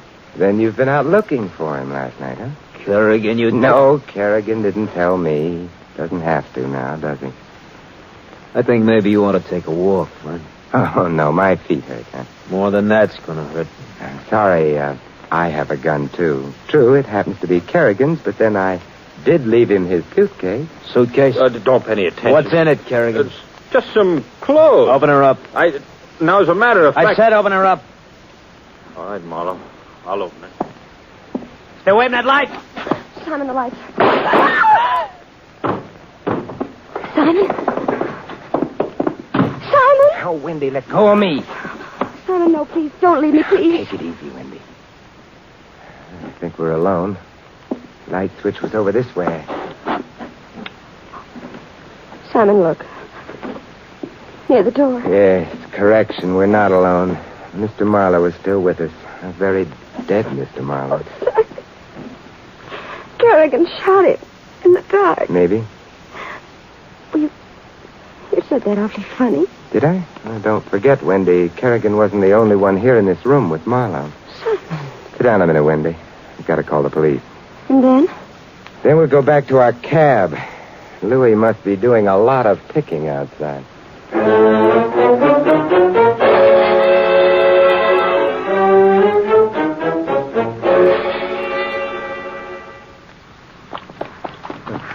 Oh, Simon, my poor hat. It's just another couple of steps. Oh. Here we are, Wendy. Ooh. Well, Louis, did you miss us? What else? Welcome home. Well, where to? I wish I knew. Who made with the firecrackers? That happens to be the problem, Louis. I don't want to hear about it, because if those were firecrackers, I'm driving a truck. What's wrong with driving a truck? Who said something was wrong? Truck drivers happen to be among the most courteous drivers on the road. Yeah, well, look, Mr. Templar, I got nothing. They're always there to help a motorist in trouble. They'll Mr. Templar, stop already with the truck drivers. I know there are wonderful class characters. All of them got PhDs. What happened back there in the club? A man got shot very dead because another man carrying a nice suitcase filled with money not belonging to him didn't want to open the suitcase and let the other man see it. Ask a silly question? Simon, it's getting late, terribly late. Harry Morgan is on his way, and I'm... Oh, stop worrying about Morgan. Maybe the whole thing was just a rumor. Oh, it was not. What? I said it was not a rumor about Morgan coming back. Oh? Furthermore, what's been bothering you is where his plane is going to deposit him, no? Yes.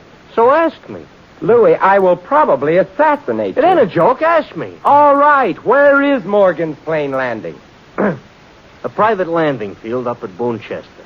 Want to know what time it's landing? Look, I don't believe any of this, but what time is it landing? Midnight tonight. I'll hate myself in the morning, but tonight I've got to know. Louis, how did you find out? I listened to the radio.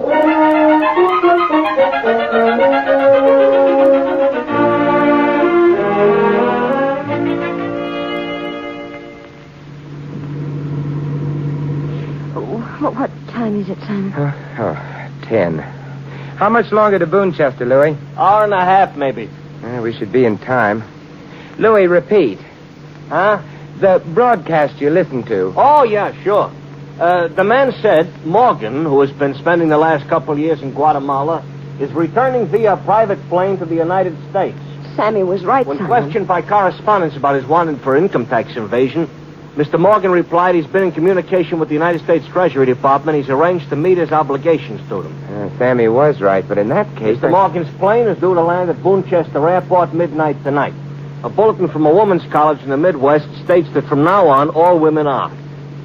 All women are what, Louie? How do I know? It's where I turned off the radio, because people started shooting guns in the nightclub. Simon, I don't understand.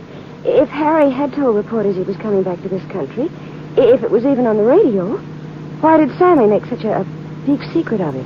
Well, he did have the news earlier than anyone else did. But not earlier enough to make any difference to anyone. Except Sammy. To him, it meant the difference between it's corny, but it's true, between life and death.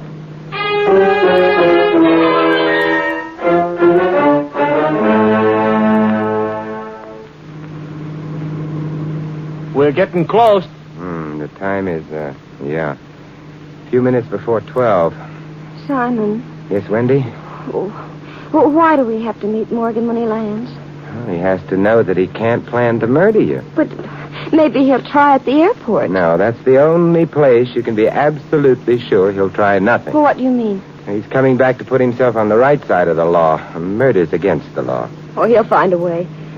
A way to kill me, to kill Kerrigan. Marlowe's already dead. Can't afford to risk anything here, Wendy. Perhaps I can make him realize that he... Hey, this must be the airport. It ain't much. No, it's a private field. It's deserted at the moment. The landing lights are on, though. No welcoming committee. Here's the landing strip. I better pull up. Well, at least the rain has stopped. Oh, but it's so cold. Yeah, the ground's wet. Now be careful. Gee, it's like a stage set, Simon. The brilliant lights and then the darkness all around. And the emptiness. It's only a little longer. Simon, listen. Yeah. Hey, that's a plane. Huh, it's getting closer. Sky's overcast, but... I can see his lights. Oh, yeah. He's angling for a landing. Hey, Louie, stay in the cab. Okay, Mr. President. Yeah, he's setting her down. Hey, he did a beautiful job. Not very far now. The plane's skidding a bit, but he's got her straightened out. Come on, Wendy. Yeah. Mr. Morgan, I presume? You presume right. Hello, Wendy. Hello, Harry. You mind if we join you? It's a little damp down here. Come on up. All right. Up you go, Wendy. Now me. Well, Wendy, they put you on the welcome committee, huh? Harry, don't look at me like that, please. My name is Templar. Yeah? What are you doing here? I'm insurance. Your what? Wendy's insurance. Against your losing your temper. I never lose my temper. I never lose anything. How was the weather back in Guatemala? Fine when I took off. Why? Nothing. Anything happen on the flight? No. It's a very nice plane. Happens to be the best twin-motor job built. Yeah, I can believe that. The pilot seat's nice and dry. Floor of the cabin, nice and dry. Hey, what cooks with him, Wendy? Does he want to grow up and be a weatherman? Everything's nice and dry, Morgan. Except your shoes. What was that? Your shoes are wet. Hey. There's company. Let's see who it is. Well, the vanishing Mr. Kerrigan. Come in.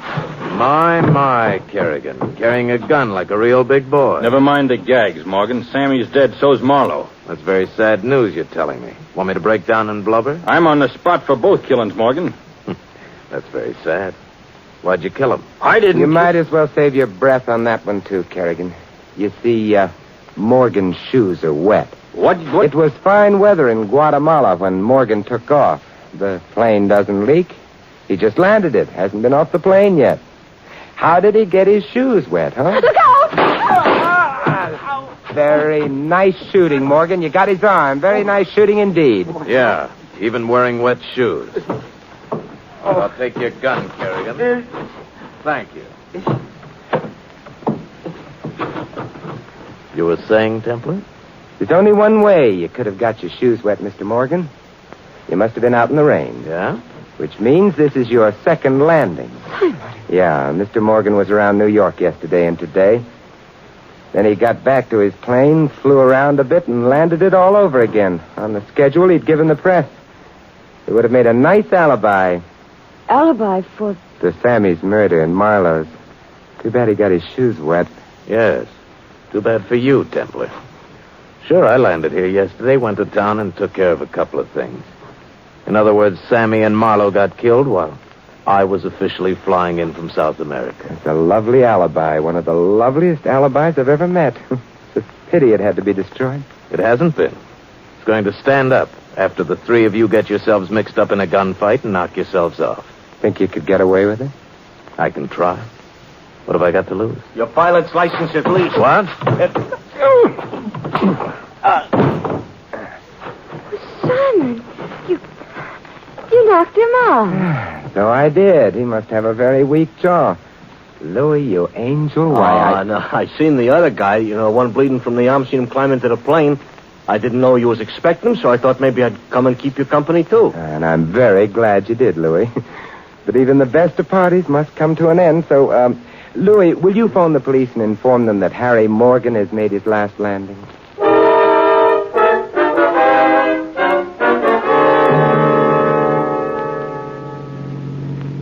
But, Simon... Yes, Wendy? You must have known that Morgan had killed Sammy and Marlowe before we even got to the airport. I did. The wet shoes helped me convince Morgan I knew, but...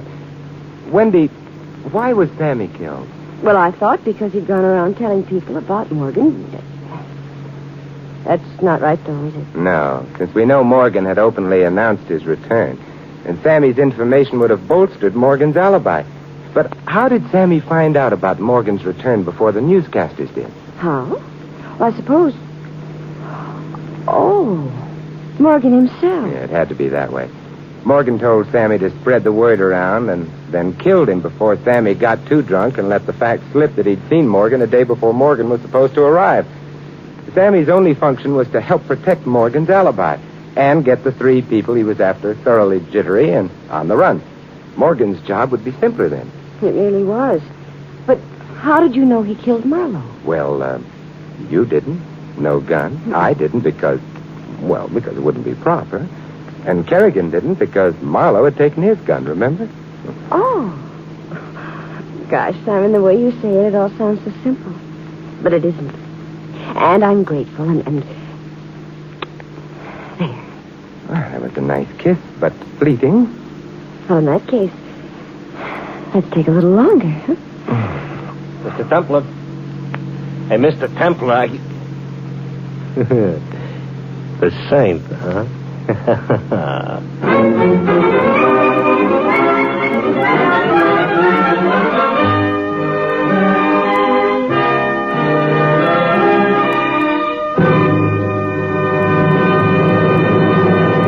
You've been listening to another transcribed adventure of the Saint, the Robin Hood of modern crime. Now here's our star, Vincent Price.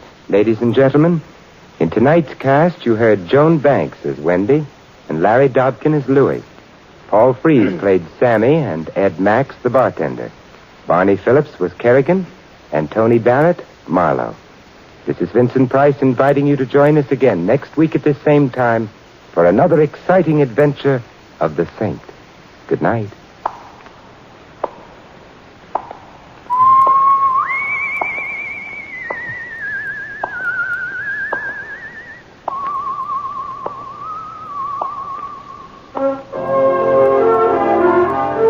Tonight's script of The Saint was written by Louis Vittes. The Saint, based on characters created by Leslie Charteris, is a James L. Staffier production and is directed by Helen Mack. Vincent Price is now starring in The Winslow Boy at the Las Palmas Theater here in Hollywood. All you Saint fans will be glad to know that the Saint comic books are on sale at all newsstands. Your announcer is Don Stanley. 3 chimes mean good times on NBC. Theater Guild on the Air tonight stars Douglas Fairbanks Jr., Angela Lansbury, and Cecil Parker in the dramatic triumph, The Voisey Inheritance. And in 1 hour, it's The Big Show. An hour and a half of the best in comedy, music, and drama with Tallulah as MC. 3 chimes mean good times on NBC.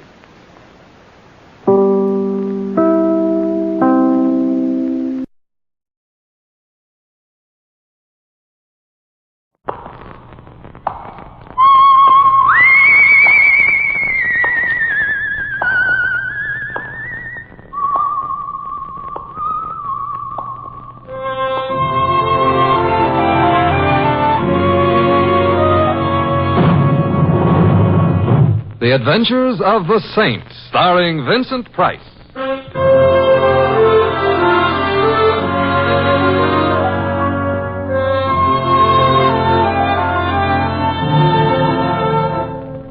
The Saint, based on characters created by Leslie Charteris and known to millions from books, magazines, and motion pictures. The Robin Hood of modern crime now comes transcribed to radio, starring Hollywood's brilliant and talented actor Vincent Price as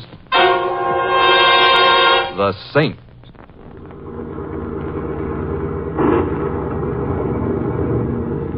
Hey, Mr. Templar. Yes, Louis? Starting to rain. So it is. You couldn't get a dinner back in town? You had to travel all the way out here in the country to eat? Louis, I was invited to a dinner party, and Long Island is hardly the country. It's full of trees, ain't it? True. This does happen to be a rather lonely spot, but... The rain is getting heavier, too. I should have stood in Brooklyn. Oh, I'm sorry, Louis. What is a cabbie from Brooklyn doing out here in the middle of nature? He seems to be driving a cab. Hey, Louis. Yeah? Is it possible that the roof of your cab leaks? It's possible. It's leaking. On you? On me. Well, after all, Mr. Temple, according to the chemistry books, we're composed of 98% water anyways. Perhaps. I find the percentage high enough without any additions, however. There's no extra charge. We've got... Hey, Mr. Temple, the motor. It stopped. So I notice. Discouragement? No, it's possible the hood leaks, too. Oh, that's nice. No, don't blame the motor. After all, it ain't composed 98% water. It shortly will be. While we sit here and calmly contract pneumonia. Who's calm? Look, Mr. Temple, you know something? This could be the beginning of like a real horror story. It's the nighttime we're 2 guys stuck out here in the wilderness. Long Island. The rain is raining, the thunder is thundering, and I'm scared. You know what ought to happen next? If this was a horror story? That's what ought to happen next.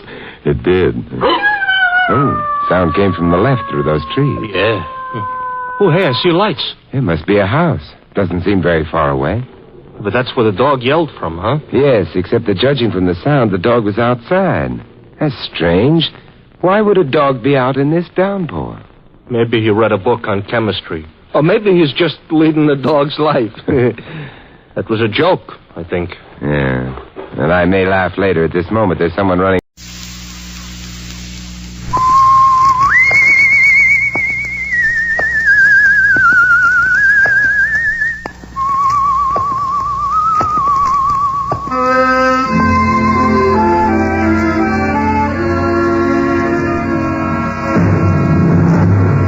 The Adventures of the Saint, starring Vincent Price.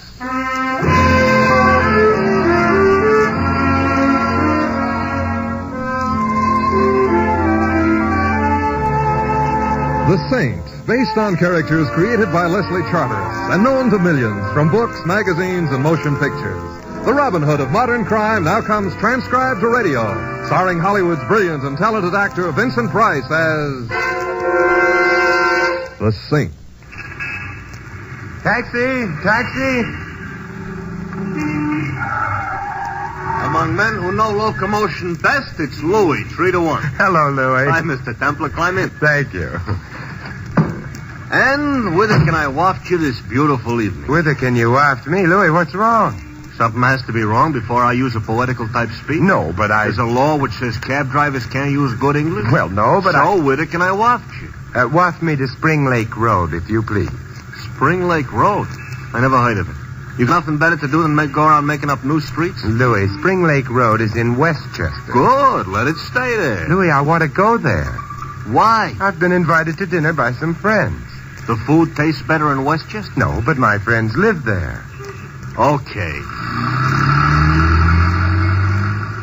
Oh, please don't sulk, Louis. Lots of people live in Westchester. Lots of people are crazy. Westchester happens to be a very lovely place. Full of trees, ain't it? The trees are attractive. To who? Apes? I'd better tell you how to go. You don't have to tell me. I'll find it. I know, but... Listen, Mr. Templar, I'm a cab driver. Cab drivers never get lost.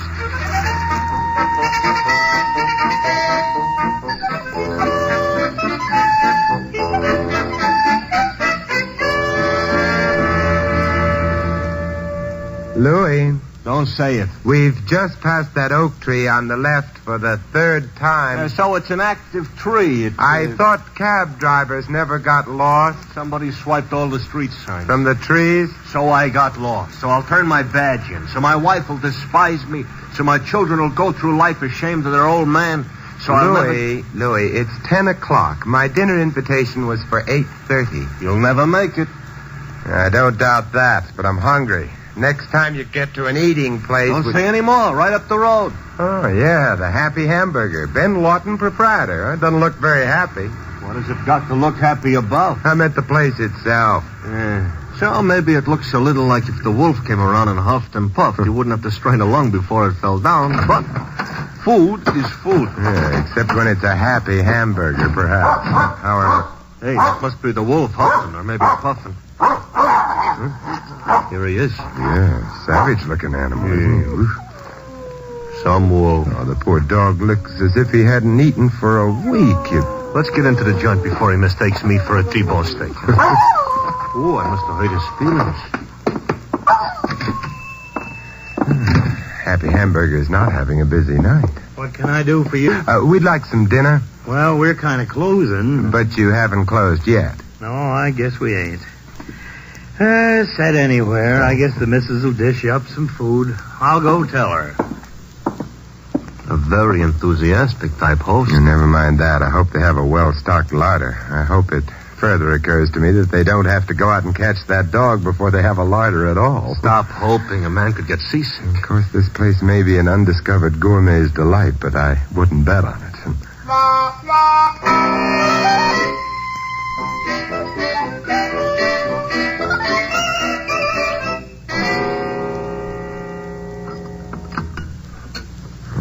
A gourmet who could have delighted in this place is still undiscovered. What do you think of Mrs. Lawton's cooking? Huh? I don't want to think of it. I'm trying to eat it. You finished with your dinner, fellas? The dinner is more likely to finish up. How about dessert? Well, we got blueberry pie and we got huckleberry pie. What's the difference? Huckleberry pie's a nickel more. Why? Harder to spell. Which'll you have? Apple pie.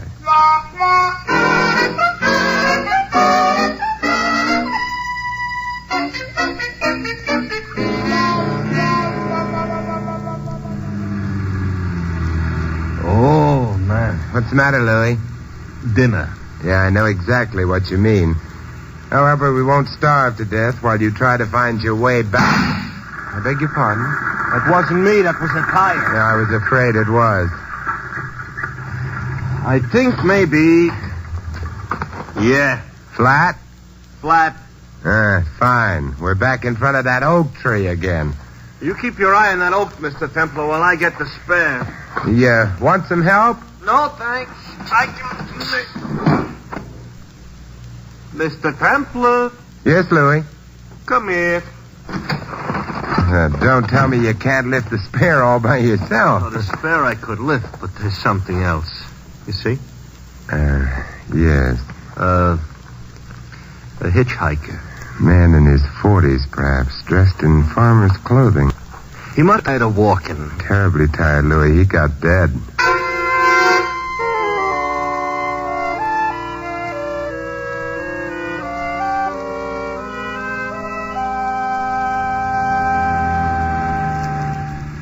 Somebody shoots a guy, all right. Maybe you don't like him. But why does he have to stuff the corpse into the trunk of my cab? I don't know. There were no papers of any kind on the body. All right, so he's a total stranger. But why are we heading back to the Happy Hamburger? Because that's where we must have acquired the corpse. It's the only place we stopped. We're out of sight of the car. Unless he was already in the trunk before we left the city. No, I checked the tires plus the spare before I picked you up. Then it's the Happy Hamburger. The man was murdered fairly recently anyway. How do you know? Oh, no rigor mortis, body worn. Never mind, you know. I'll stay a dope. Hey, Mr. Templar. Yes, Louis? What kind of a welcome you think we're going to get at the Hamburger? It's hard to tell, except that it may not be a welcome at all.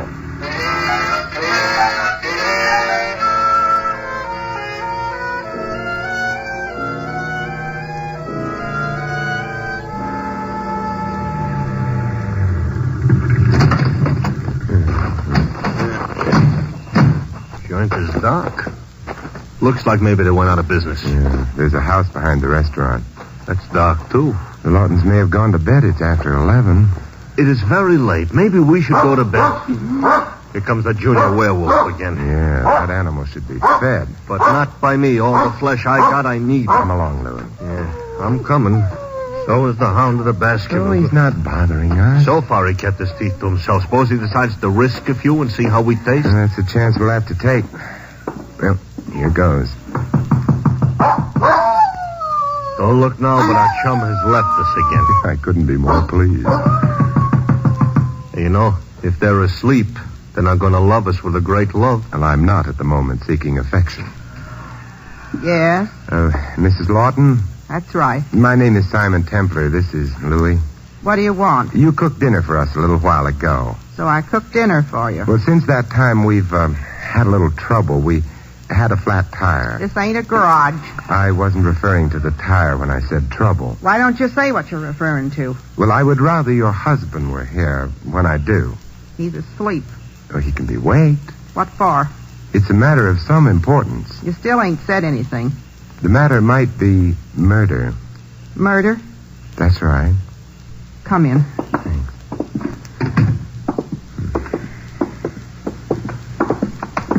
Wait in here. It's the parlor. We shall. It takes time to waken Mr. Lawton. He sleeps hard. Well, I'm sorry, but I'm afraid it's necessary. That don't make it easier. Set. I'll get him up and dressed. I think the word for her is gracious. Very few women are at their best in the middle of the night, Louis. That's what you think. Would you like... No. Okay. Hey, Mr. Templar, you figuring the deceased we got in the cab was put there by the Lawtons? Not necessarily. They did have the opportunity, but so would anyone else who might have been around the place while we were having dinner. Oh, stop complicating things. It's bad enough. This is some parlor. Yes, I've seen cheerier places. They got a radio, though. No television set. Is that bad? Well, Mr. Templar, what do you think of television? I think of it as infrequently as I can. Mrs. Lawton is apparently having difficulty waking her husband. From what we've seen of the guy, how can she tell when he's awake?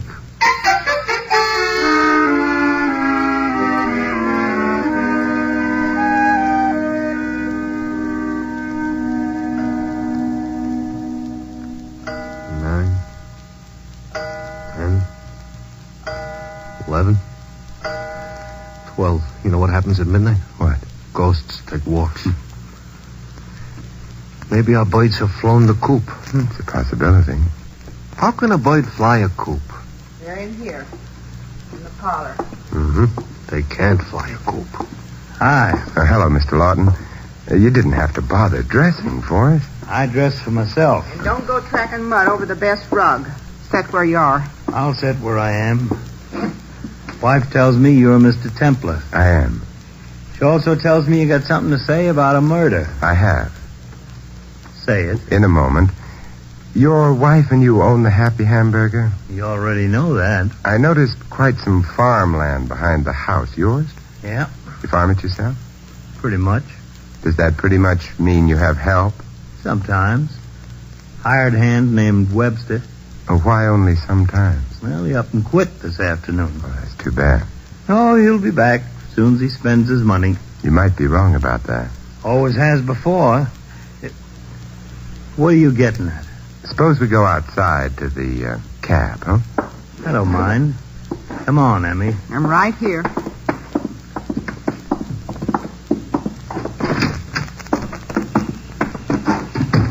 What kind of a man is Webster? Not much account. Works when he has to eat, gets a full belly, stops working. A philosopher, perhaps. Ever have any quarrels with him? Kind of nosy, ain't you, Mr. Templar? Perhaps. But is there any reason why your husband should hesitate about answering that question? No reason. No quarrels. Fine. Louis. Yeah? Please open the trunk compartment, will you? Sure. In a second. There's something I'd like to show you, Mr. Lawton. Mr. Templar, Yes, Louis? if you were planning on surprising anybody, give up. What do you mean? Look. Looks like birds can fly coops, only I picked the wrong bird. We have mislaid our corpse, Mr. Templar. So it would appear. Strange. Say, how about letting us in on this? Mr. Lawton, was your hired hand a man in the middle 40s with brown hair and eyes, of stocky build, a small scar under his left jawbone? Hey, that's Webster. You must have met him. What do you have to say for himself? We met him, but he didn't have anything to say.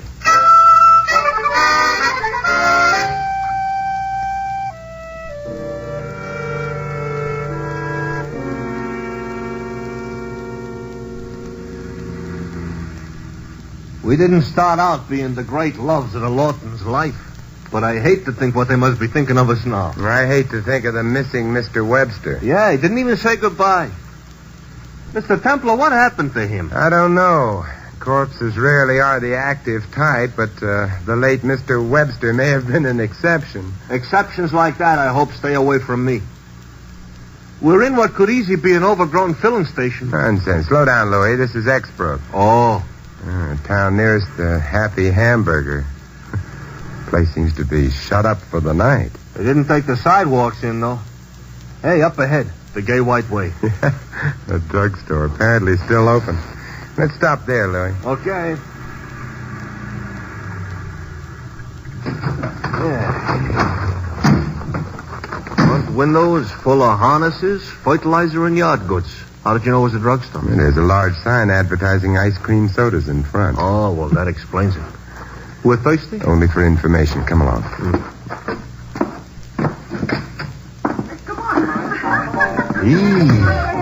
Joint is crawling with juveniles. Now look at the jukebox. Yeah, so it is. The waitress behind the fountain. It's too public. The waitress? The fountain. Mr. Templar, I just noticed. Behind the cash register. This end. Look it. Yeah, I'm looking. Well, now put your eyes back in their sockets. She's dressed in gingham. She's wearing pigtails and big blue eyes. She's merely the farmer's daughter, Louis. Is that a fact? Hey, maybe she knows a joke. Be still, Louis. She may be able to help us. Is help the word you really had in mind? Good evening, miss. Hiya, Toots. I beg your pardon? So far, what for? That farm ain't what it used to be. Not to mention the farmer's daughter. And who's the little stranger? Who's the... Oh, that's Louis. It's not bad either, but it looks married. Who are you? I'm Simon Templar. I'm Teddy, and what are you doing after I get through here? Well, You married? No. What a coincidence. I'm not married either. Well, it happens all the time, but what I wanted was... Store closes in half hour. Tell me then. My dear Teddy, Look, what do you know about a man named Webster? Dan Webster? I imagine so. Hired hand out to the Lawtons? Yeah, that's the Dan Webster I had in mind.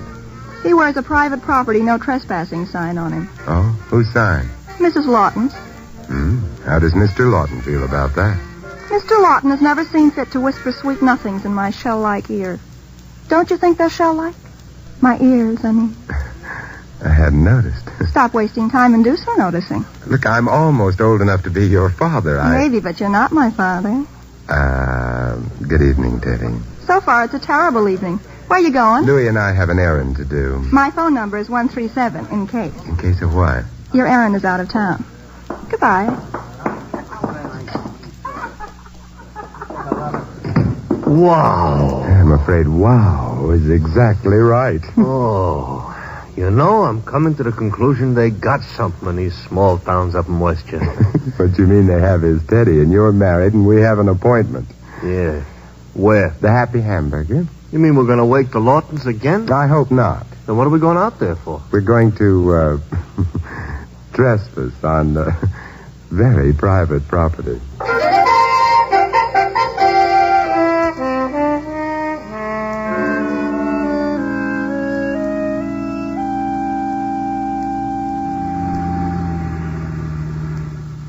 I ought to hang a sign with shuttle on it on my cab. I don't imagine we're going to be coming out here again. You're not breaking my heart. You know, every time we come out to the Happy Hamburger, it gets darker. I think I'll coin a proverb. It's too late. It's always darker before it's lighter. I don't think that'll catch on. Happy Hamburger's up ahead. Louis, we have a problem. Oh, thanks for letting me... What kind of a problem have we got? We got to find a pond, a brook, or perhaps a lake. You got a sudden desire to go swimming? No, not swimming. You forget something, Louis. I always forget something. What is it this time? Ponds, brooks, or lakes create mud. Oh, thanks a lot. Tonight, I don't need any mud. Call me hypersensitive. I just don't need any mud. You better stop the car under these trees. Okay. You know, about that mud, I suspect you're mistaken. That's because you got a suspicious nature. Besides... Well, we've got to get started. Hey, we're heading away from the house. How true. Why? We're looking for... I know. And they rarely occur in houses. Okay. Does this watery object you're looking for have to be any place in particular, or are we surveying Westchester County? It has to be on the Lawton's land. Oh, well, that helps. Yeah, probably they got 139 acres. And in the dark, how are we going to search it? I understand hazel twigs don't work anymore. That hound without a home again. I hope he goes away. Don't be silly, Louis. We want to meet up with him. You'll do all the wanting by yourself. Why? Because he's going to be a hazel twig. What is? Mm-hmm. Hey, wait a minute. You mean he'll help us find water? That's right. Well, what is all this excitement about water anyway? Among other things, Louis, water washes away blood.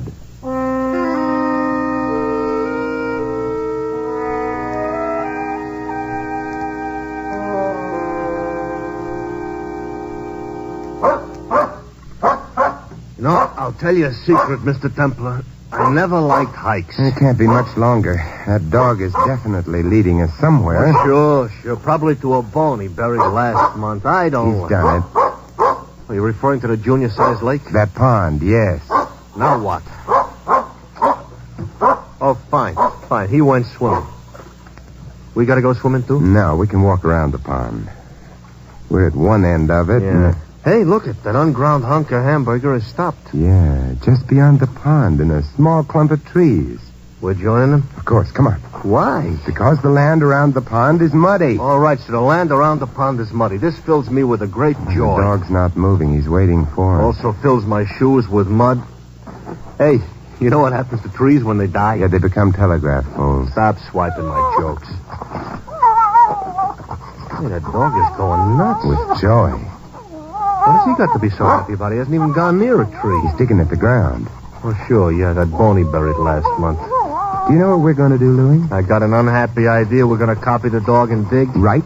I'm already looking for something to dig with. What are we going to dig for? Something the dog lost? No, something we lost.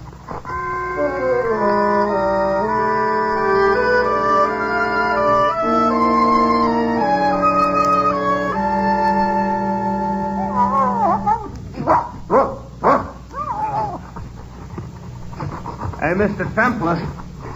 Couple of feet more, I'll be in China. Oh, don't be silly. You can't get to China by digging straight down. Oh, you can't, huh? Where you get is Australia. Nobody ever tells me things like that. Hey. What is it, Louis? From where you are, you can't see. But from down here... Well, I'll come to the edge of the hole. Well, Louis, we've kind of found that corpse all over again. Look, tell that dog to shut up, will you? I don't feel so good. No, I'll give you a hand, Louis. Help you climb out of the hole. Hey, that sounds like a car backfiring. Road's too far away. Never mind climbing up here, Louis. I'm going to join you down there. Hey, what's going on? And I'm not going to like the answer. Someone is having target practice with us for targets. Ooh. I could see a vague figure at the other side of the pond, too dark to identify. Oh, there goes that hound that walks like a horse. Probably figured it was too crowded down here. Hey, Mr. Templar, I hate to mention this, but if the boy with the gun kind of wanders over here... Yeah, I realize that. Louis, this grave we're in isn't level. The edge on your side is lower than the one facing the pond, which means you can climb out without being seen. Make for the trees, then for the road, your cab, and a few policemen. Yeah, maybe so, but then what are you going to do? Stay here. Otherwise, our gun-shooting friend will head for the cab, too. But while I'm getting help, you are liable to be getting killed. It's a chance we'll have to take, and believe me, I'm not taking it with any great joy, but we have no alternative. You'd better hurry. Okay, Mr. Templar. But look, with the way the taxi business is, be careful. I don't want to have to look for another fare on account of you got shot in the woods.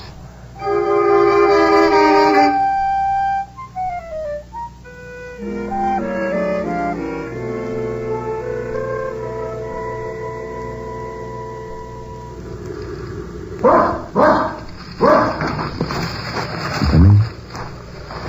Well, it's been a lovely life. Simon, what on earth are you doing down there? What on earth? Teddy!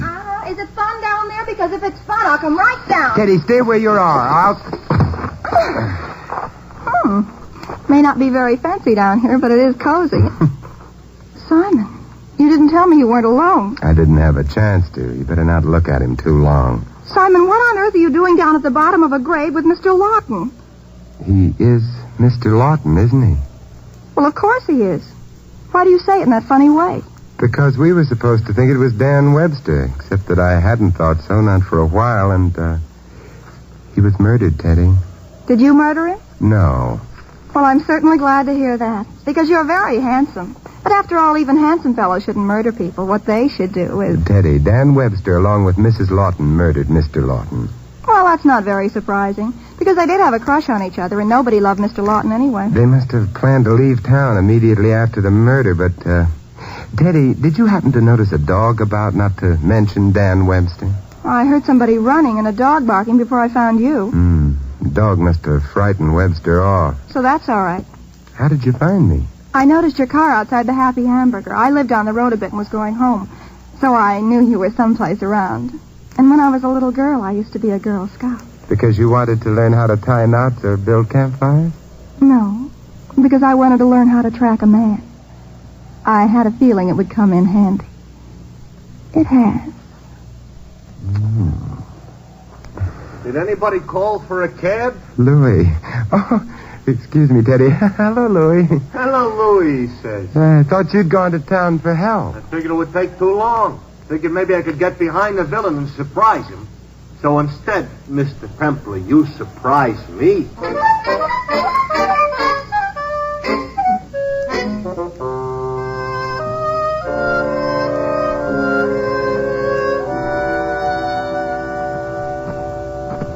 Back to the hamburger again. We're hungry? No, except perhaps for justice. Simon, the Lawton's car is out front. Mrs. Lawton's in it. Come on, into the cab. Over this way. Be as quiet as you can. All right, Simon.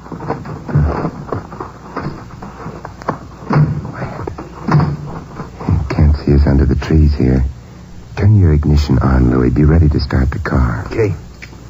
It's ready. Webster's coming out of the house, carrying a couple of suitcases. He's getting into the car. There they go. Louis. I know. Follow them. They may not notice they're being followed. Supposing they do. Well, we'll have to chance that. Okay, but look, I don't mind so much being shot myself. But don't forget, this here cab belongs to the company. I can't afford to get bullets in it.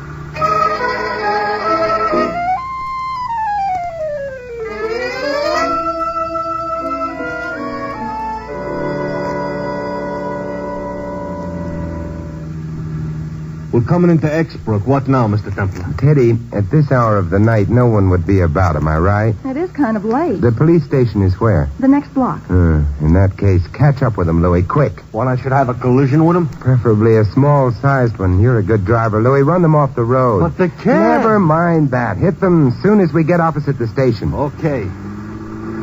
I only hope it'll show on the meter. We're getting close to them. And here goes.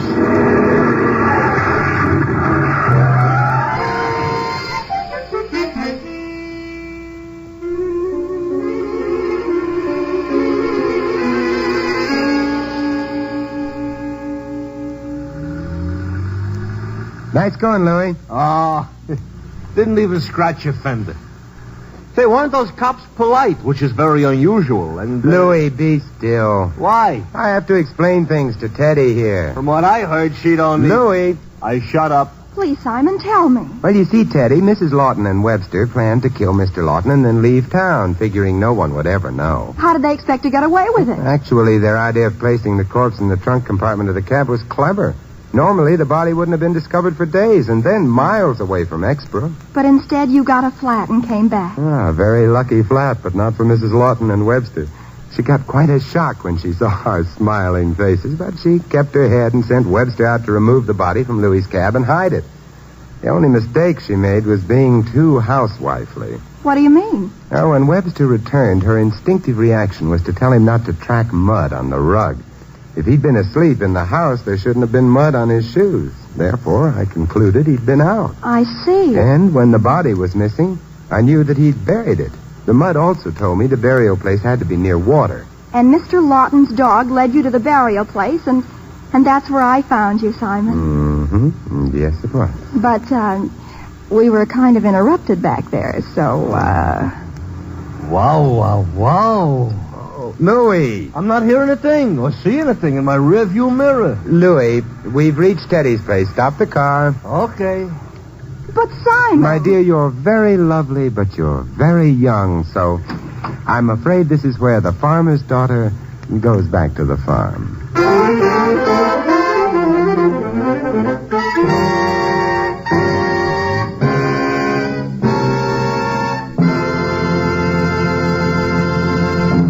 You've been listening to another transcribed adventure of the Saint, the Robin Hood of modern crime. Now here's our star, Vincent Price. Ladies and gentlemen, our cast tonight included Louise Erickson, Noreen Gamil, Arthur Q. Bryan, and Dave Light.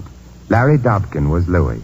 This is Vincent Price inviting you to join us again next week at this same time for another exciting adventure of the Saint. Good night.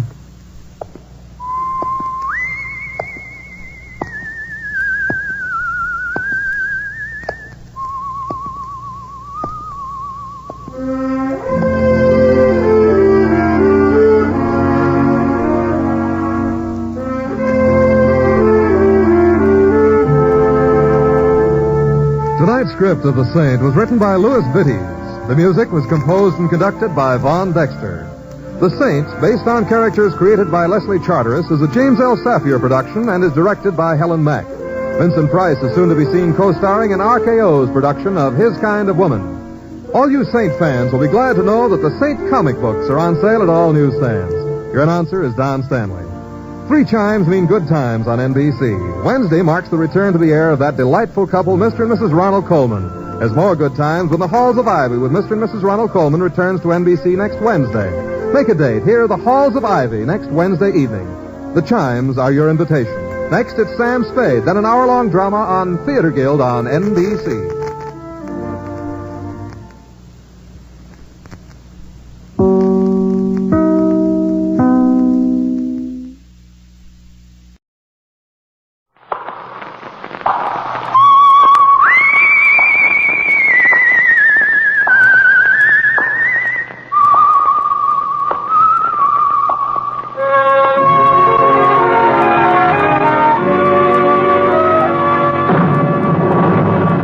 The Adventures of the Saint, starring Vincent Price.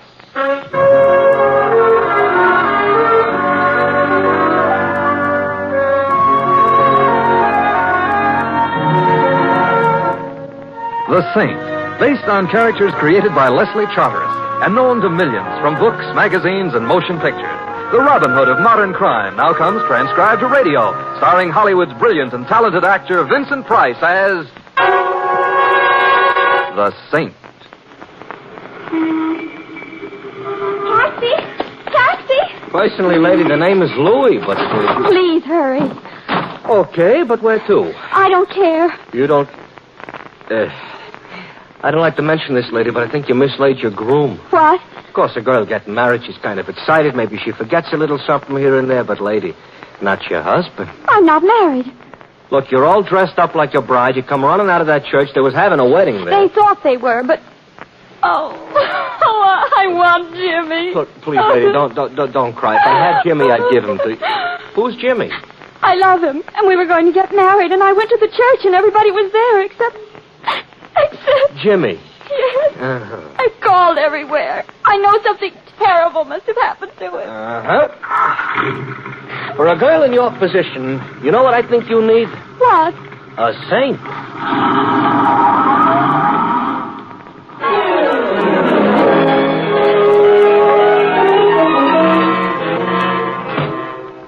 Mr. Templar, I hope you don't mind our barging in like this. Of course not, Louis. But you see, this here is... I'm Carol Blair. Miss Blair. But by this time, she's supposed to have been Mrs... Snyder. Yeah, but she ain't on account of Mr. Snyder didn't show up at the altar. So... Miss Blair, please sit down. Thank you. Here, have a handkerchief. I don't want a handkerchief. I want Jimmy. Well, I don't have Jimmy. I might perhaps try to find him. Oh, Mr. Templar. Whether I can or not is something else again. However, have you thought of the possibility that he might have changed his mind about matrimony? Oh, no, he wouldn't have. He loves me. Well, Mr. Templar, there's nothing that could have kept Jimmy from marrying me. Nothing except death.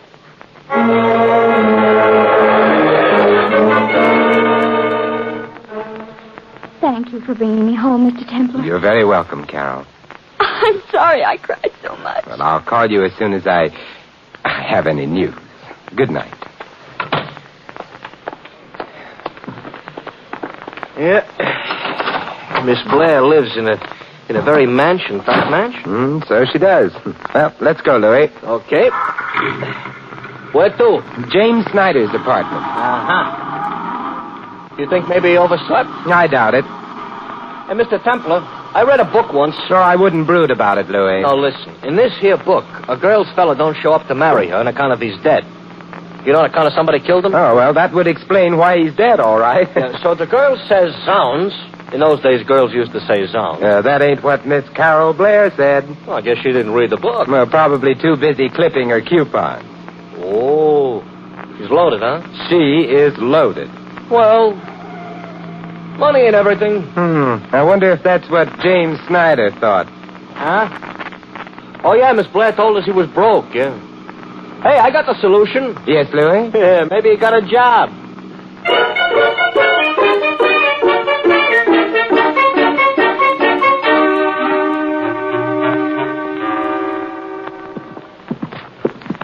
Now, this here is a very fancy type hallway, Mr. Temple. So it is. Gaudy, but not neat. 1C. Yes, here it is. How can a guy with no dough afford to live here? Well, we'll ask him if he answers that doorbell. Hey, he's in. Hello. Ooh. Except he's a she. Good evening. May we come in? All right. Thank you. Hey, Mr. Templar. Maybe she's why Snyder didn't show up. I think we stop here, no? Yes, Miss... I am Marie. Oh, Marie. This is Louis. Hello. Yeah, and I'm Simon Templar. Ah, you are the same. I'm afraid I am. Spending the winter here? In this apartment? For right now, I am reading the book, you see. Book on American history. You're a student? What do you think? I think you graduated. Why the book, then? Well, I'm not so long in this country, and I wish to learn about... The American people? American men. Oh, they're not that different from Frenchmen. Maybe so, but it's the little difference that counts, Perhaps. You know, there are better ways of learning than from books. Why don't you ask Jimmy? He is out. He is? Yes. He's marrying himself. Oh, it is not right what I'm saying. He's marrying a girl. Yeah, that's more usual. You don't mind? I do not mind. Well, sometimes close friends of the groom do. They say things like, what on earth does he see in her? But I am knowing what he sees in her. Be careful. $1 million is not bad. He's fine. Well, that is, Carol is a very pretty girl, too, despite her $1 million. Who cares? Of course, you'll probably laugh and... are you Jimmy's sister? Yeah, I thought so. But if you're not his sister, you must be... You look very pretty in red, Simon, but it is not necessary to blush. I am Jimmy's... Whoop, Kitty, it's time for bed. Wife. You said wife? Wife. Excuse me, huh?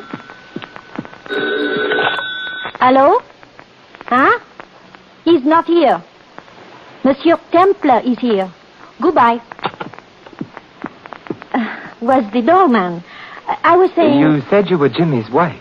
It's true. Well, then if he'd married Carol, it would have also been bigamy. We were divorced in Mexico last year. Not his wife. I am find the lawyers say divorce not so good. So now Jimmy marry a rich girl. Maybe Jimmy gives me a big present, Big present, huh? There's another name for it. Is so? Is so. The other name is blackmail. You are a funny man. I haven't been trying. Maybe you go away now, huh? Mary, I have news for you. What kind of news? Jimmy didn't show up at the altar. You make the joke once more. No joke. He's terrible. Which means that Jimmy hasn't married that $1 million yet. I think of the poor girl who waits at the altar. Almost I cry for her. Your eyes are dry. I said almost. Goodbye. You want to be alone? From you, yes. Goodbye also to you. Oh, thanks for remembering me in time to say goodbye, Mr. Templar. We're leaving, Louis. Except, Mary, if you happen to run into Jimmy... Yes?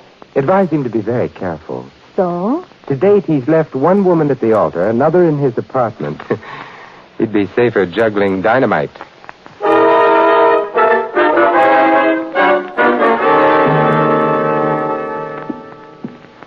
About Marie's character, I got nothing to say. But about her figure... Louis.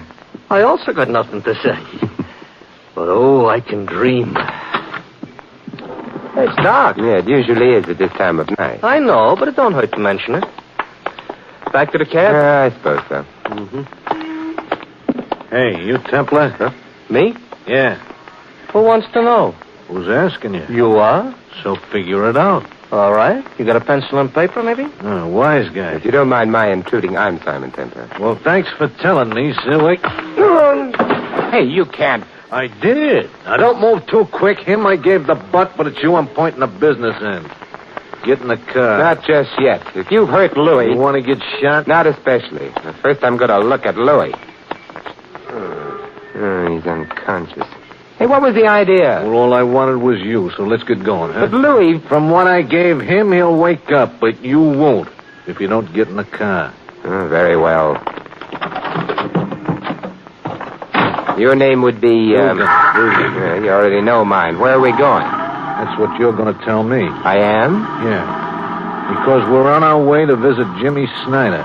You've told me. Just so happens his present address slips my mind, so give, huh? Or else? No. Tonight we don't play. Tonight it's for keeps. Take me to Snyder. Nobody likes to die.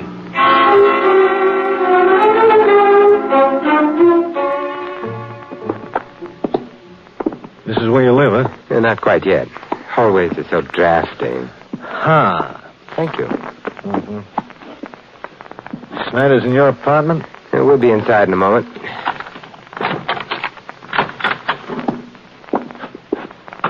Hold it. Hold what? Shut up. Okay. Move slow, straight ahead. You mean now you've cased the joint? I mean, I wanted to get that light on. Now, Templar. Yes? I don't see Snyder. Hey, now that you mention it, I don't see him either. Hey, you could overdo that light stuff. You really think so? Where is he? I don't know. But he might be along at any moment. Yeah? Why not? How'd you like a slap in the eye? Put your gun down and try it. Why, Careful. Besides, would Marie approve of your language? Not to mention your tactics. Well, she don't have to. I'm the one that gives the orders and... thank you. For what? Telling me that you're the person who spoke to her over the phone a little while ago, back at Snyder's apartment. It explains how you happened to know I was there. Forget it. Now, what I want to know is when is Snyder going to show here? Well, of course, he may have mislaid his timetable. Yeah? Or perhaps even his life.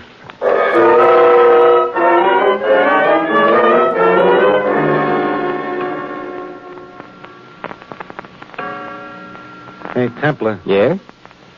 I'm beginning to think that Snyder maybe ain't going to show. Well, as a beginning, it shows promise. In time, you may have lots of little thoughts all your very own. You said... I said he might be along. I offered no guarantees. Nobody's offered a guarantee on your life. Sheer oversight. You could be playing me for a dope. Oh, good heavens, no. Are you a dope? Where's Snyder? Well, men who have just been married usually spend the time immediately thereafter. No. He ducked the church. Oh, that's interesting. But how did you know? I know. Something else, however, that you don't know. What's that? The door behind you is just being sneaked open very, very softly. Huh? Oh, I amuse you? You kill me. You're so funny. You exaggerate. I'm not the one who may kill you. There's a revolver barrel poking its snout around the edge of that door. Point of it's aimed at you. Well, I don't take my eyes off you, mister. I don't suppose there's anything I could say that would stop that little stranger from shooting, whoever he or she is. I do dislike having my home used as a shooting gallery, though. Neighbors complain. So, Mr. Dugan, would you mind going away and being shot someplace else? I am staying right here. Get out of my way. No. Oh, you fool. I want to go after whoever shot you. No, that's a trick. It's some kind of trick. You moving up.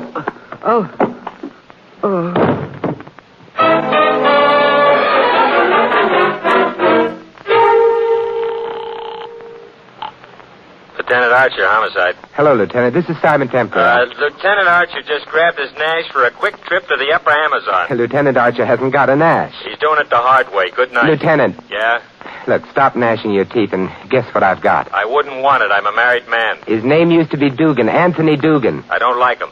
Someone else didn't like him harder, so now he's dead. Where? My apartment. Got the killer there, too? I'm sorry, no. Well, get in touch with me when you do. All right, Lieutenant. I'll be right down, Simon.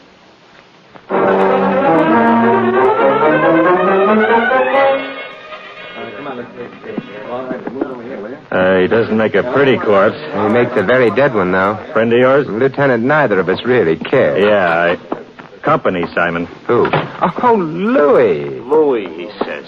That's what he said. Louis, you're not hurt. No.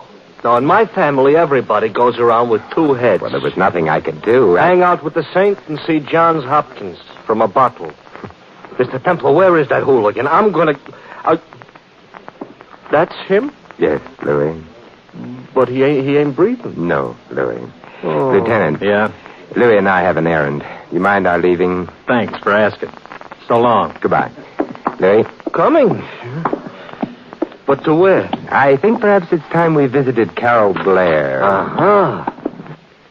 You think maybe she needs help? Help? Or an alibi?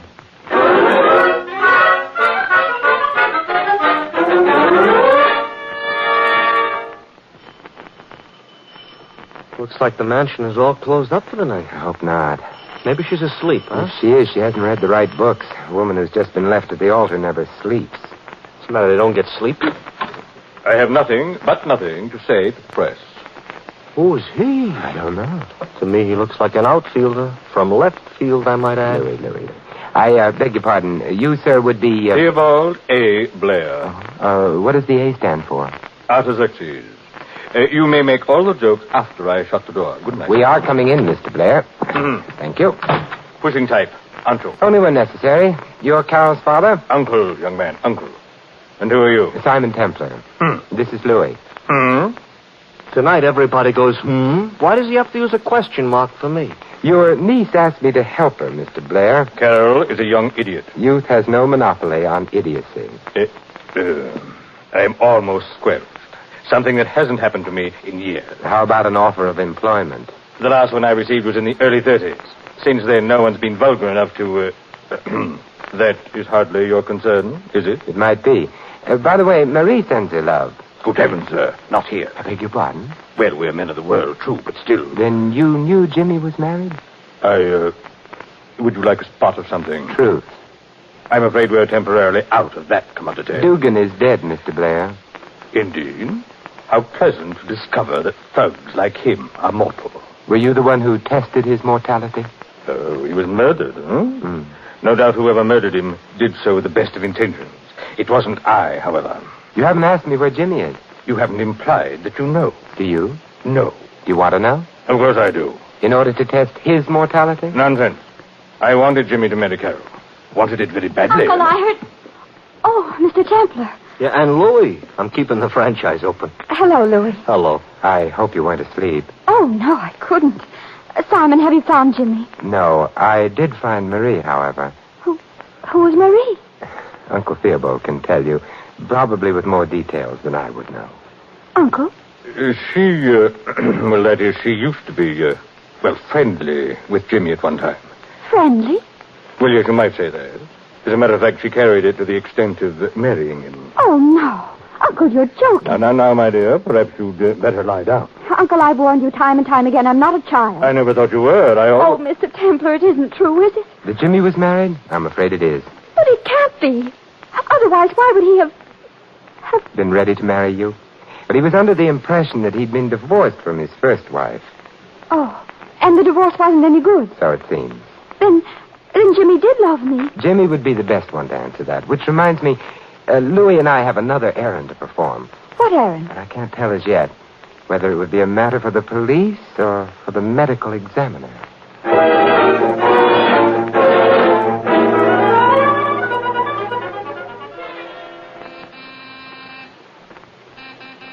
Mr. Templar, you're excited. Worried. What about Marie? That's why we're ringing her doorbell. No answer. It's locked. I don't like that. It's not much of a lock. Don't look now, but you just ruined that lock. It's not important. What is important is... Ooh, Marie. Yes. Blood on her nightgown. She's dead. She was shot, huh? Yes, close range. Trail of blood leads from the couch there to this overturned end table. You mean she crawled after Whoever shot her left her for dead at the couch. She wasn't quite dead. She fell to the floor, managed to reach the end table, knocked it over, Yeah, and started to read a magazine or something, because there's one right under her head. Not read. No? Actually, she tore a page out. That's all she was able to do. No writing on it? No, which means... Let's see. One side's the back cover. The other's a full-page advertisement for Hamilton watches. Maybe she wanted to know what time it was. It's a bad joke, but I don't feel good. She was evidently trying to tell us something with that ad. Something about her murderer. Hey, maybe the guy who shot her was a watchmaker, huh? Yeah, possibly that. More obviously that his name was Hamilton. But so far as we know, there's been no Hamilton connected with the case. And it would be stretching coincidence too far, anyway. A ready-made clue like that, no. Well, I'll have to wait. Well, you're calling the cops? Yeah, they can wait, too. I'm calling the Blairs. You want to let Carol know her husband is now a widower? I want to find out who's home. Hello? Carol? Simon Templar. Simon, you found Jimmy? Not exactly. Carol, is your uncle in? No, he went for a walk. In the park, he was upset. Thanks, Carol. Goodbye. Come on, Louie. Where are we going? We're upset, too. So let's make it the park.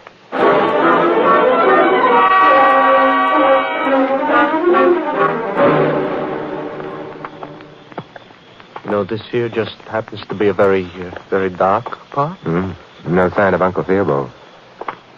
Mr. Templar, you think there's something phony about him taking a walk this time of night? Phony? Not necessarily. Let's call it dangerous. No, I'm nervous. Let's not. Maybe he used to be a watchmaker. That's possible. Mr. Templar, you know, I just thought of something else. You kind of stopped looking for Jimmy Snyder. You think it's hopeless? I don't know. Other things to worry about first. For Snyder, if he's still alive... You wouldn't bet on that, huh? Hey, look. Up ahead by the side of the road. Yeah, Theobald. He's waiting for the traffic lights to change. Not many cars are driving around through the park this time of night, though. But there is one parked down the road a bit. Come on. Yeah. The lights change. He's starting to cross. So's the car. Theobald! Theobald! He ain't heard you. He's out on the roadway. Theobald! The car hit him. No license plate type. Is he dead? No. Car just sideswiped him. Oh. Hey, Theobald. Hello, there? Bad driving. No. Murderous driving. That car tried to kill you. Theobald, we'll get an ambulance for you. You'll be all right, but look, I've got to know something. Do you have a place of your own besides Carol's house? Oh, yes. I keep a small room. Shabby vanity of mine. But it belongs to me. Where is it? 19 Terrace Place, apartment 3. Have fun and... Oh, he's fainted. Louis, go get help for him. I'll wait till you get back, and then... Yeah? And then we'll remember the forgotten man.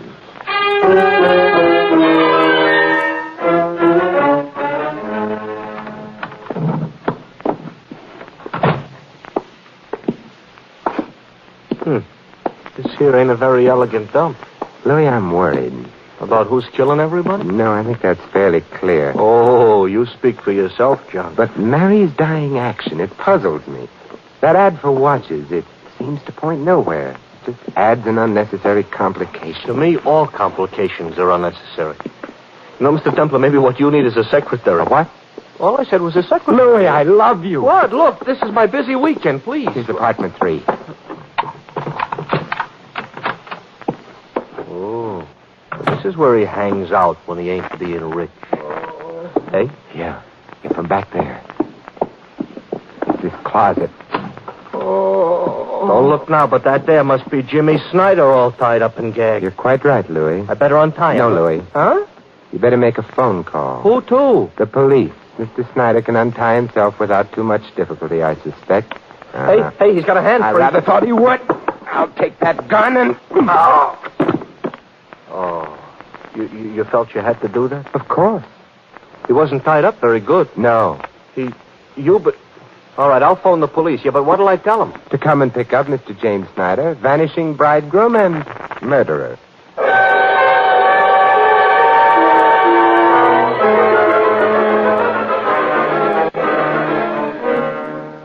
Simon, I don't understand. How could it have been Jimmy? Well, he was married to Marie. Marie and her happy little triggerman, Dugan, were preparing to blackmail him as soon as he'd married you, Carol. Jimmy didn't care for the program, and so he killed him. Right, Louis. Your uncle also knew, so that meant that he, too, would have to die.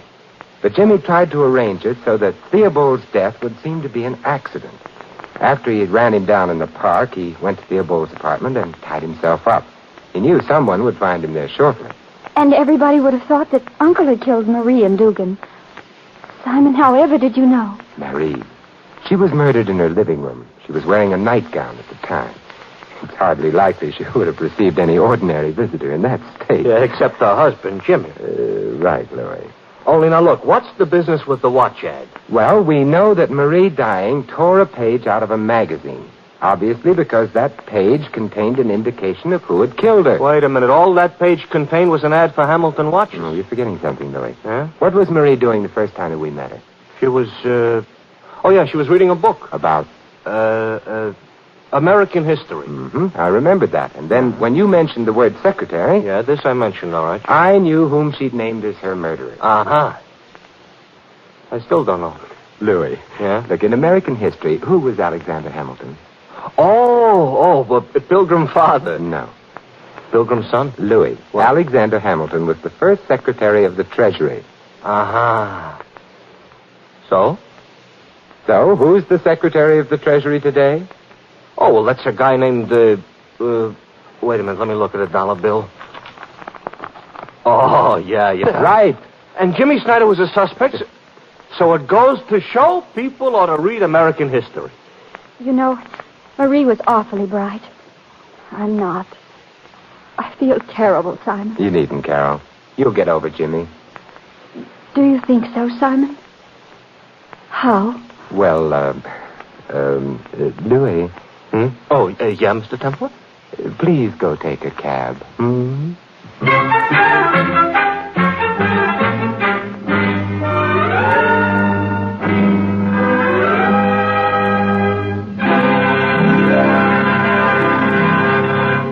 You have been listening to another transcribed adventure of the Saint, the Robin Hood of modern crime. Now, here is our star, Vincent Price. Ladies and gentlemen, from the past we have received a heritage, our American heritage. And it consists of many things. It's an ideal and a way of life. It's everything America stands for, our heritage.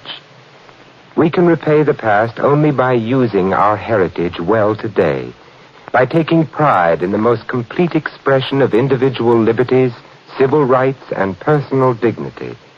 And by doing so, we'll be guaranteeing our future, For we have learned from history that unused freedom has a habit of slipping away.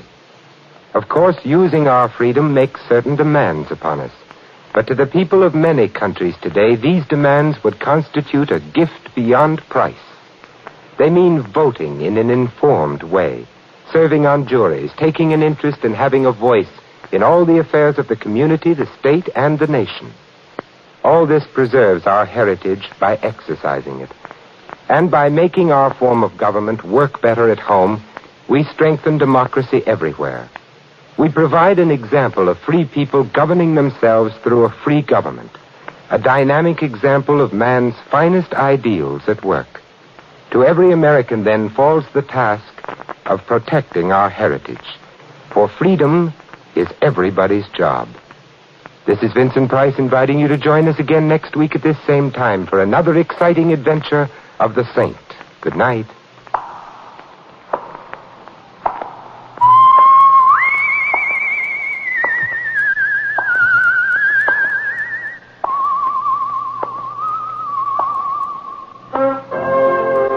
This script of The Saint was written by Louis Vitti. In our cast, you heard Viola Vaughn as Marie and Sharon Douglas as Carol. Sheldon Leonard was Dugan, Ted Osborne, Uncle Theobald. Frank Gerstle was Lieutenant Archer. Louis is played by Larry Dobkin. The Saint, based on characters created by Leslie Charteris, is a James L. Safier production and is directed by Helen Mack. Vincent Price is soon to be seen co-starring with Errol Flynn and Michelin Prell in William Marshall's production of Bloodline. All you Saint fans will be glad to know that the Saint comic books are now on sale at all newsstands. 3 chimes mean good times on NBC.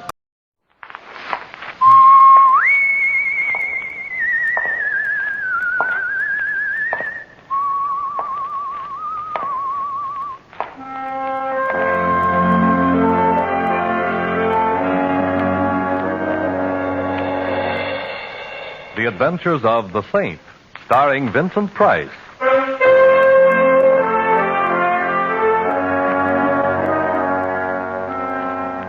The Saint, based on characters created by Leslie Charteris and known to millions from books, magazines, and motion pictures. The Robin Hood of modern crime is now transcribed for radio, starring Hollywood's brilliant and talented actor Vincent Price as the Saint.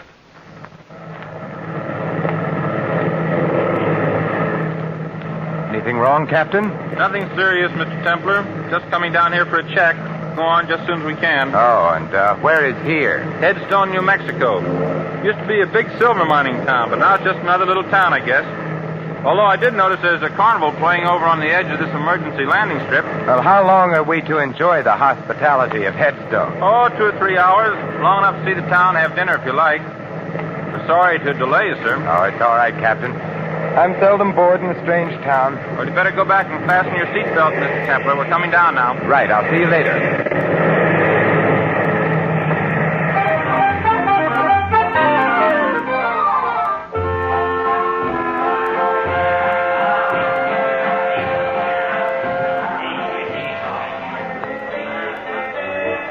Well, good evening, Saint. You know me? Yet I don't seem to recall your face. Harry Kelly, and you don't recall my face because we've never met, but I've seen many pictures of you, and so I recognized you immediately. Well, that's very flattering. Tell me, Mr. Kelly, how can I get into town? You can find a cab on the other side of the carnival. Planning on staying long? Not at all. Should I? On the contrary, I was just going to suggest that I doubt if Headstone would welcome the presence of the Saint. Just a friendly remark, you understand. Oh, naturally. And if I may be permitted a friendly question, why are you telling me this? Just an interest in the continued health of my fellow humans.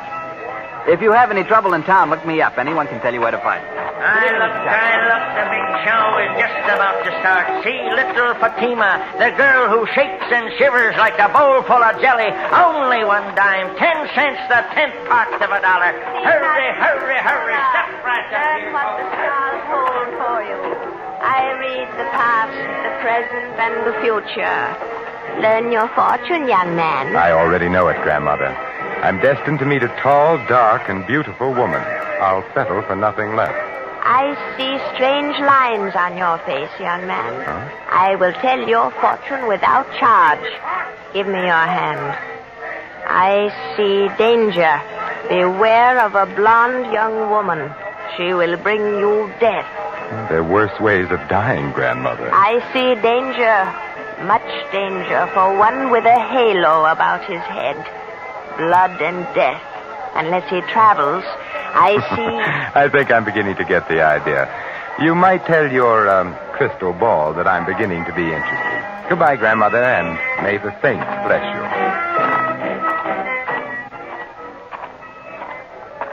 Taxi, mister? Oh, thank you. Say, do you suppose you can drive me somewhere that serves a good dinner? Sure. The Silver Dollar Hotel. Oh, fine. You know, I was just sitting there communing with nature about how many guys there are who blow their wad to watch some dame do a hula or won't spend a dime on a hack. Do I detect a touch of Brooklyn? How could you miss? That's me, chum. Ziggy from Flatbush. I used to drive a hack in Brooklyn. Now I own the only hack in Headstone. It's like, huh? You know, I ain't seen the Brooklyn Bridge for 10 years since I come out here for my health. Like I always say, it's a smart man who knows when it's healthy to get out of town. Meaning what? Does everything have to mean something? Me, I mind my own business. I stay healthy. That's why I'm living in Headstone instead of under one. I see. But if you didn't mind your own business, I suppose you'd give me some advice about leaving Headstone. Is that it? No advice, Mac. That's part of minding my own business. Headstone is a great place for strangers to visit, if they paid up their insurance.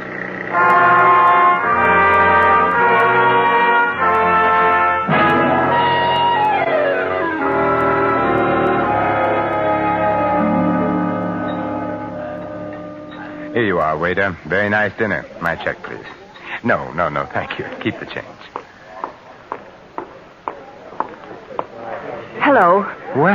Well, this is a surprising hotel. First a beautiful dinner, and then an even more beautiful blonde. May I sit down? Oh, by all means, Miss... Betty Connolly. You're Simon Templar? I should have worn my dark glasses. But now that the truth is out, you might as well call me Simon. All right, Simon. Now, how did you know who I am? Now, don't tell me that you were just passing and recognized me. Why, Ziggy told me that you were here. He owns and drives the taxi here in Headstone. I know I shouldn't look a gift blonde in the hair, but why did Ziggy tell you I was in here? Well, Ziggy knows that I need help, and he thought, well, that is, since you're the saint, you might help me. Well, I have been known to help beautiful blondes on occasion. But tell me why you should need help, Betty. Someone's been trying to kill me. Oh, there should be a law against that. Are you sure? I've been shot at twice, and everybody here has been very unfriendly, except Ziggy and a man named Harry Kelly. I've noticed the unfriendliness in this town. But being unfriendly towards you is obviously an indication of insanity. Oh, please don't joke about it. I'm frightened. All right, my dear. Now tell me about it. Well, my father was known as Silver Slim Connolly. He lived here for years. But he sent me east to school when I was very young, and I didn't come back here until recently. My father died about a month ago. Oh, I'm sorry. He was broke, and all he left me was his old silver mine. He called it the Betty Mine, after me. And I take it somebody wants the mine. No, the mine is completely worthless. There hasn't been any silver in it for years. But, my dear, you were shot at twice. Have you any idea who did the shooting? No. But it might be the same man who told me to get out of town. Oh, who? Mike McCarthy. Ziggy says he's an eastern gangster who's been living out here for several months. Will you help me, Mr. Simon? Well, I've never been able to say no to a pretty girl. You mentioned a man named Harry Kelly before. Just who is he? He knew my father. He's been very friendly to me, although he thought I ought to leave town, too. I've met Mr. Kelly, and he intrigues me very much. I think we'll go see him. All right. Oh, just a minute. There was some red dust on your coat. Oh, thank you. Ziggy apparently doesn't get enough passengers to keep his cab dusted. Did you say Ziggy was parked outside in his chariot? Mm-hmm. He was when I came in. Oh, there he is. Yes, looking exactly as if he were back in Brooklyn. Ziggy! Oh, so she found you, huh? Thanks to your bird dogging, which I must admit in this case has done much to overcome any natural prejudice against cab drivers that I might have. Say, do you know where Harry Kelly lives? Sure. Let's go then. Hey, don't you ever clean out this hack? What's all this dust? Well, who knows? Maybe it was that redhead that hired me yesterday. So she had dandruff. Ziggy, you missed your calling. You're as funny as an undertaker. Well, now, Ziggy, I don't suppose you'd care to tell me why you warned me to get out of Headstone. Got me all wrong, Saint. I wasn't warning you. I was just talking about myself. And I don't suppose you'd care to tell me why somebody took pot shots at Miss Connolly here and told her to get out of town, too. Me, I don't know nothing. Like I was telling you, Saint, I mind my own business. Maybe you stay ignorant that way, but it's healthier, and I like it like that. Well, in that case, why did you send Miss Connolly in to see me? Well, like you can see, she's a pretty little pigeon. She needs to know some guy who'll help her. Now, it ain't no secret that the Saint goes around mixing in other people's business, so I tell her to see you. And who told you I was the Saint? I got eyes in my head, ain't I? Like I said, I used to hack in Brooklyn. I got around. What about this Mike McCarthy? Strictly smart money, Saint. Huh? A lot of guys have crossed his path once, if you get what I mean. What about Harry Kelly? Local stuff. A nice schmo, but no more. You're doing all right for a guy that doesn't know anything. You got me wrong, pal. Ziggy, he looks people over, but he don't see nothing except one guy is tough, another guy is a schmo, and maybe another guy is too nosy. I really don't think we should try to involve Ziggy, Simon. He's been very nice as it is. Yeah, she's got something, pal. I ain't really equipped for it, because the way you're headed, only a saint could feel at home.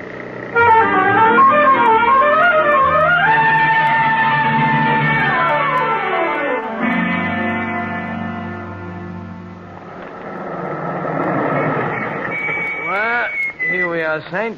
Kelly lives on the first floor in the rear. Oh, thanks. Wait for us, Ziggy. We've got a couple of other calls to make after this. Don't worry, I'll wait. If you get in any trouble, just yell. Then I'll drive over and tell the sheriff I heard somebody yell for help. Oh, thanks, pal. Come on, Betty. Well, I hope our friend is in and that he talks. Yes. Strange. Harry telling you to come and see him if you had any trouble. If he had any connection with me, then why hasn't he said something to me? Well, it sounded to me like a cautious man. Maybe he did know something, but didn't want to say anything unless he felt sure something was going to be done. Well, we'll soon know. Yes, who is it? Simon Templar. Oh, the Saint. Just a minute. Those shots were in that room. This is no time for conversation, darling. We're going in. Oh, but... Like this. Kelly.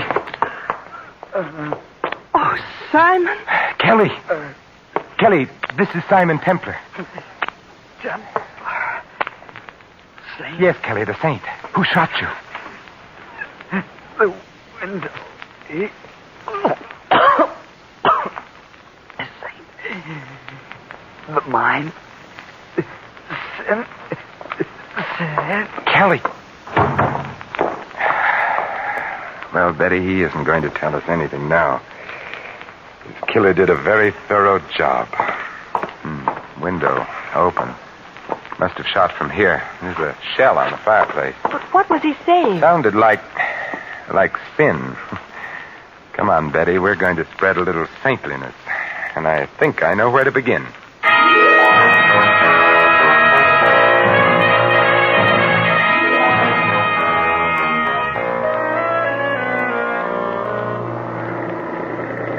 Ziggy, didn't you hear anything? Well, I noticed some noise, but like I told you... I know. You mind your own business. Are we going to the sheriff, Simon? No, not yet.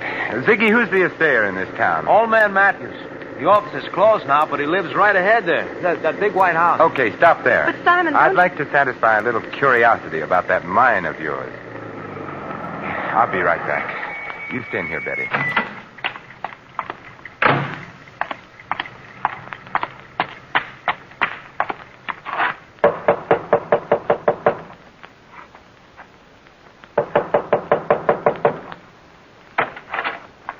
What do you want? Mr. Matthews. Who else should be here? It's my house, ain't it? What do you want? My name is Simon Templar. I wanted to ask you if you know the Connolly silver mine. I know every mine within 200 miles of here, young fella. Hey, ain't that Betty Connolly sitting up there in that taxi? Yes. Then why can't she tell you about the mine? She owns it. Well, she has told me, but I just wanted to check about the possibility of a mistake. How much silver would you say there was in the Connolly mine? About enough to put in your eye and still leave room for your finger? Couldn't there be a hidden vein in it? Nope. There ain't been enough silver around here to make a dime for years and years. Could there be anything else of value in it? Mud and water, if you call that valuable. You sure? Of course I'm sure. Young fella, I've been here man and boy for 70 years, and I ain't got no time to stand around answering darn fool questions. Goodbye. Well, goodbye.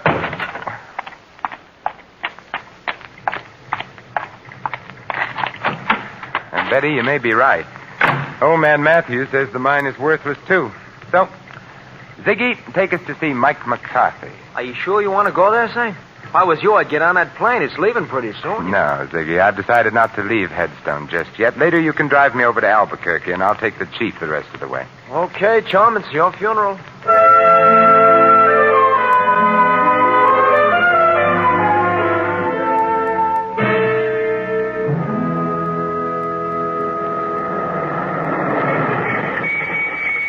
Simon, please be careful. Don't you worry, Betty. The Halo Wearers Benevolent Association would be very upset if anything happened to me. I'll be right out.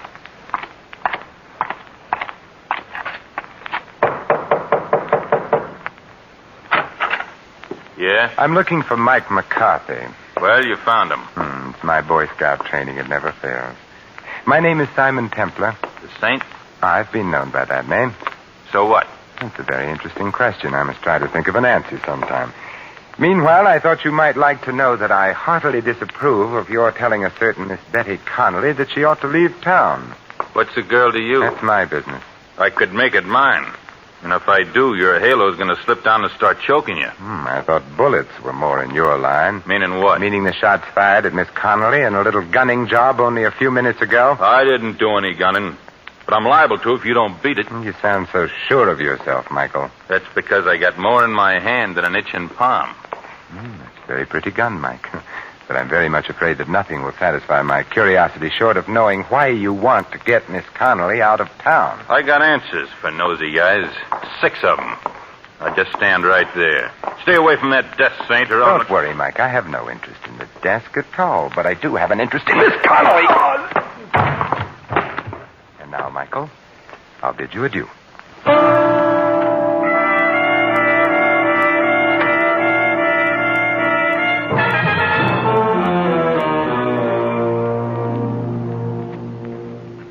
What happened, Simon? Oh, not much, I'm afraid. The conversation was just getting interesting when Mike had a sudden attack of dropsy. That's funny. I never heard of him being sick. Oh, that's because you mind your own business, Ziggy, like you told me. Betty, where is that silver mine of yours? About 2 miles out of town. Is there any place in town where we can rent a car? Well, why, I have a car. Why? I feel a prospecting urge coming over me. Ziggy, take us to Miss Connolly's car, and then we can dispense with your valuable service. What's wrong with my car? Nothing, Ziggy. It's just that I don't like people looking over my shoulder, especially when I visit a lonely mine in the company of a beautiful girl.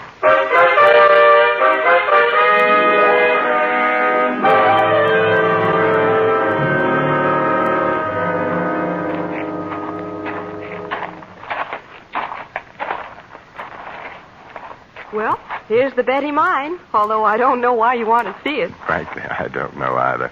But as long as I'm here, I might as well take the 40-cent tour. Certainly, sir. Right this way.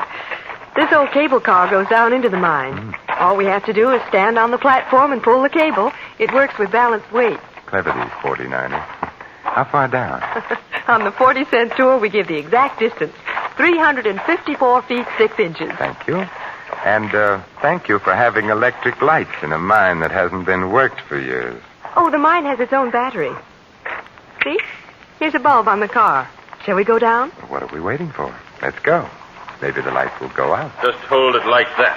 I've been waiting for you two. Well, Michael McCarthy, I was wondering if we were going to have your company. And this time, wise guy, don't try anything. Don't tell me, Michael, that you're going prospecting with us.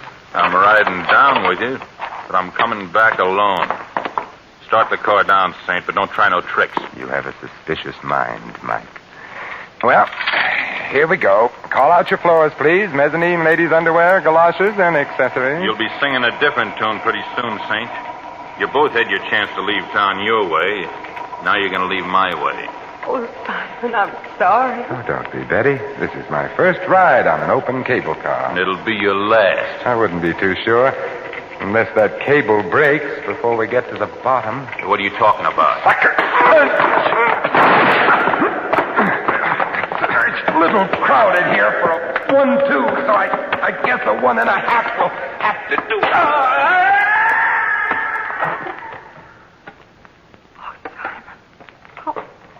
Terrible. There now, Betty. It's all right. Oh, Simon, it could have been you. He almost knocked you off the platform, too. Yeah, it was the padded shoulders in my coat. I felt them hit the side. Oh, look at your shoulders. They're covered with dirt from the sides of the shaft. Yeah. Huh. It's red dirt. Wait a minute. Well, we can go back up, Betty. Mike doesn't need our help, and I don't need anybody to answer questions anymore.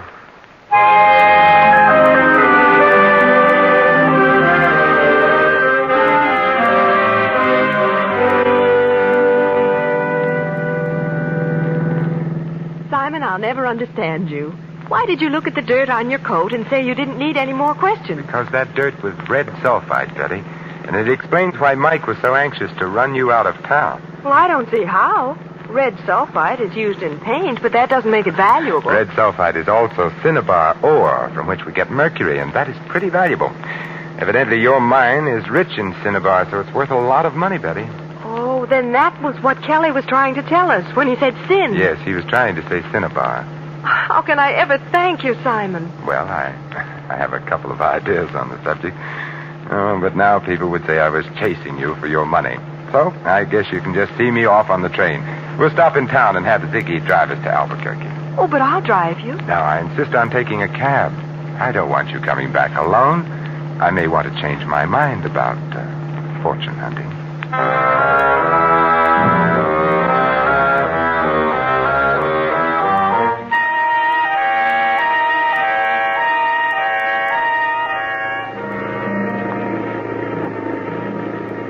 Like I said, Saint, I'm glad to see you leaving. This town is just funny about strangers. But hadn't you ought to take Miss Conley with you? But she doesn't have to go now, Ziggy, and besides, she's rich. She's what? Yes, Vicky, we found out that Dad's mine is valuable after all.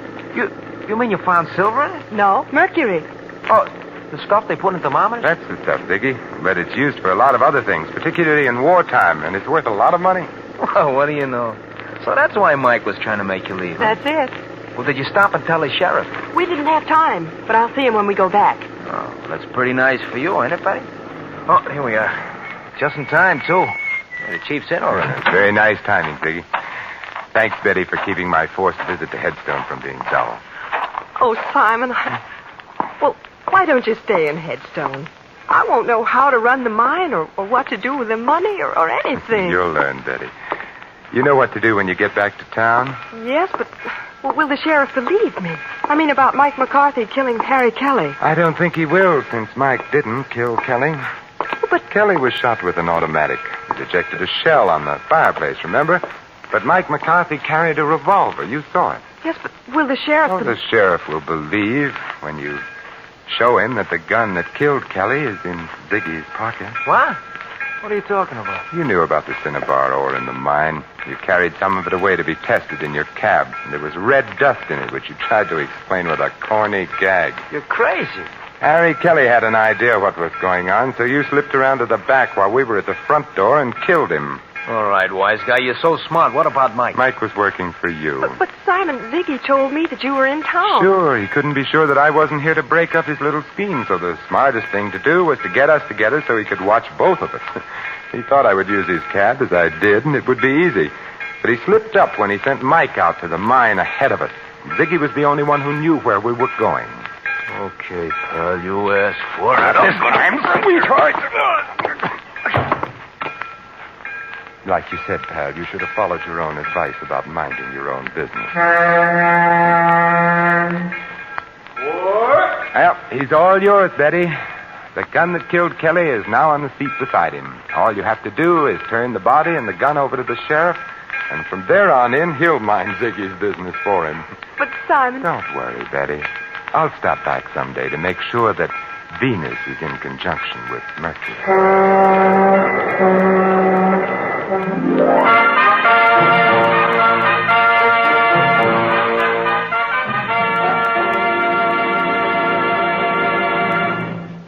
You have just heard another adventure of the Saint, the Robin Hood of modern crime. And now, here is our star, Vincent Price. Ladies and gentlemen, how many times there have been men just like Ziggy, led into crime by insatiable greed, forgetting the simplest truths so aptly phrased by John Dryden. Murder may pass unpunished for a time, but tardy justice will o'ertake the crime. This is Vincent Price extending a personal invitation to all of you to join us again next week at this same time for another adventure of the Saint. Good night.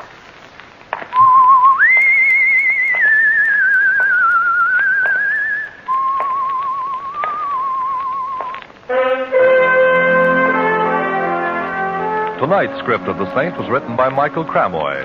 Our cast included Harry Bartell, Barney Phillips, Colleen Collins, Fred Howard, and Tony Barrett. The music was composed and conducted by Harry Zimmerman. The Saint is a James L. Safier Agency production and was transcribed and directed by Thomas A. McAvity. Don't forget that The Saint comic books are on sale at all newsstands. Your announcer, Merrill Ross. This is the Mutual Broadcasting System.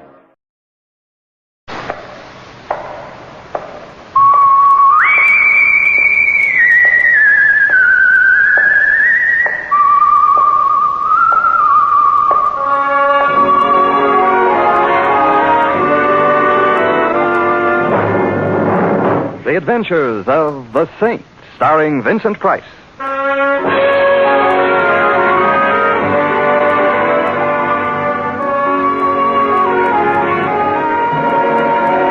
The Saint, based on characters created by Leslie Charteris and known to millions from books, magazines, and motion pictures.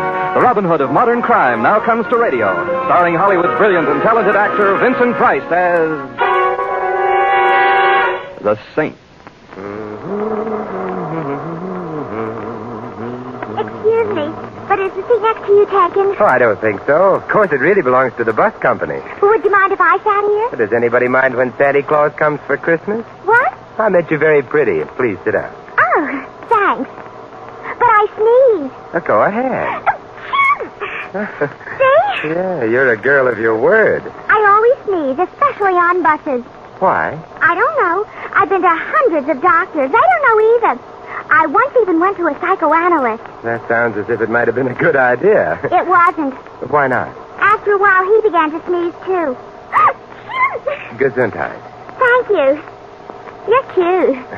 I rarely sneeze, though. That's all right. Thanks. I sneeze enough for two. The question is, can two sneeze as cheaply as one? I've been worrying about that. You can stop right now. The answer is... I know, because my boyfriend doesn't sneeze much either. Well, perhaps if he practices... His name is Breckenridge. Isn't that silly? Especially since he doesn't sneeze. My name is Peggy. Not at all silly. And your name is? Simon. The name of the bus is Genevieve, and the name of the city we're in Simon is... what? Me or the city? You're cuter. Simon Templar.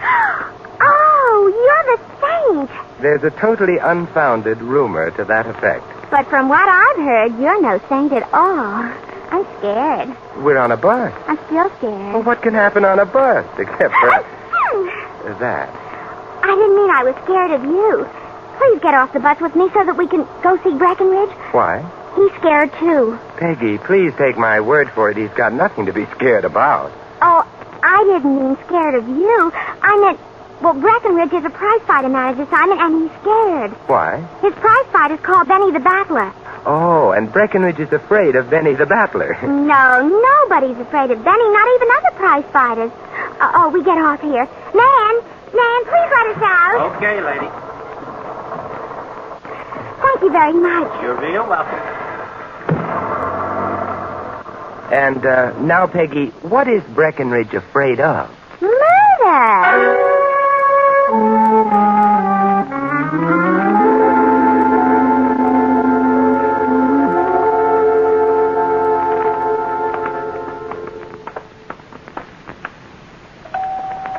Breckenridge lives in a very nice building, don't you think? Mm-hmm. Did you notice all the palms in the lobby? Yes, Breckenridge must love nature. Oh, he does. Mr. Breckenridge has just left town for the upper Amazon. Breckenridge, what are you saying? Oh, I thought maybe it was a bill collector. Wait a minute. Who's he? This is the Saint, Breckenridge. I don't need one today. Goodbye. Breckenridge, we're coming in. Breckenridge has a very fine sense of humor, Simon. I noticed that. You want to make something out of it? Breckenridge, behave yourself. Simon's going to help us. Yeah? Yeah. Now, if you want help, speak real polite to him. Yeah. Well, I don't mind telling you, mister, I'm on a spot. Why don't you stop that? I can't help it. You can't help it. Anyway, Saint, I got a boy, Benny the Battler. I see. Benny the Battler. One of the lousiest middleweights that ever fouled up a prize ring. Well, I think I may have seen him fight once in Newark. If I remember correctly, he lost. That was Benny. Is he the spot you're on? Well, in a kind of a way. If you ever see my boy in the ring, then you'll know why I'm disturbed. You're worrying about his health? No, he's healthier than a horse. But there's something else. Saint, all the big gamblers in town are putting all their dough on Benny for tonight's fight at the stadium. Well, perhaps they think he's going to win. This is the lad. Huh.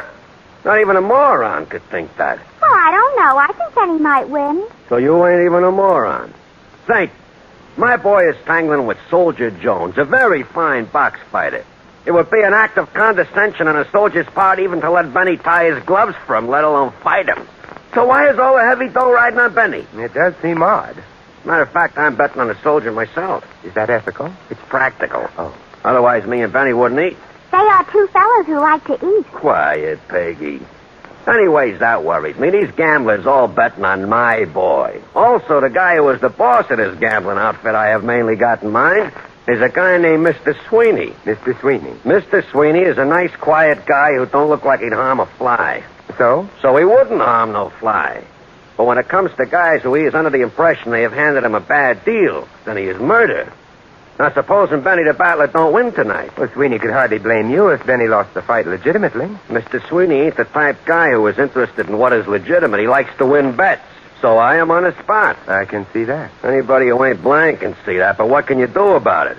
Well, This was my idea, Breckenridge. I mean, asking Simon to come here. Because if Simon showed he was kind of interested in your health, Breckenridge, then maybe Mrs. Sweeney would be afraid to do anything to you, even if Benny loses tonight. You see, Simon? Well, I don't know what good my interest in Breckenridge's health would do him. I'm not a doctor. Simon, if Mr. Sweeney gets really mad at Breckenridge and Benny, they wouldn't need any doctors. They'd be patronizing the same undertaker. Oh, bite your tongue. But you think that Sweeney might hesitate about doing anything drastic merely because I knew about it?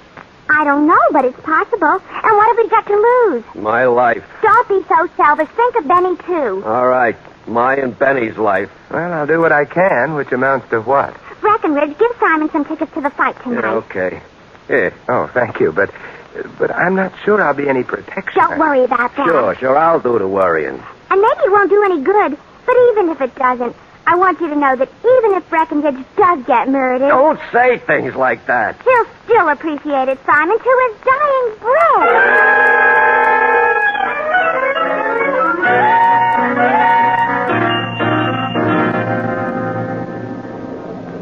Taxi! Hey, taxi! For a moment, I thought you were going right past me. For a moment, I felt like going right past. Louis! Never mind getting friendly. Just get in. Thank you. Benedict Arnold. I beg your pardon? Well-known traders of history. Benedict Arnold. You. I'm not sure I know what you're talking about. This afternoon around 3 o'clock, what were you doing? 3? Why, I was riding on a... don't stop there. You was riding on a what? A bus. Yeah. What's the matter? Somebody suddenly dropped dead, left you stuck in a bus company? No. Then what's the idea of riding a bus instead of hailing a cab, huh? Well, if I'd taken a cab, I wouldn't have met Peggy. A fine reason. She was following me, Louis. I made it easier for her by getting on a bus. They're so much roomier than cabs. All right, I forgive you. Oh, thank you, Louis. Perfectly all right. Where do you want to go? The stadium. You call that a place to take a girl? I'm not taking a girl there. I'm going to see the fight. Hey, which reminds me, Louis, I've got an extra ticket. Would you like to join me? Who's fighting? Well, the main event is Soldier Jones versus Benny the Battler. That you call a fight? Benny's going to get murdered. Not Benny, Breckenridge. Huh? It might be fun, Louis. Come on with me. Oh, listen, a fight like that you could smell from New Jersey. But all right. Thanks, Louis. Don't mention it. And in the future, stay off of buses. Yes, Mother.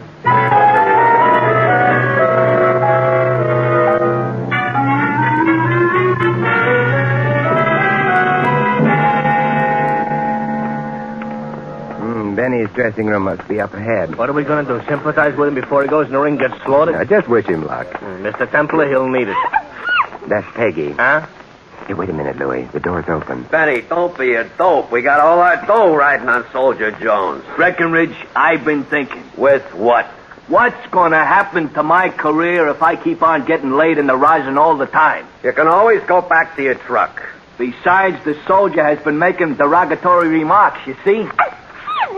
Gesundheit. What kind of derogatory remarks? About you personal or professional? Derogatory remarks about I stink. So when I get in that ring tonight, I am going to bat his ears off. Benny, listen to me. First, if you hit him, he is liable to get mad at you and maybe kill you.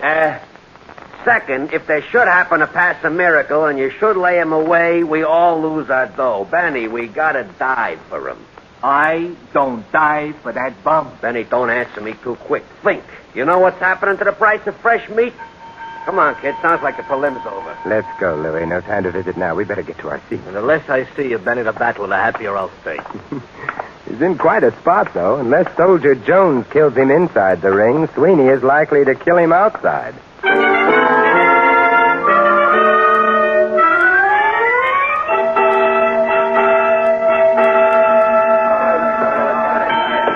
Well, here it goes. Yeah, we got nice seats. Yeah. Anybody bleeds in the ring, we got a dry cleaning soap. Hey, they're off. You're thinking of a horse race. Looking at Benny the Battler, how wrong am I? He runs nice. Yes, he does seem to have got on a bicycle. Yeah, but how long can he stay on a bicycle without falling off on his ear?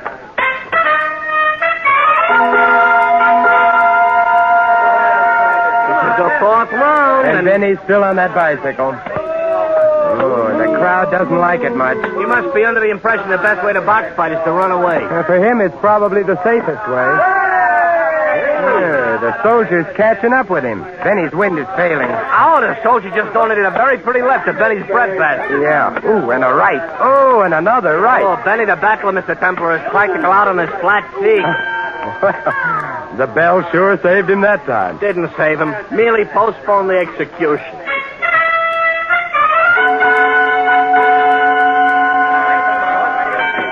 Fifth round, and I got an idea Benny ain't going to be around for the sixth. Yeah, Benny seems to be looking for the nearest policeman. He's sort of wandering around. The soldier is Hey! I don't believe it. Benny just threw a punch at the soldier.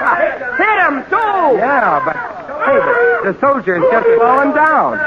Oh, this here has an aroma, Mr. Temple. That punch Benny landed couldn't have cracked a defective eggshell.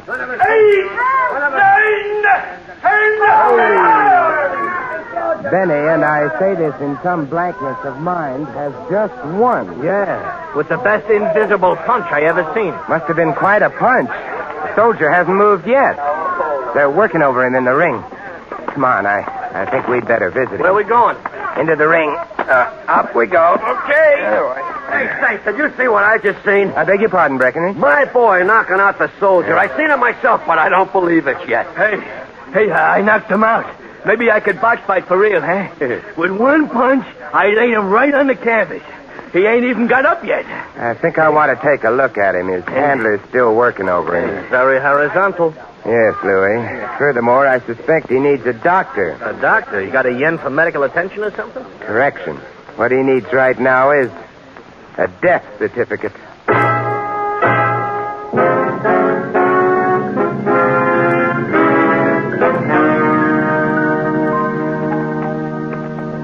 Very pretty mob scene back there in that ring. Soldier Jones dead, a doctor working on him, cops all around. Yeah. Only thing, I don't get it. I'm afraid I did. The odor when I bent over the soldier. Oh, come on in, fellas. Hello, Peggy. Hello, Simon. Isn't everything wonderful? Or, well, maybe it isn't so wonderful the way you look. The soldier's dead. Oh. You mean on account of I knocked him out? No, he didn't die as a result of a blow, Benny. What did he die of? Old age? Where are Benny's gloves? The ones he wore in the ring? Oh, over here where I put them. Oh, thanks. What's up? What's the matter, Saint? Something smells funny to you? Hey, come here. Take a sniff of those gloves. Not too deep a sniff. Okay. I don't smell nothing. Except maybe like a hospital. Like a hospital is very good. What you're smelling is ether. Ether? Hey, wait a minute. Do you mean there was ether on Benny's gloves? The blow which apparently knocked the soldier out was a feeble one, barely grazed the soldier's mouth and nose. Therefore, what knocked him down wasn't the blow, but the ether he inhaled. Hey, are you trying to say I put ether on my gloves so I'd knock the soldier out? I'm not for the moment saying anything about how the ether got there, Benny. What I am saying is that Soldier Jones got a strong dose of ether into him. Add that to the fact that he was strenuously exerting himself, that his heart was under a strain, and your total is simple. He died of ether. And there's ether on your gloves, Benny. Hey, Mr. Breckenridge. Don't say nothing, Benny. Keep your mouth shut, you hear? Even to the police?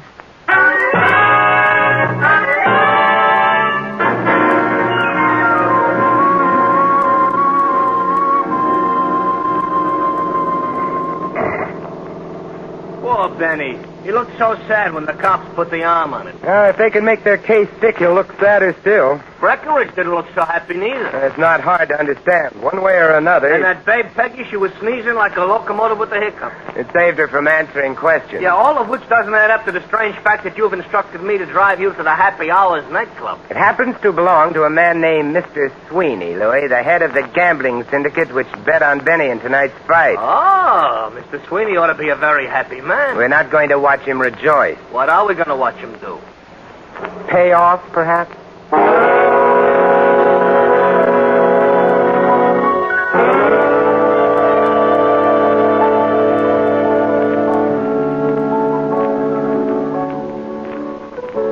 I have been in classier dumps without even leaving my house.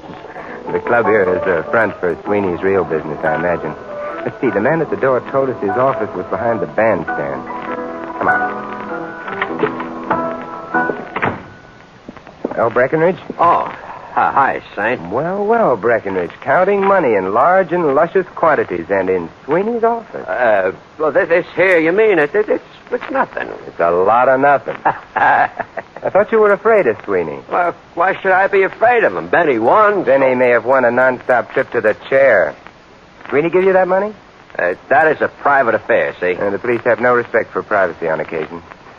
Breckenridge, if you had bet on Soldier Jones as you claimed you did, you'd have lost. You wouldn't have acquired any money or suspicion of murder. Hey, don't try to... Suppose you didn't really bet on Jones to win. That would make you quite a likely candidate for the wired chair. Are you insinuating? Not at all. I'm saying it as bluntly as I can. You could have smeared that ether over Benny's gloves. Did Benny say that? No, it's possible he didn't realize it either. I ain't a killer. Whoever put the ether on Benny's gloves wasn't necessarily intending to kill him. Ether isn't always fatal, but the circumstances made it so.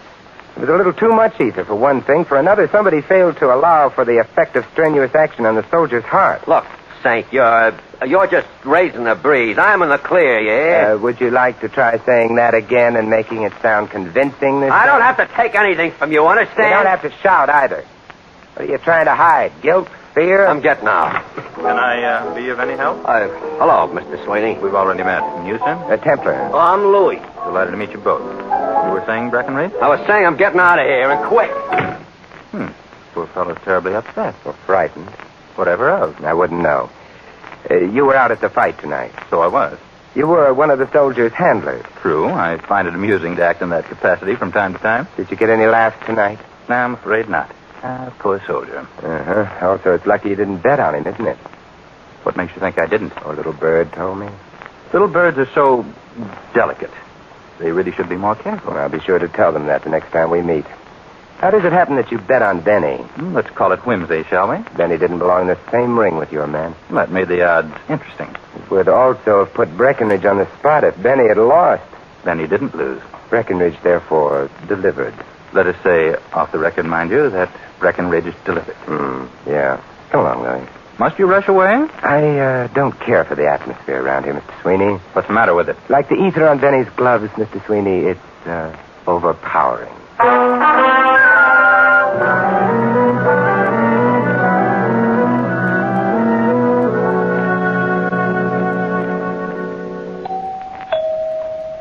Mr. Templar, I know you're making like a detective, but is visiting Peggy really necessary? I just assumed not answer that. Bashful, huh? It's a small house. Hey, she must live alone. Get the smirk out of your voice, Louis. Either I'm nuts or you are. And you vote for me, huh? Well, you see, Louis, Peggy may know something. Oh, sure. Only what about? We better change the subject or ring the doorbell again. No answer. Come on. Disappointed? Oh, I don't know. We may still find her tonight. Where? Breckenridge's apartment. Possibly helping him count his money.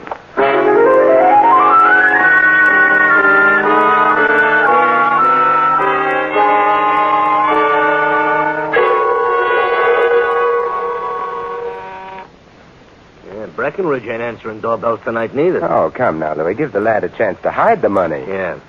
Unless he took it on the lam. Now, where on earth did you pick up that expression? The radio. Oh. That doesn't seem to work. We'll try another apartment. Get into the building anyway. Mm-hmm. Thank you, somebody. The apartment is down the corridor here. Yeah, that's convenient. I hate climbing stairs, making forced conversation. I've been shot. Nonsense. I've been shot, he says nonsense. Inside the apartment. Come on. The door's open. It's Templar. Behind that desk. Yeah, Breckenridge. Not very pretty at the moment. That bullet did a job. Shot in the temple, revolver in his right hand. Suicide? That's what it's supposed to be. His hand's loose on the gun. Ain't that the way it always is? After all, the guy is dead. Yeah, but 9 times out of 10, there's a spasmodic reaction at the moment of death. The hand grips the gun more tightly instead of loosening, which means there must be a back door to this apartment. Off the kitchen, probably. Yep, there it is. Which explains that. The guy's gun ain't gripping the gun tight, so there has to be a back door to the apartment. Oh, the architects ought to hear about this. The murderer had to get out before we got in, and the murderer was here a moment ago. I don't get it. What? Why did he bother making it look like a suicide? Look, Louis, we were supposed to think Breckenridge had been responsible for the soldier's death, became conscience-stricken because he hadn't intended to kill the soldier and shot himself. But his hand was loose on the gun. It's just logic. All right, so Logic and you went to school together. Breckenridge was a crook also. I suspect a blackmailer, but just the same. It almost serves him right. Like I always say, turnabout is hoist with his own petard. Hey, what is a petard? A petard? Petard. Is a derrick. Oh. Yeah, you've got the proverb all wrong, but you've solved the case. Well, for a dope I ain't do it. I have? Yeah, you said turnabout. Well, I read that in my comic book. And that tells us who murdered Soldier Jones and Breckenridge. Oh, speak for yourself, John. Maybe it tells you, but... Come on. But if I know my mysteries, you're not going to tell me. Not for another 5 minutes.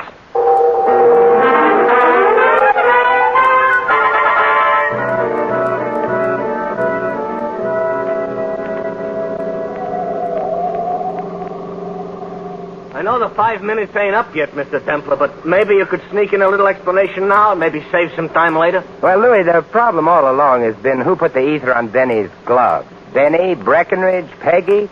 But then you said turnabout, and I knew who had really put the ether there. Well, never mind the dramatic pauses. Just keep going. The person who put the ether on Benny's glove is a corpse. Yeah, I should have known. For a minute back there, I thought maybe I was going to find out something, but I didn't have to worry. Happy Hours nightclub. But why are we here? They don't keep corpses. Probably not. Besides, who can arrest a corpse? Oh, but you see, the corpse wasn't guilty. I'm going home and beat my kids. Maybe that way I'll stop feeling inferior. Oh, look at the joint is deserted. Yeah. All the little tables covered up with their little white shrouds. Why don't I shut up? Look, there's a light showing. Sweeney's office. Yeah, I wonder, should we knock? Should we go home? We'll knock. Come in. He sounds quite friendly. I got a full house. Well, Mr. Templar, good evening. I've just been having a friendly game of cards with my... Alibis? My friends. I'd like to see you alone, Mr. Sweeney. Very well. The game had begun to bore me anyway. Boys, get going. All right. You've been playing cards all evening with them? I have.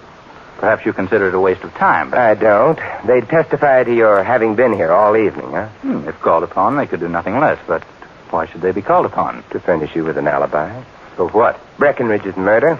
Nonsense. He committed suicide. How did you know? A little bird told me. The same one who told you about my betting on Benny. I'm afraid not.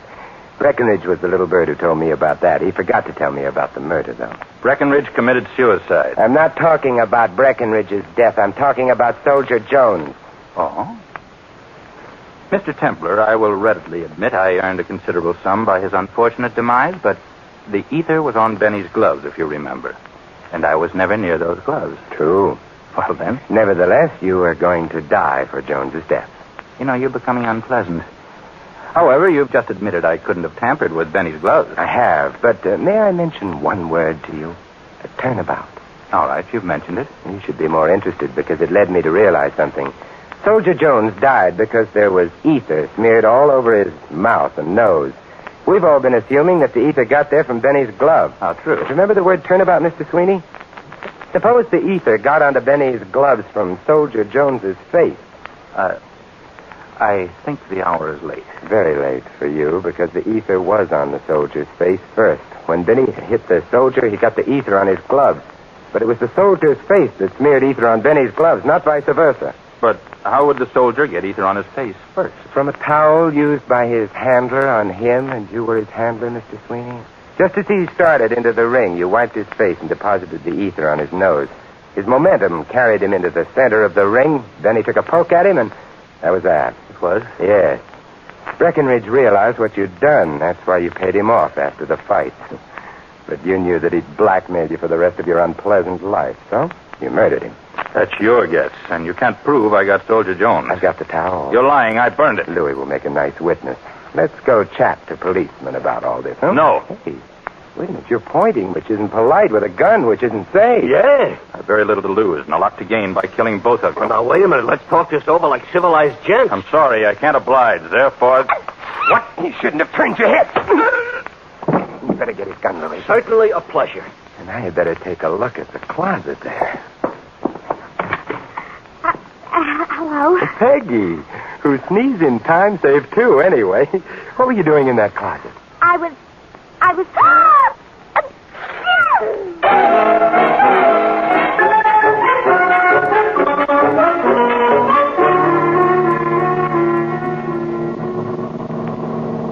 And, so, Peggy? So I hid in the closet so maybe I could overhear a clue. Oh, it was very brave of you, Peggy. Well, I felt I kind of owed it to Breckenridge. Did you love him very much? No, but he was a very friendly fellow. You look friendly, too, Simon. Also cute. And you did catch Mr. Sweeney, so I think I'm going to kiss you. Louis is peeking. Who cares? Peggy, you haven't sneezed. At a time like this, who wants to sneeze? How right you are. Simon! You caught my sneeze. I did, didn't I? However, as Louis mentioned earlier, I am hoist by your petard.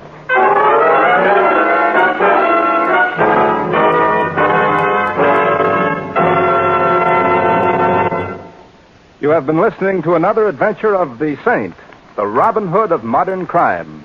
And now, here is our star, Vincent Price. Ladies and gentlemen, our cast tonight included Sandra Gould, Larry Dodkin, Hal March, Peter Leeds, and Barney Phillips. This is Vincent Price inviting you to join us again next week at this same time for another exciting adventure of the Saint. Good night.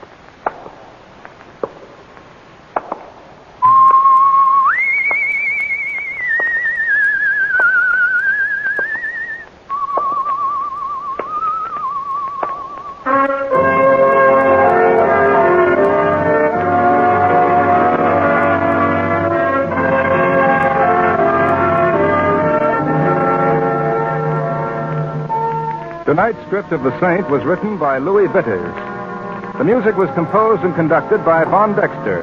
The Saint, based on characters created by Leslie Charteris, is a James L. Safier production and is directed by Helen Mack. Vincent Price is soon to be seen in the Universal International picture Curtain Call at Cactus Creek.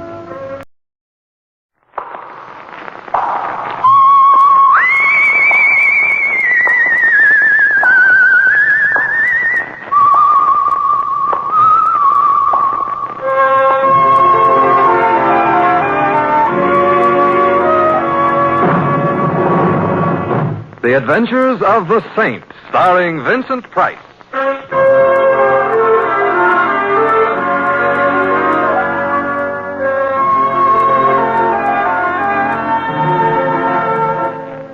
The Saint, based on characters created by Leslie Charteris and known to millions from books, magazines, and motion pictures. The Robin Hood of modern crime now comes transcribed to radio, starring Hollywood's brilliant and talented actor Vincent Price as The Saint. Hi,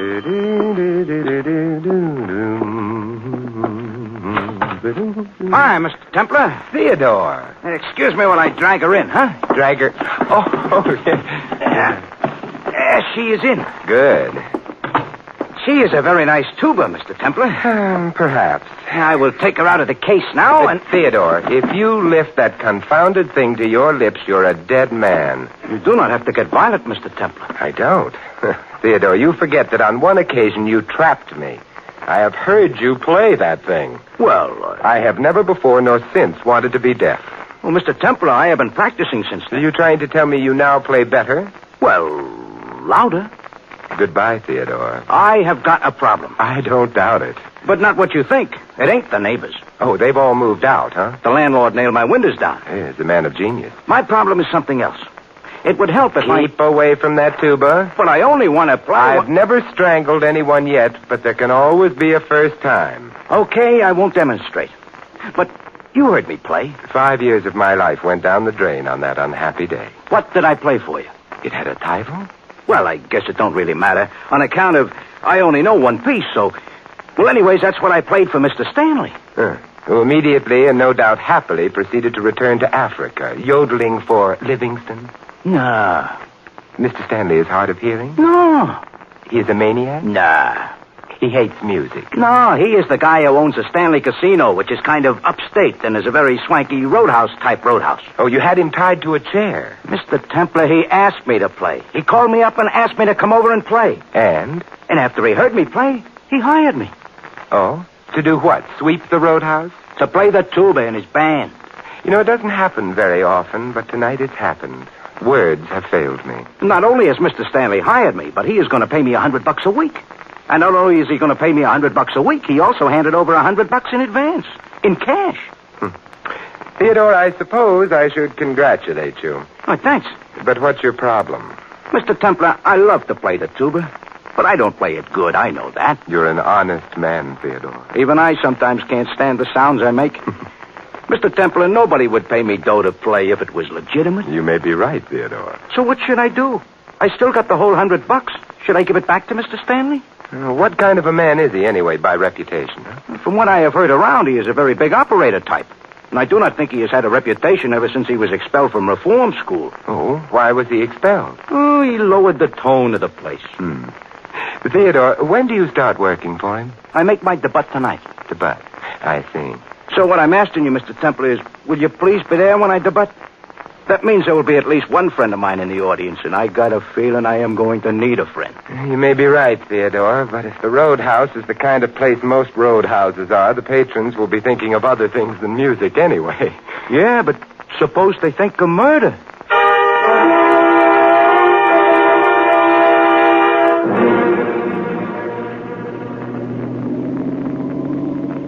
Mr. Templar. Yes, Louis? It ain't none of my business. Will that stop you? No.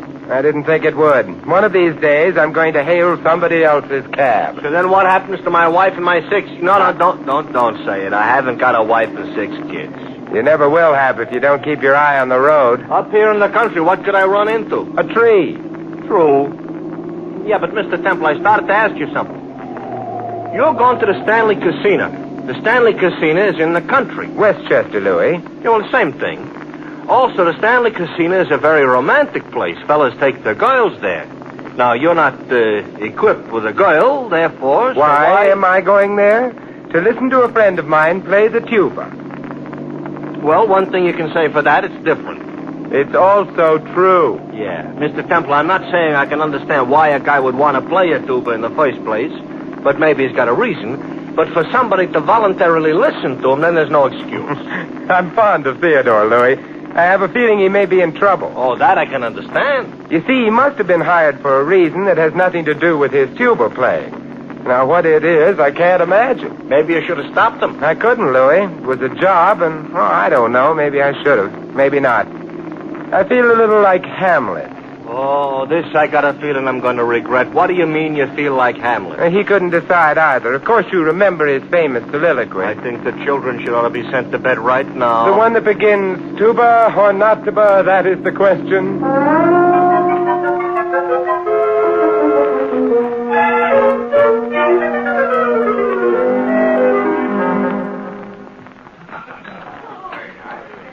nice joint, Mr. Templar. So it is. Nice of you to ask me into dinner. Can you afford it? The prices are a little high, Louis. My steak could have bought a cow. Perhaps, but it wouldn't have bought a floor show. And judging from the decor, the floor will shortly have plenty to show. I wouldn't be surprised. Embarrassed, maybe, but surprised, no. Hey, look, the band is climbing into the bandstand. Yeah, I noticed. Only trouble is... Oh, I don't see no tuba. No Theodore either. Maybe he got fired. Before he even started to play? No. Louis, Finished my dinner. Don't have to digest it for a while yet, so if you want to go pay a visit or something. I very definitely do. Come along. Okay. Only where are we going? Well, there's a door at the left of the bandstand. Several people have used it. We might try it. Could be maybe an exit. And then the head waiter will stop it. Yeah, and he ain't, so? So we try it. Well, very nice hallway. Got walls on both sides. Yeah, not to mention a roof. No light coming through the transom of that door up ahead. Huh? Mr. Templar, we're looking for Theodore. We're looking at the moment for anyone we can find. I don't hear much noise coming out of that room. This might be Stanley's office. Come in. Good evening, Mr. Stanley. Guests here, gentlemen? Yes. Well, of course, I'm always delighted to see guests in person, but I'm sure my head waiter will do anything to satisfy you. Tell me, does he employ the musicians for your orchestra? Are you musicians? Oh, not exactly. We're interested in one of your musicians. That's all? Which one? Theodore Coogan. Coogan? Coogan. Well, I'm sorry, but the name isn't familiar. Of course, I know all the boys in the band, of course. What does he play? He insults a tuba. Tuba? Well, I'm sorry, but we don't have a tuba in my band.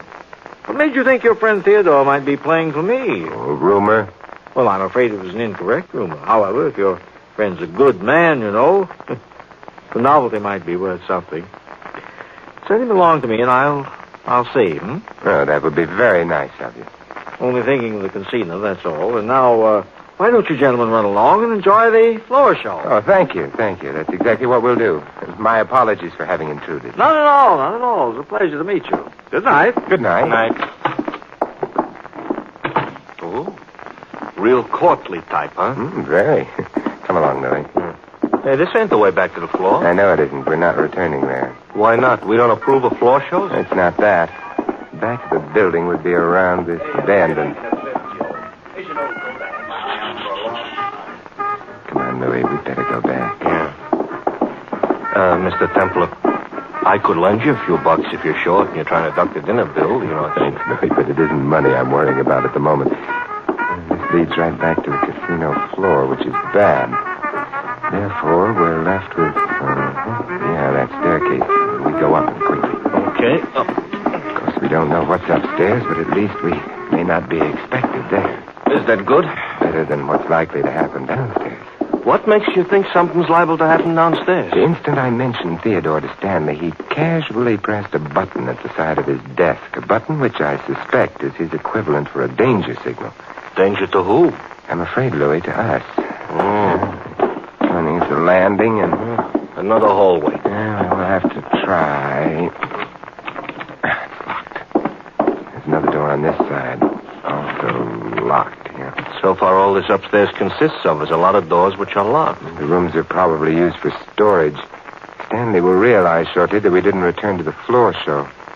The back door was guarded, so he'll know we didn't leave through it, which means... Yeah, he'll come up and see us sometimes, and the sometimes is going to be now. It is. Of course, I don't know whether Stanley intends anything too drastic.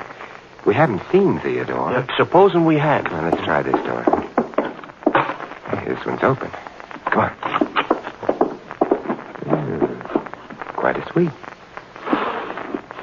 Too bad they didn't use some sweet air in their suite. Maybe they ducked up here. Hey, shut the door, Louis. Okay. Is there a bolt on the door? Yeah. I slide it? You slide it. You know, it ain't very strong. Window over on this side. Hey, it's a room with a view. Yeah? Yeah, what we've got is a view of the parking lot. Directly below the window is an extension of the building proper. Mr. Temple, this is the time to get architectural. The window. Oh, it's cold out. Perhaps. Hey, watch, Joe. Out, Louis. The roof of the extension is only a few feet below. So, It's out. It's a solid roof, Mr. Templar. Good. Move over. So we're out on the roof. So? Hey, wait a minute, Louis. Huh? Someone down there in the parking lot. Oh, yeah. And even from here, I can see he's carrying something besides small change in his right-hand coat pocket. Armed and unquestionably forewarned.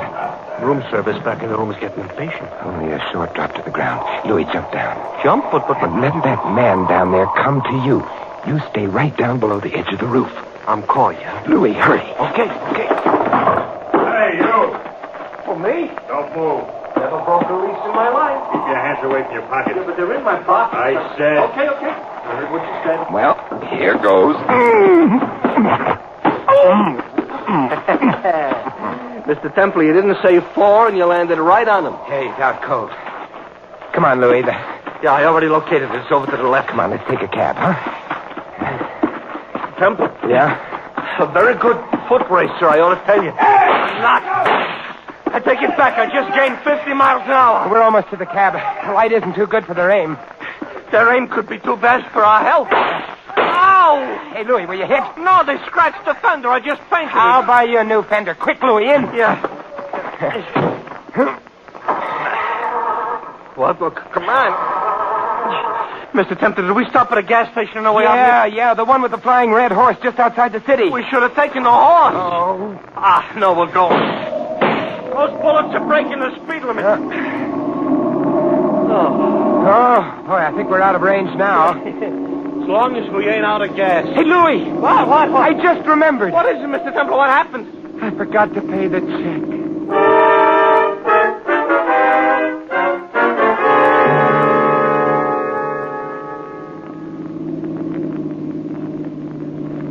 Mr. Templar? Yeah, Louis?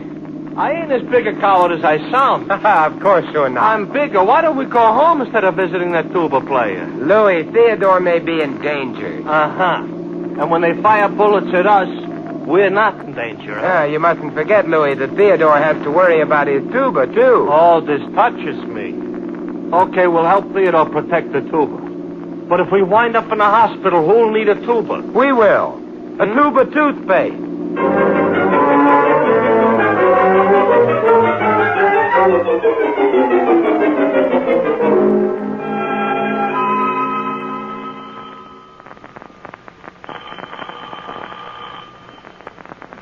I guess he ain't in, Mr. Temple. Apparently not, however. Hello. Ooh. That's a tuba player? Good evening. I'm Simon Templar. This is Louis. I'm the Queen of Transylvania. But don't let that bother you. Oh, may we come in? Of course. The king is out of town. There's only one trouble about being the Queen of Transylvania. What's that? There is no such place as Transylvania. You're bright. But I didn't want to frighten you outside. Or upset the neighbors with your gun. I always worry about the neighbors. And now that you have your gun pointing at me, what am I supposed to worry about? A good explanation of why you're looking for Theodore. Why does that concern you? I don't think I like people who go around looking for Theodore. Maybe they can't help it. It's a neurosis or something. Yeah, I might want to offer Theodore a job. Doing what? Well, playing the tuba in an orchestra. And I'm the Queen of Transylvania. You'll have to do better than that, Mr. Templar. Hey, that car. Unless I'm guessing badly, the number of people you dislike is shortly going to be increased. I don't... That car which just stopped outside may be bringing more seekers for Theodore. Don't move, please. See anything interesting through that window? The car did stop, look. Somebody's getting in. Oh. Both of you stay where you are. And don't try to follow me. Hey, look at it. Well, right out the back door. That's not polite. No point in following her. Yeah, I'd rather find her than Theodore. There must be another room. That door. You still think maybe Theodore is here? I don't know. This is the bedroom. Well. Well, you found Theodore? On the bed, Louis, lying on a lovely white sheet. Whoa. We've been shot full of holes. Don't look good on him. No, he's dead, thoroughly dead, but that's not Theodore. The doorbell. Undoubtedly Mr. Stanley and his friends, however. Mr. Templar, this is no time to pick a corpse's pocket. His wallet. Yeah. All right, come on. We may still make it if they haven't put anyone on the back door. And if they have? Let's not cross any bridges until they collapse under it, huh? Something with what you just said. Yeah. Clear out here. Fire stage, yeah. Yeah, I know. No bridges. We ought to be able to make it out of the building. You know something? This is one time I would like to run into a cop who'll ask me where's the fire. There's a more important question, Louis. Where is Theodore?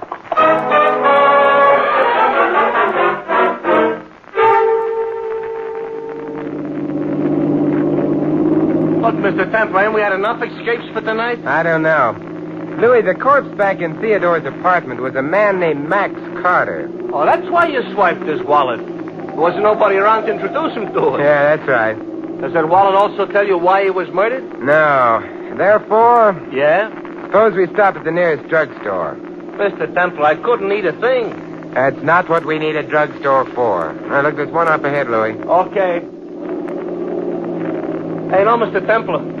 Wouldn't you have thought that whoever killed that Carter guy could have been smart enough at least to swipe the wallet so that the body wouldn't have been immediately identified? No.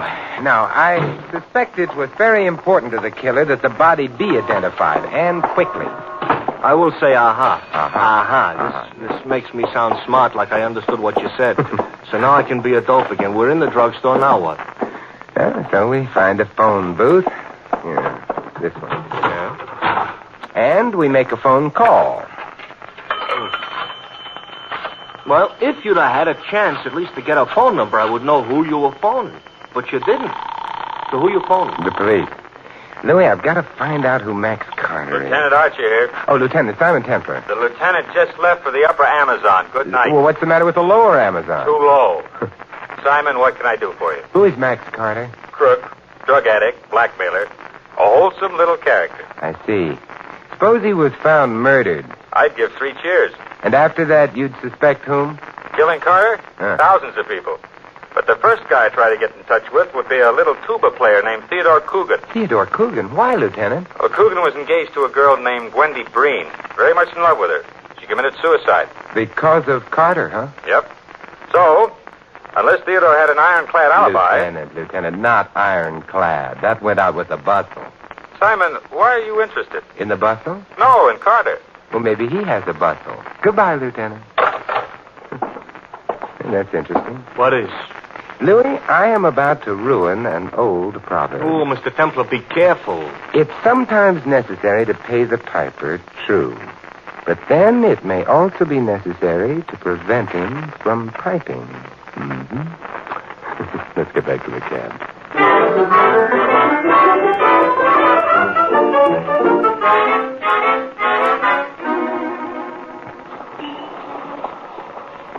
Did the lieutenant mention why he would suspect Theodore? Yes, Carter was the reason for a suicide of a girl named Wendy Breen. Theodore was going to marry her. Oh, that's plenty motive. Yeah. Okay, the cab. Well, where to? Oh, twice around the park. Huh? Mr. Templar, you're not the man you used to be. Don't be silly, Louis. The Queen of Transylvania has joined us. Uh-huh. I've been following you two. Well, we're flattered. When you stopped, I paid off my cab and decided to use yours. Oh, cozier? Cheaper. Mr. Templar, why were you looking for Theodore? I wasn't. Not in his apartment, at any rate. What were you looking for? You know that as well as I do. You'd better tell me anyway. You know, you really should have words with your dressmaker. Your revolver's showing again. Besides, do I really have to tell you? You were in the bedroom. No, I didn't have a chance to look. Go on, start the car. I start, Mr. Templar? You start, Louis. Now, suppose you tell me what you were looking for. I'm the one who has the gun. I don't have to answer any questions. Not mine, perhaps. The police, however, will be ruder and more insistent. The police? Excuse me for interrupting, Mr. Templar, but we are being followed. Oh, by someone else beside the Queen here? Must make quite a procession. Louis, can you get any more speed out of this cab? Oh, there's a car right in front of me going slow. Well, you might try passing it. Okay. Hey, he's swinging over right in front of us. Hey. How do you like that? Oh, Mr. Stanley is thorough. One car in front of us, one behind. Hey, we're boxed in. Good evening, Mr. Templar. Louis will sue you, Mr. Stanley. He's very touchy around the fenders. Oh, indeed. Well, And can that be my beautiful Mona? I've got a gun. Half a dozen of my boys surrounding the cab, and you better let me have that gun. Thank you. Now then, you'll all join me in my car. I think you'll find it more comfortable. But I like it here. Besides, your car is black. It reminds me of a funeral. You know, that's a very interesting comment, because that may be precisely where all of you are going.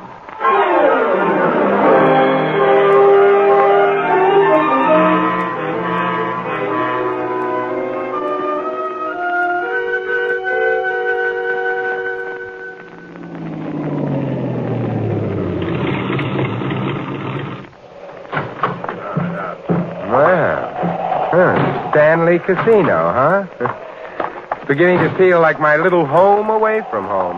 Well, I'm so glad. The back way, boys. Come on, come on. You don't have to push.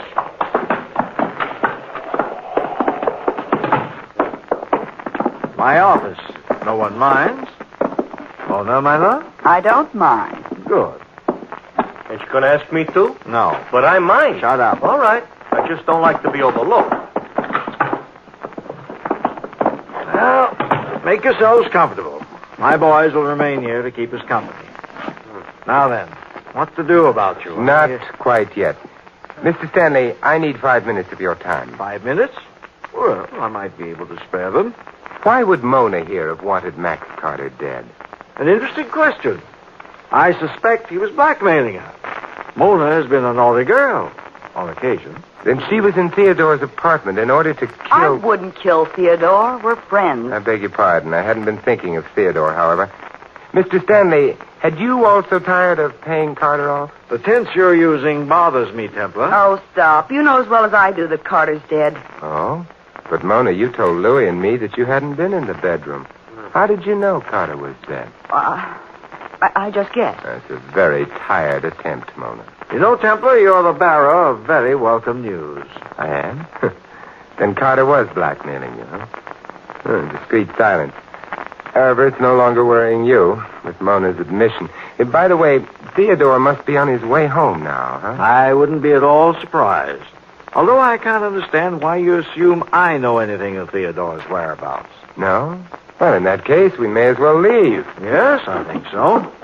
Will you drop Mona off at police headquarters? I didn't kill Carter. I would have liked to, but he was already dead. My dear girl, I suggest that you save that impassioned cry for the jury. What jury? The one that will try her for the murder of Max Carter. Oh, but she won't be tried for that. She didn't murder Carter. Well, I thought... I'm sure the police would prefer Theodore. Theodore? Of course, Louis. We know he had a magnificent motive. Lieutenant Archer himself said Theodore would be in line for the chair unless he had an alibi. Yeah, but he's got an alibi. No. What Theodore will try to say is that he was hired as a tuba player by Mr. Stanley here. Came to the casino, but instead of being permitted to play, he was bundled into a car, driven about for hours, and then released. Well, that would give him an alibi. If he were believed. But his alibi depends entirely on whether or not Stanley really hired him. Mr. Stanley has already told us he didn't. Yeah, but he could be lying. Possibly, but after a jury heard Theodore play the tuba just once, whom would they believe? No one would believe Theodore. So? Theodore would stand a very good chance of dying in the electric chair. However, oddly enough, Theodore will be believed. Having fun, Templar?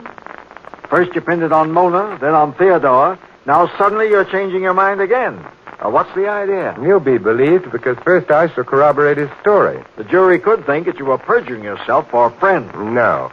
Because you see, Stanley, other people besides Mona and Theodore wanted Carter dead. Let's suppose that one of them got Theodore out of his apartment and then put Max Carter's already dead body in there. That would put Theodore, if you'll pardon the expression, on the spot. Well, how would this theoretical person get Theodore out? By making him a fake offer of employment, by seeing to it that no one would later believe in that offer, by also making sure that Theodore would have no alibi for the critical time. Mm-hmm. That person, according to you, could only be myself. Well, that's a clever theory. More than a theory, Stanley. Carter was shot full of holes. That's how I described it. Yet the sheet on which he was lying on the bed in Theodore's apartment was a lovely white sheet. That's how you described it. But it should have been red with Carter's blood. Therefore, Carter was killed elsewhere and moved to Theodore's apartment. That does it, Templar, I'm afraid. you'd been bright enough to keep your mouth shut. What's that? I suspect it's the police. I didn't notify them earlier because Theodore was in your hands. What I did do, however, was leave a matchbook in Carter's pocket. A matchbook? Yes, one supplied by your management when Louis and I dined here. I knew your plan called for one of your men to notify the police anonymously of Carter's death in Theodore's apartment. Therefore, Okay, open up. If you're having company, Mr. Stanley, you'd better open the door. They're calling for you.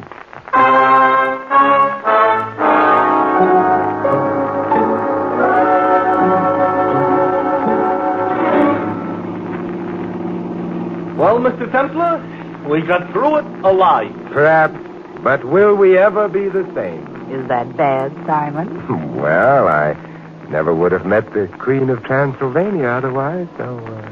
Simon. So? So long live the Queen.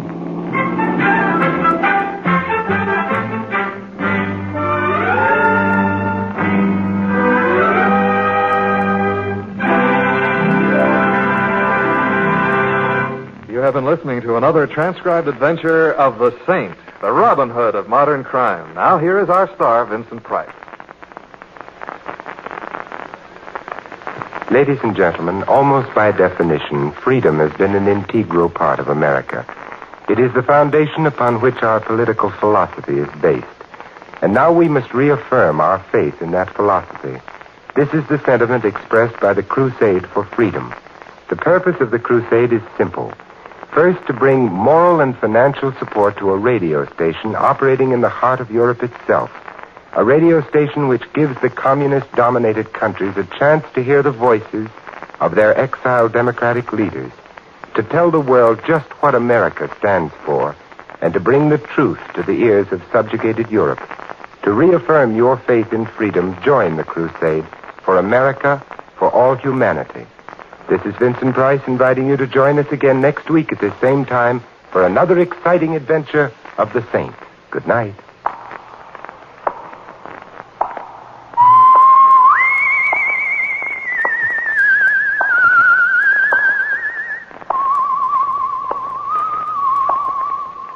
This adventure of the Saint was written by Louis Vittes. Our cast included Maggie Morley as Mona and Jack Moyles as Theodore. Victor Rodman was Stanley, Frank Gerstle the lieutenant, and Louis is played by Larry Dodkin. The Saint, based on characters created by Leslie Charteris, is a James L. Staffier production and is directed by Helen Mack.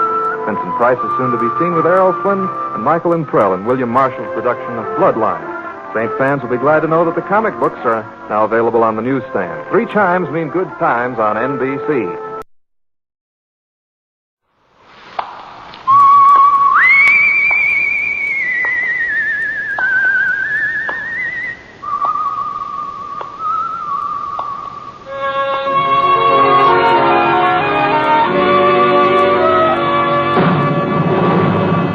The Adventures of the Saint, starring Vincent Price.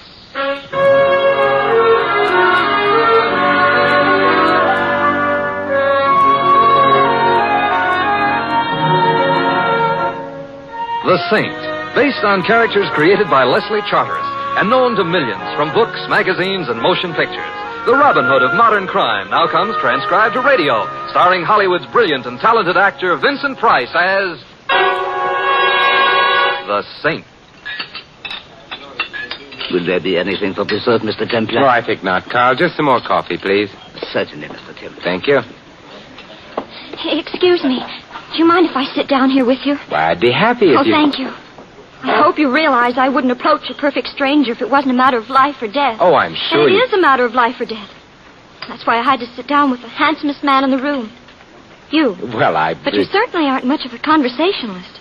Well, happily, you fill the gap. Now, how may I be of service in this matter of life or death? Do you think you could gaze into my eyes as if I was the only woman in the entire world? But don't make it anything personal. Well, I consider it a thespic challenge. I want you to hug me with your eyes while I spurn you proudly. La belle dame sans merci. Well, now, how's this for an ardent yet humble gaze? Oh, not now. He's not watching. Oh, sorry, I didn't mean to be fresh. Who's he? Marvin. He's over there with that woman. Oh. He's looking at her the way I want you to look at me. This I shall have to see. Oh, don't turn around. They're leaving. They'll see you. Well, shall I start hugging you now? I'm sure it will be good for the muscles in my eyes. Yes, hurry up. I'm hugging. Stop. Why? He never even noticed me. He walked right on out. Oh, men. Here you are, Mr. Templar. Oh, I'm sorry, Carl, but would you mind changing that coffee to a double brandy? Right away. But I never drink. Not for you, dear. Me. Oh. Did he say Mr. Templar? Not Simon Templar. Simon Templar. The saint? The Robin Hood of modern crime? Mm-hmm. Fate has led you to me. Yeah, I must have a word with Fate. And before Fate entangles us further, what's your name? Alice. Alice Parks. But you can call me Alice. Thank you, Alice. Could you give me an explanation of this in a few thousand well-chosen words? You mean to say you haven't figured it out? And you, a perfectly marvelous detective? Well, I'm a little slow, Alice. A heavy meal. Well, that was Marvin. Marvin Hickerson. We were engaged, practically. And? And then he came to the city. He's a scientific farmer, but he sold his farm. For how much, may I ask? $50,000. Oh, how scientific can you get? He said he had to come here to pursue his new vocation. To the city, I mean. And what is his new vocation? Oh, he's a private eye. Well, I guess there's always room for one more. You do see, don't you? Yes, of course. See what? How horrible the whole thing is. Marvin has met this woman. And I found out he's drawn out his whole $50,000 out of the bank this morning, and, well, he's carrying it around with him. Now nobody will help me. I don't know what to do. Alice, tell me, are you worried about Marvin, or are you worried about the money? Oh, I'm only worried about Marvin, Mr. Templar. He's an awful dope. But I love him. I see. If you would go to him and tell him, well, the facts. The facts? Well, you know, about life. Well, frankly, I'm not feeling very fatherly at the moment, but I'll try. You will? You really will? You swear it by something sacred? I swear it by something sacred. Oh, Mr. Templar, you're the nicest detective a girl ever had for a detective.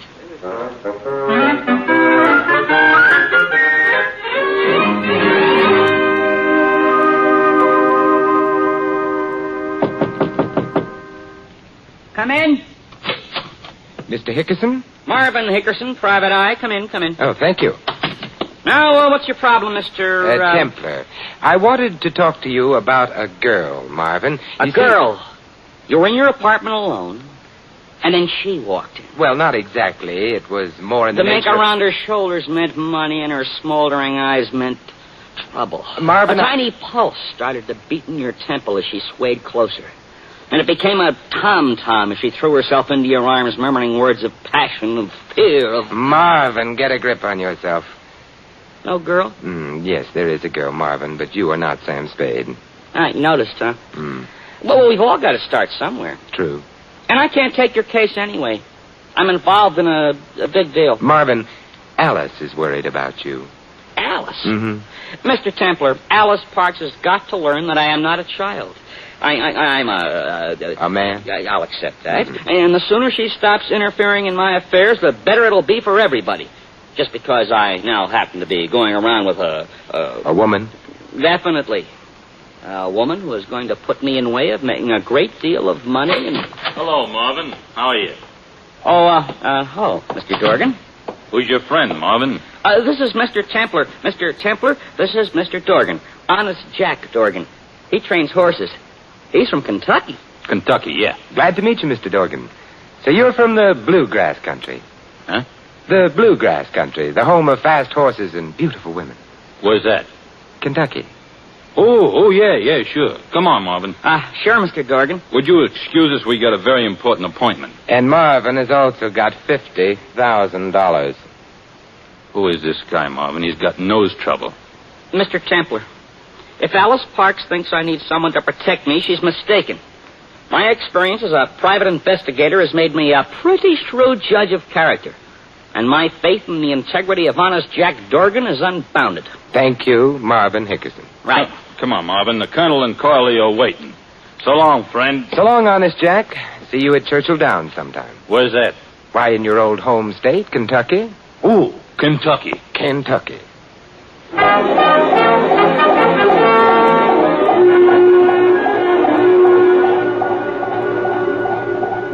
Mr. Templar, I'm worried about Marvin. Why Why doesn't he come? I'm a little worried about him myself, Alice.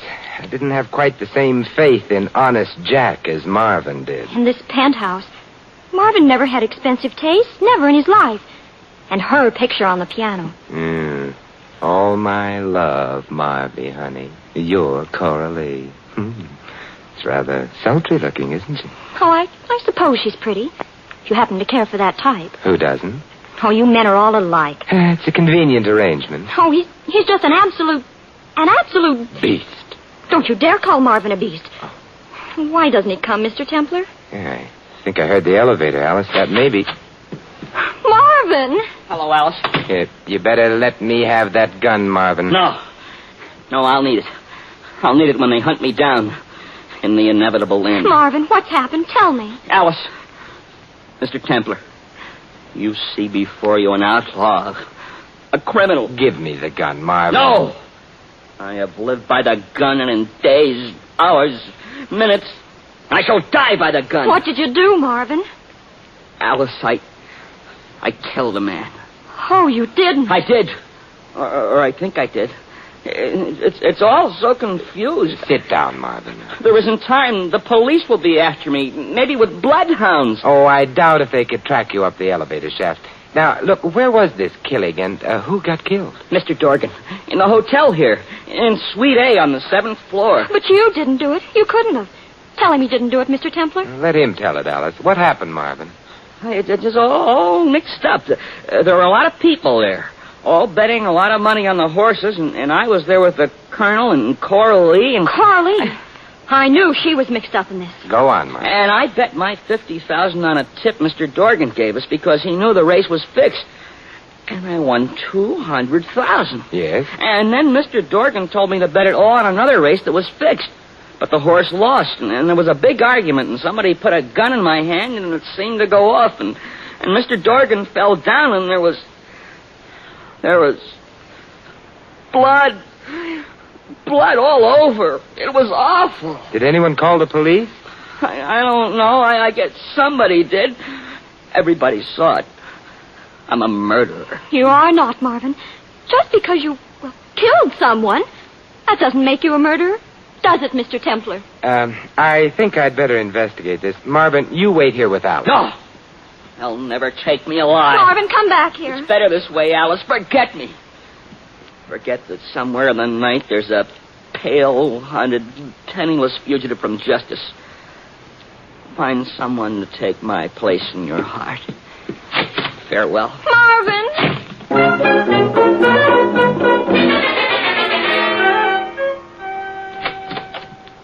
Oh, Mr. Templar, didn't you? No, Alice, I didn't. He was already in the elevator. Oh, what are we going to do? Did he really murder someone? I think we'd better go find out. Come on, Alice. Where are we going? To Suite A, 7th floor, to see whether Honest Jack Dorgan has really gone to his old Kentucky home.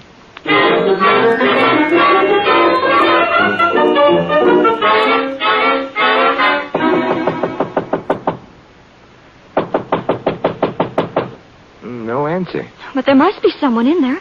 Marvin said the room was filled with people. Now, let's try the door. It's open. It's dark in here. Wait till I find the light switch. Well, do you have to turn on the lights? Can't we just leave? We have to find out, Alice. There. Well, it's just a perfectly bare room. Doesn't look much like a gambling den, does it? You don't see any body? I don't see a sign of anything. Well, then it didn't happen. Marvin was just imagining things. There wasn't any murder at all. This doesn't look much like a room a murder was committed in 10 minutes before. Oh, let's go, Mr. Templar. Let's find Marvin and... Mr. Templar, what are you looking at? That, spot on the floor, Alice. That stain. Oh, Mr. Templar, it isn't... I'm afraid it is. Blood.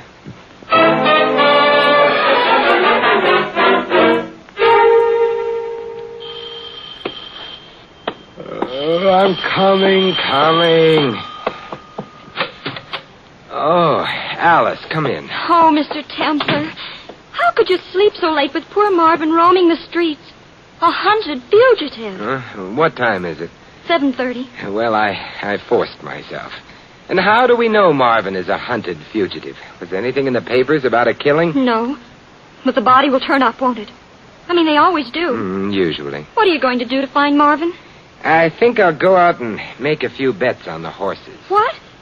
You're going to spend the day in carefree abandonment while poor Marvin is roaming the streets, a hunted fugitive? I'd like to find out more about Marvin's friends, Coralie and the Colonel. Talking about horses in the bar of the Croydon, well, it might be a way of getting acquainted. You're going to get acquainted with her? Well, I'll go along to protect you. Thank you, but no. You won't turn into putty in her hands. She won't mold you as she wills. Maybe even a fate worse than death. It's a pleasant way to go. Well, all right, I trust you. Thank you. You're nice, Mr. Templar. And I want you to know that if it wasn't for Marvin, why, I might seriously consider you. No.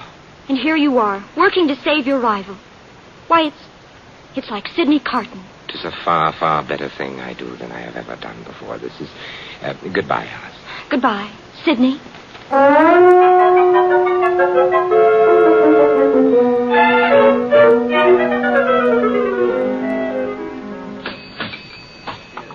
Another scotch over ice, bartender. Yes, sir. I seen you studying the form. Got anything good going today? Not a thing, but my luck generally is bad anyway. You and me. Going out to the track today? Well, I generally like to place my bets elsewhere. I bet fairly large amounts, and at the track this brings down the odds. Brings down the... You're kidding. Oh, I generally lose, but then everyone has to have a hobby. Yeah, everyone has to have a hobby, doesn't he, Miss Carstairs? Yes, indeed, Joe. Excuse me. Would you all think I was just terrible if I started up a conversation with you? Just as bold as that? I would think it was terrible if you didn't. You all, that is. Oh, you're making fun of my accent. I'm from Kentucky, the horse country. That's why I couldn't resist when you started talking horses. The fraternity of horse players. You wouldn't be going out to the track today, Miss... Carstairs. Coralie Carstairs. And your name? My name is Heathcliff, Coralie. Simon Heathcliff. I'm delighted to know you. Thank you. Are you going to the track? I'd love to, but I have to ask Daddy. He's awful smart about the races. He wins all the time, just scads of money. This sounds like a gentleman I should meet. Are you staying here in the hotel? We have rooms on the 7th floor. Would you all care to come up? Wow, would just love to.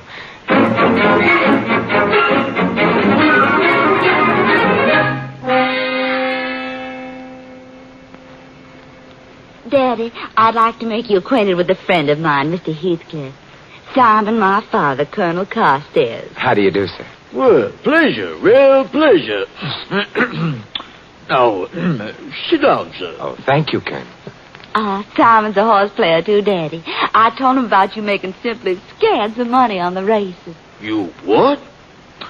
Coralie, I've asked you time and again not to mention my business to strangers. But, Daddy, all I said was you made scads of money. I must apologize, sir. You see, the fact is, you look like a gentleman I can trust.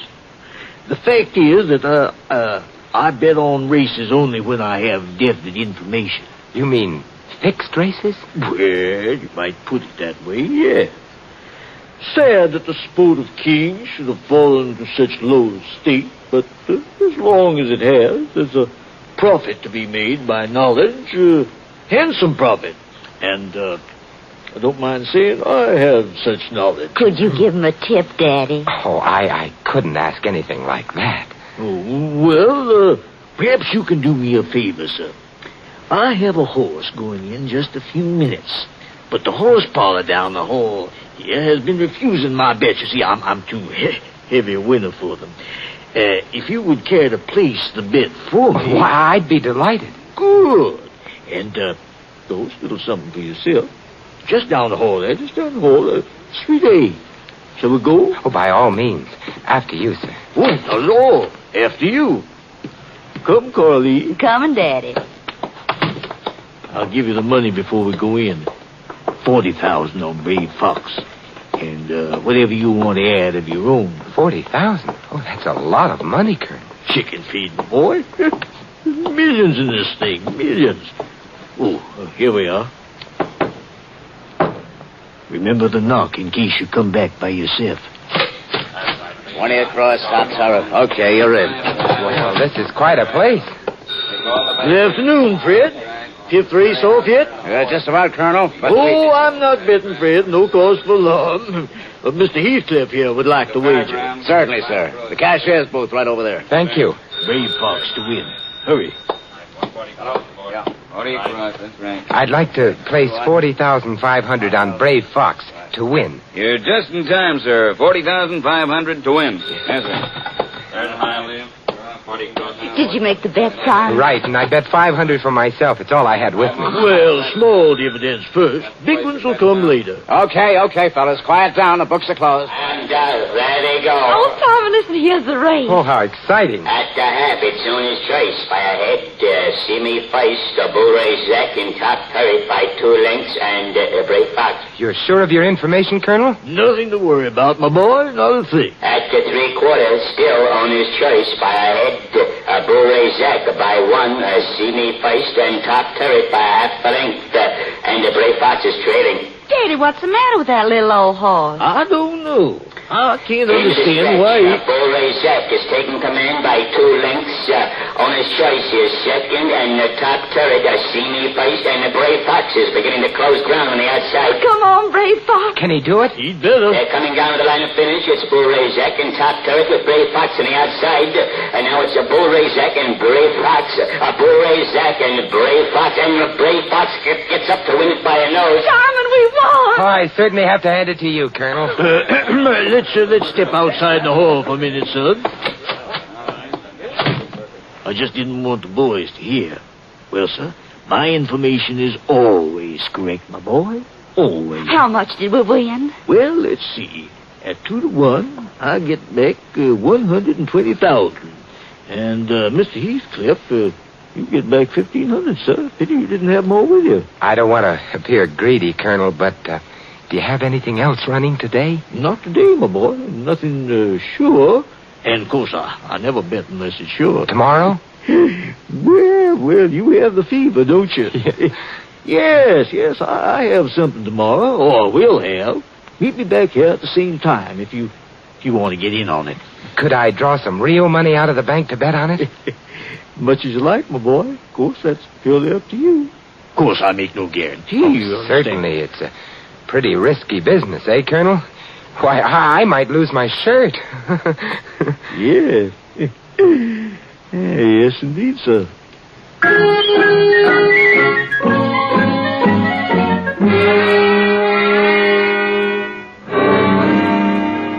But I don't understand, Mr. Temple. You actually won $1,000. Come on, money, Alice. The whole place is working with the Colonel. The race was actually over before I bet. They'd let me win the money. But why? So I would go to the bank tomorrow, draw out 30 or 40,000, and come back and bet it. And then I'd lose. Oh.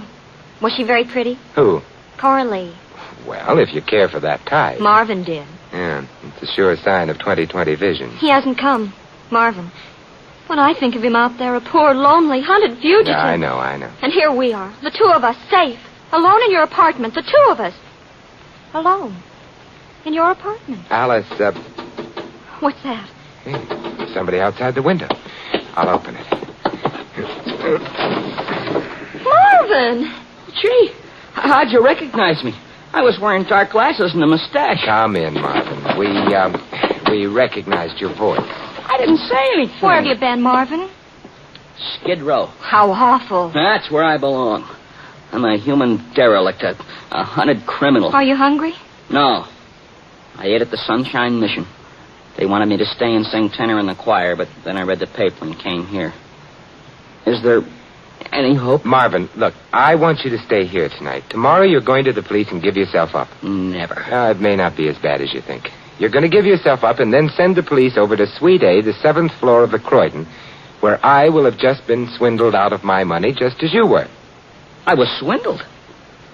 Gee, they had a nerve swindling a private eye. Yeah, some crooks just have no decency. But Coralie wasn't a crook. Was she? I'm afraid so. Gee. Marvin. Oh, I suspected her, of course, all along. Now, look, here's the plan, Marvin. I'll be there at 2 o'clock. You walk into the police station at 2 and send them over. That would give me enough time to lose the money. Have you got that? Sure. I'll give myself up. Well, I'll go with you, Marvin. No, Alice. A woman's place is in the home. You wait here until I get back. How long will you be?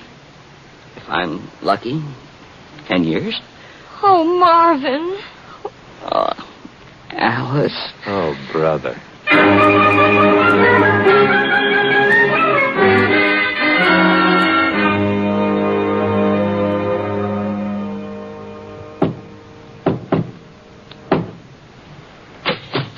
Hello, Colonel. Come in, sir. Come in. I don't quite understand, Colonel. Where is everybody? Where's Fred, the cashier, all the betters? Well, it's just a family party today, sir. Just Coralie and myself. Say hello to the gentleman, Coralie. Honey. Hi, stupid. Yeah. Coralie seems to have lost her southern charm and refinement, Colonel. Yes. Yeah, it's a pity. I constantly try to impress on our cast. Of course, we are all actors in a way that to be successful, you must live your part 24 hours a day. But there's not the same pride in craftsmanship there was in my day. Sit down, sir. Sit down. Thank you. What gave me away? Simple thing, really. One of our personnel saw you with young Marvin Hickerson the other day. Come in, Dorgan. Hi, Nosy. Well, honest Jack Dorgan from Kentucky. Then you really weren't shot, Mr. Dorgan. The gun held blanks. The blood was catching. Merely a convenient way of getting rid of a sheared lamb. I thought as much. Now what happens? Nothing. Nothing at all, Mr. Templar. No doubt you have the police outside waiting to pounce after we take your money. How much did you bring, by the way? 30,000. Oh, shame we have to pass it up. We're going to pass up 30 grand? Necessity, Coralie. Let me at least beat the 1,000 out of him he won from us, Colonel. Him and his Kentucky. That would be the police. A little early, aren't they, Mr. Templar? Come in. Reach for the sky. I got you covered. Marvin. I didn't go to the police, Mr. Templar. I thought if I brought the gang in myself, I might get a lighter sentence. Lighter sentence for what? Why, for sure. Mr. Dorgan. Yes, Mr. Dorgan made a quick recovery, Marvin. Yeah, and I got a gun, too. You see it? Well, this is convenient. If the police aren't coming, then we can take Mr. Templar's 30,000. Although, of course, I deplore violence. Offends my sense of southern hospitality. Stand up, Templar. No, my feet hurt. Stand up. You forget. I've got a pistol here. Don't anyone move. What pistol, Marvy? The same pistol I shot you with, that's what. Marvin, look, the cartridges are blanks. Blanks? I don't believe it. Oh, you don't, huh? Stay away from him, Dorgan. Yeah, you stay away from me or I'll shoot. Go ahead, have fun. I will. I'll... Shoot some more, Marvy. It tickles me. Marvin! Well, they're coming in like flies. You shouldn't have come, Alice. These men are trying to kill us. No, I've got her blank cartridges. Are they? Take a look at the hole in the wall, Mr. Dorgan. It's lucky that Marvin missed you. Yeah, sure, a hole in it. Hey, that's a bullet hole. Yes, it is, isn't it? Put that thing down, kid. Somebody could get hurt. Alice, did you change the bullets? Yes, I did. I know Marvin a little better than you, Mr. Templar. I checked his gun before he went out to give himself up to the police, just in case. Yeah. Get back, you rats. You're dealing with Marvin Hickerson, Private Eye. Me too, Marvy, honey. Well... You too, Coralie, honey. Yes, you too. And I'll take my 50,000 back, too. Oh, such a pity. You seldom meet a young man so willing to part with money. Stay right where you are, Colonel. Don't worry, Mr. Templar. I can handle him. This is only the start of a long and successful career as a private eye. Marvin, I think Alice might have something to say about your career. Alice? Alice, do you still... You know... Yes, Marvin. Very much. Ecstatically so. Get back, you rats. You're dealing with Marvin Hickerson, scientific farmer.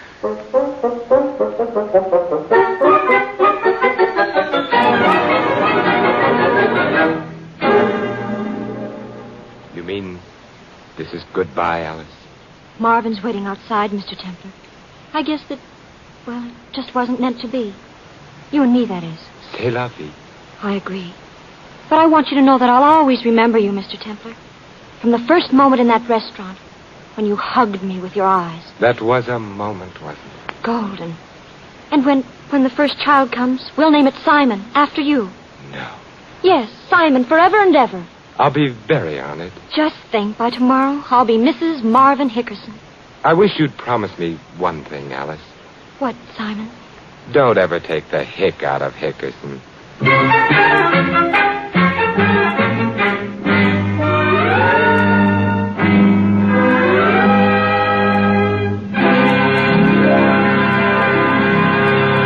You have been listening to another transcribed adventure of the Saint, the Robin Hood of modern crime. And now, here is our star.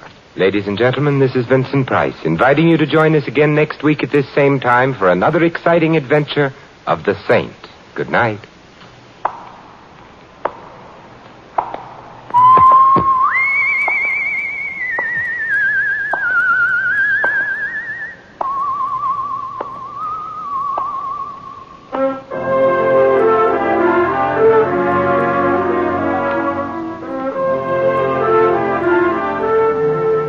This story of the Saint was written by Dick Powell. Our cast included Leslie Banning, Maggie Morley, Victor Rodman, Edmund McDonald, Herb Vigran, Bill Tracy, and Barney Phillips. The Saint, based on characters created by Leslie Charteris, is a James L. Safier production and is directed by Helen Mack.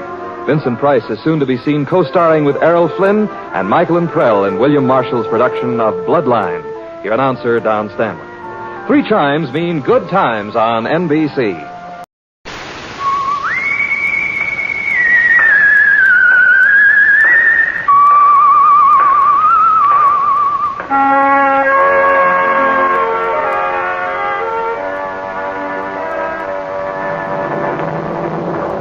The Adventures of the Saint, starring Vincent Price.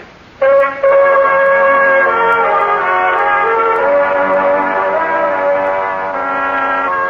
Saint, based on characters created by Leslie Charteris and known to millions from books, magazines, and motion pictures. The Robin Hood of modern crime now comes to radio, starring Hollywood's brilliant and talented actor Vincent Price as The Saint. Waiter. Yes, monsieur. Waiter, will you tell the chef of this unhappy restaurant that he'd make a better shoemaker? Monsieur, shoemaker? Look at this miserable concoction. It's called a salad. But, monsieur... Don't butt me. But, monsieur, I have something to tell you. Yes? Someone is waiting for you at another table. Well, get back to him at once. Warn him against eating anything in this establishment. Tell him his life is in danger. Mr. Temple, there is something strange about the gentleman. I think he has a gun in his pocket. Aha. More severe critic of food than I am. Well, tell the chef he'd better flee for his life. Oh, do you wish to see him? The chef? No, he'll have to look out for himself. Not the chef, monsieur. The little man. He is little, isn't he? Yes, sir, but... Desperate air about it. Well, I'll go see him. How do you do? You wish to see me? Mr. Templar, my name is Potts. How do you do? I need help. I'm the senior partner of Potts & Carter, Jewelers Extraordinary. Extraordinary. Earlier this evening, Mr. Carter was killed. Oh, too bad. Mr. Templar, it wasn't an accident. Oh? He was murdered. Oh, I see. And the police are picking you for Queen of the May.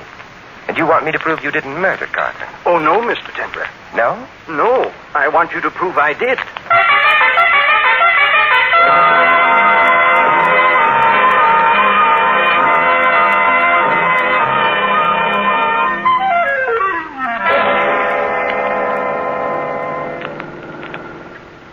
It's no use, Mr. Templar. I did kill Carter. Well, why wouldn't the police believe you? Because they couldn't find the corpse. There's usually one around after a murder, you know. Somebody stole this one. Stealing corpses is a rather restricted profession.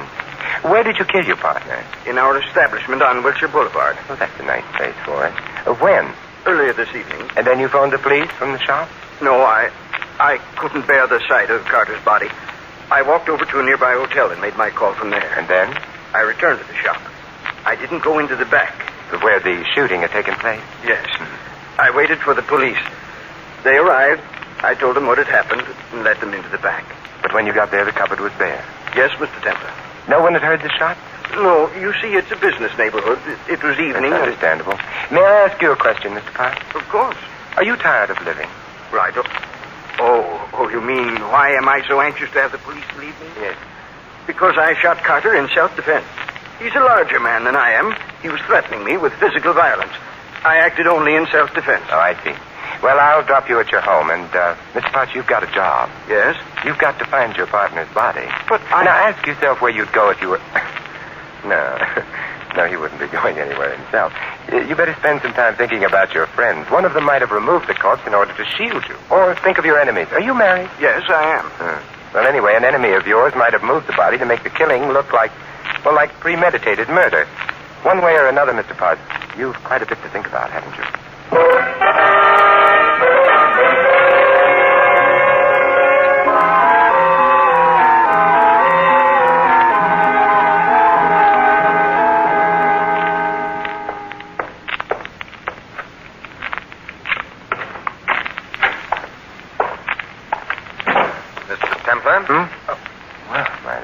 Furniture is sprouting, or are you, I'm Carter.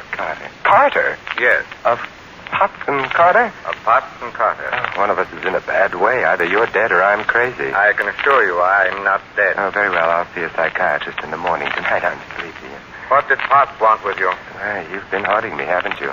I've been following Potts. What did he want? Oh, nothing really. He merely wanted to assure me that he'd killed you. He what? Killed you, shot you to amplify an already unbelievable remark. He said that? He must be insane. Well, eccentric, anyway. Mr. Carter, the situation is rather bizarre. A man confesses to a murder. The police do not believe him. He comes to me and asks me to prove him a murderer. I leave him and find myself confronting the man he claims to have murdered. It doesn't make sense. No, perhaps it's not intended to.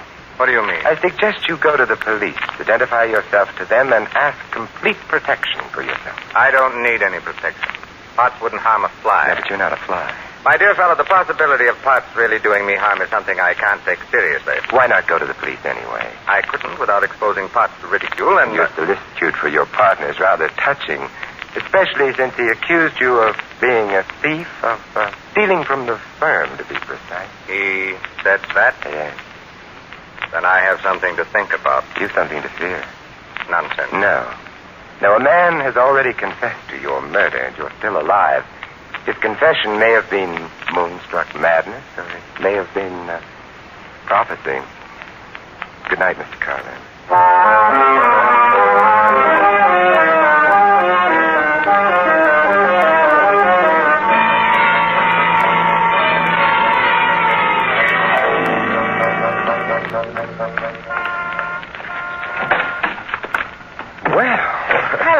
Hello. The cars they put out nowadays have rare and wonderful gadgets attached. Pardon me, but I'm trailing a fellow. Who? A man named Carter. Do you know him? Mm-hmm. Do I know you, or should I? What do you think? Carter's cab is well in sight.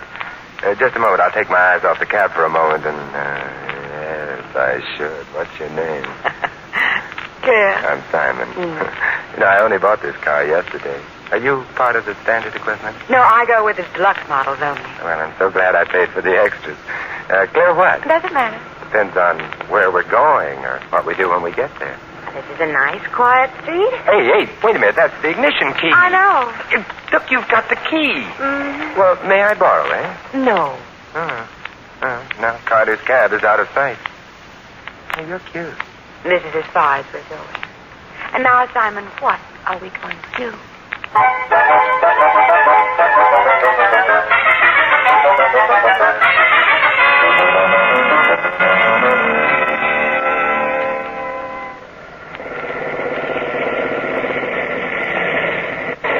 I beg your pardon.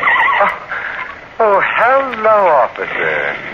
Now, this may be a residential neighborhood, but... Is it? It is. But that doesn't mean you should play house here. Well, we weren't exactly playing house, officer. I was trying to persuade the lady to return my ignition key to me. Is that a fact? Lady, give him back his ignition key. All right, officer. Here you are, Simon. Well, thank you. Now, you take that ignition key and stick it in the lock. That's right. Now you turn it. Oh, you're doing very nicely. Now you push the little button over there. This one? Yeah. Oh, charming. Now you shift the gear into first. You release the handbrake. Now you're a bright boy.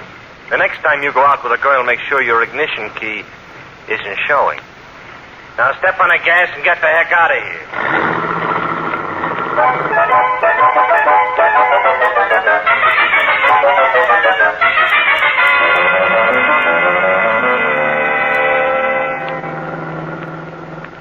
Simon, Simon, are you angry with me? For delaying me?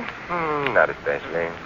Where are you taking me? To a jewelry store. Oh, you really shouldn't. You don't know me well enough. Which jewelry store, Simon? Potts and Carter. You know the place? I should.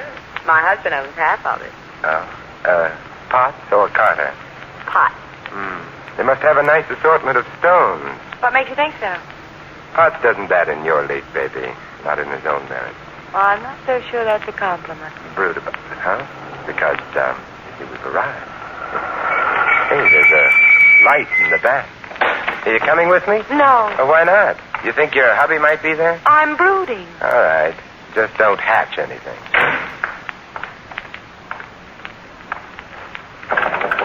Who's there? Open the door. Okay. Templar. How right you are, Mr. Carter. What do you want? Let's go inside. I said inside. Well, come in. But I know. You weren't expecting company. The house is a mess. What made you think I'd be here? I wasn't sure, but it was a possibility, so I came. Now that you're here? I'd like to take a look in that back room where the light is. Where the light? And I rather suspect the vault. Templar, I don't have to stand for this. No, but I've got a feeling you're going to. Let's get on with it, shall we? I was checking stock. Well, let's both check.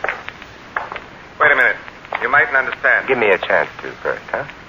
I don't want you to come in here. Keep walking. All right. But, well, you idiot, if you think that by putting the lights out you... Carter! Simon! Claire, I heard the shots. I came up to Simon. Where? The light switch is near the back door. I got it. Oh, quiet now. Simon, at your feet. Lying half across the doorway, Mr. Carter. Eyes open. Simon, they're open. Dead. There's blood leaking out from under him. Let's take a look at the back room. Yeah, back window leading to an alley. Not so much for that. Now, the vault's open. Simon, how can you worry about that when the man's I've dead? seen dead men before. The vault's empty. I don't care. Your husband might. The police certainly would.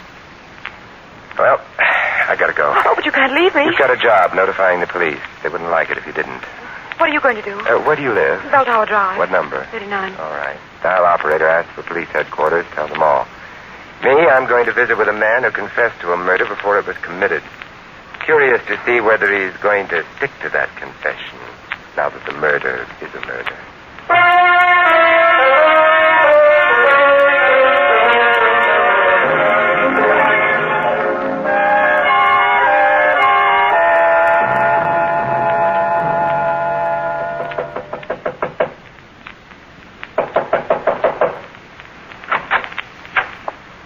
I want to see Mr. Potts.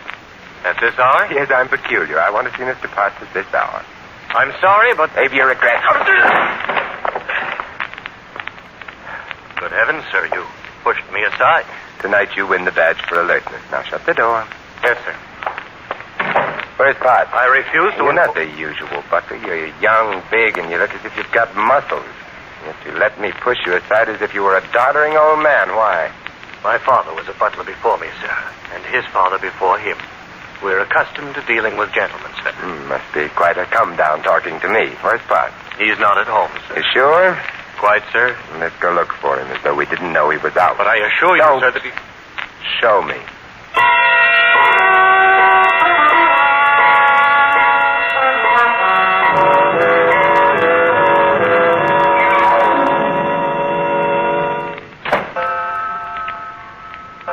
Well, he's not in the house.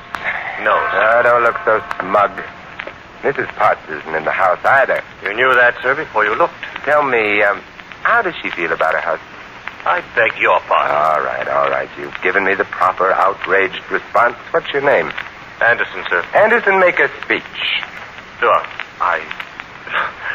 Well, my father and his father before him. And I'll bet you they all knew exactly what cooked with the master and mistress. So do you. What cook?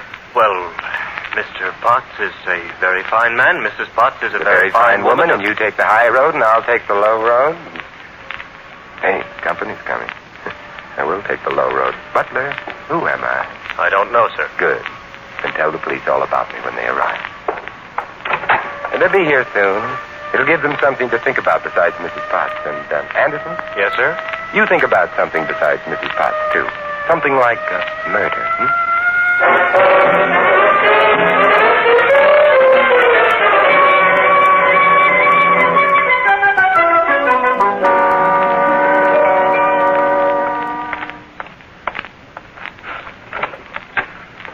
Good afternoon, sir. Oh, It's only Simon. hello, Simon. Business as usual here at Potts and Carter, Yes, usual enough, I suppose, with Carter lying in the morgue and my husband. Where? Nobody knows. Police looking for him? Yes. Warrant out for him? No, of course not. Then whom have they in mind for Carter's murder? A burglar. It's obvious what happened last night. Someone was burgling the vault. Carter surprised him. The burglar shot Carter. It's a theory with a great many pleasant aspects. It doesn't explain your husband's confession, though. Well, he was overworked. He was tired. He didn't know what he was saying. Police are afraid that maybe he's lost his mind or something. Yeah, I like that or something better. The theory doesn't explain your husband's accusations against Carter. Accusations of theft. Simon, I don't know anything about all this. Then why your act in the car last night? I was worried about my husband, about Carter. And then I've always wanted to meet you. Oh. Why? Well, it's not the kind of thing I can talk about coldly like this. Well, we must discuss it warmly. Some other time. Right now, what about Anderson, your butler? Anderson? I don't trust him. I know it's not done this year, mistrusting butlers, but I have a feeling he knows more than he should. More than he should about what? Why don't you find out? What? How could I? By discussing things with him, warmly. I'm not so sure I like that. I'm not making friends today, just influencing people. I can't imagine what Anderson would or wouldn't know. Stimulate your imagination by going out to the house now and working on him. You really think it's important? Very important. Now run along. Well, all right, but for sure. I'll lock up. You go on. Will I see you later? I'll be at home, stirring up the furnace. Simon, you don't have to have a furnace to be warm.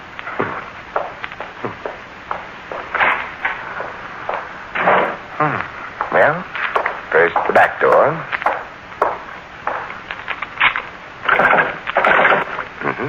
Locked. And now the front door.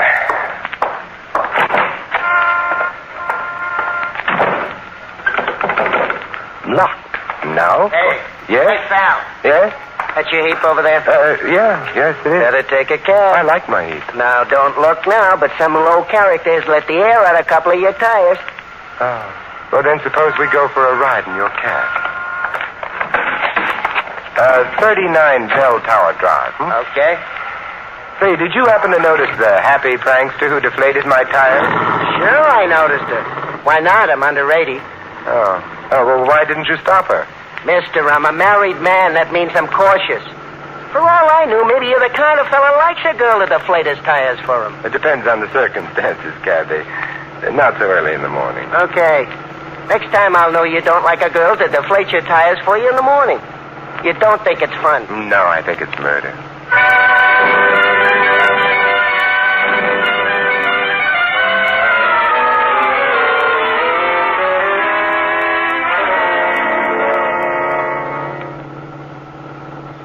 Bell Tower Drive up ahead. Okay, pull over here. Okay. Nice stop. What, I should wait for you? We'll both wait. For somebody to get to the house? No, for someone to leave it. Hey, mister. Yeah? There's a guy leaving the house now, getting into a car. Good. Anderson, follow the car. Okay. Not too close, huh? Not too close. There he goes. Well, we go too. Hope he ain't going on no long trip. I ain't got too much gas in the tank. He's going on a very long trip, and yet I don't think he's going far. Huh? Space is relative, Cabby. Remember what Hamlet said? Well, I wasn't around at the time. I could be bounded by a nutshell, yet count myself king of infinite space. Oh, yeah, I remember it now. Were it not that I have bad dreams. Nice guy, Hamlet. I wonder, does Anderson have bad dreams?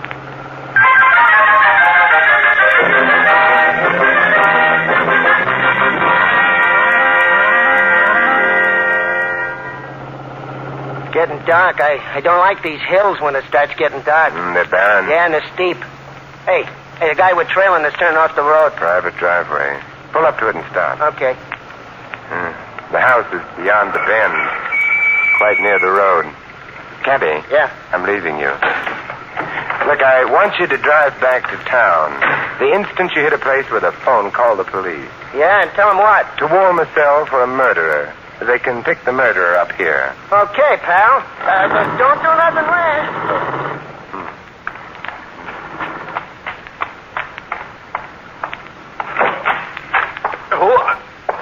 Oh, hello, Anderson. Fancy finding me here, Templar. Mr. Templar, whatever would your grandfather say? What do you want? I'm admiring the country home of the Potts. By the way, where is Mr. Potts? I don't know. Oh, who's that, a sick friend? Stay away from that door. Nonsense. It looks like a charming door. Works, too. Mr. Potts, tied and gagged. I told you to stay away I from don't it. accept advice graciously, nor do I care for large with lantern jaws. But lantern jaws are handy to hit. Now for you, Mr. Potts. We'll get the gag out of your mouth. There. You feel better? Oh, don't rush it. Your hands. Nice stuff. Shh, quiet. Look out behind you. Oh, hello, Claire. Hello. So glad you dropped in. You are? Yes. Remember I warned you about your butler? It was he who brought your husband here, tied him up, etc. That's interesting. You should ask me why I suspected him. Oh, all right, I'll tell you. When I visited your house and met Anderson for the first time, we had a little chat, in the course of which he remarked that I knew you weren't in the house before I searched it. That was odd, you know. Why? Because how did he know I'd seen you outside the house unless... Unless what? Let me help you to your feet, Mr. Potts. I can't move. Standing up will help restore the circulation. Unless what, Mr. Templar? Oh, tut. So formal, Mr. Templar. Unless, Claire, you told him. Oh. Why should I have told him that? Obviously, because you and he were in on this little plot together. Plot? To kill Carter and frame your husband for the murder. Thus you would inherit the business. And the butler. You're charming, Simon, but fantastically wrong. You're implying Anderson killed Carter. No. He'll go to the gas chamber as accessory. To whom? To you. Silly. Carter was shot from the back room. I was out front with you. You were at the front door, that's true. Carter was shot as he was going into the back room. His back, therefore, was to us. And yet, if you remember, he was shot in the back.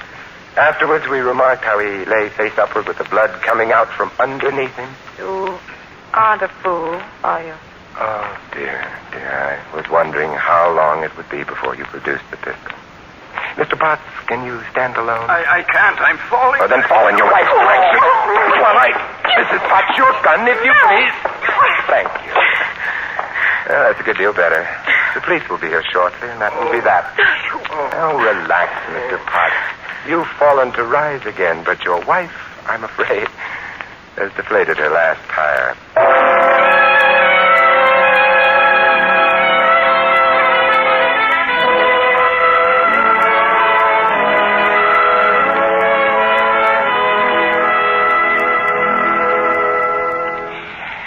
Here you are, Mr. Potts, in good health.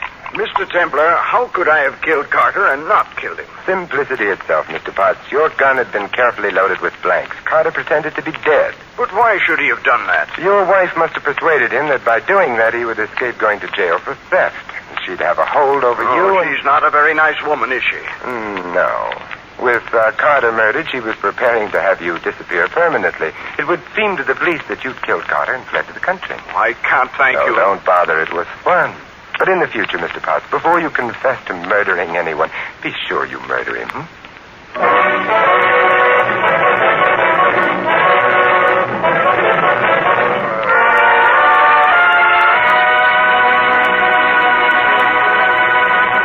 You've been listening to another adventure of the Saint, the Robin Hood of modern crime. And now here is our star, Vincent Price. Ladies and gentlemen, freedom is everybody's job. The Bill of Rights established our freedom and protects it. But freedom demands that each of us carry out our duties as a citizen. To vote in an informed way so that the best man is placed in public office, to serve on juries, to take an active interest in public issues. Remember, by making our form of government work better here, we strengthen democracy everywhere. This is Vincent Price inviting you to join us again next week at the same time for another exciting adventure of the Saint. Good night.